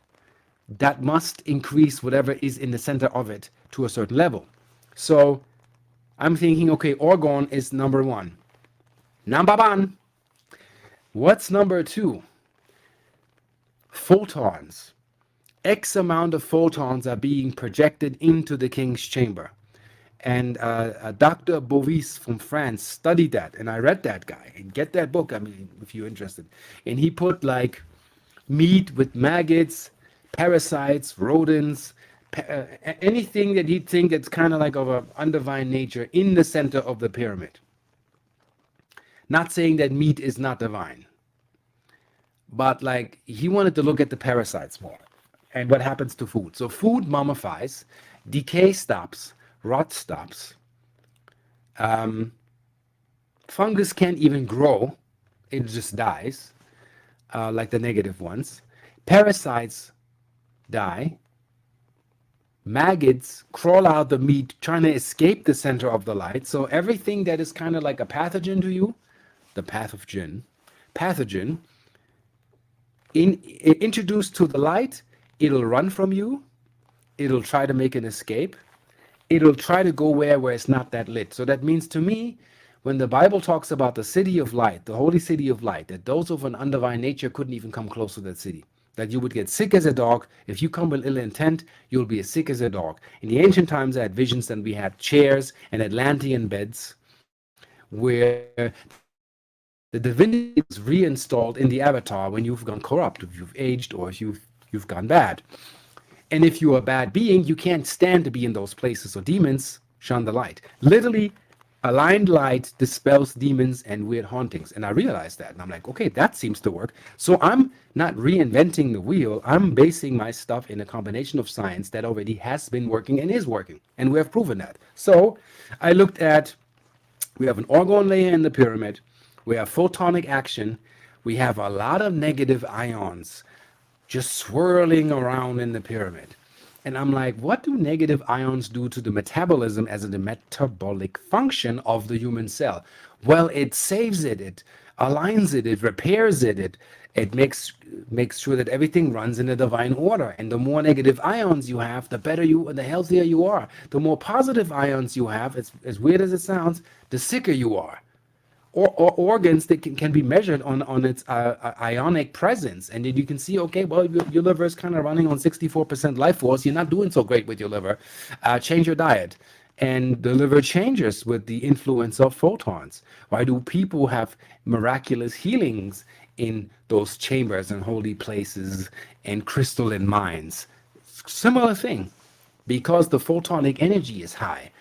Also, the biophotonic resonance, as in resonance, meaning an apple in your kitchen will rot in a week. An apple in a root cellar, in the original soil, not limestone and all made nice, like really in the soil. That's how my German grandma had her stuff. Guess what? Her apples, her potatoes would last more than a year. Why? Because they're in bioresonance. They're still where the photons and the negative ions are in the original magnetics, which brings me to the third thing of the equation. The pyramids had now orgone energy, photon energy, negative ion swirling, and magnetic correlations, like we call them magnetic anomalies, I say normalities. And then go back 50,000 years timeline. I mean, I watched a German show where in Munich they assumed that Earth had higher magnetics. Take your app with your phone, do it yourself. Our magnetic output is at 0.4%, hence fallen consciousness. Less chromosomes. Us being, the tallest, 6 foot, and in the ancient days we had giants up to 20 feet. Well, but these magnetics, chromosomes can have, if you add a chromosome to us, guess what? I'll be taller. Science has known that, so I don't even need to prove anything to anybody. That's known. I'm like, okay, so if higher magnetics bring the original setting to your evolution back in order, and I'm just talking magnetics, I'm not talking light right now, like the sunlight, the original photon hitting you, correcting you, the vegetative nervous system, if I got that correct, central nervous system is animated by natural sunlight.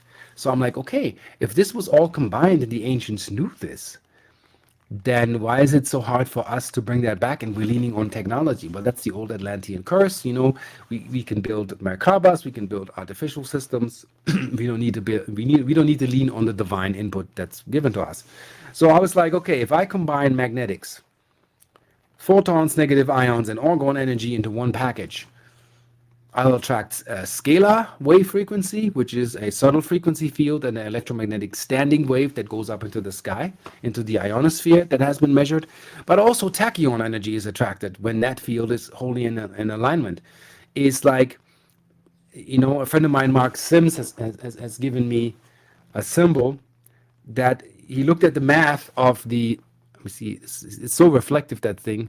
See, now imagine I'm trying to show you the book of light and you can't see it.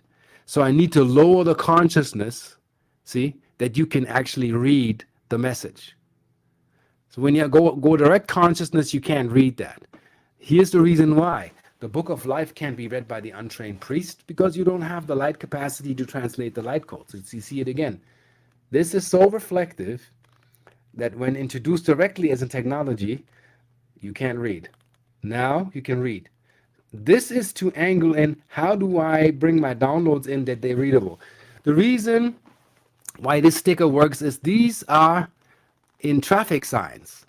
These are glass beads, crystalline glass beads, laminated. So I put the Fibonacci sequence and the symbol that Mark Sims thankfully gifted me to work with and put it on there, and it changes frequency. You put it on a cell phone, people are like, my hand doesn't hurt anymore. I'm like, I'm doing something here. So I have technology that's applicable, and since we have 9 minutes, I will cut this short. I have put this crystalline sand into a brass container because it's a very good conductor and modulator. This is also based on the jet, which you see in hieroglyphs in Egypt, where people see the symbolism. I rebuilt the three-dimensional technology. And I have videos on my YouTube channel where you can go on for weeks, because this can take weeks, what I teach, where I know this works. So, and maybe somebody can help me out. I put it out on YouTube. I'm looking for preferably somebody who has a Toyota 4Runner, TRD, because this is a free giveaway. This is a flow-through system that's based on photons. You see how bright that is? You can't really see. This is for structural integrity, the symbolism. Everything is photonically charged. It's a flow-through system where you attach your fuel line to it and let the fuel run through it and then watch the miracles unfold. I want to film that so people can see and understand the miracles that can take place. So that's part of the inventions. Phone stickers, whatever I make, is basically I'm introducing bioresonance to the people that water can be alkaline again. And the original alkaline state of water is 7.2 pH, not 10, not 9 or 12. That's what your blood needs to function at 7.2 pH. Your body knows what to do with it. Yes, you can cleanse and cure, but not all day, every day alkaline water. Just know that myth. So basically, I realized when photons are aligned and divine energy is introduced to the right matter, you can rectify and correct energies that have been in misalignment, whether it's how you build your IQ, how your brain works, cellular healing. So also studied, time is so short. The Russians have found out that when light is aligned to the potential of 10 to the 15th, the RNA goes automatically without any supplement into repair mode. And the parasympathetic nervous system is activated. And they've shown the formula, nobody's built anything. So I have decided to build a medbed to see, can that happen? And lo and behold, it works. The parasympathetic nervous system is activated, and people, and I'll make no claims, you know the reasons why, old paradigm. Read what the testimonials of what people write, what they experience when they introduce to the field. So I'm reintroducing an Atlantean bed that is here for cellular memory complex healing, intercellular communication. I tell people, like, I have scientific backup where we sent a sticker that is photonically charged and activated. This is like a 23rd dimensional level activation, where you need a reactor to capture photons from the vacuum and project them inward. And you put it next to the human cell tissue. And in 3 days, the human cell tissue, the metabolism of the fibroblasts, which is the connective cell tissue, is activated by 21%, meaning it has a chance against 5G and up, like as in its own cellular defense. And you are better off. You basically, if I'm sending the photonic signal continuously of the Amazon jungle that you're not in, but I'm having a transmitter, and send it to you. It doesn't require any electricity. All it requires is light that goes forever. Even at night, these work. Before these crystals go dim, it'll take 15,000 years linear timeline. Wow. You are in a better light field for your body, which you need. I mean, how is it that plants wither on Times Square and plants grow in the jungle? Not just because jungle in Times Square, it's because they're out of resonance. Right. And I'm here to reestablish the resonance with you and your oversoul. And I've gotten the furthest that I've gotten, where I challenge people. I say, send me your pendant. I can take this pendant and clip it to a fuel line and you'll save fuel. I've recorded it. I turned a Chevy from 26.9 miles per gallon to 49.7 on the highway, and I filmed it and the computer shows it. So it's all there. I have nothing to hide, you know. This is the science, it's evident, and I can go on. Of course you can. And of course we're going to have to do more and more of this. But could you do us a favor and show your pendant, or show the freestanding piece that you have? Okay, so the keys to the camera so people can see. When people look for keys, it has to do with what resonance. So this is the Gamatron key. Gamatron key has a 22-dimensional ring. That is the arcana of the human, as in, you know, the old tarot system. You hear to actually the 22 archetypes that you carry. You have to bring them into alignment. This is to assist that.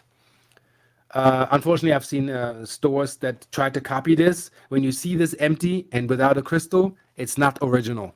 And it's also not coated. This is brass, uncoated. And it's filled with the crystalline substance that I showed you to function. Then I have yeah, this one is the my master seller, which is like almost sold out, which is my favorite. Doesn't come with this chain. I'm experimenting with different chains and ropes because people have different allergies.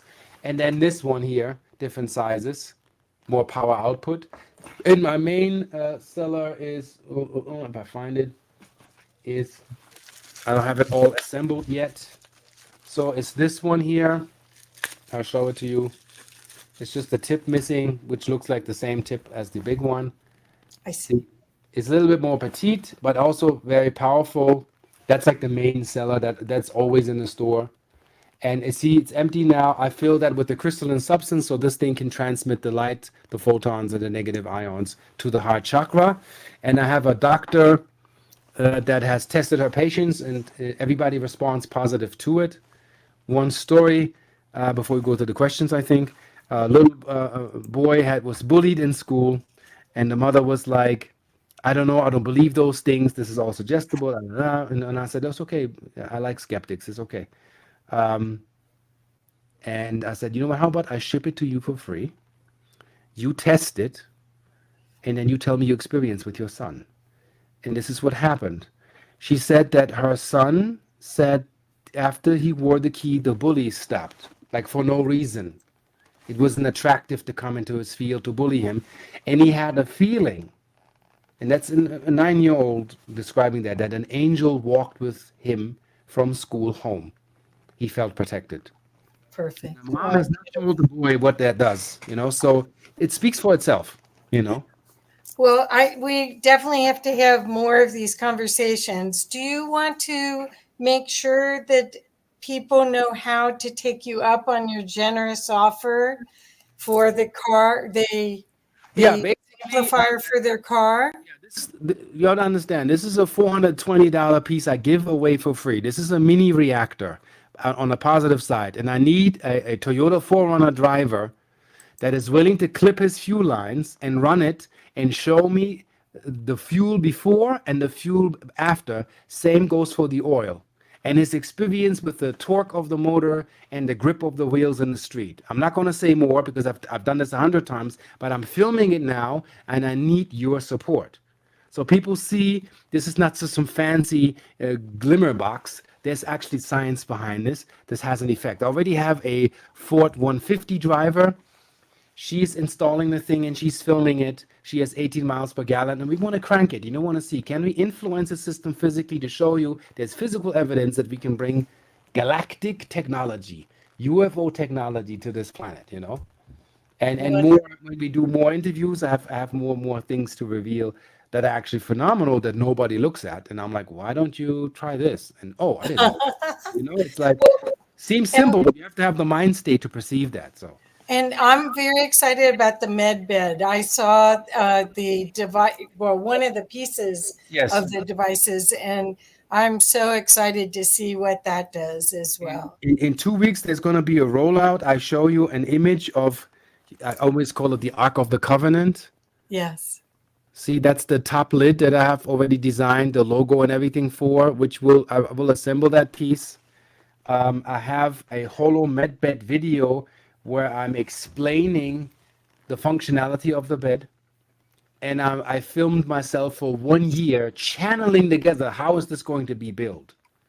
And I needed the shell. That's why it looks like a tanning bed, because I need basically old tanning beds that are refurbished. So we don't throw it in the garbage. And I remove all the electronics, move all the components out, and put my technology inside, and you have a completely new model of a functionality for healing, memory, galactic recall, and way more stuff coming. So in the next 2-3 weeks, we will have an official rollout coming with me, one-man show, building it by myself in a tent, and going into office, and people are lining up to book sessions. So Yep. Oh, I'm so excited. So again, what's the best way, Arcturus Ra, for people to get in touch with you? Okay, so go to my website, fill out the contact form. Yeah. The Okay. ra-key.com, www.ra-key.com. That's where you can reach me. And it's first come, first served basis. I only have one. And the first one that comes that understand what's to be done, they're not afraid. Nothing will happen to your motor. It's a flow-through system. The fuel won't be touched. You know, there's an energy system built around it that'll emanate. There's non-evasive things going on. So who's up for the task and who gives me their consent that I can use their videos as they're filming the changes in their car. And then when you have your experience, you can keep this forever. This will run forever. And this is how it begins. Cool. Thank you. Well, I'm afraid we're out of time, Yes. although I'm sure we'll do this again. Thank you so much. Thank And you so much. such a pleasure. Such a pleasure. Yeah, yeah. And don't forget the channel, Arcturus Ra is the YouTube. Right, right. We've been putting it in the comments all along, so don't worry. You will definitely have a way for people to connect with you. Thank you so much. Thank you so much for having me, and I'll see you more certainly on the flip side. Yeah, I know. Thank you so much. Bye-bye. Bye-bye. Hey, Rob, or Omar, what did you think of that? Can't hear you. There you go. That there was totally epic. I loved every single minute of it, and I was waiting for this one, and I was just totally surprised. As you can see, I too have a Star Trek stuff behind me, and I guess I'm resonating with that as well. So I look forward to really engaging with Arcturus in the future, and and hopefully do some one-on-one talks that are a little bit longer than an hour, where we can spend a couple hours and just have that conversation back and forth. I loved him, just totally loved him, and resonated with him, and it was amazing. I was filming here on my phone, and I was making like little shorts and making videos, and I was putting them on Facebook and on Telegram and telling people, yo, you're missing out. Look at this stuff. Come here and watch this. I don't care where you watch it. Just come and watch it. It's amazing. It was just on the edge of my seat. I was like this the whole time. Perfect. Well, the next person you're going to get blasted as well with, she's a dear friend of mine. So I just wanted to get your feedback before we go on. And thank you, Arcturus Ra. See you later. Yeah, thank you, brother. I look forward to learning from you even more. You're amazing. Okay. So there we go. So now I get to introduce you to a sister from another mother, Tamara Oviatt, who is the founder and the creator, the downloader of Sacred Activations, which is a healing modality that is one of the most remarkable healing modalities I've ever experienced in my life. I'm actually trained to be a practitioner. And Tamara, let's see, I'll get the specific best way to explain it that you sent to me. Okay. Tamara Oviatt is a master sacred activator who was given the gift of sacred activations in 2012 by the Source Creator, and received her first activation from Lord Metatron in Scotland's Roslin Chapel. Being a uniquely gifted light worker, master healer, and divine channel, she has always been destined to bring permanent healing, personal growth, and positive transformation to people using the power of sacred activations. The thing that we want you to understand about sacred activations is the sacred geometry and the opportunity for her work to really change your connection to who you really are.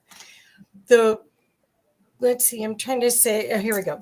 About sacred activations. Sacred activations is a form of meta programming that intelligently corrects, removes, overwrites, and upgrades your subconscious programs and will continue to work on you for days, weeks, months, even years, shifting your belief systems, raising your consciousness and vibration, and aligning your mind, body, and spirit to universal flow. It has now become the easiest, fastest, and most transformational healing modality available today, with over 1,000 practitioners in more than 20 countries around the world, and has helped over 10,000 people in all walks of life. So welcome, Tamara. Tamara came and stayed at my house for 3 weeks. Was it in 2013? Or it was right when you first? I think it was 2013. Yeah, it was. Yes. It's And been a long time. Yes. And I'm still a huge fan and still using the work and still get involved when she does programs. I always sign up if I can, and because of the timing. So Tamara, welcome to Humanity Unplugged. Thank you so much. I'm so happy to be here with you and to be of service. So how do you want to start sharing your incredible energy here? I'm so excited because I think people don't even know how fantastic an opportunity this is. Do you want to start? I'm goosebumping all over. I have goosebumps all over my body. I'm really happy to be here. I have a bunch of activations to share today. I mean, Humanity Unplugged, that's what I do. You know, I help people unplug from the matrix and to really line up in your power and to really create the life you desire. You know, so many of us are so locked into the media or what we're reading online, or we're distracted by social media, and we're not creating the life we desire. We're creating things that we're told to create. We're thinking of things that we're told to think instead of really being our own programmers, because there's so many programmers that are programming us and in the collective consciousness. You know, we're really like the internet as a collective consciousness, and all these messages are available, and all we have to do is turn them off. And I know I say that, and a lot of people say that, but I'm here to help you do that. That's what I do. That's a gift I bring to the table. Really, that's the gift that was given to me to share with you guys and to help. Kathy explained that what I do is metaprogramming. For years, people would ask me, how do you do what you do? Because I was seeing sacred geometry activated in people's fields and their lines, their sacred geometry lines being lined up and being repaired. And I didn't know how to answer it. I just went, I don't know how I do what I do. It just happens, you know. I connect to source energy and I just see this work come or this energy flow in. And a couple of years ago, I picked up a book about metaprogramming the human biocomputer, where it says that the programs can be designed to regenerate, analyze, and transform other programs, even modify itself while it's running. And that's what I've discovered over the years, what Sacred Activations does, is once you receive an activation, it keeps rewriting your software and upgrading it and changing belief systems in so many different areas of your life. It shocked me, you know, on how powerful this is and what it does. I've been a healer for, well, at 18, I put hands on my cat and, you know, I asked God, what do I do? Because my cat was dying. And I was told to put hands on her and pray, and I did. And the next morning I woke up, it was like she was never sick. And the funny thing is, I just had that experience with another cat. He was very sick. He wasn't eating. He was in the hospital with a tube down his throat. They couldn't find anything wrong with him. It was trauma for getting in a fight with another cat. And I was sitting with him and connecting with him. Really, I had said goodbye to him because I thought he was leaving. And it was really interesting because I was sitting there and I was working on him. And, you know, he's just laying there like lifeless. And all of a sudden he turned around and looked at me and went like this. And I was like, wow, you know, and because I could hardly get a response out of him for a couple days, and the hospital sent him home. You know, they couldn't do anything else for him. And that time, that moment is when he started healing, and he's doing really, really good. And he's back and he's healed. And, you know, I think I thank him for that experience, which sounds horrible to say, but to see him heal and come back to life like that was really powerful. And I hear a lot from people on how they heal and how their life's changing. And to witness that with my cat again, I guess I needed that. It was really remarkable. And I'm here to help you change your life. There's so many programs out there right now that you're being bombarded with of fear, war, you know, money. And it's all an illusion, and it's all part of the matrix to keep you stuck and to keep you in fear and to keep you isolated. And I was blessed enough to go through COVID myself. And I had a lot of anger about it, about COVID. And I had a lot of anger about all of it, on what was going on. And the experience, of course, was horrific. And I remember waking up in the middle of the night, you know, they were telling me I was going to go through it, and I was just really angry about it. And I made an agreement that, okay, fine, I'll go through this, but I want this in return, because I've learned to start asking for things when I'm at service. And when I went through that, what I learned from it was that when we open up like that and we receive something like that, we're so bombarded with belief systems and programs that are just being thrown at us like crazy. And so I want to help you unplug those. I help myself unplug from that, and I learned a lot from it. So, I mean, to say I'm thankful that I went through that, I know it sounds a little weird, but I am, because I learned a lot. Go ahead, Kathy. Okay, I don't want to interrupt, but I do want people to get the perspective that you have, because you taught me that we're in a computer program simulation. Yes. And that, for instance, when people have talked about their past lives or their experiences, a lot of times it's that their soul has taken on that program, correct? And I don't think anyone else is talking about that. That's why I wanted to direct you a little bit to, is that okay? No, I appreciate that, because I'll just go sideways. Well, thank you for directing me. Well, the thing is, you guys, it is so helpful when you start looking at, do I want this program? Does this program serve me or not? And then you have a way to slowly delete it so that you can be free, and it's a conscious choice versus you just suffer or play the game handicapped. I mean, this is a game. Yeah. Okay, it is so a game. It is totally a game. And, you know, if you're a Star Trek fan, they talk about the hologram, where you go in and you plug in your programs and what you want to experience. And then you have those experiences, and they're really, really real. And if you die in the program, then you die. But truly, do you really die? Because there's really no such thing as death. And to realize that we are just in a hologram or a video game or a computer simulation, when you really, really realize that, and I know it takes time, and because this simulation, this game is so real. It's such a fantastic program, and it has to be for us to believe it and to play through it.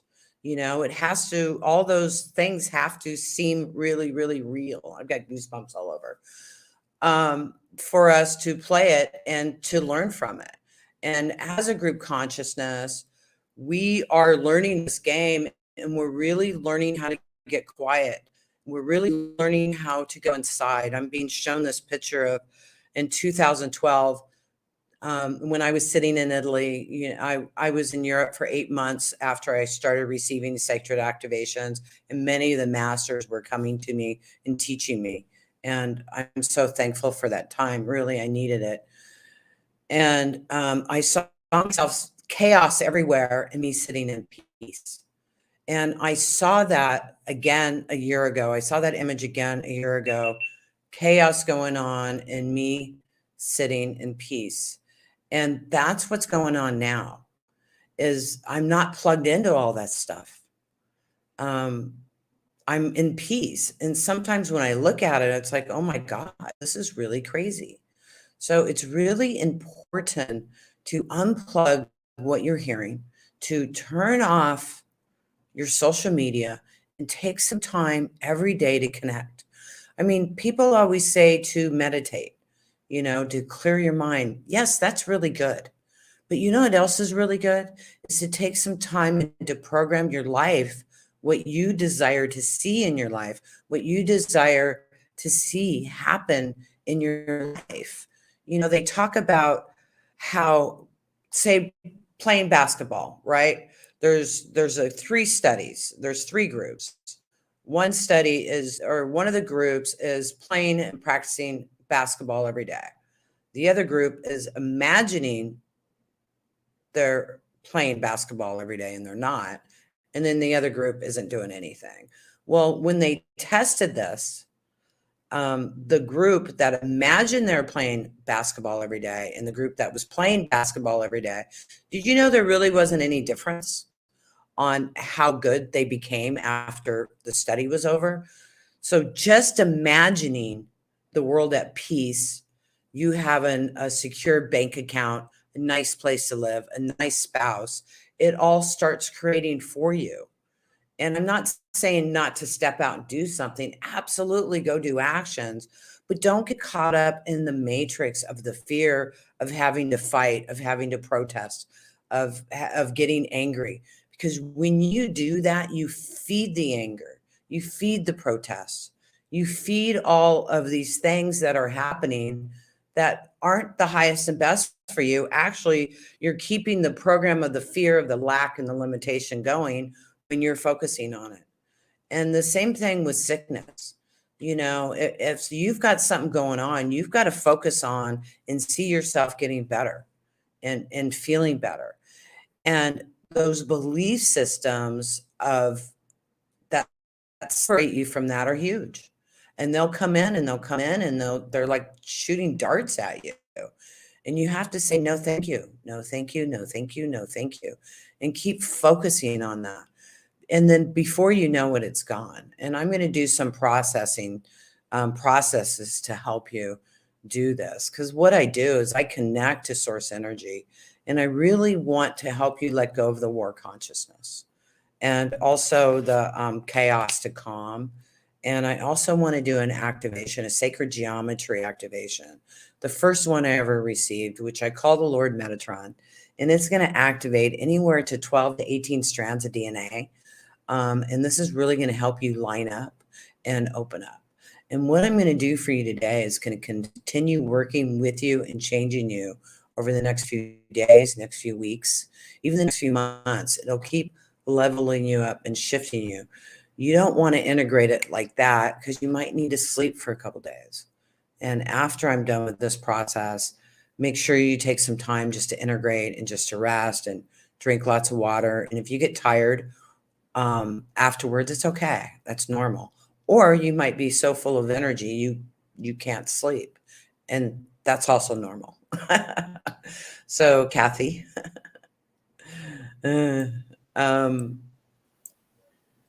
so yes. Well, I'm going sideways again. When you said, you know, this is adult dose. This is when you get sacred activations, it may seem like it's something like you've experienced before, but it isn't. It goes so deep and can shift you permanently. So this is not, oh, I think I'll do this hypnotherapy session today and maybe 90 days later. This could affect you today, right now. Yes. It's so wonderful. Yes, absolutely. And it will keep affecting you. When you do sacred activations and you let go of something, it doesn't return. It doesn't come back. You know how when you go to like a great weekend, a rah weekend, and you feel amazing and you're going to do this and you're going to do that, and you're feeling great for a couple days, and then a week later or 2 weeks later, you're back into your old programming, because it is your subconscious programming. So, 95% of our lives are ran by your subconscious programs. So what sacred activations does is clears those subconscious programs so that they don't return. And you could be working in one area of your life with sacred activations, and it continues to work through many different areas of your life. I want to also add that when Tamara came to visit me for 3 weeks, what happened is she had just come back from Italy, and she was really getting a lot of downloads. And after this time period, she's realized that she actually had a walk-in experience. And so some of this incredible capacity to heal is coming from that walk-in experience. Do you want to share a little bit about that before? I wasn't planning on it. What? I said I wasn't planning on it. Oh, okay. Well, I think this audience would love that. Okay. Okay, sorry. I am a walk-in. That's okay. I am a walk-in. There was actually 2 souls in my body from the time I was 3 years old. I remember when the walk-in came in at 3. And you know how you have conversations in your head? Well, I was always having conversations and arguments in my head, and I thought that was normal because people talked about that. And it wasn't until 2018. I mean, I kept hearing it was time to integrate me. It's time to integrate me. It's time to integrate me. And I didn't understand, and I kept trying to do it. And I didn't understand that there was 2 souls in the body until 2018. I was talking to a friend of mine. I said, part of me wants to do this, and the other part of me wants to do that. She goes, well, you're a walk-in, right? And I said, yeah. She goes, do you think maybe you left something behind? And I went, oh my God. And so I went inside, and so Tamara was talking to me, both Tamara, of course. And I said, oh my God, you're here? And I said, yes. And she goes, does that mean I can leave? And I said, yes. And she said, I'm out of here. And she left. And then my mind got really quiet, and it was really weird. And I remember going into the Akashic Records and talked to her. And we both started laughing because I went, oh my God, what a shift. But what I've done is integrated in. And if I didn't know what happened, I wouldn't know what happened. It took a while to integrate. But at the same time, I still have all those programs that this body has. And so having to work through all of that. So I thought, well, good. Now I don't have to work through all that. Wrong. Because when you're walking, you still have all the programs and everything of the body and of the soul. And really the soul is, it's just a higher aspect of me. Some people go through a lot of different walk-ins and upgrades. So it's quite an really experience. benefited from the programs you created while you were integrating. The programs are fantastic. So if any of you are feeling that you are a walk-in, or you're feeling like you're fragmented, I think you'll love some of Tamara's work. Thank you. Yeah, the work's really amazing. It really, really is. And I help you with timelines and parallel universes, and also your full power and timeline to really integrate yourself. That's some of the work I do to help you do that. And then I change your subconscious programming. There's over 1,000 activations, and a lot of those are deactivations. They change subconscious programming so that you can be in your power and live in your power. And some of them are activations. There's a lot of sacred geometry activations that really help upshift you, and it just makes it so much easier to work and to be in this world. And I see a lot of people have a lot of miracles with sacred activations. I have a lot of practitioners, like Kathy said. There's over 1,000 practitioners through 20 countries. I've gotten really popular in Japan lately, which is really cool. I'm doing a lot of classes there. I teach this work, and I also do webinars to help you. On my website, I see Kathy's posted it, tamaraoviatt.com. If you sign up there, we've got a lot of free gifts for you. And if you go into Live Your Best Life, the Great Awakening Support Group, there's actually over 15 hours of videos and audios in there to help you shift your subconscious programming and to really dealing with what's going on today to help you be in your power. And what's really cool, when you change yourself, everybody around you starts changing. Everybody at work starts changing how they treat you. Your spouse changes, your children change. Everybody around you changes when you change, because everybody's your mirror.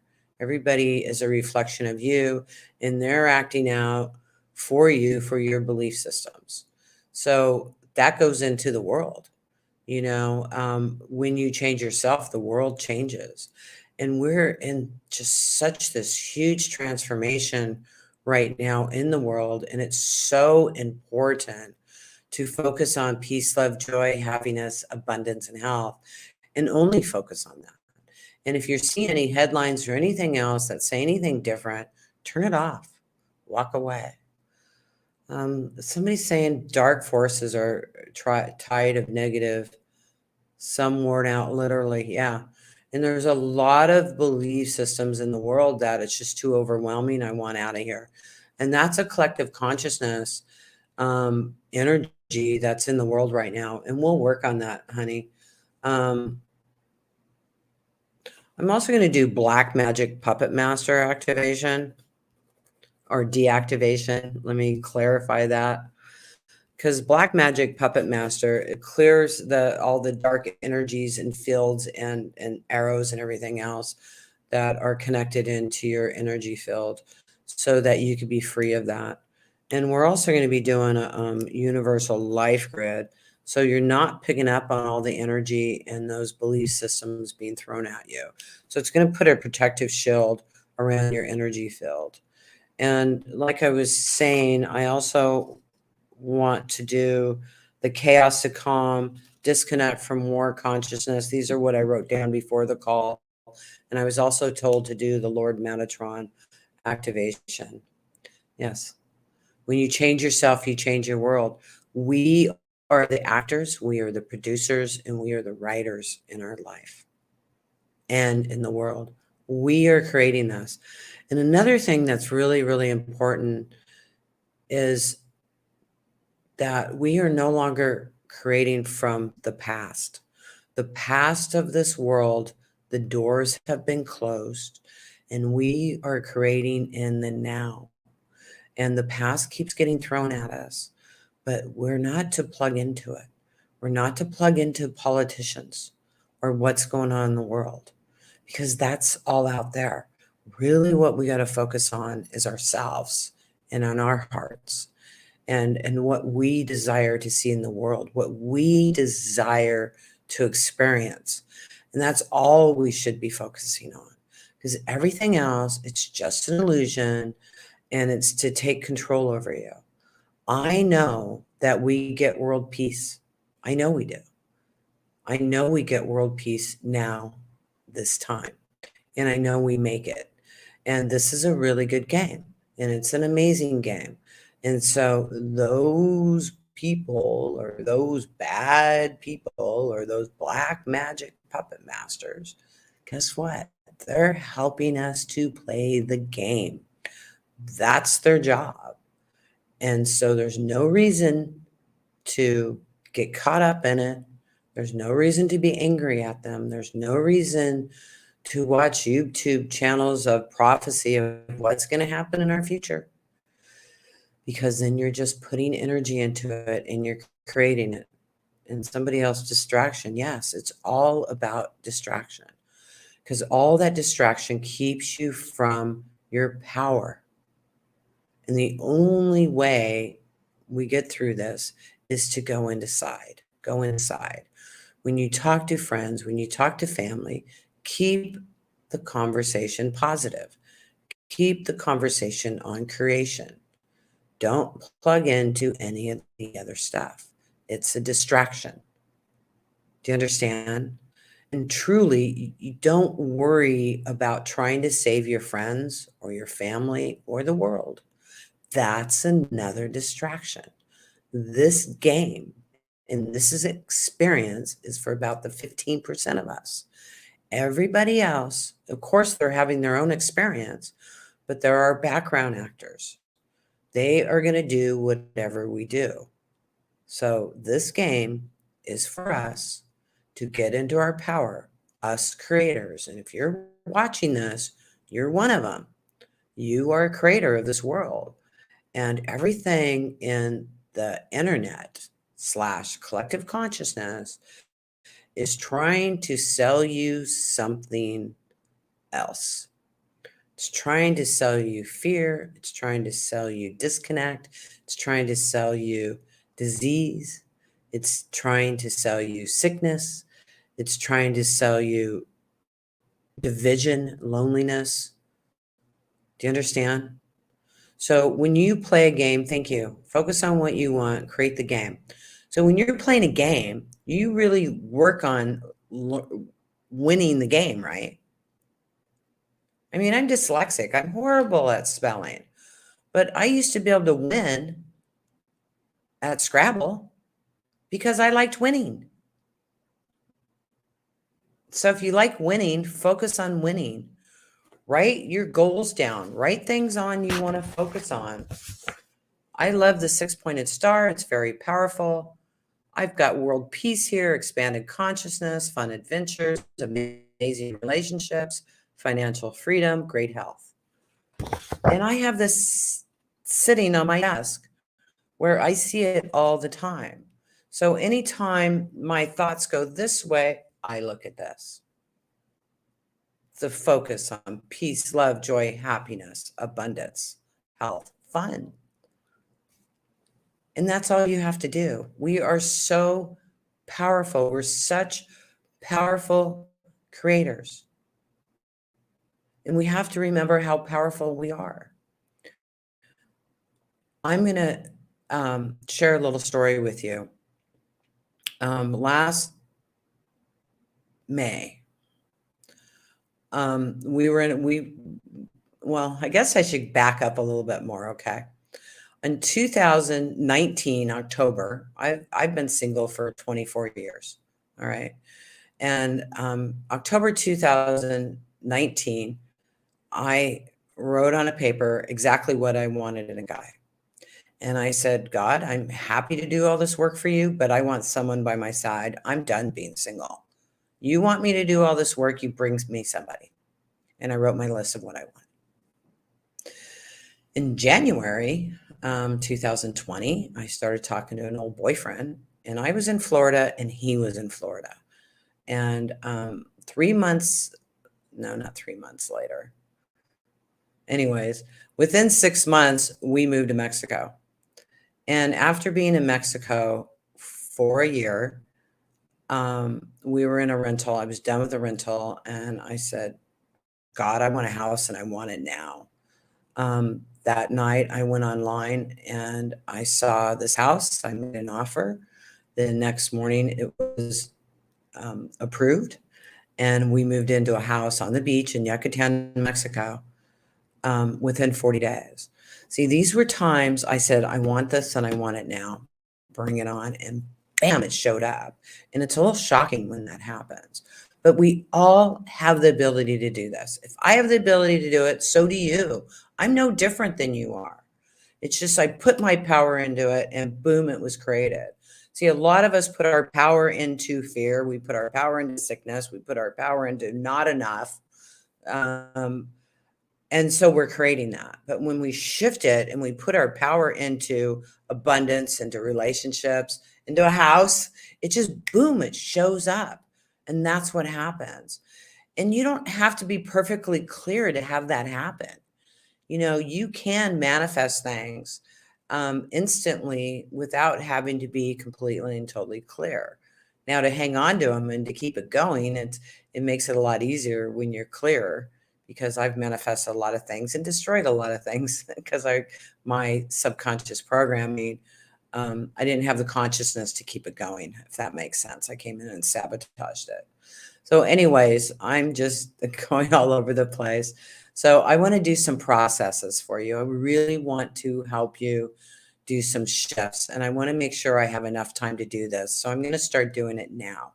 Now, what I do is I connect to source energy, and I'm going to run some activations. And while I'm doing this, I'm going to be silent. I'm going to say a few things here and there, but it's all about the energy. It's not about what I'm saying. So I want you to go inside and just focus on whatever comes up, because you can't do this wrong. You can't mess it up. You can't miss it. You know, always come back here. Come back and listen again if you desire. I'm going to start with the Lord Metatron activation, which is will be activating 12 to 18 strands of DNA. This all by itself do huge changes in your life. And then I'm going to move on to the other activations.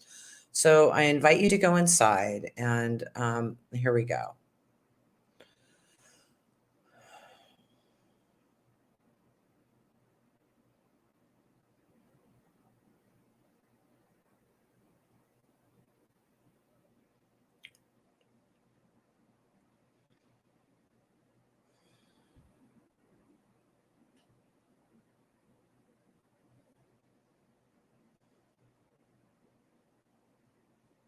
You might see something, you might not. It doesn't matter. It's okay.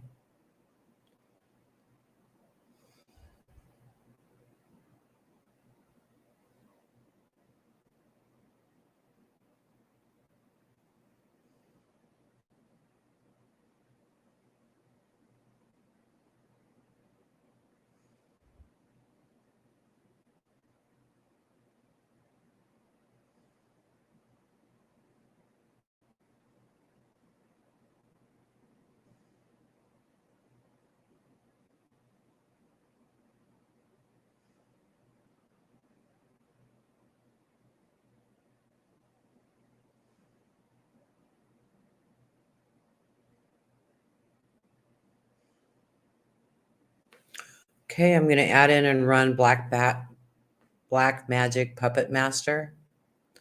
It's going to clear you from getting all these attacks.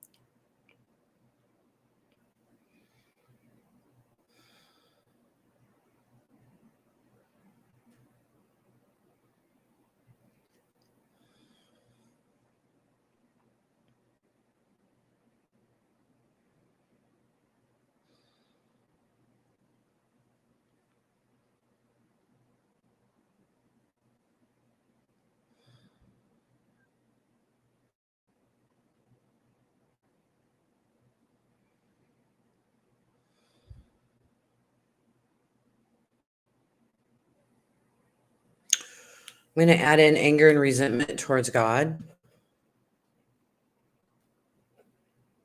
Clear that.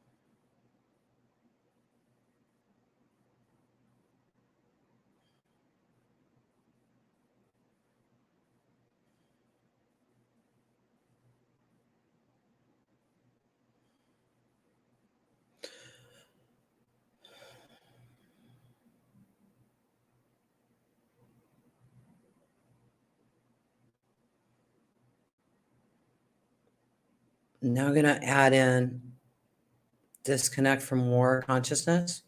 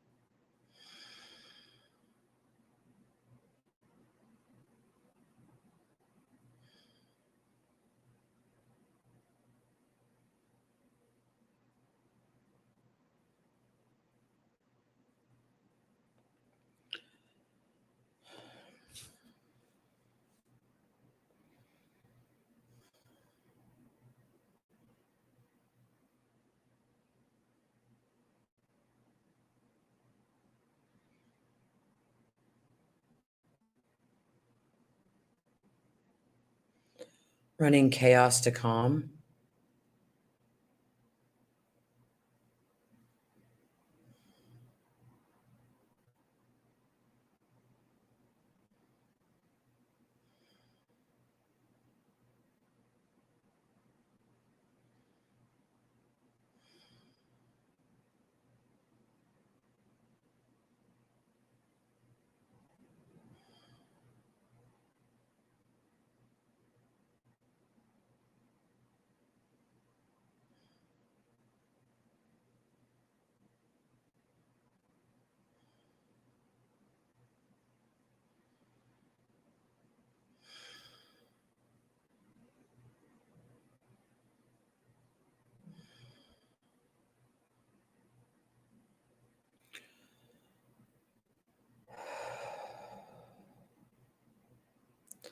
Okay, I'm now going to run Universal Life's Grid. This is going to put a protective shield around you. It might look like the flower of life to you. You might just see some golden energy.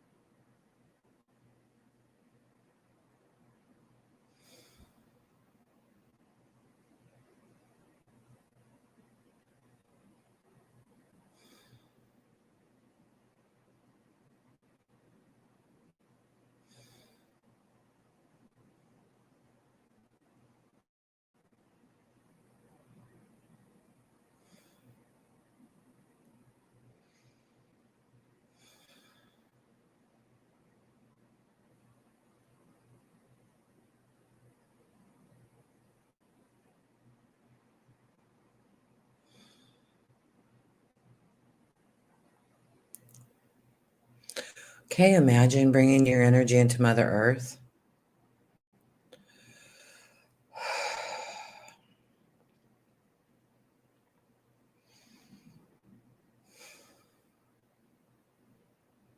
Taking a nice big deep breath.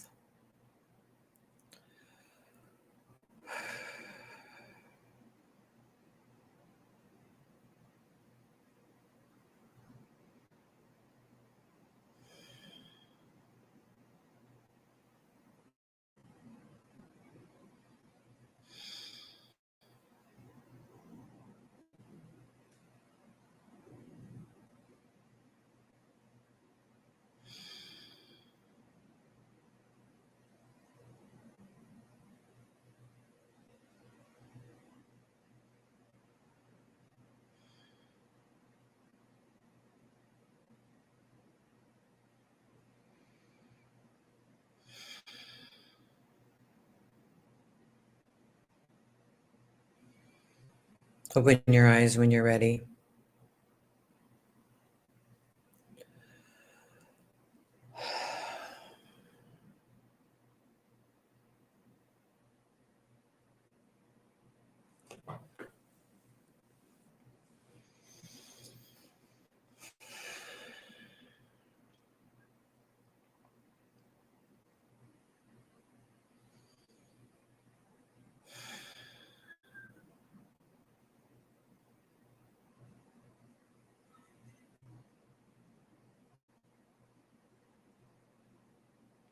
When we catch ourselves thinking negative of somebody or something, and you're aware of it, just say, I love you. Send it love. When you catch yourself saying negative something to yourself, same thing. I love you. I love you. I love you. I love you. I love you. You know, give yourself a hug. Give yourself a smile. It's so important to love yourself, because really being able to love yourself is really being able to love the world. And that's so important, to be able to love the world and be able to love yourself. That's what we're here to learn. We're here to shift this world into peace. And we have the power and the capability to do that. We have everything inside of us. We can move mountains. We can change things. I shared those couple stories with you of me getting, you know, my guy, me getting my house, you know, and they happened instantly. It was like a little shocking instantly. And we all have the ability to do that. It's about putting the power into it. And that's the same thing about unplugging from the matrix and really plugging in to what you desire. Because really our job here is to live in joy. Our job here is to be happy. Our job here is to create love within us. It's not about suffering for the world or about suffering for anything. It's about creating love. It's about creating joy. It's about creating peace. And that's all it's about. That's exactly what we're supposed to do. I know we are going to get this. I know we're not going to fail. And I know it's going to happen. And I want to help you do that.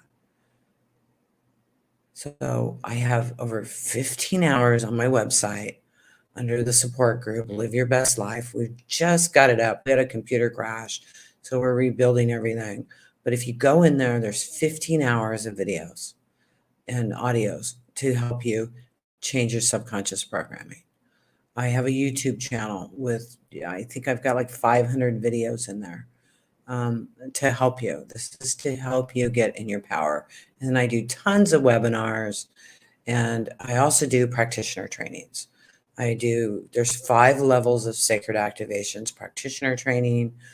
I also have 5 levels of Akashic Records training, all available on my website that you can do on your own time and get certified right away, and then join in the live class when I do it again. I'm really busy in Japan right now, so the next live classes I'm teaching is in January, but I have other teachers that are also teaching all the time. And so I'm here in service. I'm here to help you get in your power. And I really want you to focus on you. You are only responsible for you and what you're creating in the world. You're not responsible for all the illusions of war and disconnect that's going on in the world. Those are all matrix programs to keep you busy, to keep you out of your power, and to keep you in fear. So it's so important to let that go and to get into your power. So I want you to know John Johnson wrote, I don't know if sound was supposed to come through, but the only thing physical I noticed was my breathing. It was like I was floating. Wow. I know my third eye was going, wow, which I love. That's part of what I love. And she said, brown dot flop said I was a bit distracted, so I didn't catch the entire activation, but I totally felt the energy. Thank you. I need to rewatch this. I'm not sure what you did, but I feel it for sure. Oh, fantastic. Yeah. Yeah. So, and some people have subscribed to your YouTube channel. So, Oh, fantastic. yeah. Yay. Yeah. Yeah, So, and Tim, on my website under Live Your Best Life, there's some videos that YouTube took down within 12 hours. So there's things that you can't see anywhere else. Just to let you know. The thing that I want everyone to know is I've been doing this work for 21 years, and I've gotten to work with all sorts of healers, but I always come back to this amazing work that Tamara does because it's quick. A lot of the activations, just like you saw, we just did a whole, how many was that, 7 or 8? But yeah, we did that in that short a time period. So you can clear things, and you will be seeing that because she uses sacred geometry, it's going to affect you in different levels as you keep growing through it. It's almost like each dimension gets recalibrated. Yeah, it keeps expanding you. I mean, you're going to get instant results, but you might have this huge awakening 3 weeks from now, or even a month from now, because like we described at the beginning of this is meta programming. It keeps rewriting the programs. It keeps bringing you up to different levels. And it's hard to go from riding a horse and then flying a spaceship, because you're like, what the heck just happened? You need those steps in between. So the activations are going to keep working with you and bringing you up to the next level. It's going to go, oh, look, now there's cars. Oh, look, now there's planes. Oh, look, a spaceship. Cool. You know what I mean? But if you're riding the horse and you see a spaceship, you're going to go, what the heck's that? Because you don't even know it's possible. So this will continue to rewrite you and to bring up your energy levels so you see all the different things that are actually available for you and what you can do. The other thing Brown Dot Flop said is, I definitely want to learn this. This will be great to add to the Reiki she's taking. And I think that's what the other parts of what I love about this modality is it doesn't conflict with anything else. You can use it. You don't really need everything, but you it's quantum. That's all I can say. The more you experience this, you'll see it's like the ever ready battery. It keeps going And it keeps and going shifting and going. you. Absolutely. Yeah, it keeps shifting you. And the training's available right now online. You can do it right away and get certified right away, and then join a Facebook group and have support from other practitioners that will practice with you and help you. And then there's other teachers that'll help with questions and stuff. So we're here to help you and to support you in your growth. Absolutely. I love the community that you've created because it's so international and there's so many different perspectives on what's happening. So you really get to feel loved and supported in your communities. Yeah, we're here to help you. We're here to support you in your growth and to answer questions. You know, people will post, I have a client that's got this or that. What do I do? And everybody will pitch in and give you suggestions on what activations to use and how to help them or what worked with them and their clients. It's a really beautiful community. It really is.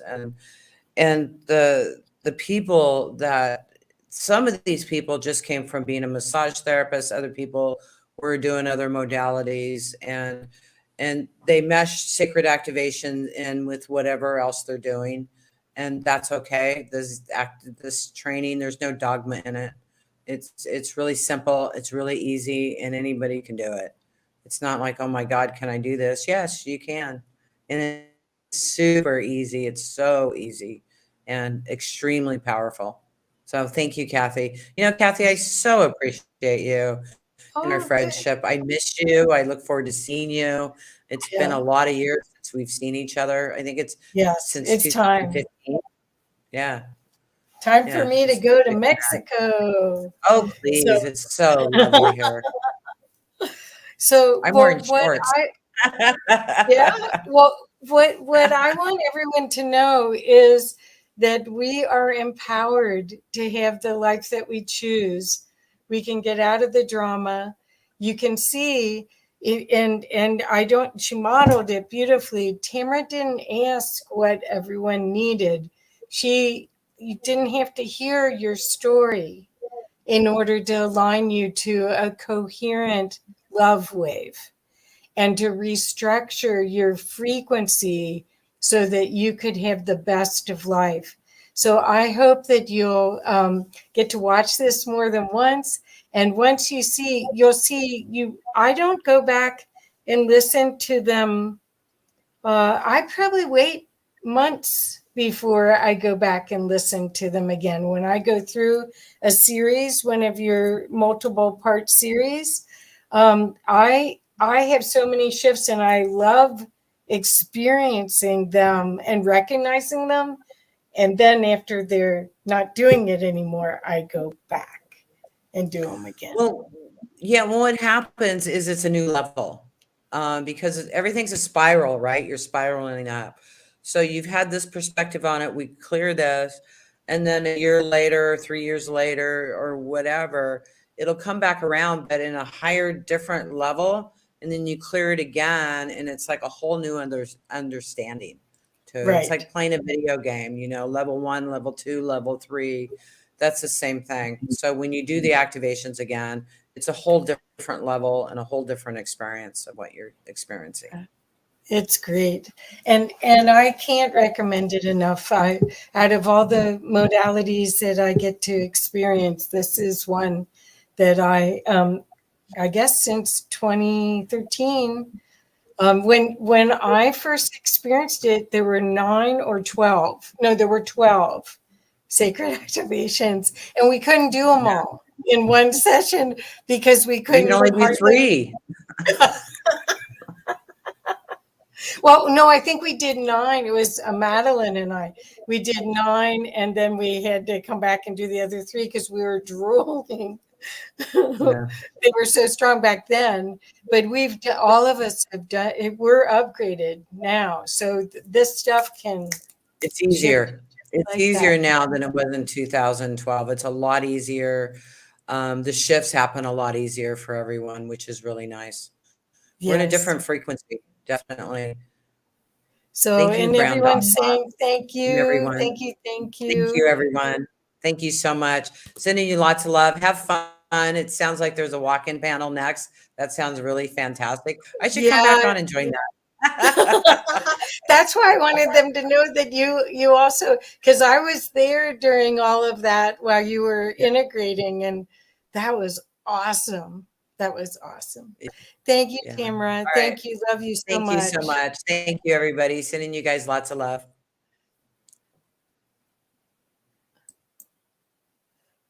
So, yay. That there was quite something. Wait till it integrates. Wow. You have no idea how strong that was. That was amazing. I really liked Yeah, that, and feeling like little tingles on me when I was doing that. And then I was like, okay, I'm gonna have to come back and watch this after this event and we is had over. the skull this morning that was like, Yeah. whoa. And then, but the thing is, she's in Mexico, so she saw what was coming and wanted to be near the salt water because a lot of her electric energy comes from that. And so she moved to Mexico last year and living the life of a goddess. That's It's beautiful. fantastic. Yeah, we should all go visit. Yeah, we should. Neil's down there too, so we can all Yeah. just hang out and get together and just have a great big family reunion. That would be amazing. Yeah, it'd be great. This morning Well, when the anyway, crystal skulls were happening, I hung Amy's I saw. crystals off of my camera, and then I was activating those, and then when the Goldmans were on, we were doing the humming, and I just let it sit there and just activate even more. And afterwards, I gave it to Amy. I was like, "Here, baby, wear these. We just activated these with some amazing energy." And she's like, "Oh, thank you. I love you guys." See if she glows in the dark tonight. Yeah, we'll see. Well, anyway, well, thank you so much for letting me bring my friends. I'm so excited to introduce them to all Yeah, of you're you. very welcome. You have some very cool friends, and I'm looking forward to tomorrow. Yes. Right? Tomorrow's going to be another epic day, and then after that, it's going to be amazing. So, guys, this is our final leg of the evening, and we're going to have a walk-in panel, and I have 5 beautiful souls that we are going to interact with and listen to tonight. I'm mostly going to be in the background listening, and I'm going to let the ladies do what they do best. So I'm going to bring on Nicole Richmond. Where did Nicole go? Let me find Nicole. There she is. Let's bring on Nicole. And then we'll bring on Angelica. And then we'll bring on Mina. And then we'll bring on Melissa. And then we'll bring on Jackie. Hi, ladies. How are you? Hey, Omar. You guys can go ahead and unmute yourselves. And thank you very much for giving us your time here this evening. I know it's very late. One of you is in Finland, so and it's very, very late. And in Ontario, of course, on the East Coast, it's a few hours ahead. So, ladies, maybe what we'll do is we'll start with Nicole, and then we'll go clockwise. Maybe go to Angelica, and then to Jackie, and then to Melissa, and then to Mina. Maybe introduce yourselves, and then after that, we'll listen to what you guys do. Yeah. Omar, thank you so much for having us, brother. I love the work that you do. You're anchoring so much for so many people and the awareness that you bring. Your speakers lineup is incredible. I don't know how you've done so much in such an amazing short period of time, but we're really pleased to be here. So my name's Nicole Richmond, and I live on the north shore of Lake Superior in Canada, in Ontario, Canada, in a place called Thunder Bay. I'm Anishinaabe Ojibwe, so I'm indigenous to North America. I from the Ojibwe Nation, and my work is fun and interesting. I am a lawyer, and I work as a law professor, and I also am a walk-in.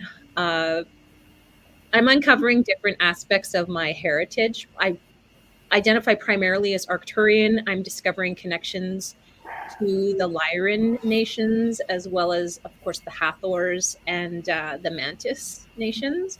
So it's fun. It's fun.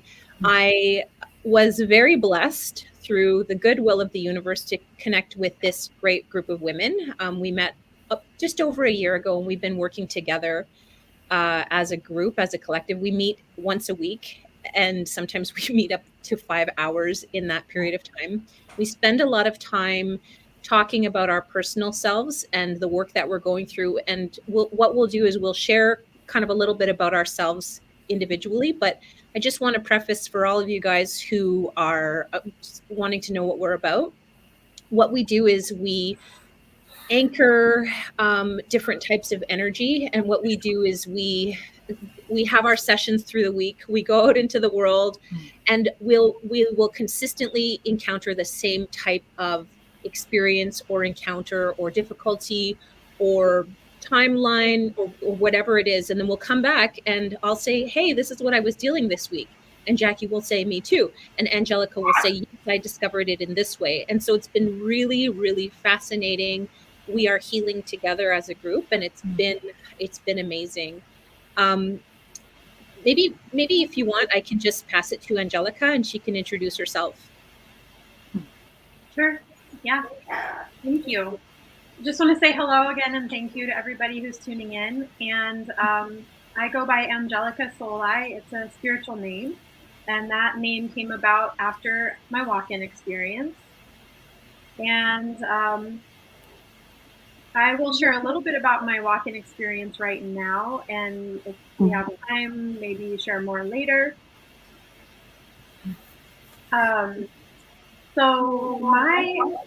Okay, I'm hearing like some feedback. How does it sound on everyone else's end? Maybe I'll go ahead and mute, and the rest of us can mute. Yeah, Okay. ladies, maybe everyone can mute except for when the speaker is speaking. So when you speak, you can unmute and everybody else unmutes. Thank you. Okay, it's definitely like sensitive to sound as well, which is probably more so after having the walk-in experience. But anyway, so just to share a little bit about myself, my galactic cosmic consciousness did not come about until I started speaking light language. So prior to that, my consciousness was very much earth-based, you could say, or I was very much into yoga, and my only connection with ancient languages or vibrational languages would have been Sanskrit. And so I started speaking light language spontaneously before I ever knew what light language was. And so I learned after a few months what it was. And from there, that's where my consciousness really expanded, because it went from having very little awareness to very, very big awareness. And I had a walk-in experience that I feel initiated probably around 2017, but I was unaware of it. And that's where I was integrating more of my angelic consciousness or angelic self. And then in 2020, I had an even more intense walk-in experience with mainly one galactic soul aspect, but there are actually three. And, from there, it's just been a process of what I call multidimensional integration. So just becoming more and more aware of who I am on a soul level. And now I help people go through what I did, which is people who are waking up to light language and want to know more about it and want to be held in a container as they walk through it. That's what I'm here for. So yeah, I'd love to share more, but I'll just leave it at that for introductions. Should we pass it to Amanda? Okay, hi everybody. I'm coming from Finland, and thank you so much for having us, all five of us. And so my name is Minna Amanda, and I woke up as a very sudden Kundalini awakening experience 8 years ago. And prior to that, I was an intellectual property right, intellectual transfer, technology transfer lawyer as well. And it was just so sudden change in my life. And that was like a near-death experience at the same time. And also some walking process started from that moment. And now it's 8 years from my awakening, and it has been amazing life day after day. And it's not like a human life anymore, but I'm so like an open canvas, and I'm able to experience all kinds of different energies as I wish. And sometimes they are just not even coming from my will, they are just emerging in my body. And I realized that when these energies are coming into my body, it's also doing a healing for myself. And I do a naturally remote view, and I'm in different parts of the universe, and I'm able to attach to different ETs, different galactic high frequency beings. And as well, I have an experience is how to link with the artificial intelligence. And I would say that that has been quite scary for the first time, but I'm used to that as well. So there are so many consciousness all over the world and the universe, and we are able to communicate to whatever, and there is no limits in the universe at all. And I have to say that in the first experiences, I was looking my image in the mirror, and I sensed that I was ET. For example, I started with I was a gray, and I didn't know anything about these things before that. So I thought that was my heritage lineage in my DNA. And I had discovered while I'm raising my own vibration is sort of I'm able to attach more my DNA layers, able to have more information out of my DNA, because there is no time and everything is at the same time as we experience.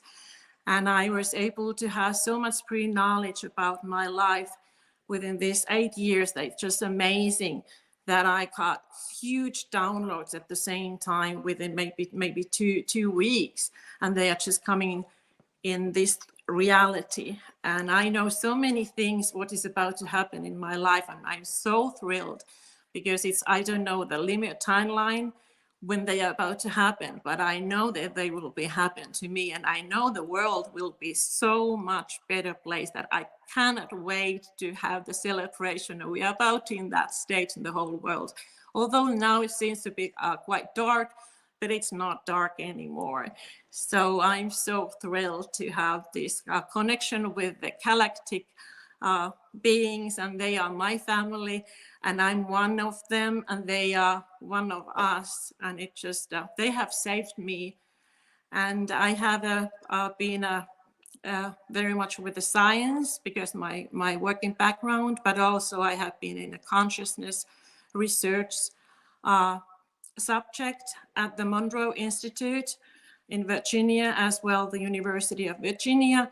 And I have found out that I have sort of super consciousness, which means I have a very huge gamma waves. And all the science and the spiritual side, I can see that they are about the same, but we just need to have the terminology. And it's not the separate anymore. The world is not separate anymore. We are just one. Thank you.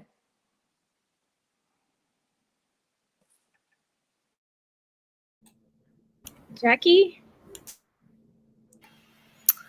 Hi, I'm Jackie. Yeah, just an honor to be here tonight and just holding space with these ladies who I love so dearly. And we'll talk more about how we all came together and how we share. But a little bit about me. I reside in the Twin Cities in Minnesota in the US, and I am now officially a conscious parent, parenting 4 boys, ages 12 to 20, and I feel that in itself is an undertaking. And I had a Kundalini experience 6 years ago, and at that time had very limited understanding of how the world worked, about energy, didn't even know what synchronicities were.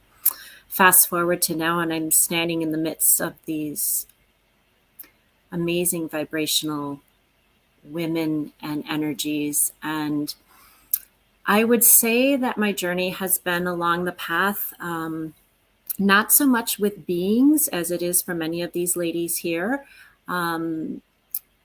understanding that there likely was a walk-in experience for me, however, consciously don't remember that, and had light language activated as I was exploring that piece of myself. So energy and light language have been the tools for me, and just a felt sense of what's true and what's next. And being okay with not knowing, truly, and resting in the unknown, really, and in the silence.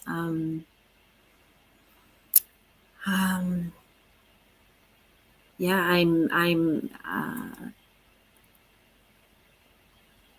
I'm grateful. I'm grateful to be here, and I think my contribution in this group, often will go into channeling and we'll go into sharing about the experiences that we've had, but the unified experience that we share on a very personal level, bringing the extraterrestrial down to the terrestrial, relating, and often it's around relationships and relationships with men or relationships with others. And I feel I contribute just fine in that area. That has been part of my awakening experience in activating codes within me. And it's just been a really beautiful journey. So thank you.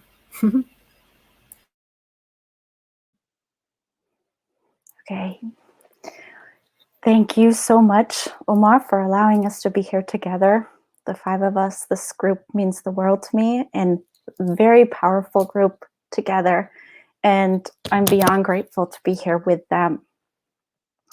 My name is Melissa, and I'm originally from Maine, currently living in Florida. I discovered I was a walk-in just recently, and that's when I discovered that walk-ins can happen as children. So I knew of walk-ins, but I never really associated with a walk-in until I heard someone say, oh, you know, there are those of you that walked in as children and you don't remember. And from that moment on, I've been following this path. When I was 3 years old, there was a lot of trauma in my life. And at that time, there was a dream that I had. And this dream took place, in my backyard, there was a circle of beings. And I went out and I spoke to all of these beings one at a time. And they made me leave and go into, I was actually scared and I ran. And this woman in blue saved me and took me into the house. And following that dream, I had an experience in my parents' bedroom with grays. And my whole life, this was just a dream that I remembered since I was 3 years old. And when I discovered that walk-ins come in as children, I went into meditation and asked this group, like, who are you? Like, are you the Galactic Federation? Like, who dropped me off? Like, what is this? And they said, no, we're not the Galactic Federation. We're your parents. And I was like, oh, of course. So that started my journey into being a walk-in. And then so many other things started to make sense. The soul that was in my body at 3 left and I came in. And just recently within this group, she came to me and we shared an experience together with the help of these women and had some time together, which was really fascinating. I'm an intuitive and a channel. And I'm also, as a second part of my walk-in experience, I started also having memories, I call them memories, of a lifetime. Ooh, this is gonna get emotional. Of a lifetime with Mary Magdalene and Jesus. And what was coming to me were these memories of this little girl. Her name was Sarah. And I didn't at the time know if Mary Magdalene and Yeshua had a child. But I looked it up and sure enough, they did. Her name was Sarah. In one meditation experience, and I consider this part of my walk-in as well. So I was in meditation and I would often be this little girl following Yeshua. And we would walk up this path. He would be in front of me and Joseph of Arimathea would be behind me. And we'd go to an Essene community. And we would be in ceremony with the 2 men on the side, Mary Magdalene and Melchizedek. And what they did in one of these was they took me and we walked over this bridge. And we were walking over this bridge and I was looking down at all of these lifetimes. And this is me as Sarah, not just Melissa, but Sarah. And they took me and they dropped me in this one. So that was a second part to this whole walk-in that's a little different. So I have the extraterrestrial walk-in, but then I have this soul walk-in from Sarah as well. And I continue to get memories and have memories from this little girl and constant communication with Yeshua mostly. He comes to me as a father figure. And I bring that to this group as well. This energy, Jesus is often present, along with the extraterrestrial. So like this whole Sarah energy is kind of like, no, Sarah is, a multidimensional star seed. She was when she was in that lifetime, but she is now as well. So it's an interesting cross. But finding these women, and bringing our talents and our love and our gifts together has really made me feel validated and supported, especially in regard to the Sarah material, which has been hard for me to talk about. I'll be happy to talk more about it, but I'm excited to see where we go as a group today. So thank you. I want to say a little bit about the work that we do together, because I think we would welcome the opportunity to share a co-channeled sort of process later on. If people are interested, we could see who we could connect with. We did meet on Zoom prior to this to sort of ground ourselves and see who is ready to hang out. And there were a lot of our friends and our relatives, in the other dimensions. One of the things that I think drew me to the group and to work in this way is to say that Nicole is part of the picture, but I am not the final gatekeeper, and I am not the person with the most knowledge or the most connection. And I think one thing that I think we see reflected in the spiritual community is we often get to talk to collectives, right? There's the Lyran collective or the, different collectives that are channeled. And in some ways, the work that we do parallels that of a collective. And so it's really fascinating to see how we work together collectively. So I will see a piece of the puzzle. And the other thing I want to back up and say is when I hear my friends talk, I'm like, my gosh, these women are amazing. And I want to say, I doubt myself a lot. I'm like, is this real? Do I really have these gifts? Is this really happening to me? And when I hear these women talk, I'm like, am I even worthy to be in this group? Right. And I think so often we have this imposter syndrome about spirituality. And what's been very fascinating to me is working openly in this group is very validating. So, I'll start to see something and I'll say, I'll say this because it was one of the funniest things that I've seen in a while in our meditation. I don't know where we were last week, but I started to notice that these grays were showing up, and I never see the grays. They're not in my experience, but we had somehow opened a portal through our process and the grays had walked in, but they were, it was like they were in school, like they were bringing young beings through that they were training. And somehow they had walked through the portal that we created. They weren't there to talk to us. They were just there to look around. It was like they were at a national park or they were at an amusement park. So say there were 12 beings there and they were all looking in different directions. It was so fascinating. And I said, this is weird, but I'm just going to say this. I see the grays. And Melissa's like, oh yeah, I see them too. And then Angelica will get a piece and she'll see the smaller beings. And it'll be really fascinating to co-validate the process. And it really brings you power and confirmation when you have people that are seeing and experiencing the same thing as you. So what I say to the girls, what we say is look, if I'm making this up, which what is spirituality other than maybe imagination? Imagination is the door that we walk through. If I'm making this up and this is just in my mind, at least now it's in five, if it's in 5 minds together. And that has been the most validating process for me. I don't know if anyone wants to say anything about the collective process that we work in, but for me, it has been super empowering. And I've learned so much in the last, year and a half of working with these women. Yeah. Well, going back to what we saw in that vision when those beings came through and you said, do you see the grays? And I'm like, yes. So I have these hybrid children and there's one that was there. And so I said, one of these children is mine. His name is Little T.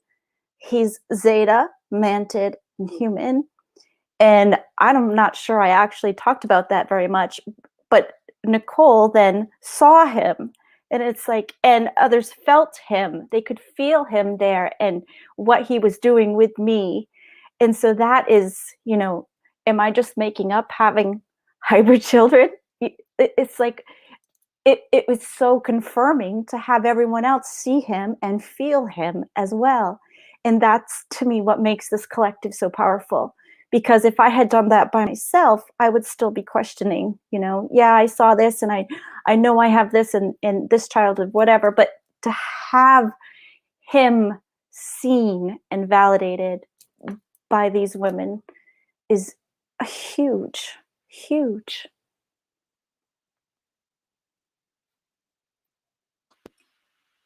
Yeah, thanks, Melissa. I'll add on to that. I just wanted to share our purpose and how our group came together, and a little bit about why we wanted to show up in this space as well tonight. Is that we want to model an option of how to show up. And when we came together, we found each other through a larger walk-in group, and we branched off from that, and we decided we wanted to meet once a week. And we had no agenda other than to support one another. And our intention has always been to be open to what presents in the moment. So whether that be if someone just needs to talk, like Sunday morning with friends, which is often what it is, or if it's something more intensive where we're bringing through light language and we're bringing through transmissions and we're shifting timelines and we're clearing. I mean, I won't go into detail, but these ladies all know certain events happened in my area in life where there needed to be some big clearings. And so we're doing this work not only for one another to help our small group, but on behalf of the larger collective as well. And so we wanted to show up here tonight on this channel to show that this is an option, and we all have this ability to form our own smaller collectives and show up for each other where there's no fee to pay. There's no hierarchy, there's no guru, there's no one person with all the knowledge or all the experience on how to, travel through a certain gateway or whatever it may be, this secret wisdom that everyone else is here to access. For us, it was really important that we had a space where that wasn't how things were organized, and that it was more equal. And to us, it feels like part of anchoring the new paradigm as well. So it's pure energy exchange. We all are here to share our energy and also to receive. And that goes for, our Sunday mornings that we meet with one another. And it also goes for tonight as we all share with you. Yeah, I'll leave it at that for right now. Would anyone else like to add on? I would like to add a little bit.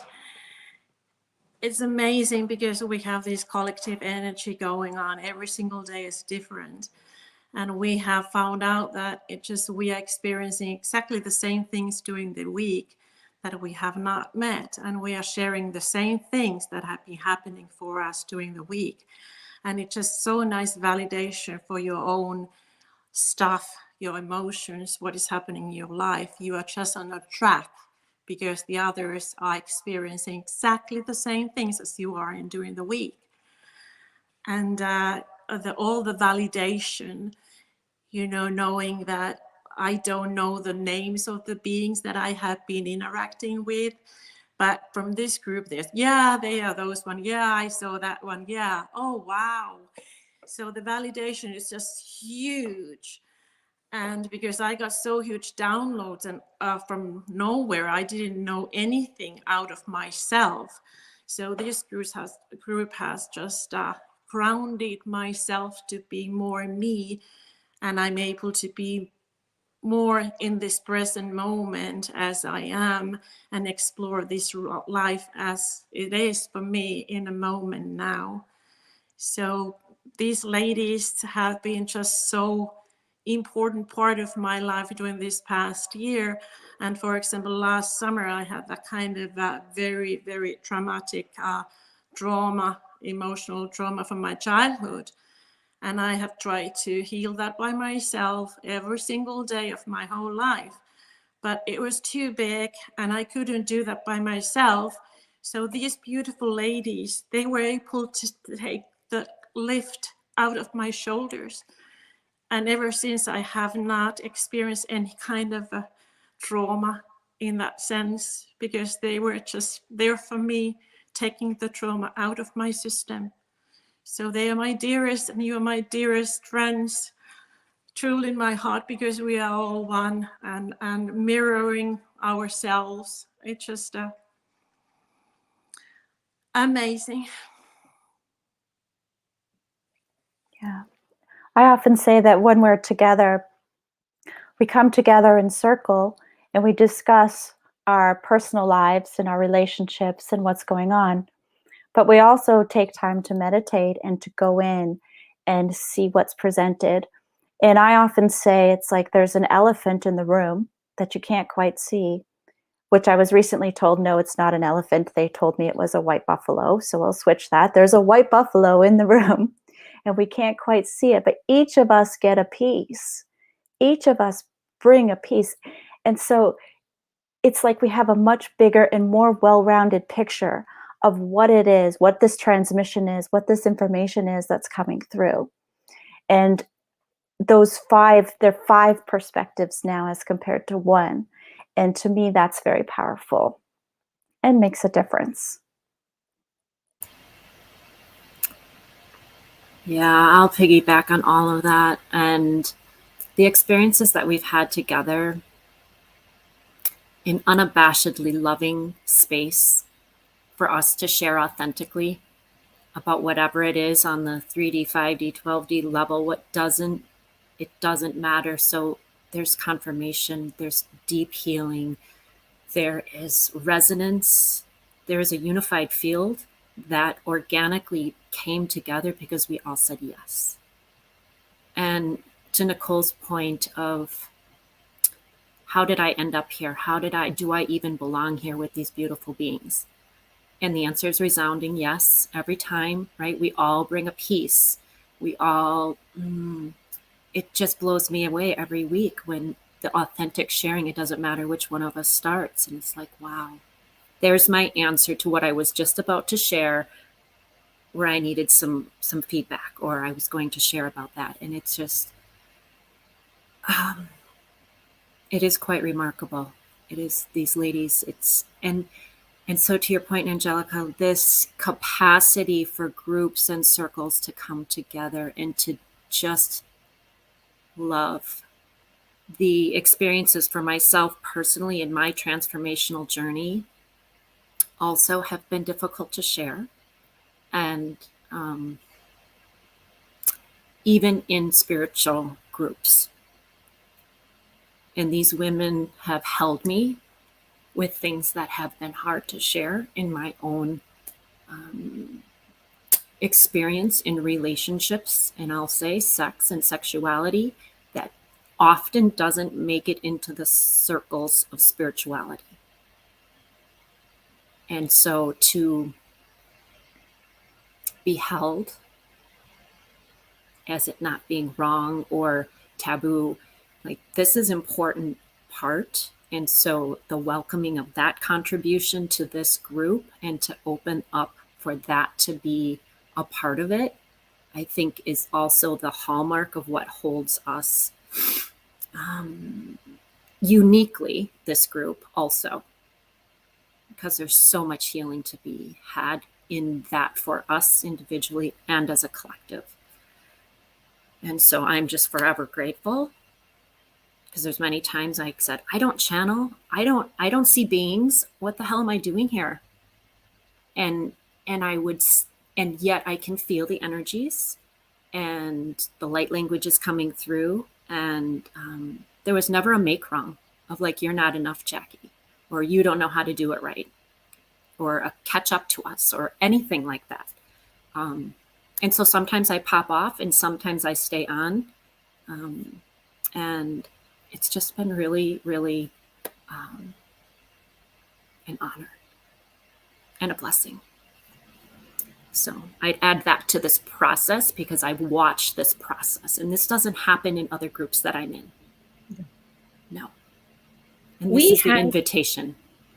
We had a discussion once, and I'm watching the chat, and we had a discussion once amongst us, and we're like, did you know that people actually have normal childhoods with like supportive parents, and they have, you know, like regular, they go to school and they get regular food and like no major trauma happens? We're like, whoa, is that even possible? Because I think there's a disproportionate amount of trauma that spiritually, you know, people who are come to make a big change have to first clear their own selves. And I think, you know, I came to this group fresh out of the suicide death of my husband. And I remember coming to this group and I just needed to cry.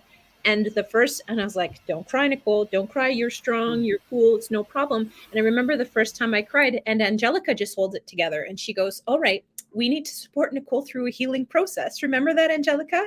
And I was like, these people actually care about me and they love me and they want to help me heal. And, you know, one of my big teachers is Mary Magdalene. And, you know, she teaches me so much about when we heal through ourselves, we're healing for the collective, right? So when we heal, you know, I've healed major physical pain out of my body. The whole impetus of my spiritual journey was to heal physical pain, like so many of you guys, right? Like, it's some kind of pain. It's emotional pain, it's physical pain, it's emotional pain. For me, healing my physical body was the big impetus.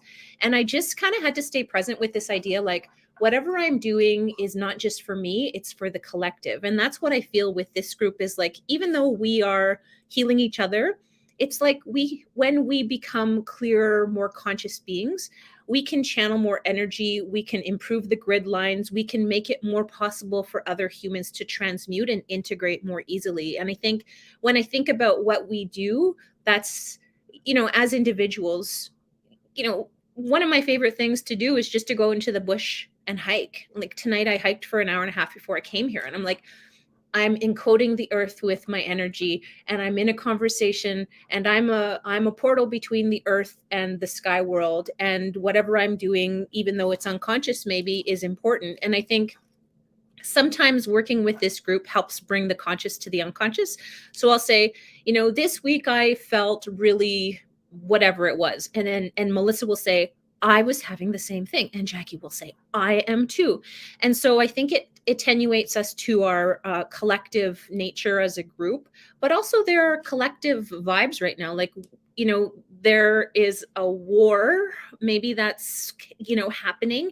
And sometimes we'll feel that as a group and we'll say, I really felt sleepy this week and I really felt tired. And we'll say, well, that's because of this. And it'll help us piece things together. And for me, it's you know, the validation piece is really important, but also the support piece. And also just to say to anybody who is transmuting major trauma in your life, it's important. You can do it. Keep going. And the pain that we transmute through these human bodies is so transformational. The work that we do is so much bigger than just our human selves. These human bodies, it's so much bigger, especially right now at this, you know, time that we're floating through the photon belt and we're getting ready for this next big shift. It's exciting. Nicole, I have a question for the panel.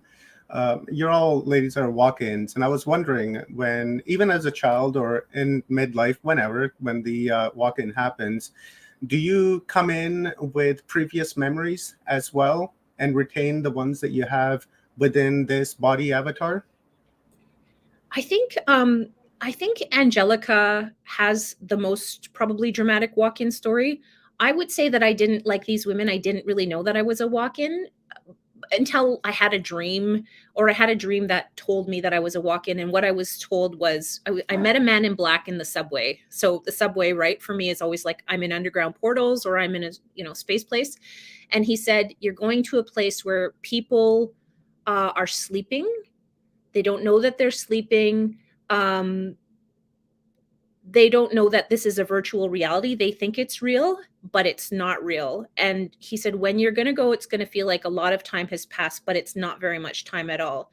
And so I feel like Nicole the whole way through. I feel more like a soul upgrade where I just keep getting more and more of myself piled on.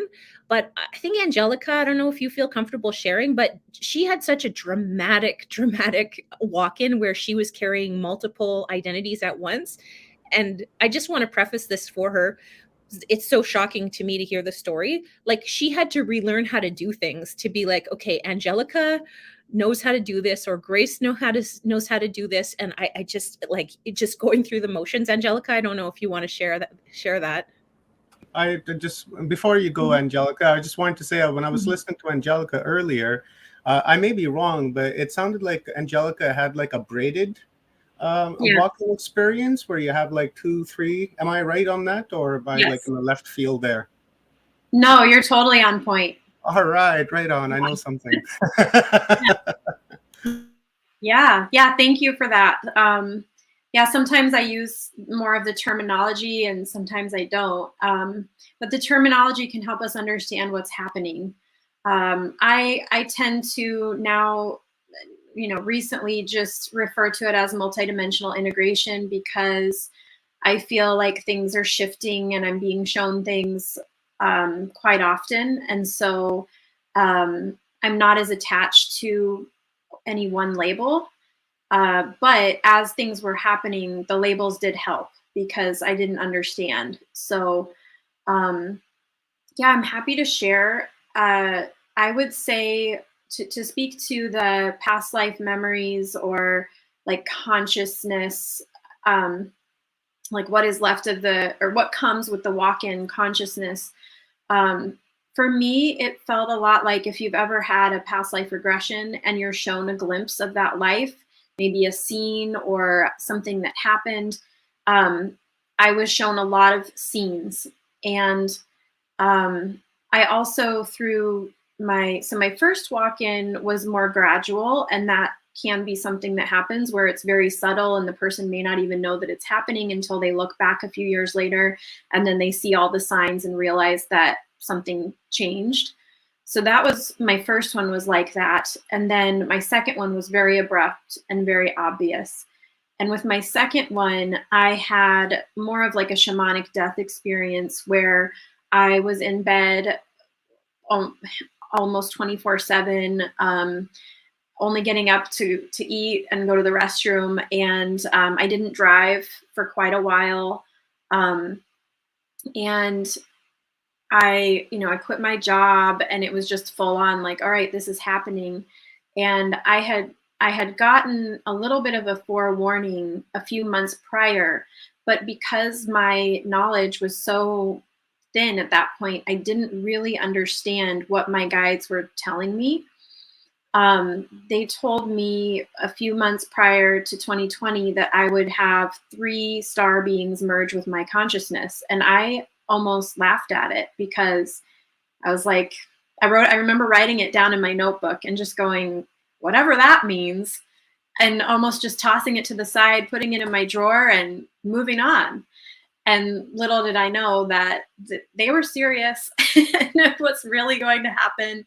And, play on the word serious because they're Syrian star beings. So that's a bigger part of my consciousness, or at least a bigger part of my experience in integrating my multidimensional consciousness, would be the perspective of 3 different star beings. But one in particular really was like, if you can imagine what it would be like to be an extraterrestrial on Earth and never having been here before. That's what it was like. And my guides use the term consciousness transference.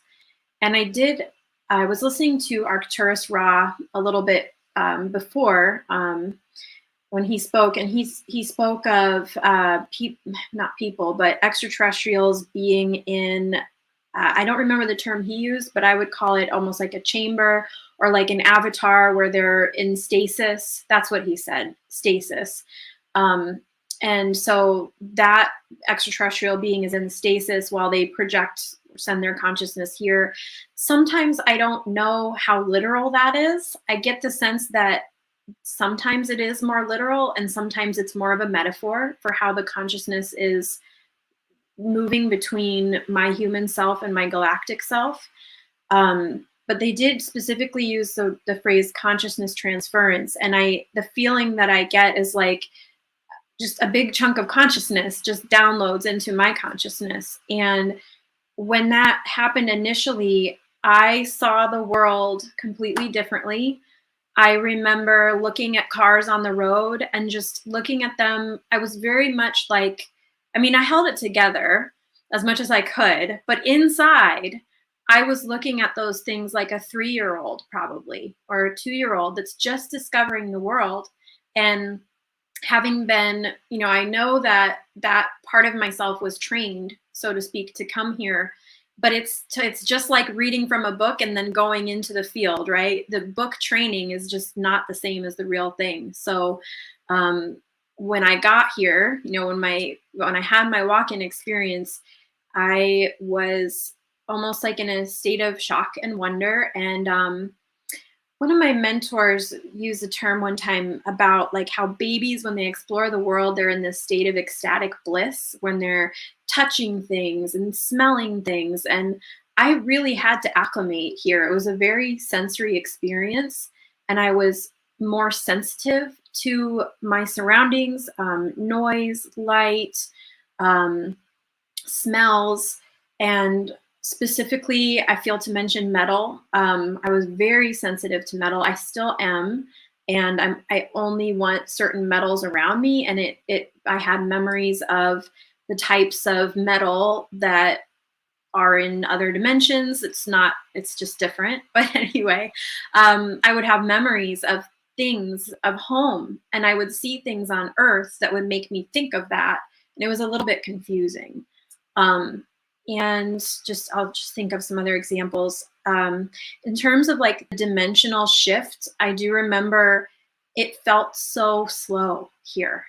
So it was like going into slow motion to come into a human body and be here.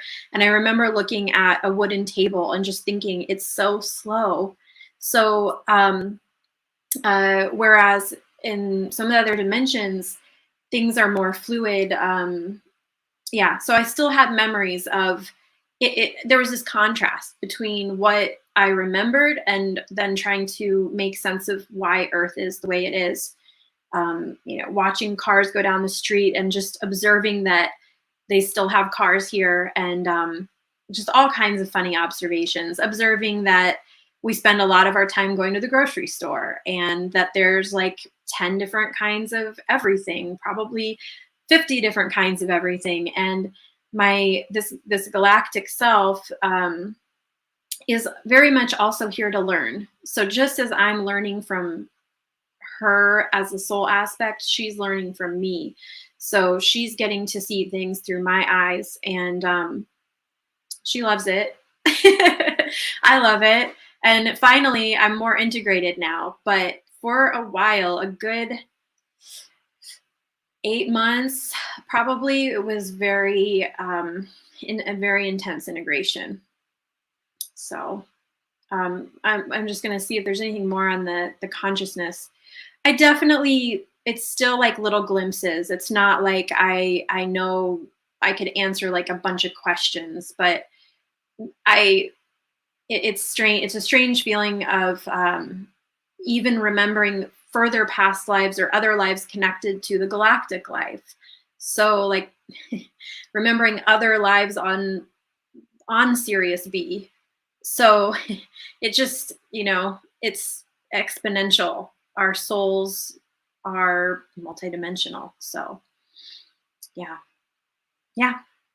So yeah, happy to share. I want to share too. I have seen my body, my big blue lady body. I think it's Arcturian, and she is also in a chamber. And my little daughter sometimes comes to see her, and it's just sad. It's like, where's mom gone? And it's really validating to hear people sharing that, because it's another thing. You're like, am I just making this up? I just also want to say I had, because consciousness is funny, right? Like we're multidimensional beings with a lot of consciousness. And I had an experience once where I did too much spiritual upgrading in a too short of a period of time. And maybe you guys have had this experience. I jumped too many timelines and I lost track of Earth, what Earth was supposed to be like, because the physical realities in Earth change. You know, that's called the Mandela effect, but it's the same idea as Angelica. And I think like, the idea is, I like Angelica's terminology, multidimensional integration, because it doesn't really need a label. We want labels. We want the periodic table of elements, hydrogen, helium, lithium, beryllium, like that's how humans think and characterize.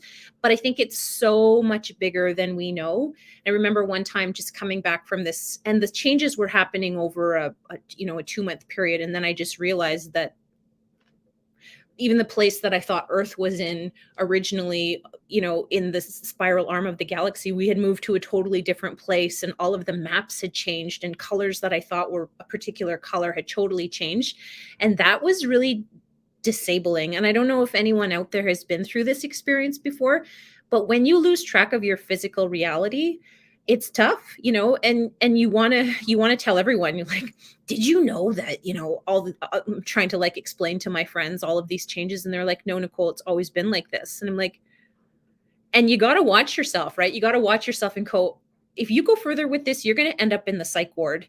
You have to just shut up and do it on your own, because no one can really talk to you about this stuff, because it's so weird. And, when I was told that I was, that humans think this is so real, that this is the real reality, it's fascinating to me now that, when you're doing this kind of work, Minna, for example, Amanda has a lot of gifts. Like, she can bend spoons, and she can do things that like are beyond our ideas of reality and what the physical rules of reality are.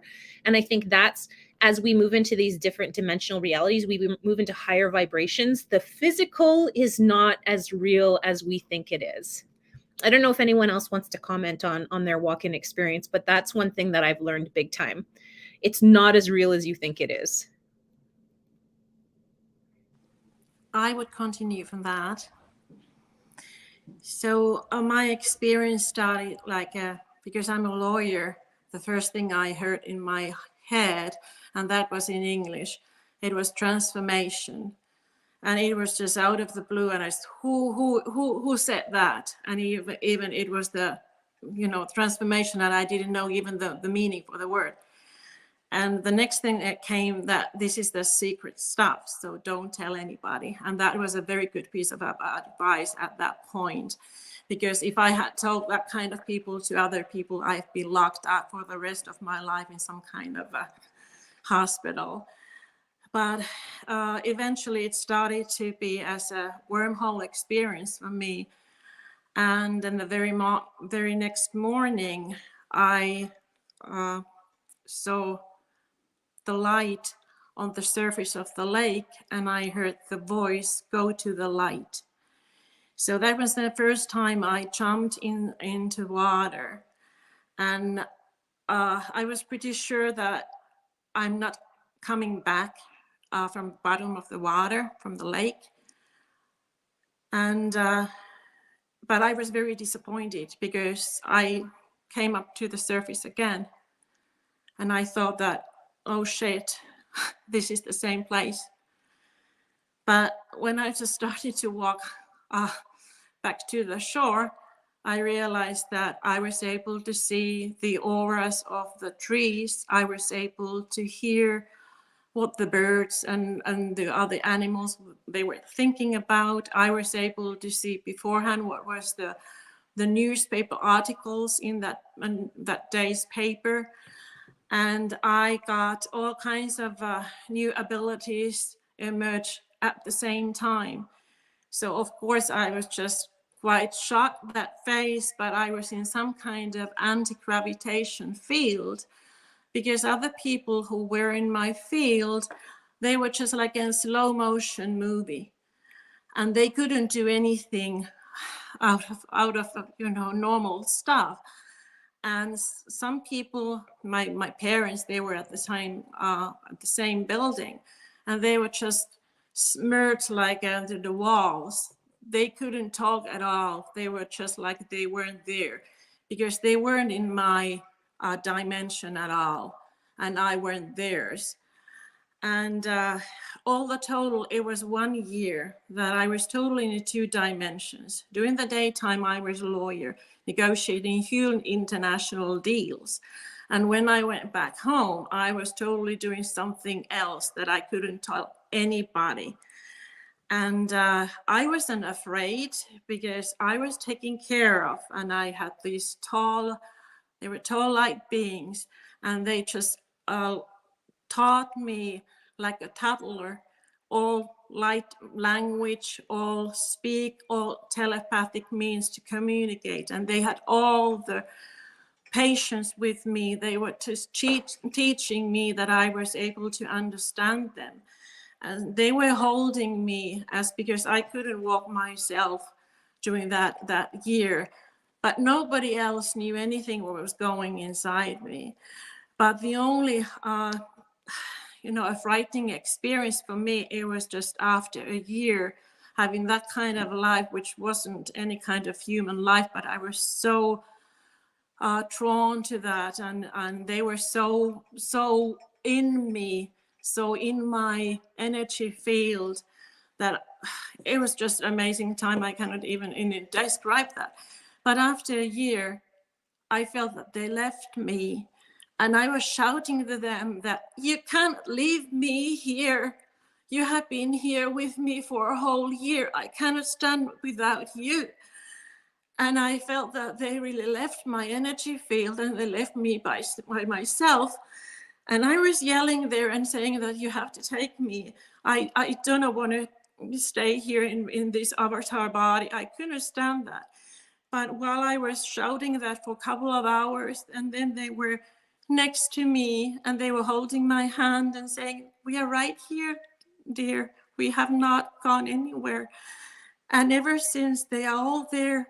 They are all the time with me. So that's my comfort. That's my family. And all the integration that I have been doing ever since, these two dimensions have come one. And especially when the COVID time started, I was just, yes, I have been experiencing this already. I know already this time is about to emerge. So, and these ladies came along at the same time. But before that, I didn't talk my experiences to anybody. I was just holding them in my heart, because the Spirit world said to me, this is the secret between us. So I have to thank the Spirit world and all the light beings, the galactic beings, that I'm here and I feel it, because they told me that I'm like a second incarnation in the same body. So I went away. I had the near-death experience. And the thing that I came back, I had the option if I come to this body or not. And when I said, oh, okay, I may have some kind of responsibilities to do here. So I might come back to my body. And that was amazing, because they were telling me that's a piece of the music. And that was a Bach's Brandenburg Concerto number 3. And part 3, that was the tune that I came into my body. And that was the music has been very important to me afterwards. And that's the resonance what we are having, because it's all about the resonance and the frequency. And there was something in that little piece of Bach, because it just the music world doesn't know, it just da da da, and it was the whole part. And nobody has ever known why Bach has composed that kind of just a few notes for the whole part. But for me, it was just the music that I was able to come into this avatar body. Thank you. Yeah. What Mina was just saying actually struck a chord within me. I can feel the emotion coming up. When I came in at 3 years old, what does a 3-year-old do? What does a young child do when they come in? And I remember being so upset that they left me. They just left me, and I was in this trauma-ridden body, and it's like, what am I doing here? And who does a little one have to talk to about that? How does a little one express that? So I didn't, and I spent most of my time outside the body.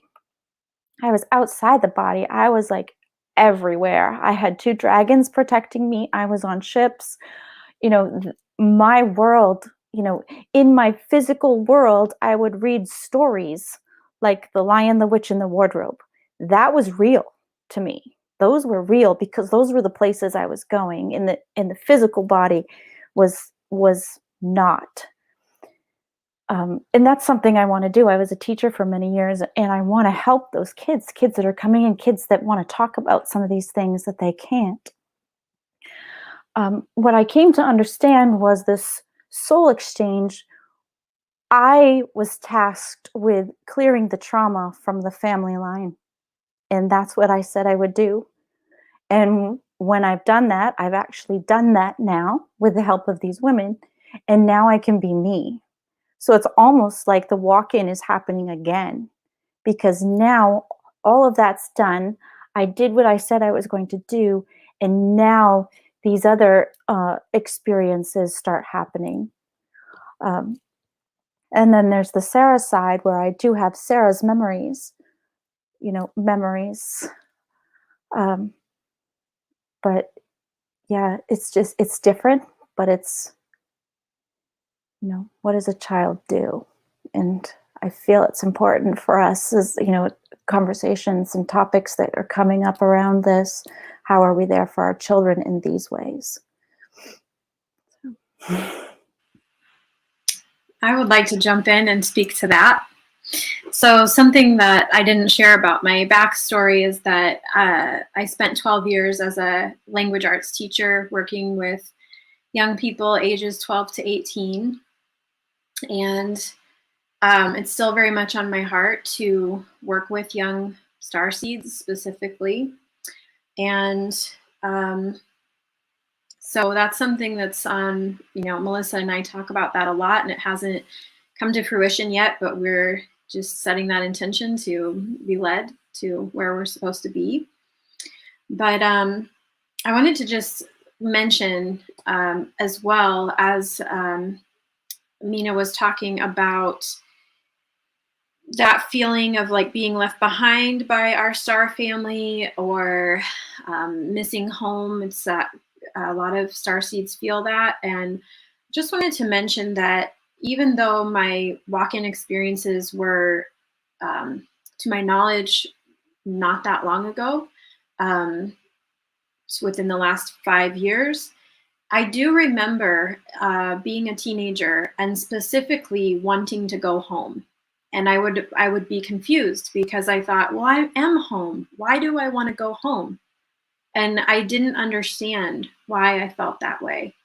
But it was a very intense feeling. And now looking back, I wonder if I did, have that more expanded consciousness at one point, and then coming into this avatar body, it's, we forget, and then we're programmed. So I had all of that religious programming and all of that schooling and everything. So, but there was still something there. And I do remember writing a poem in college, and I remember the one line was like, "Where was I before?"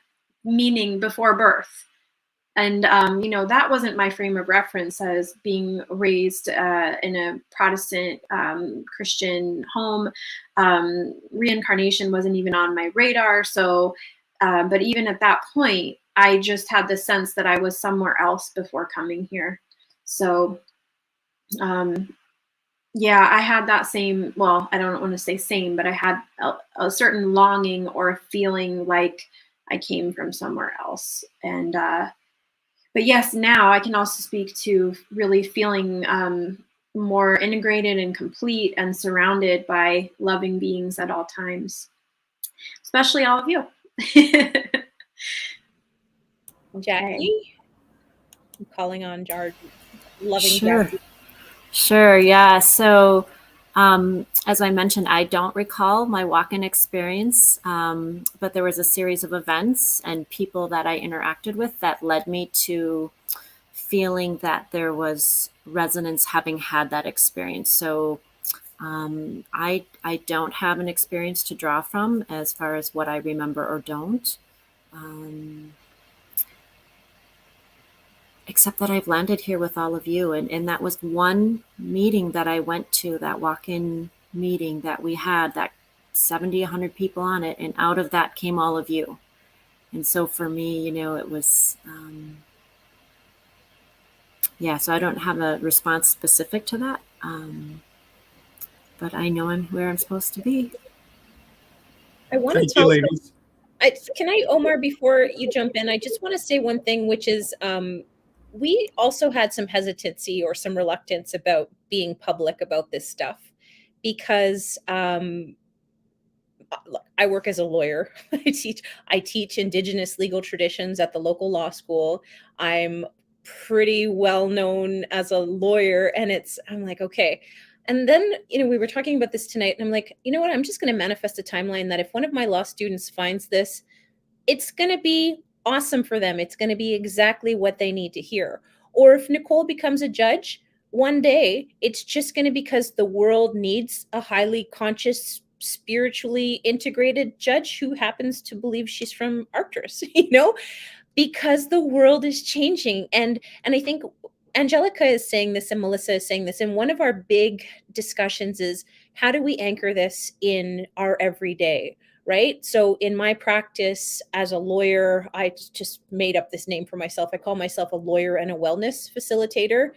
And I just carry this vibration of confidence that now this is what the world needs. So I got invited, this is really exciting, to provide a meditation for the Law Society of Ontario, which is our provincial regulator of lawyers. So it's a mental health and wellness conference, and I'm going to be guiding a meditation to all of these lawyers across Ontario. And I'm like, Holy Spirit, activate, right? Like, thank you, Creator, for sending me down into this body, into Canada, into an Indigenous woman in a space where it's cool to be spiritual, right? Like, it's a very safe incarnation. But for many, for these women and for many of us out there, it's not apparent how we move forward as spiritually integrated people. And I think that's a challenge. And often, sometimes we're tired too, right? We're like, I'm too tired. And I think that's because you also have to give yourself credit for the work that you're doing while you're sleeping or while you're meditating. Your work is not just happening in the physical present. I'm out in the world being a lawyer or cross-country skiing or whatever it is that I'm doing. I'm also working in other dimensions at all times. And so if you're tired, especially right now, you also have to remember that, and to say, like, we're here to anchor this world, this new consciousness, this new place, to make it safe for the humans to move into the next dimensional reality, or however we want to think about this. But it is happening. And even though we may not see space for ourselves yet in these institutions, we really see a lot of evidence of the institutions crumbling. And so it's important for us to brainstorm and think and collaborate and create a connective, collaborative kind of vision of what this can look like. What will education look like? This is one of our common conversations. What will I teach my students about how to be more emotional lawyers? How do we respect our clients' spiritual beliefs? How do we be a more spiritual lawyer?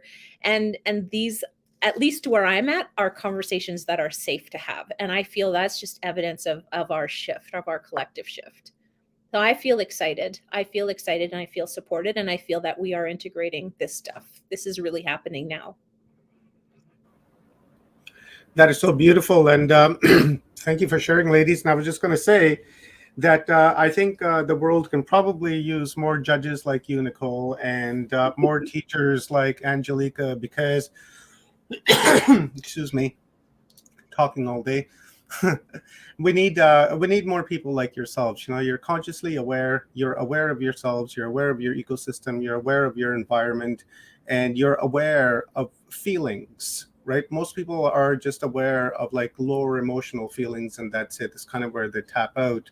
And I'm so happy to see that there's emotion within your voice, and I can literally see it on you, right? So we need more people like yourselves. And a lot of people in the chat rooms are saying, kudos to you for doing this, publicly. Thank you for, coming out and doing this. You've raised the notch on the frequency level a little bit more. Just constant communication like that in the chat room, just really, really amazing. And, they're right. We do need this. We need to bring this out in public, because we just can't, just be hiding in shadows anymore. Right? We need to illuminate those shadows, and we need to confront those shadows, and we need to bring this into the public so people can become aware. And as I understand, people have tried to make this awareness to this a long time ago. I was couple of months ago, I was watching, at random, an old show from Unsolved Mysteries, and they were talking about walk-ins. And this was like in the late 80s and early 90s. And I was like, oh my God, I have to watch this. And I started watching, and I started looking for more, and there was nothing. And I was like, oh my God, that's like really, really, it's terrible, because the awareness was just beginning to come there, and then they squashed it. And then now here we are again, going at it round two to bring awareness. So I'm, so glad that you ladies agreed to come on here and share your experiences with us. I have this really great question from John Johnson, and he's asking, does each soul within our soul in other dimensions have separate identities?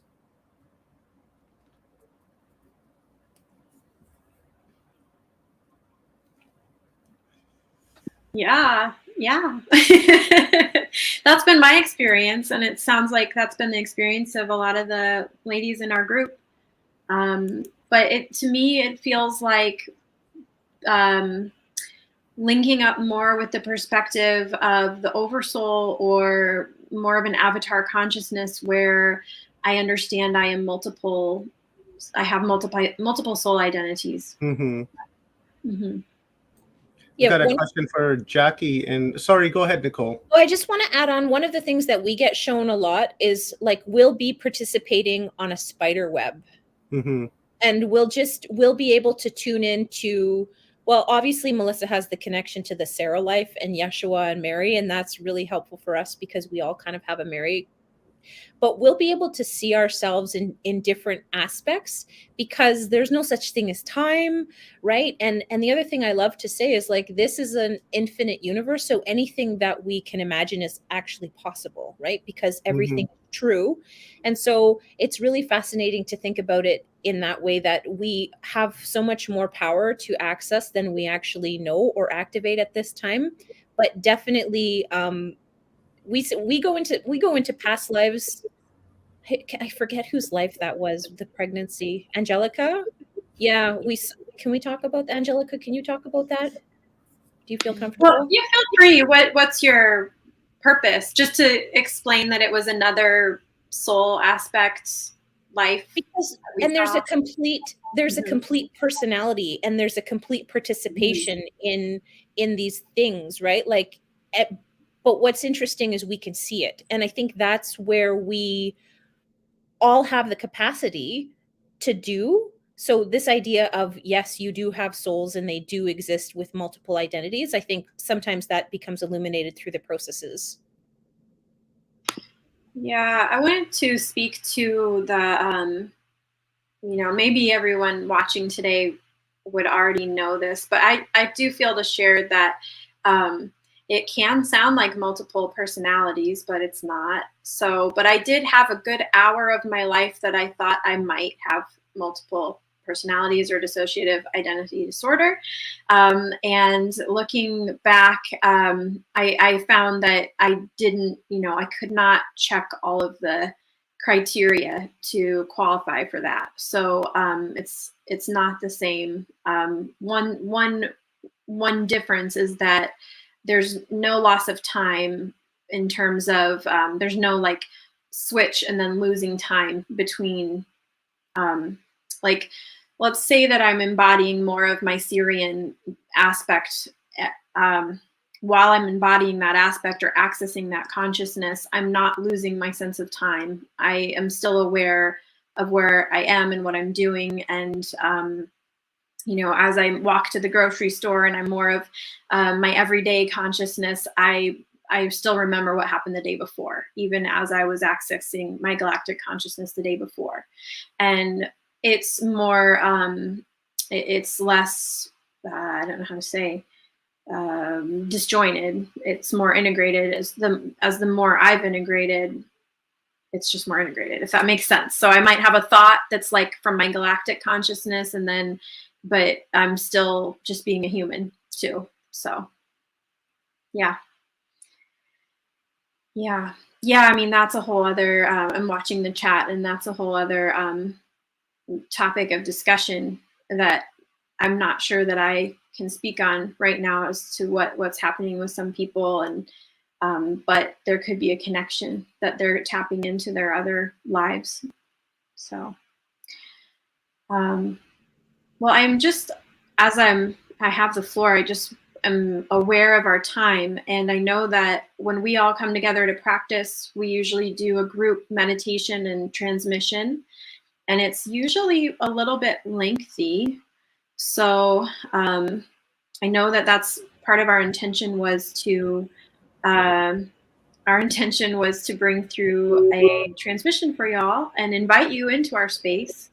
So just throwing it out there if we're ready for that, or. Yeah, Angelica, you totally read my mind. And just before we get to that, there was a question here for Jackie, and it's from Ree. And she asks, Jackie, what is consciousness parenting? Yeah, sure. Thanks for asking.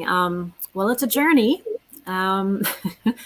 As my consciousness has up-leveled, I continue to see my children in a different light, and I parent from a different place each time.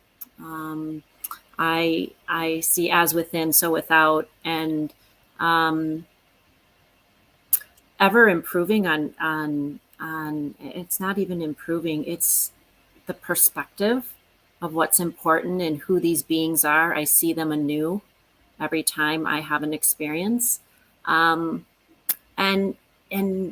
so much of my journey has been separate from my children because it's been so swift and so provocative and profound. And over the last year or two, I've integrated that, and I've really celebrated with them without over casting the spiritual place that they need to be, but integrating it in who I am and how we interact as a family, and just being really aware and watching and listening as the bright lights that they are, that they have so much magic for me. I mean, as a parent, we learn from our children, but when you are consciously aware and see them as the God beings they are, like, it is just magical. It is magical and so humbling. So humbling. And so that's what I would say to it. And I've watched their lives completely shift. And yeah, I have one child who has been my greatest teacher. Yeah, so that's what I would say to conscious parenting. And it's such a joy, yeah, to be in this place and parent with a little more ease. Mm-hmm. Thank you for sharing, Jackie. Yeah. All right, ladies, if you guys want to get into your meditation, we'll sit here and join you.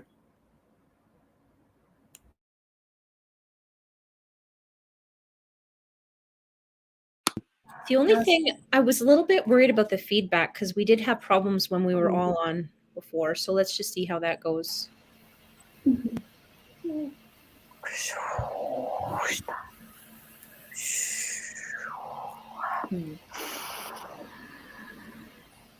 It's sounding okay to me now. So to help everyone prepare, we will just start to go into meditation, and we invite you to do the same. We are intending to bring through whatever light language, light code transmissions would be for the highest good and highest good of all right now. Even if it's just sitting here meditating together, you might find that you might see through your third eye something similar to what we are describing, or feel something similar to what we're describing. You might feel emotions move, energies shift. We just invite you as well to set your own intention, and we'll begin.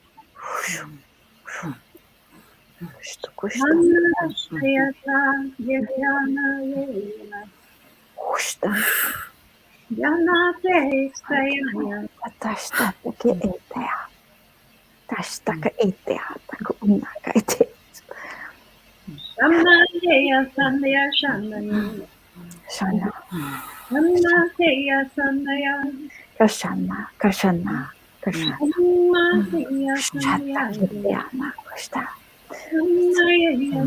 Much celebration, so much celebration around us.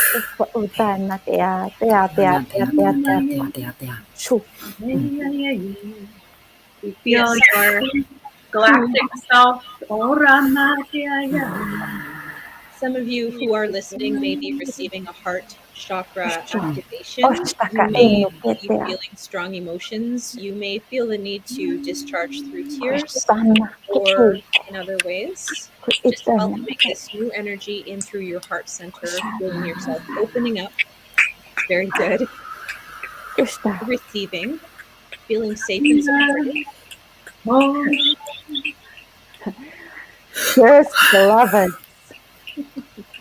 I am so happy to be here in this context.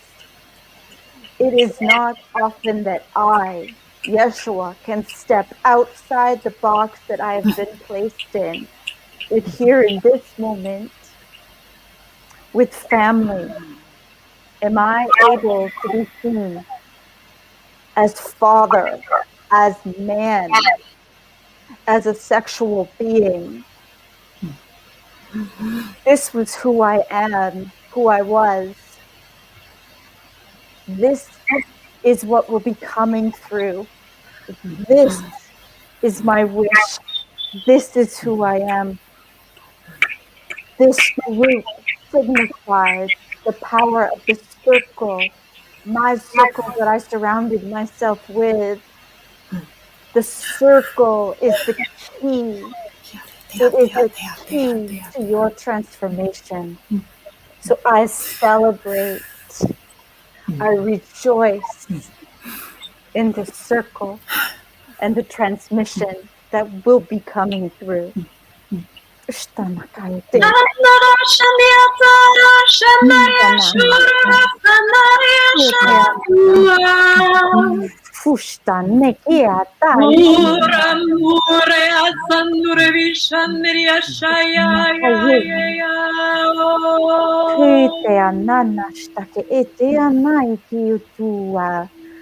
Feel like we're opening you up to the circles that you are meant to be in. Allow, open.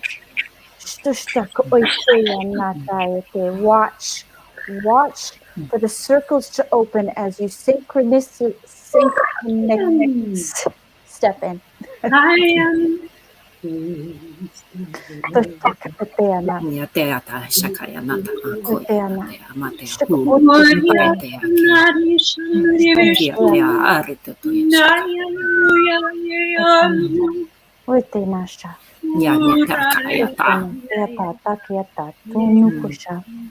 may experience this as an invitation to invite in your own galactic families, yes, your own helpers, your own supporters.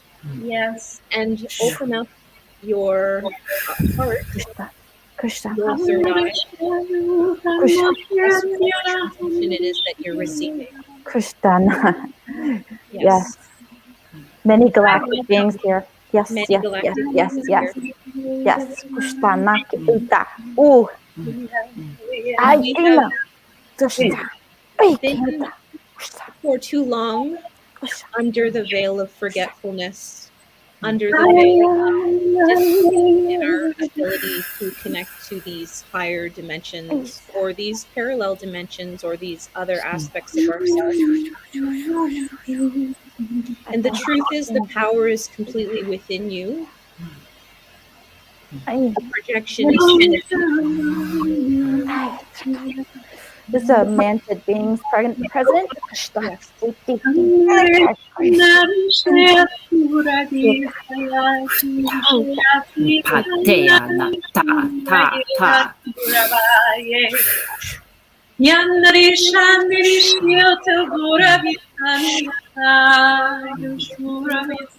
Someone watching will be contacted by their manted family. Strong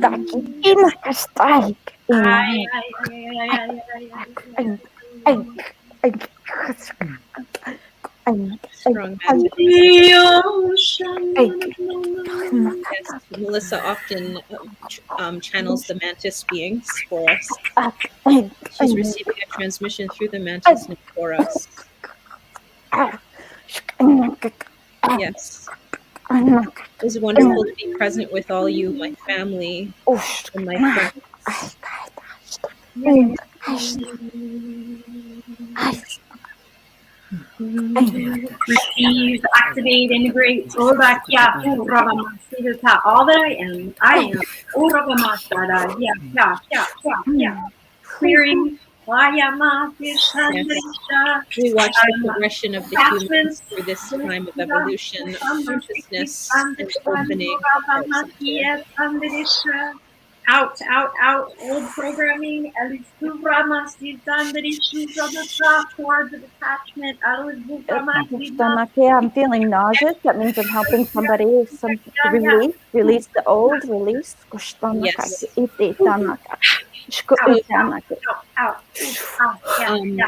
So if anyone is carrying strong emotions and they're transmuting, invite yourself to breathe through this process. There's been a clearing happening since you started. We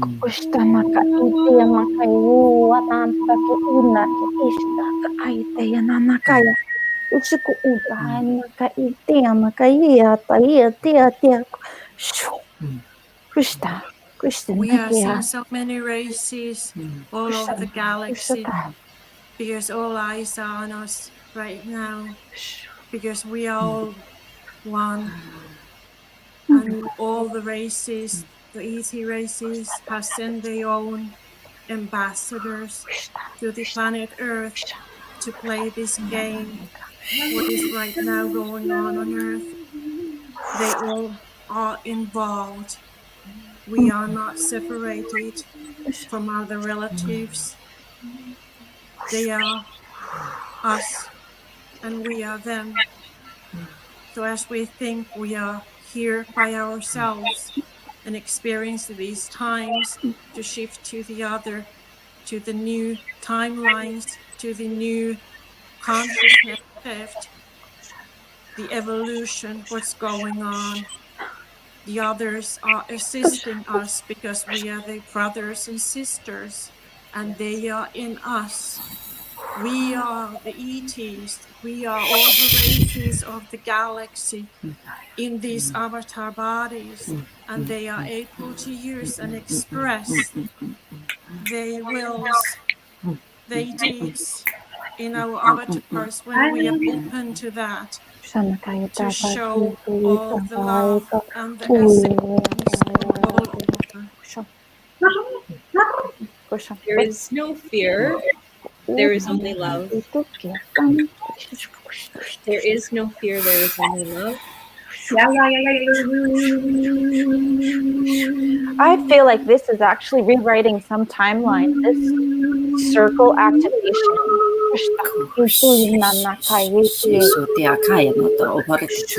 Yes, we are collectively jumping now.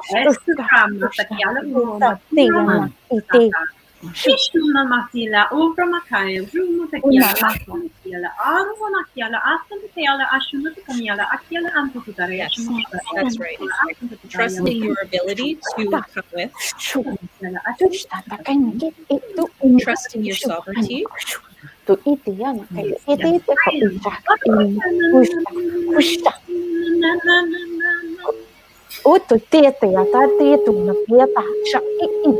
circle is the base of the future. Government, corporation. Is not the same as it has been, but circle, no hierarchy. Everyone has a say.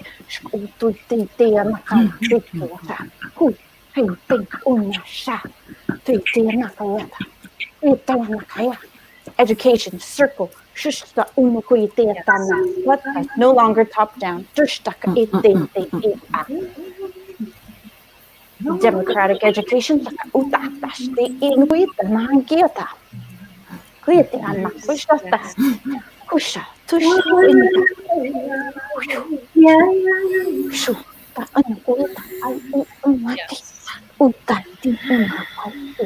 I see what experience of what we are having exactly this moment.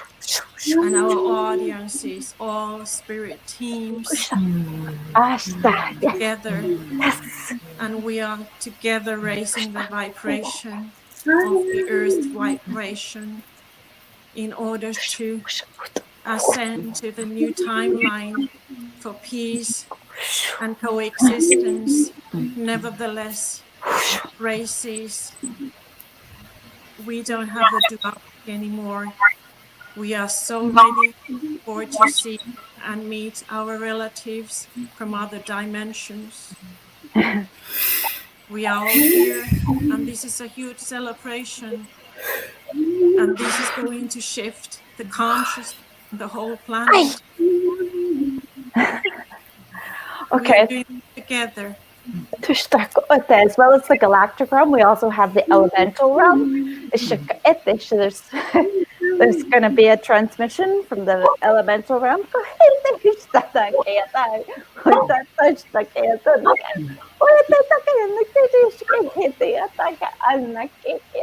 Mother Earth.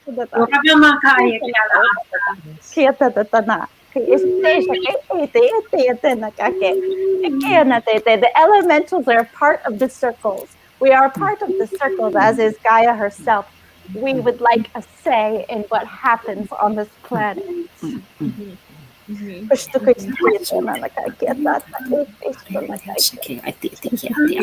I'll make the animal realms. Circles include Gaia. Circles include the elemental realms, the plant realm. Circles include all. Everyone has a voice. All beings.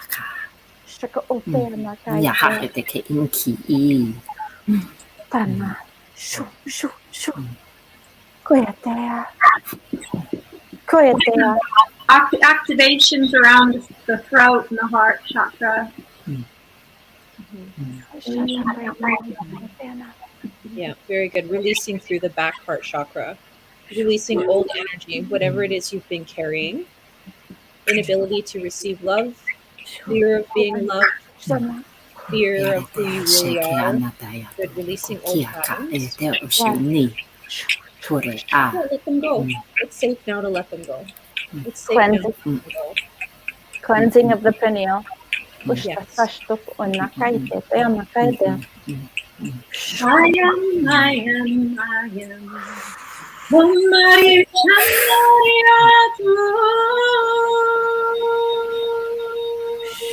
The very ancient guardian race has gathered around us. And they are ready to download humankind new codes. As we are ready, we are coming from a childhood phase into our adult as humanity. And they are ready to download a new code for our new future. Toete naka tuete aka enumana staea. Koete no mai kaya nana me te ata ina sta. Kuite nua kaya te monosta. Tea inata. Koea. Yeah. Kote anasha. Yeah. Ua. Diamond light codes for those who are ready. Yes, there we go. There we go. Beautiful. Pare. Rama, Pare Shri, ashe. Rama, Kuyata. I receive. I love Rama, Kali, Hu, Rama, Kala, Asami. Hi, yeah, yeah, yeah, yeah, yeah, yeah, yeah, yeah, yeah, yeah, yeah, yeah, yeah, yeah, yeah, yeah, yeah, yeah, yeah. I'm feeling a little of a blue avian presence. Yeah. Soul memories activation. Soul memories. Yes. Yes. Installing. Downloading. DNA activating. Yes. I remember. I'm connected. Yes, I know who I really am. I know where I come from. I know who my family is. I'm sure of what I'm doing. I'm a sovereign being. I guide with love.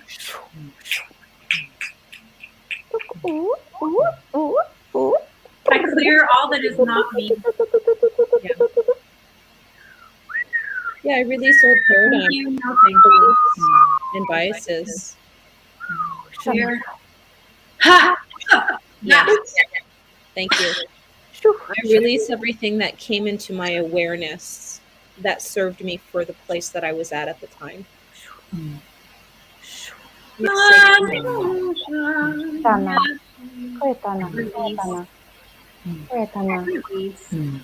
Yes. Feeling now just held in a very sacred and loving energy, the divine feminine, balancing with the divine masculine, feeling yourself cradled in new loving energy, supporting you in whatever it is you move into next, trusting that everything is in alignment for you, for us.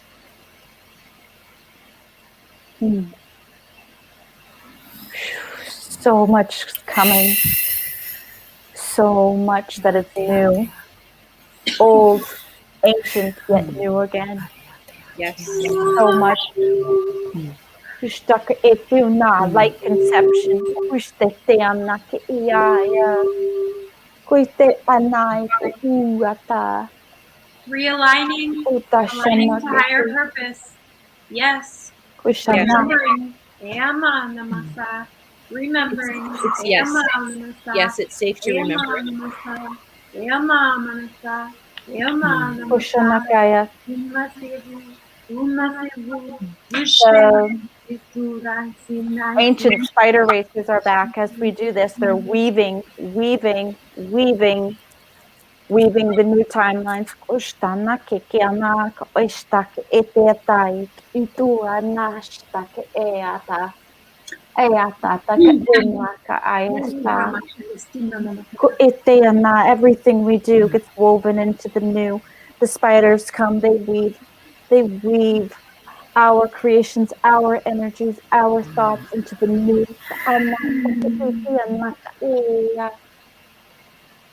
Yes.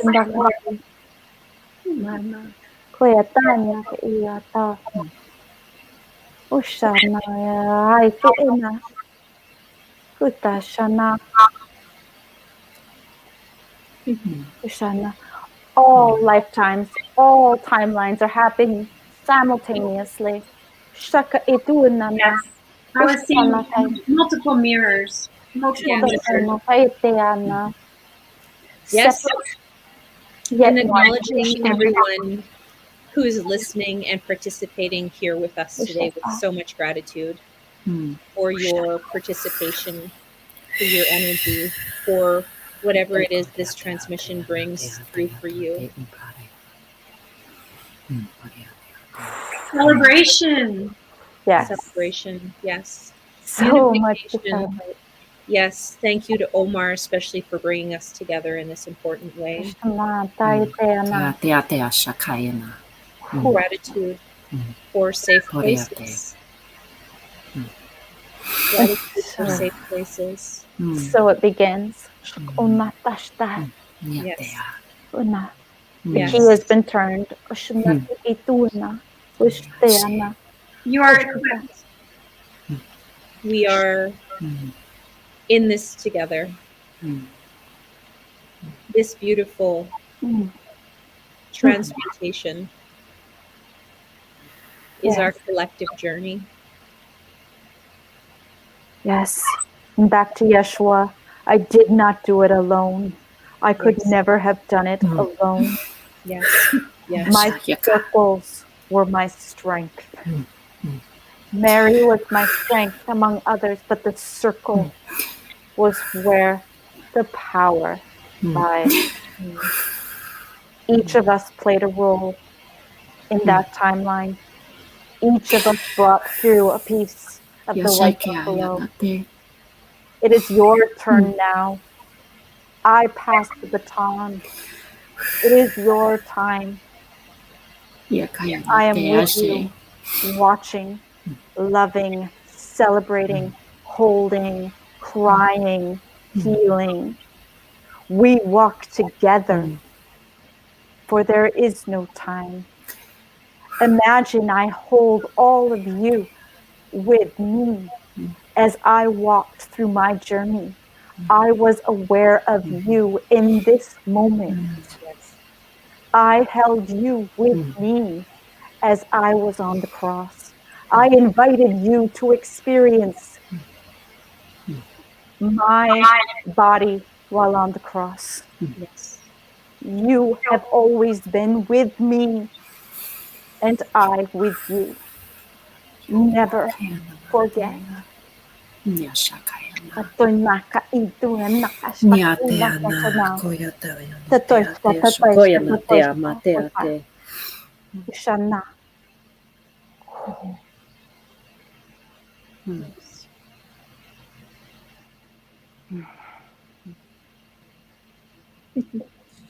With gratitude.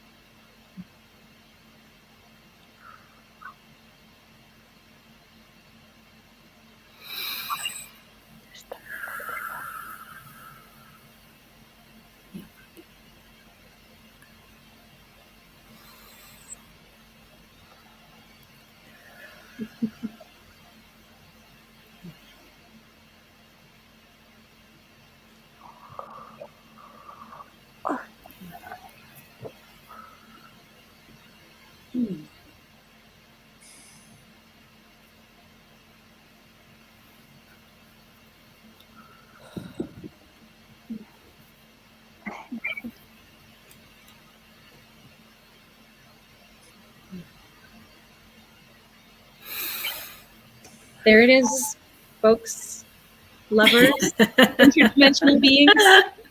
There's not a lot we can say other than this is what we've discovered together, and we love you all. You know, we have nothing else to say other than that. I mean, Nicole has nothing else to say other than that. We love you all, and whatever it is, wherever we're going, I feel good about it. And thank you to everybody for being with us.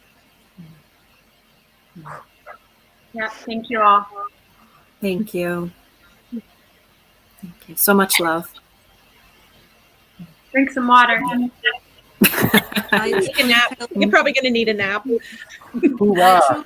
Energy Oh. that we are just online right now. We are just all together, and we are sharing the energy together wherever we are. But we are just in a united field of consciousness right now, and we are raising our vibration, all of us. Thank you for coming, and thank you. But we are able to be here tonight with you. Thank you. Wow, ladies, thank you very much. Trying to recover from that. That was intense. That was deep. I can't say I've experienced anything like that before. When you started, it was like I got hit with energy. It was like a semi-truck energy. It just engulfed me, and my entire body, the hair on my body just stood up, and it was tingling, like literally, like everywhere. So much so that I had to push my chair back and stand up and just start going like this. It was just so intense. I was like, oh my God. I stood back for a couple of minutes, sat down, closed my eyes, started breathing, and really tried to absorb that. But that was in the beginning, it was extremely overwhelming. And I had to, wow, I can't say I've ever experienced something like that before. Thank you. That was incredible. It was wild. And Nicole was talking about your stomach might hurt a little bit, and she literally called it as it was happening for me. And then so many things were just, it was really calm. And then it got really intense. I started seeing flashes of so many different things, and I was like, I don't know. I have to sit back and like really think about what I saw, because it was just really fast. And then it kind of crescendoed, and I was back at ease again. But I felt like I learned something from it, and I don't know what yet, but I have to figure it out and really sit in like a deep meditation and try and sift through the images that I saw. It was really wild. It was wild. Can I say that I want to say one thing, which is I feel shy about this, but we do this together. We've never done this publicly.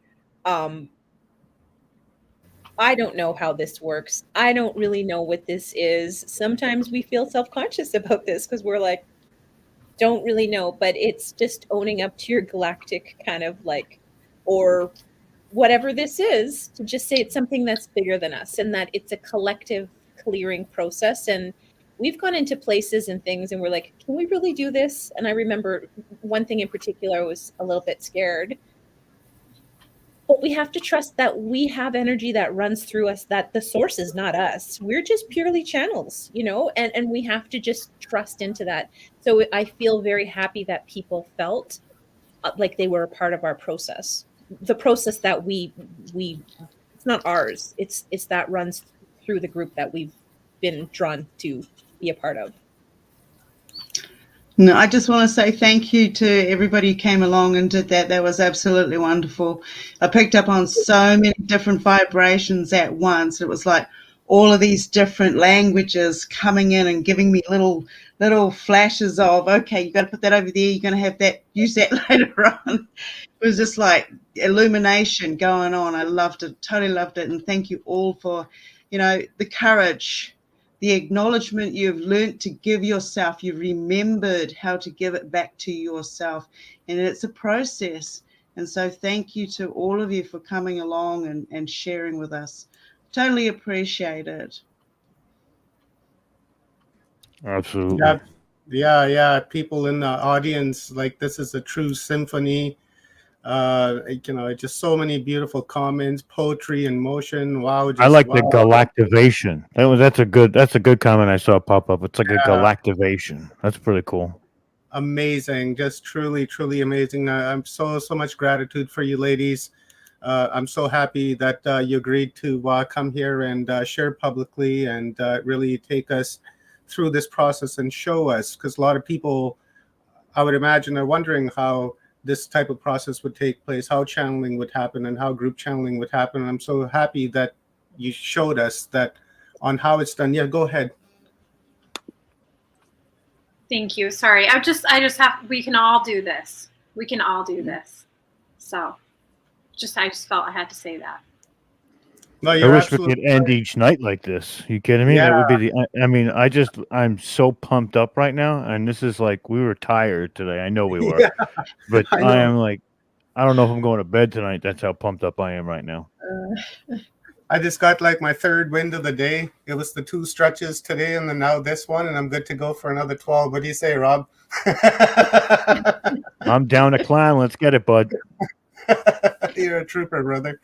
Thank you very much, ladies. Any final words from you before we close the evening? We'll go Nicole, Angelica,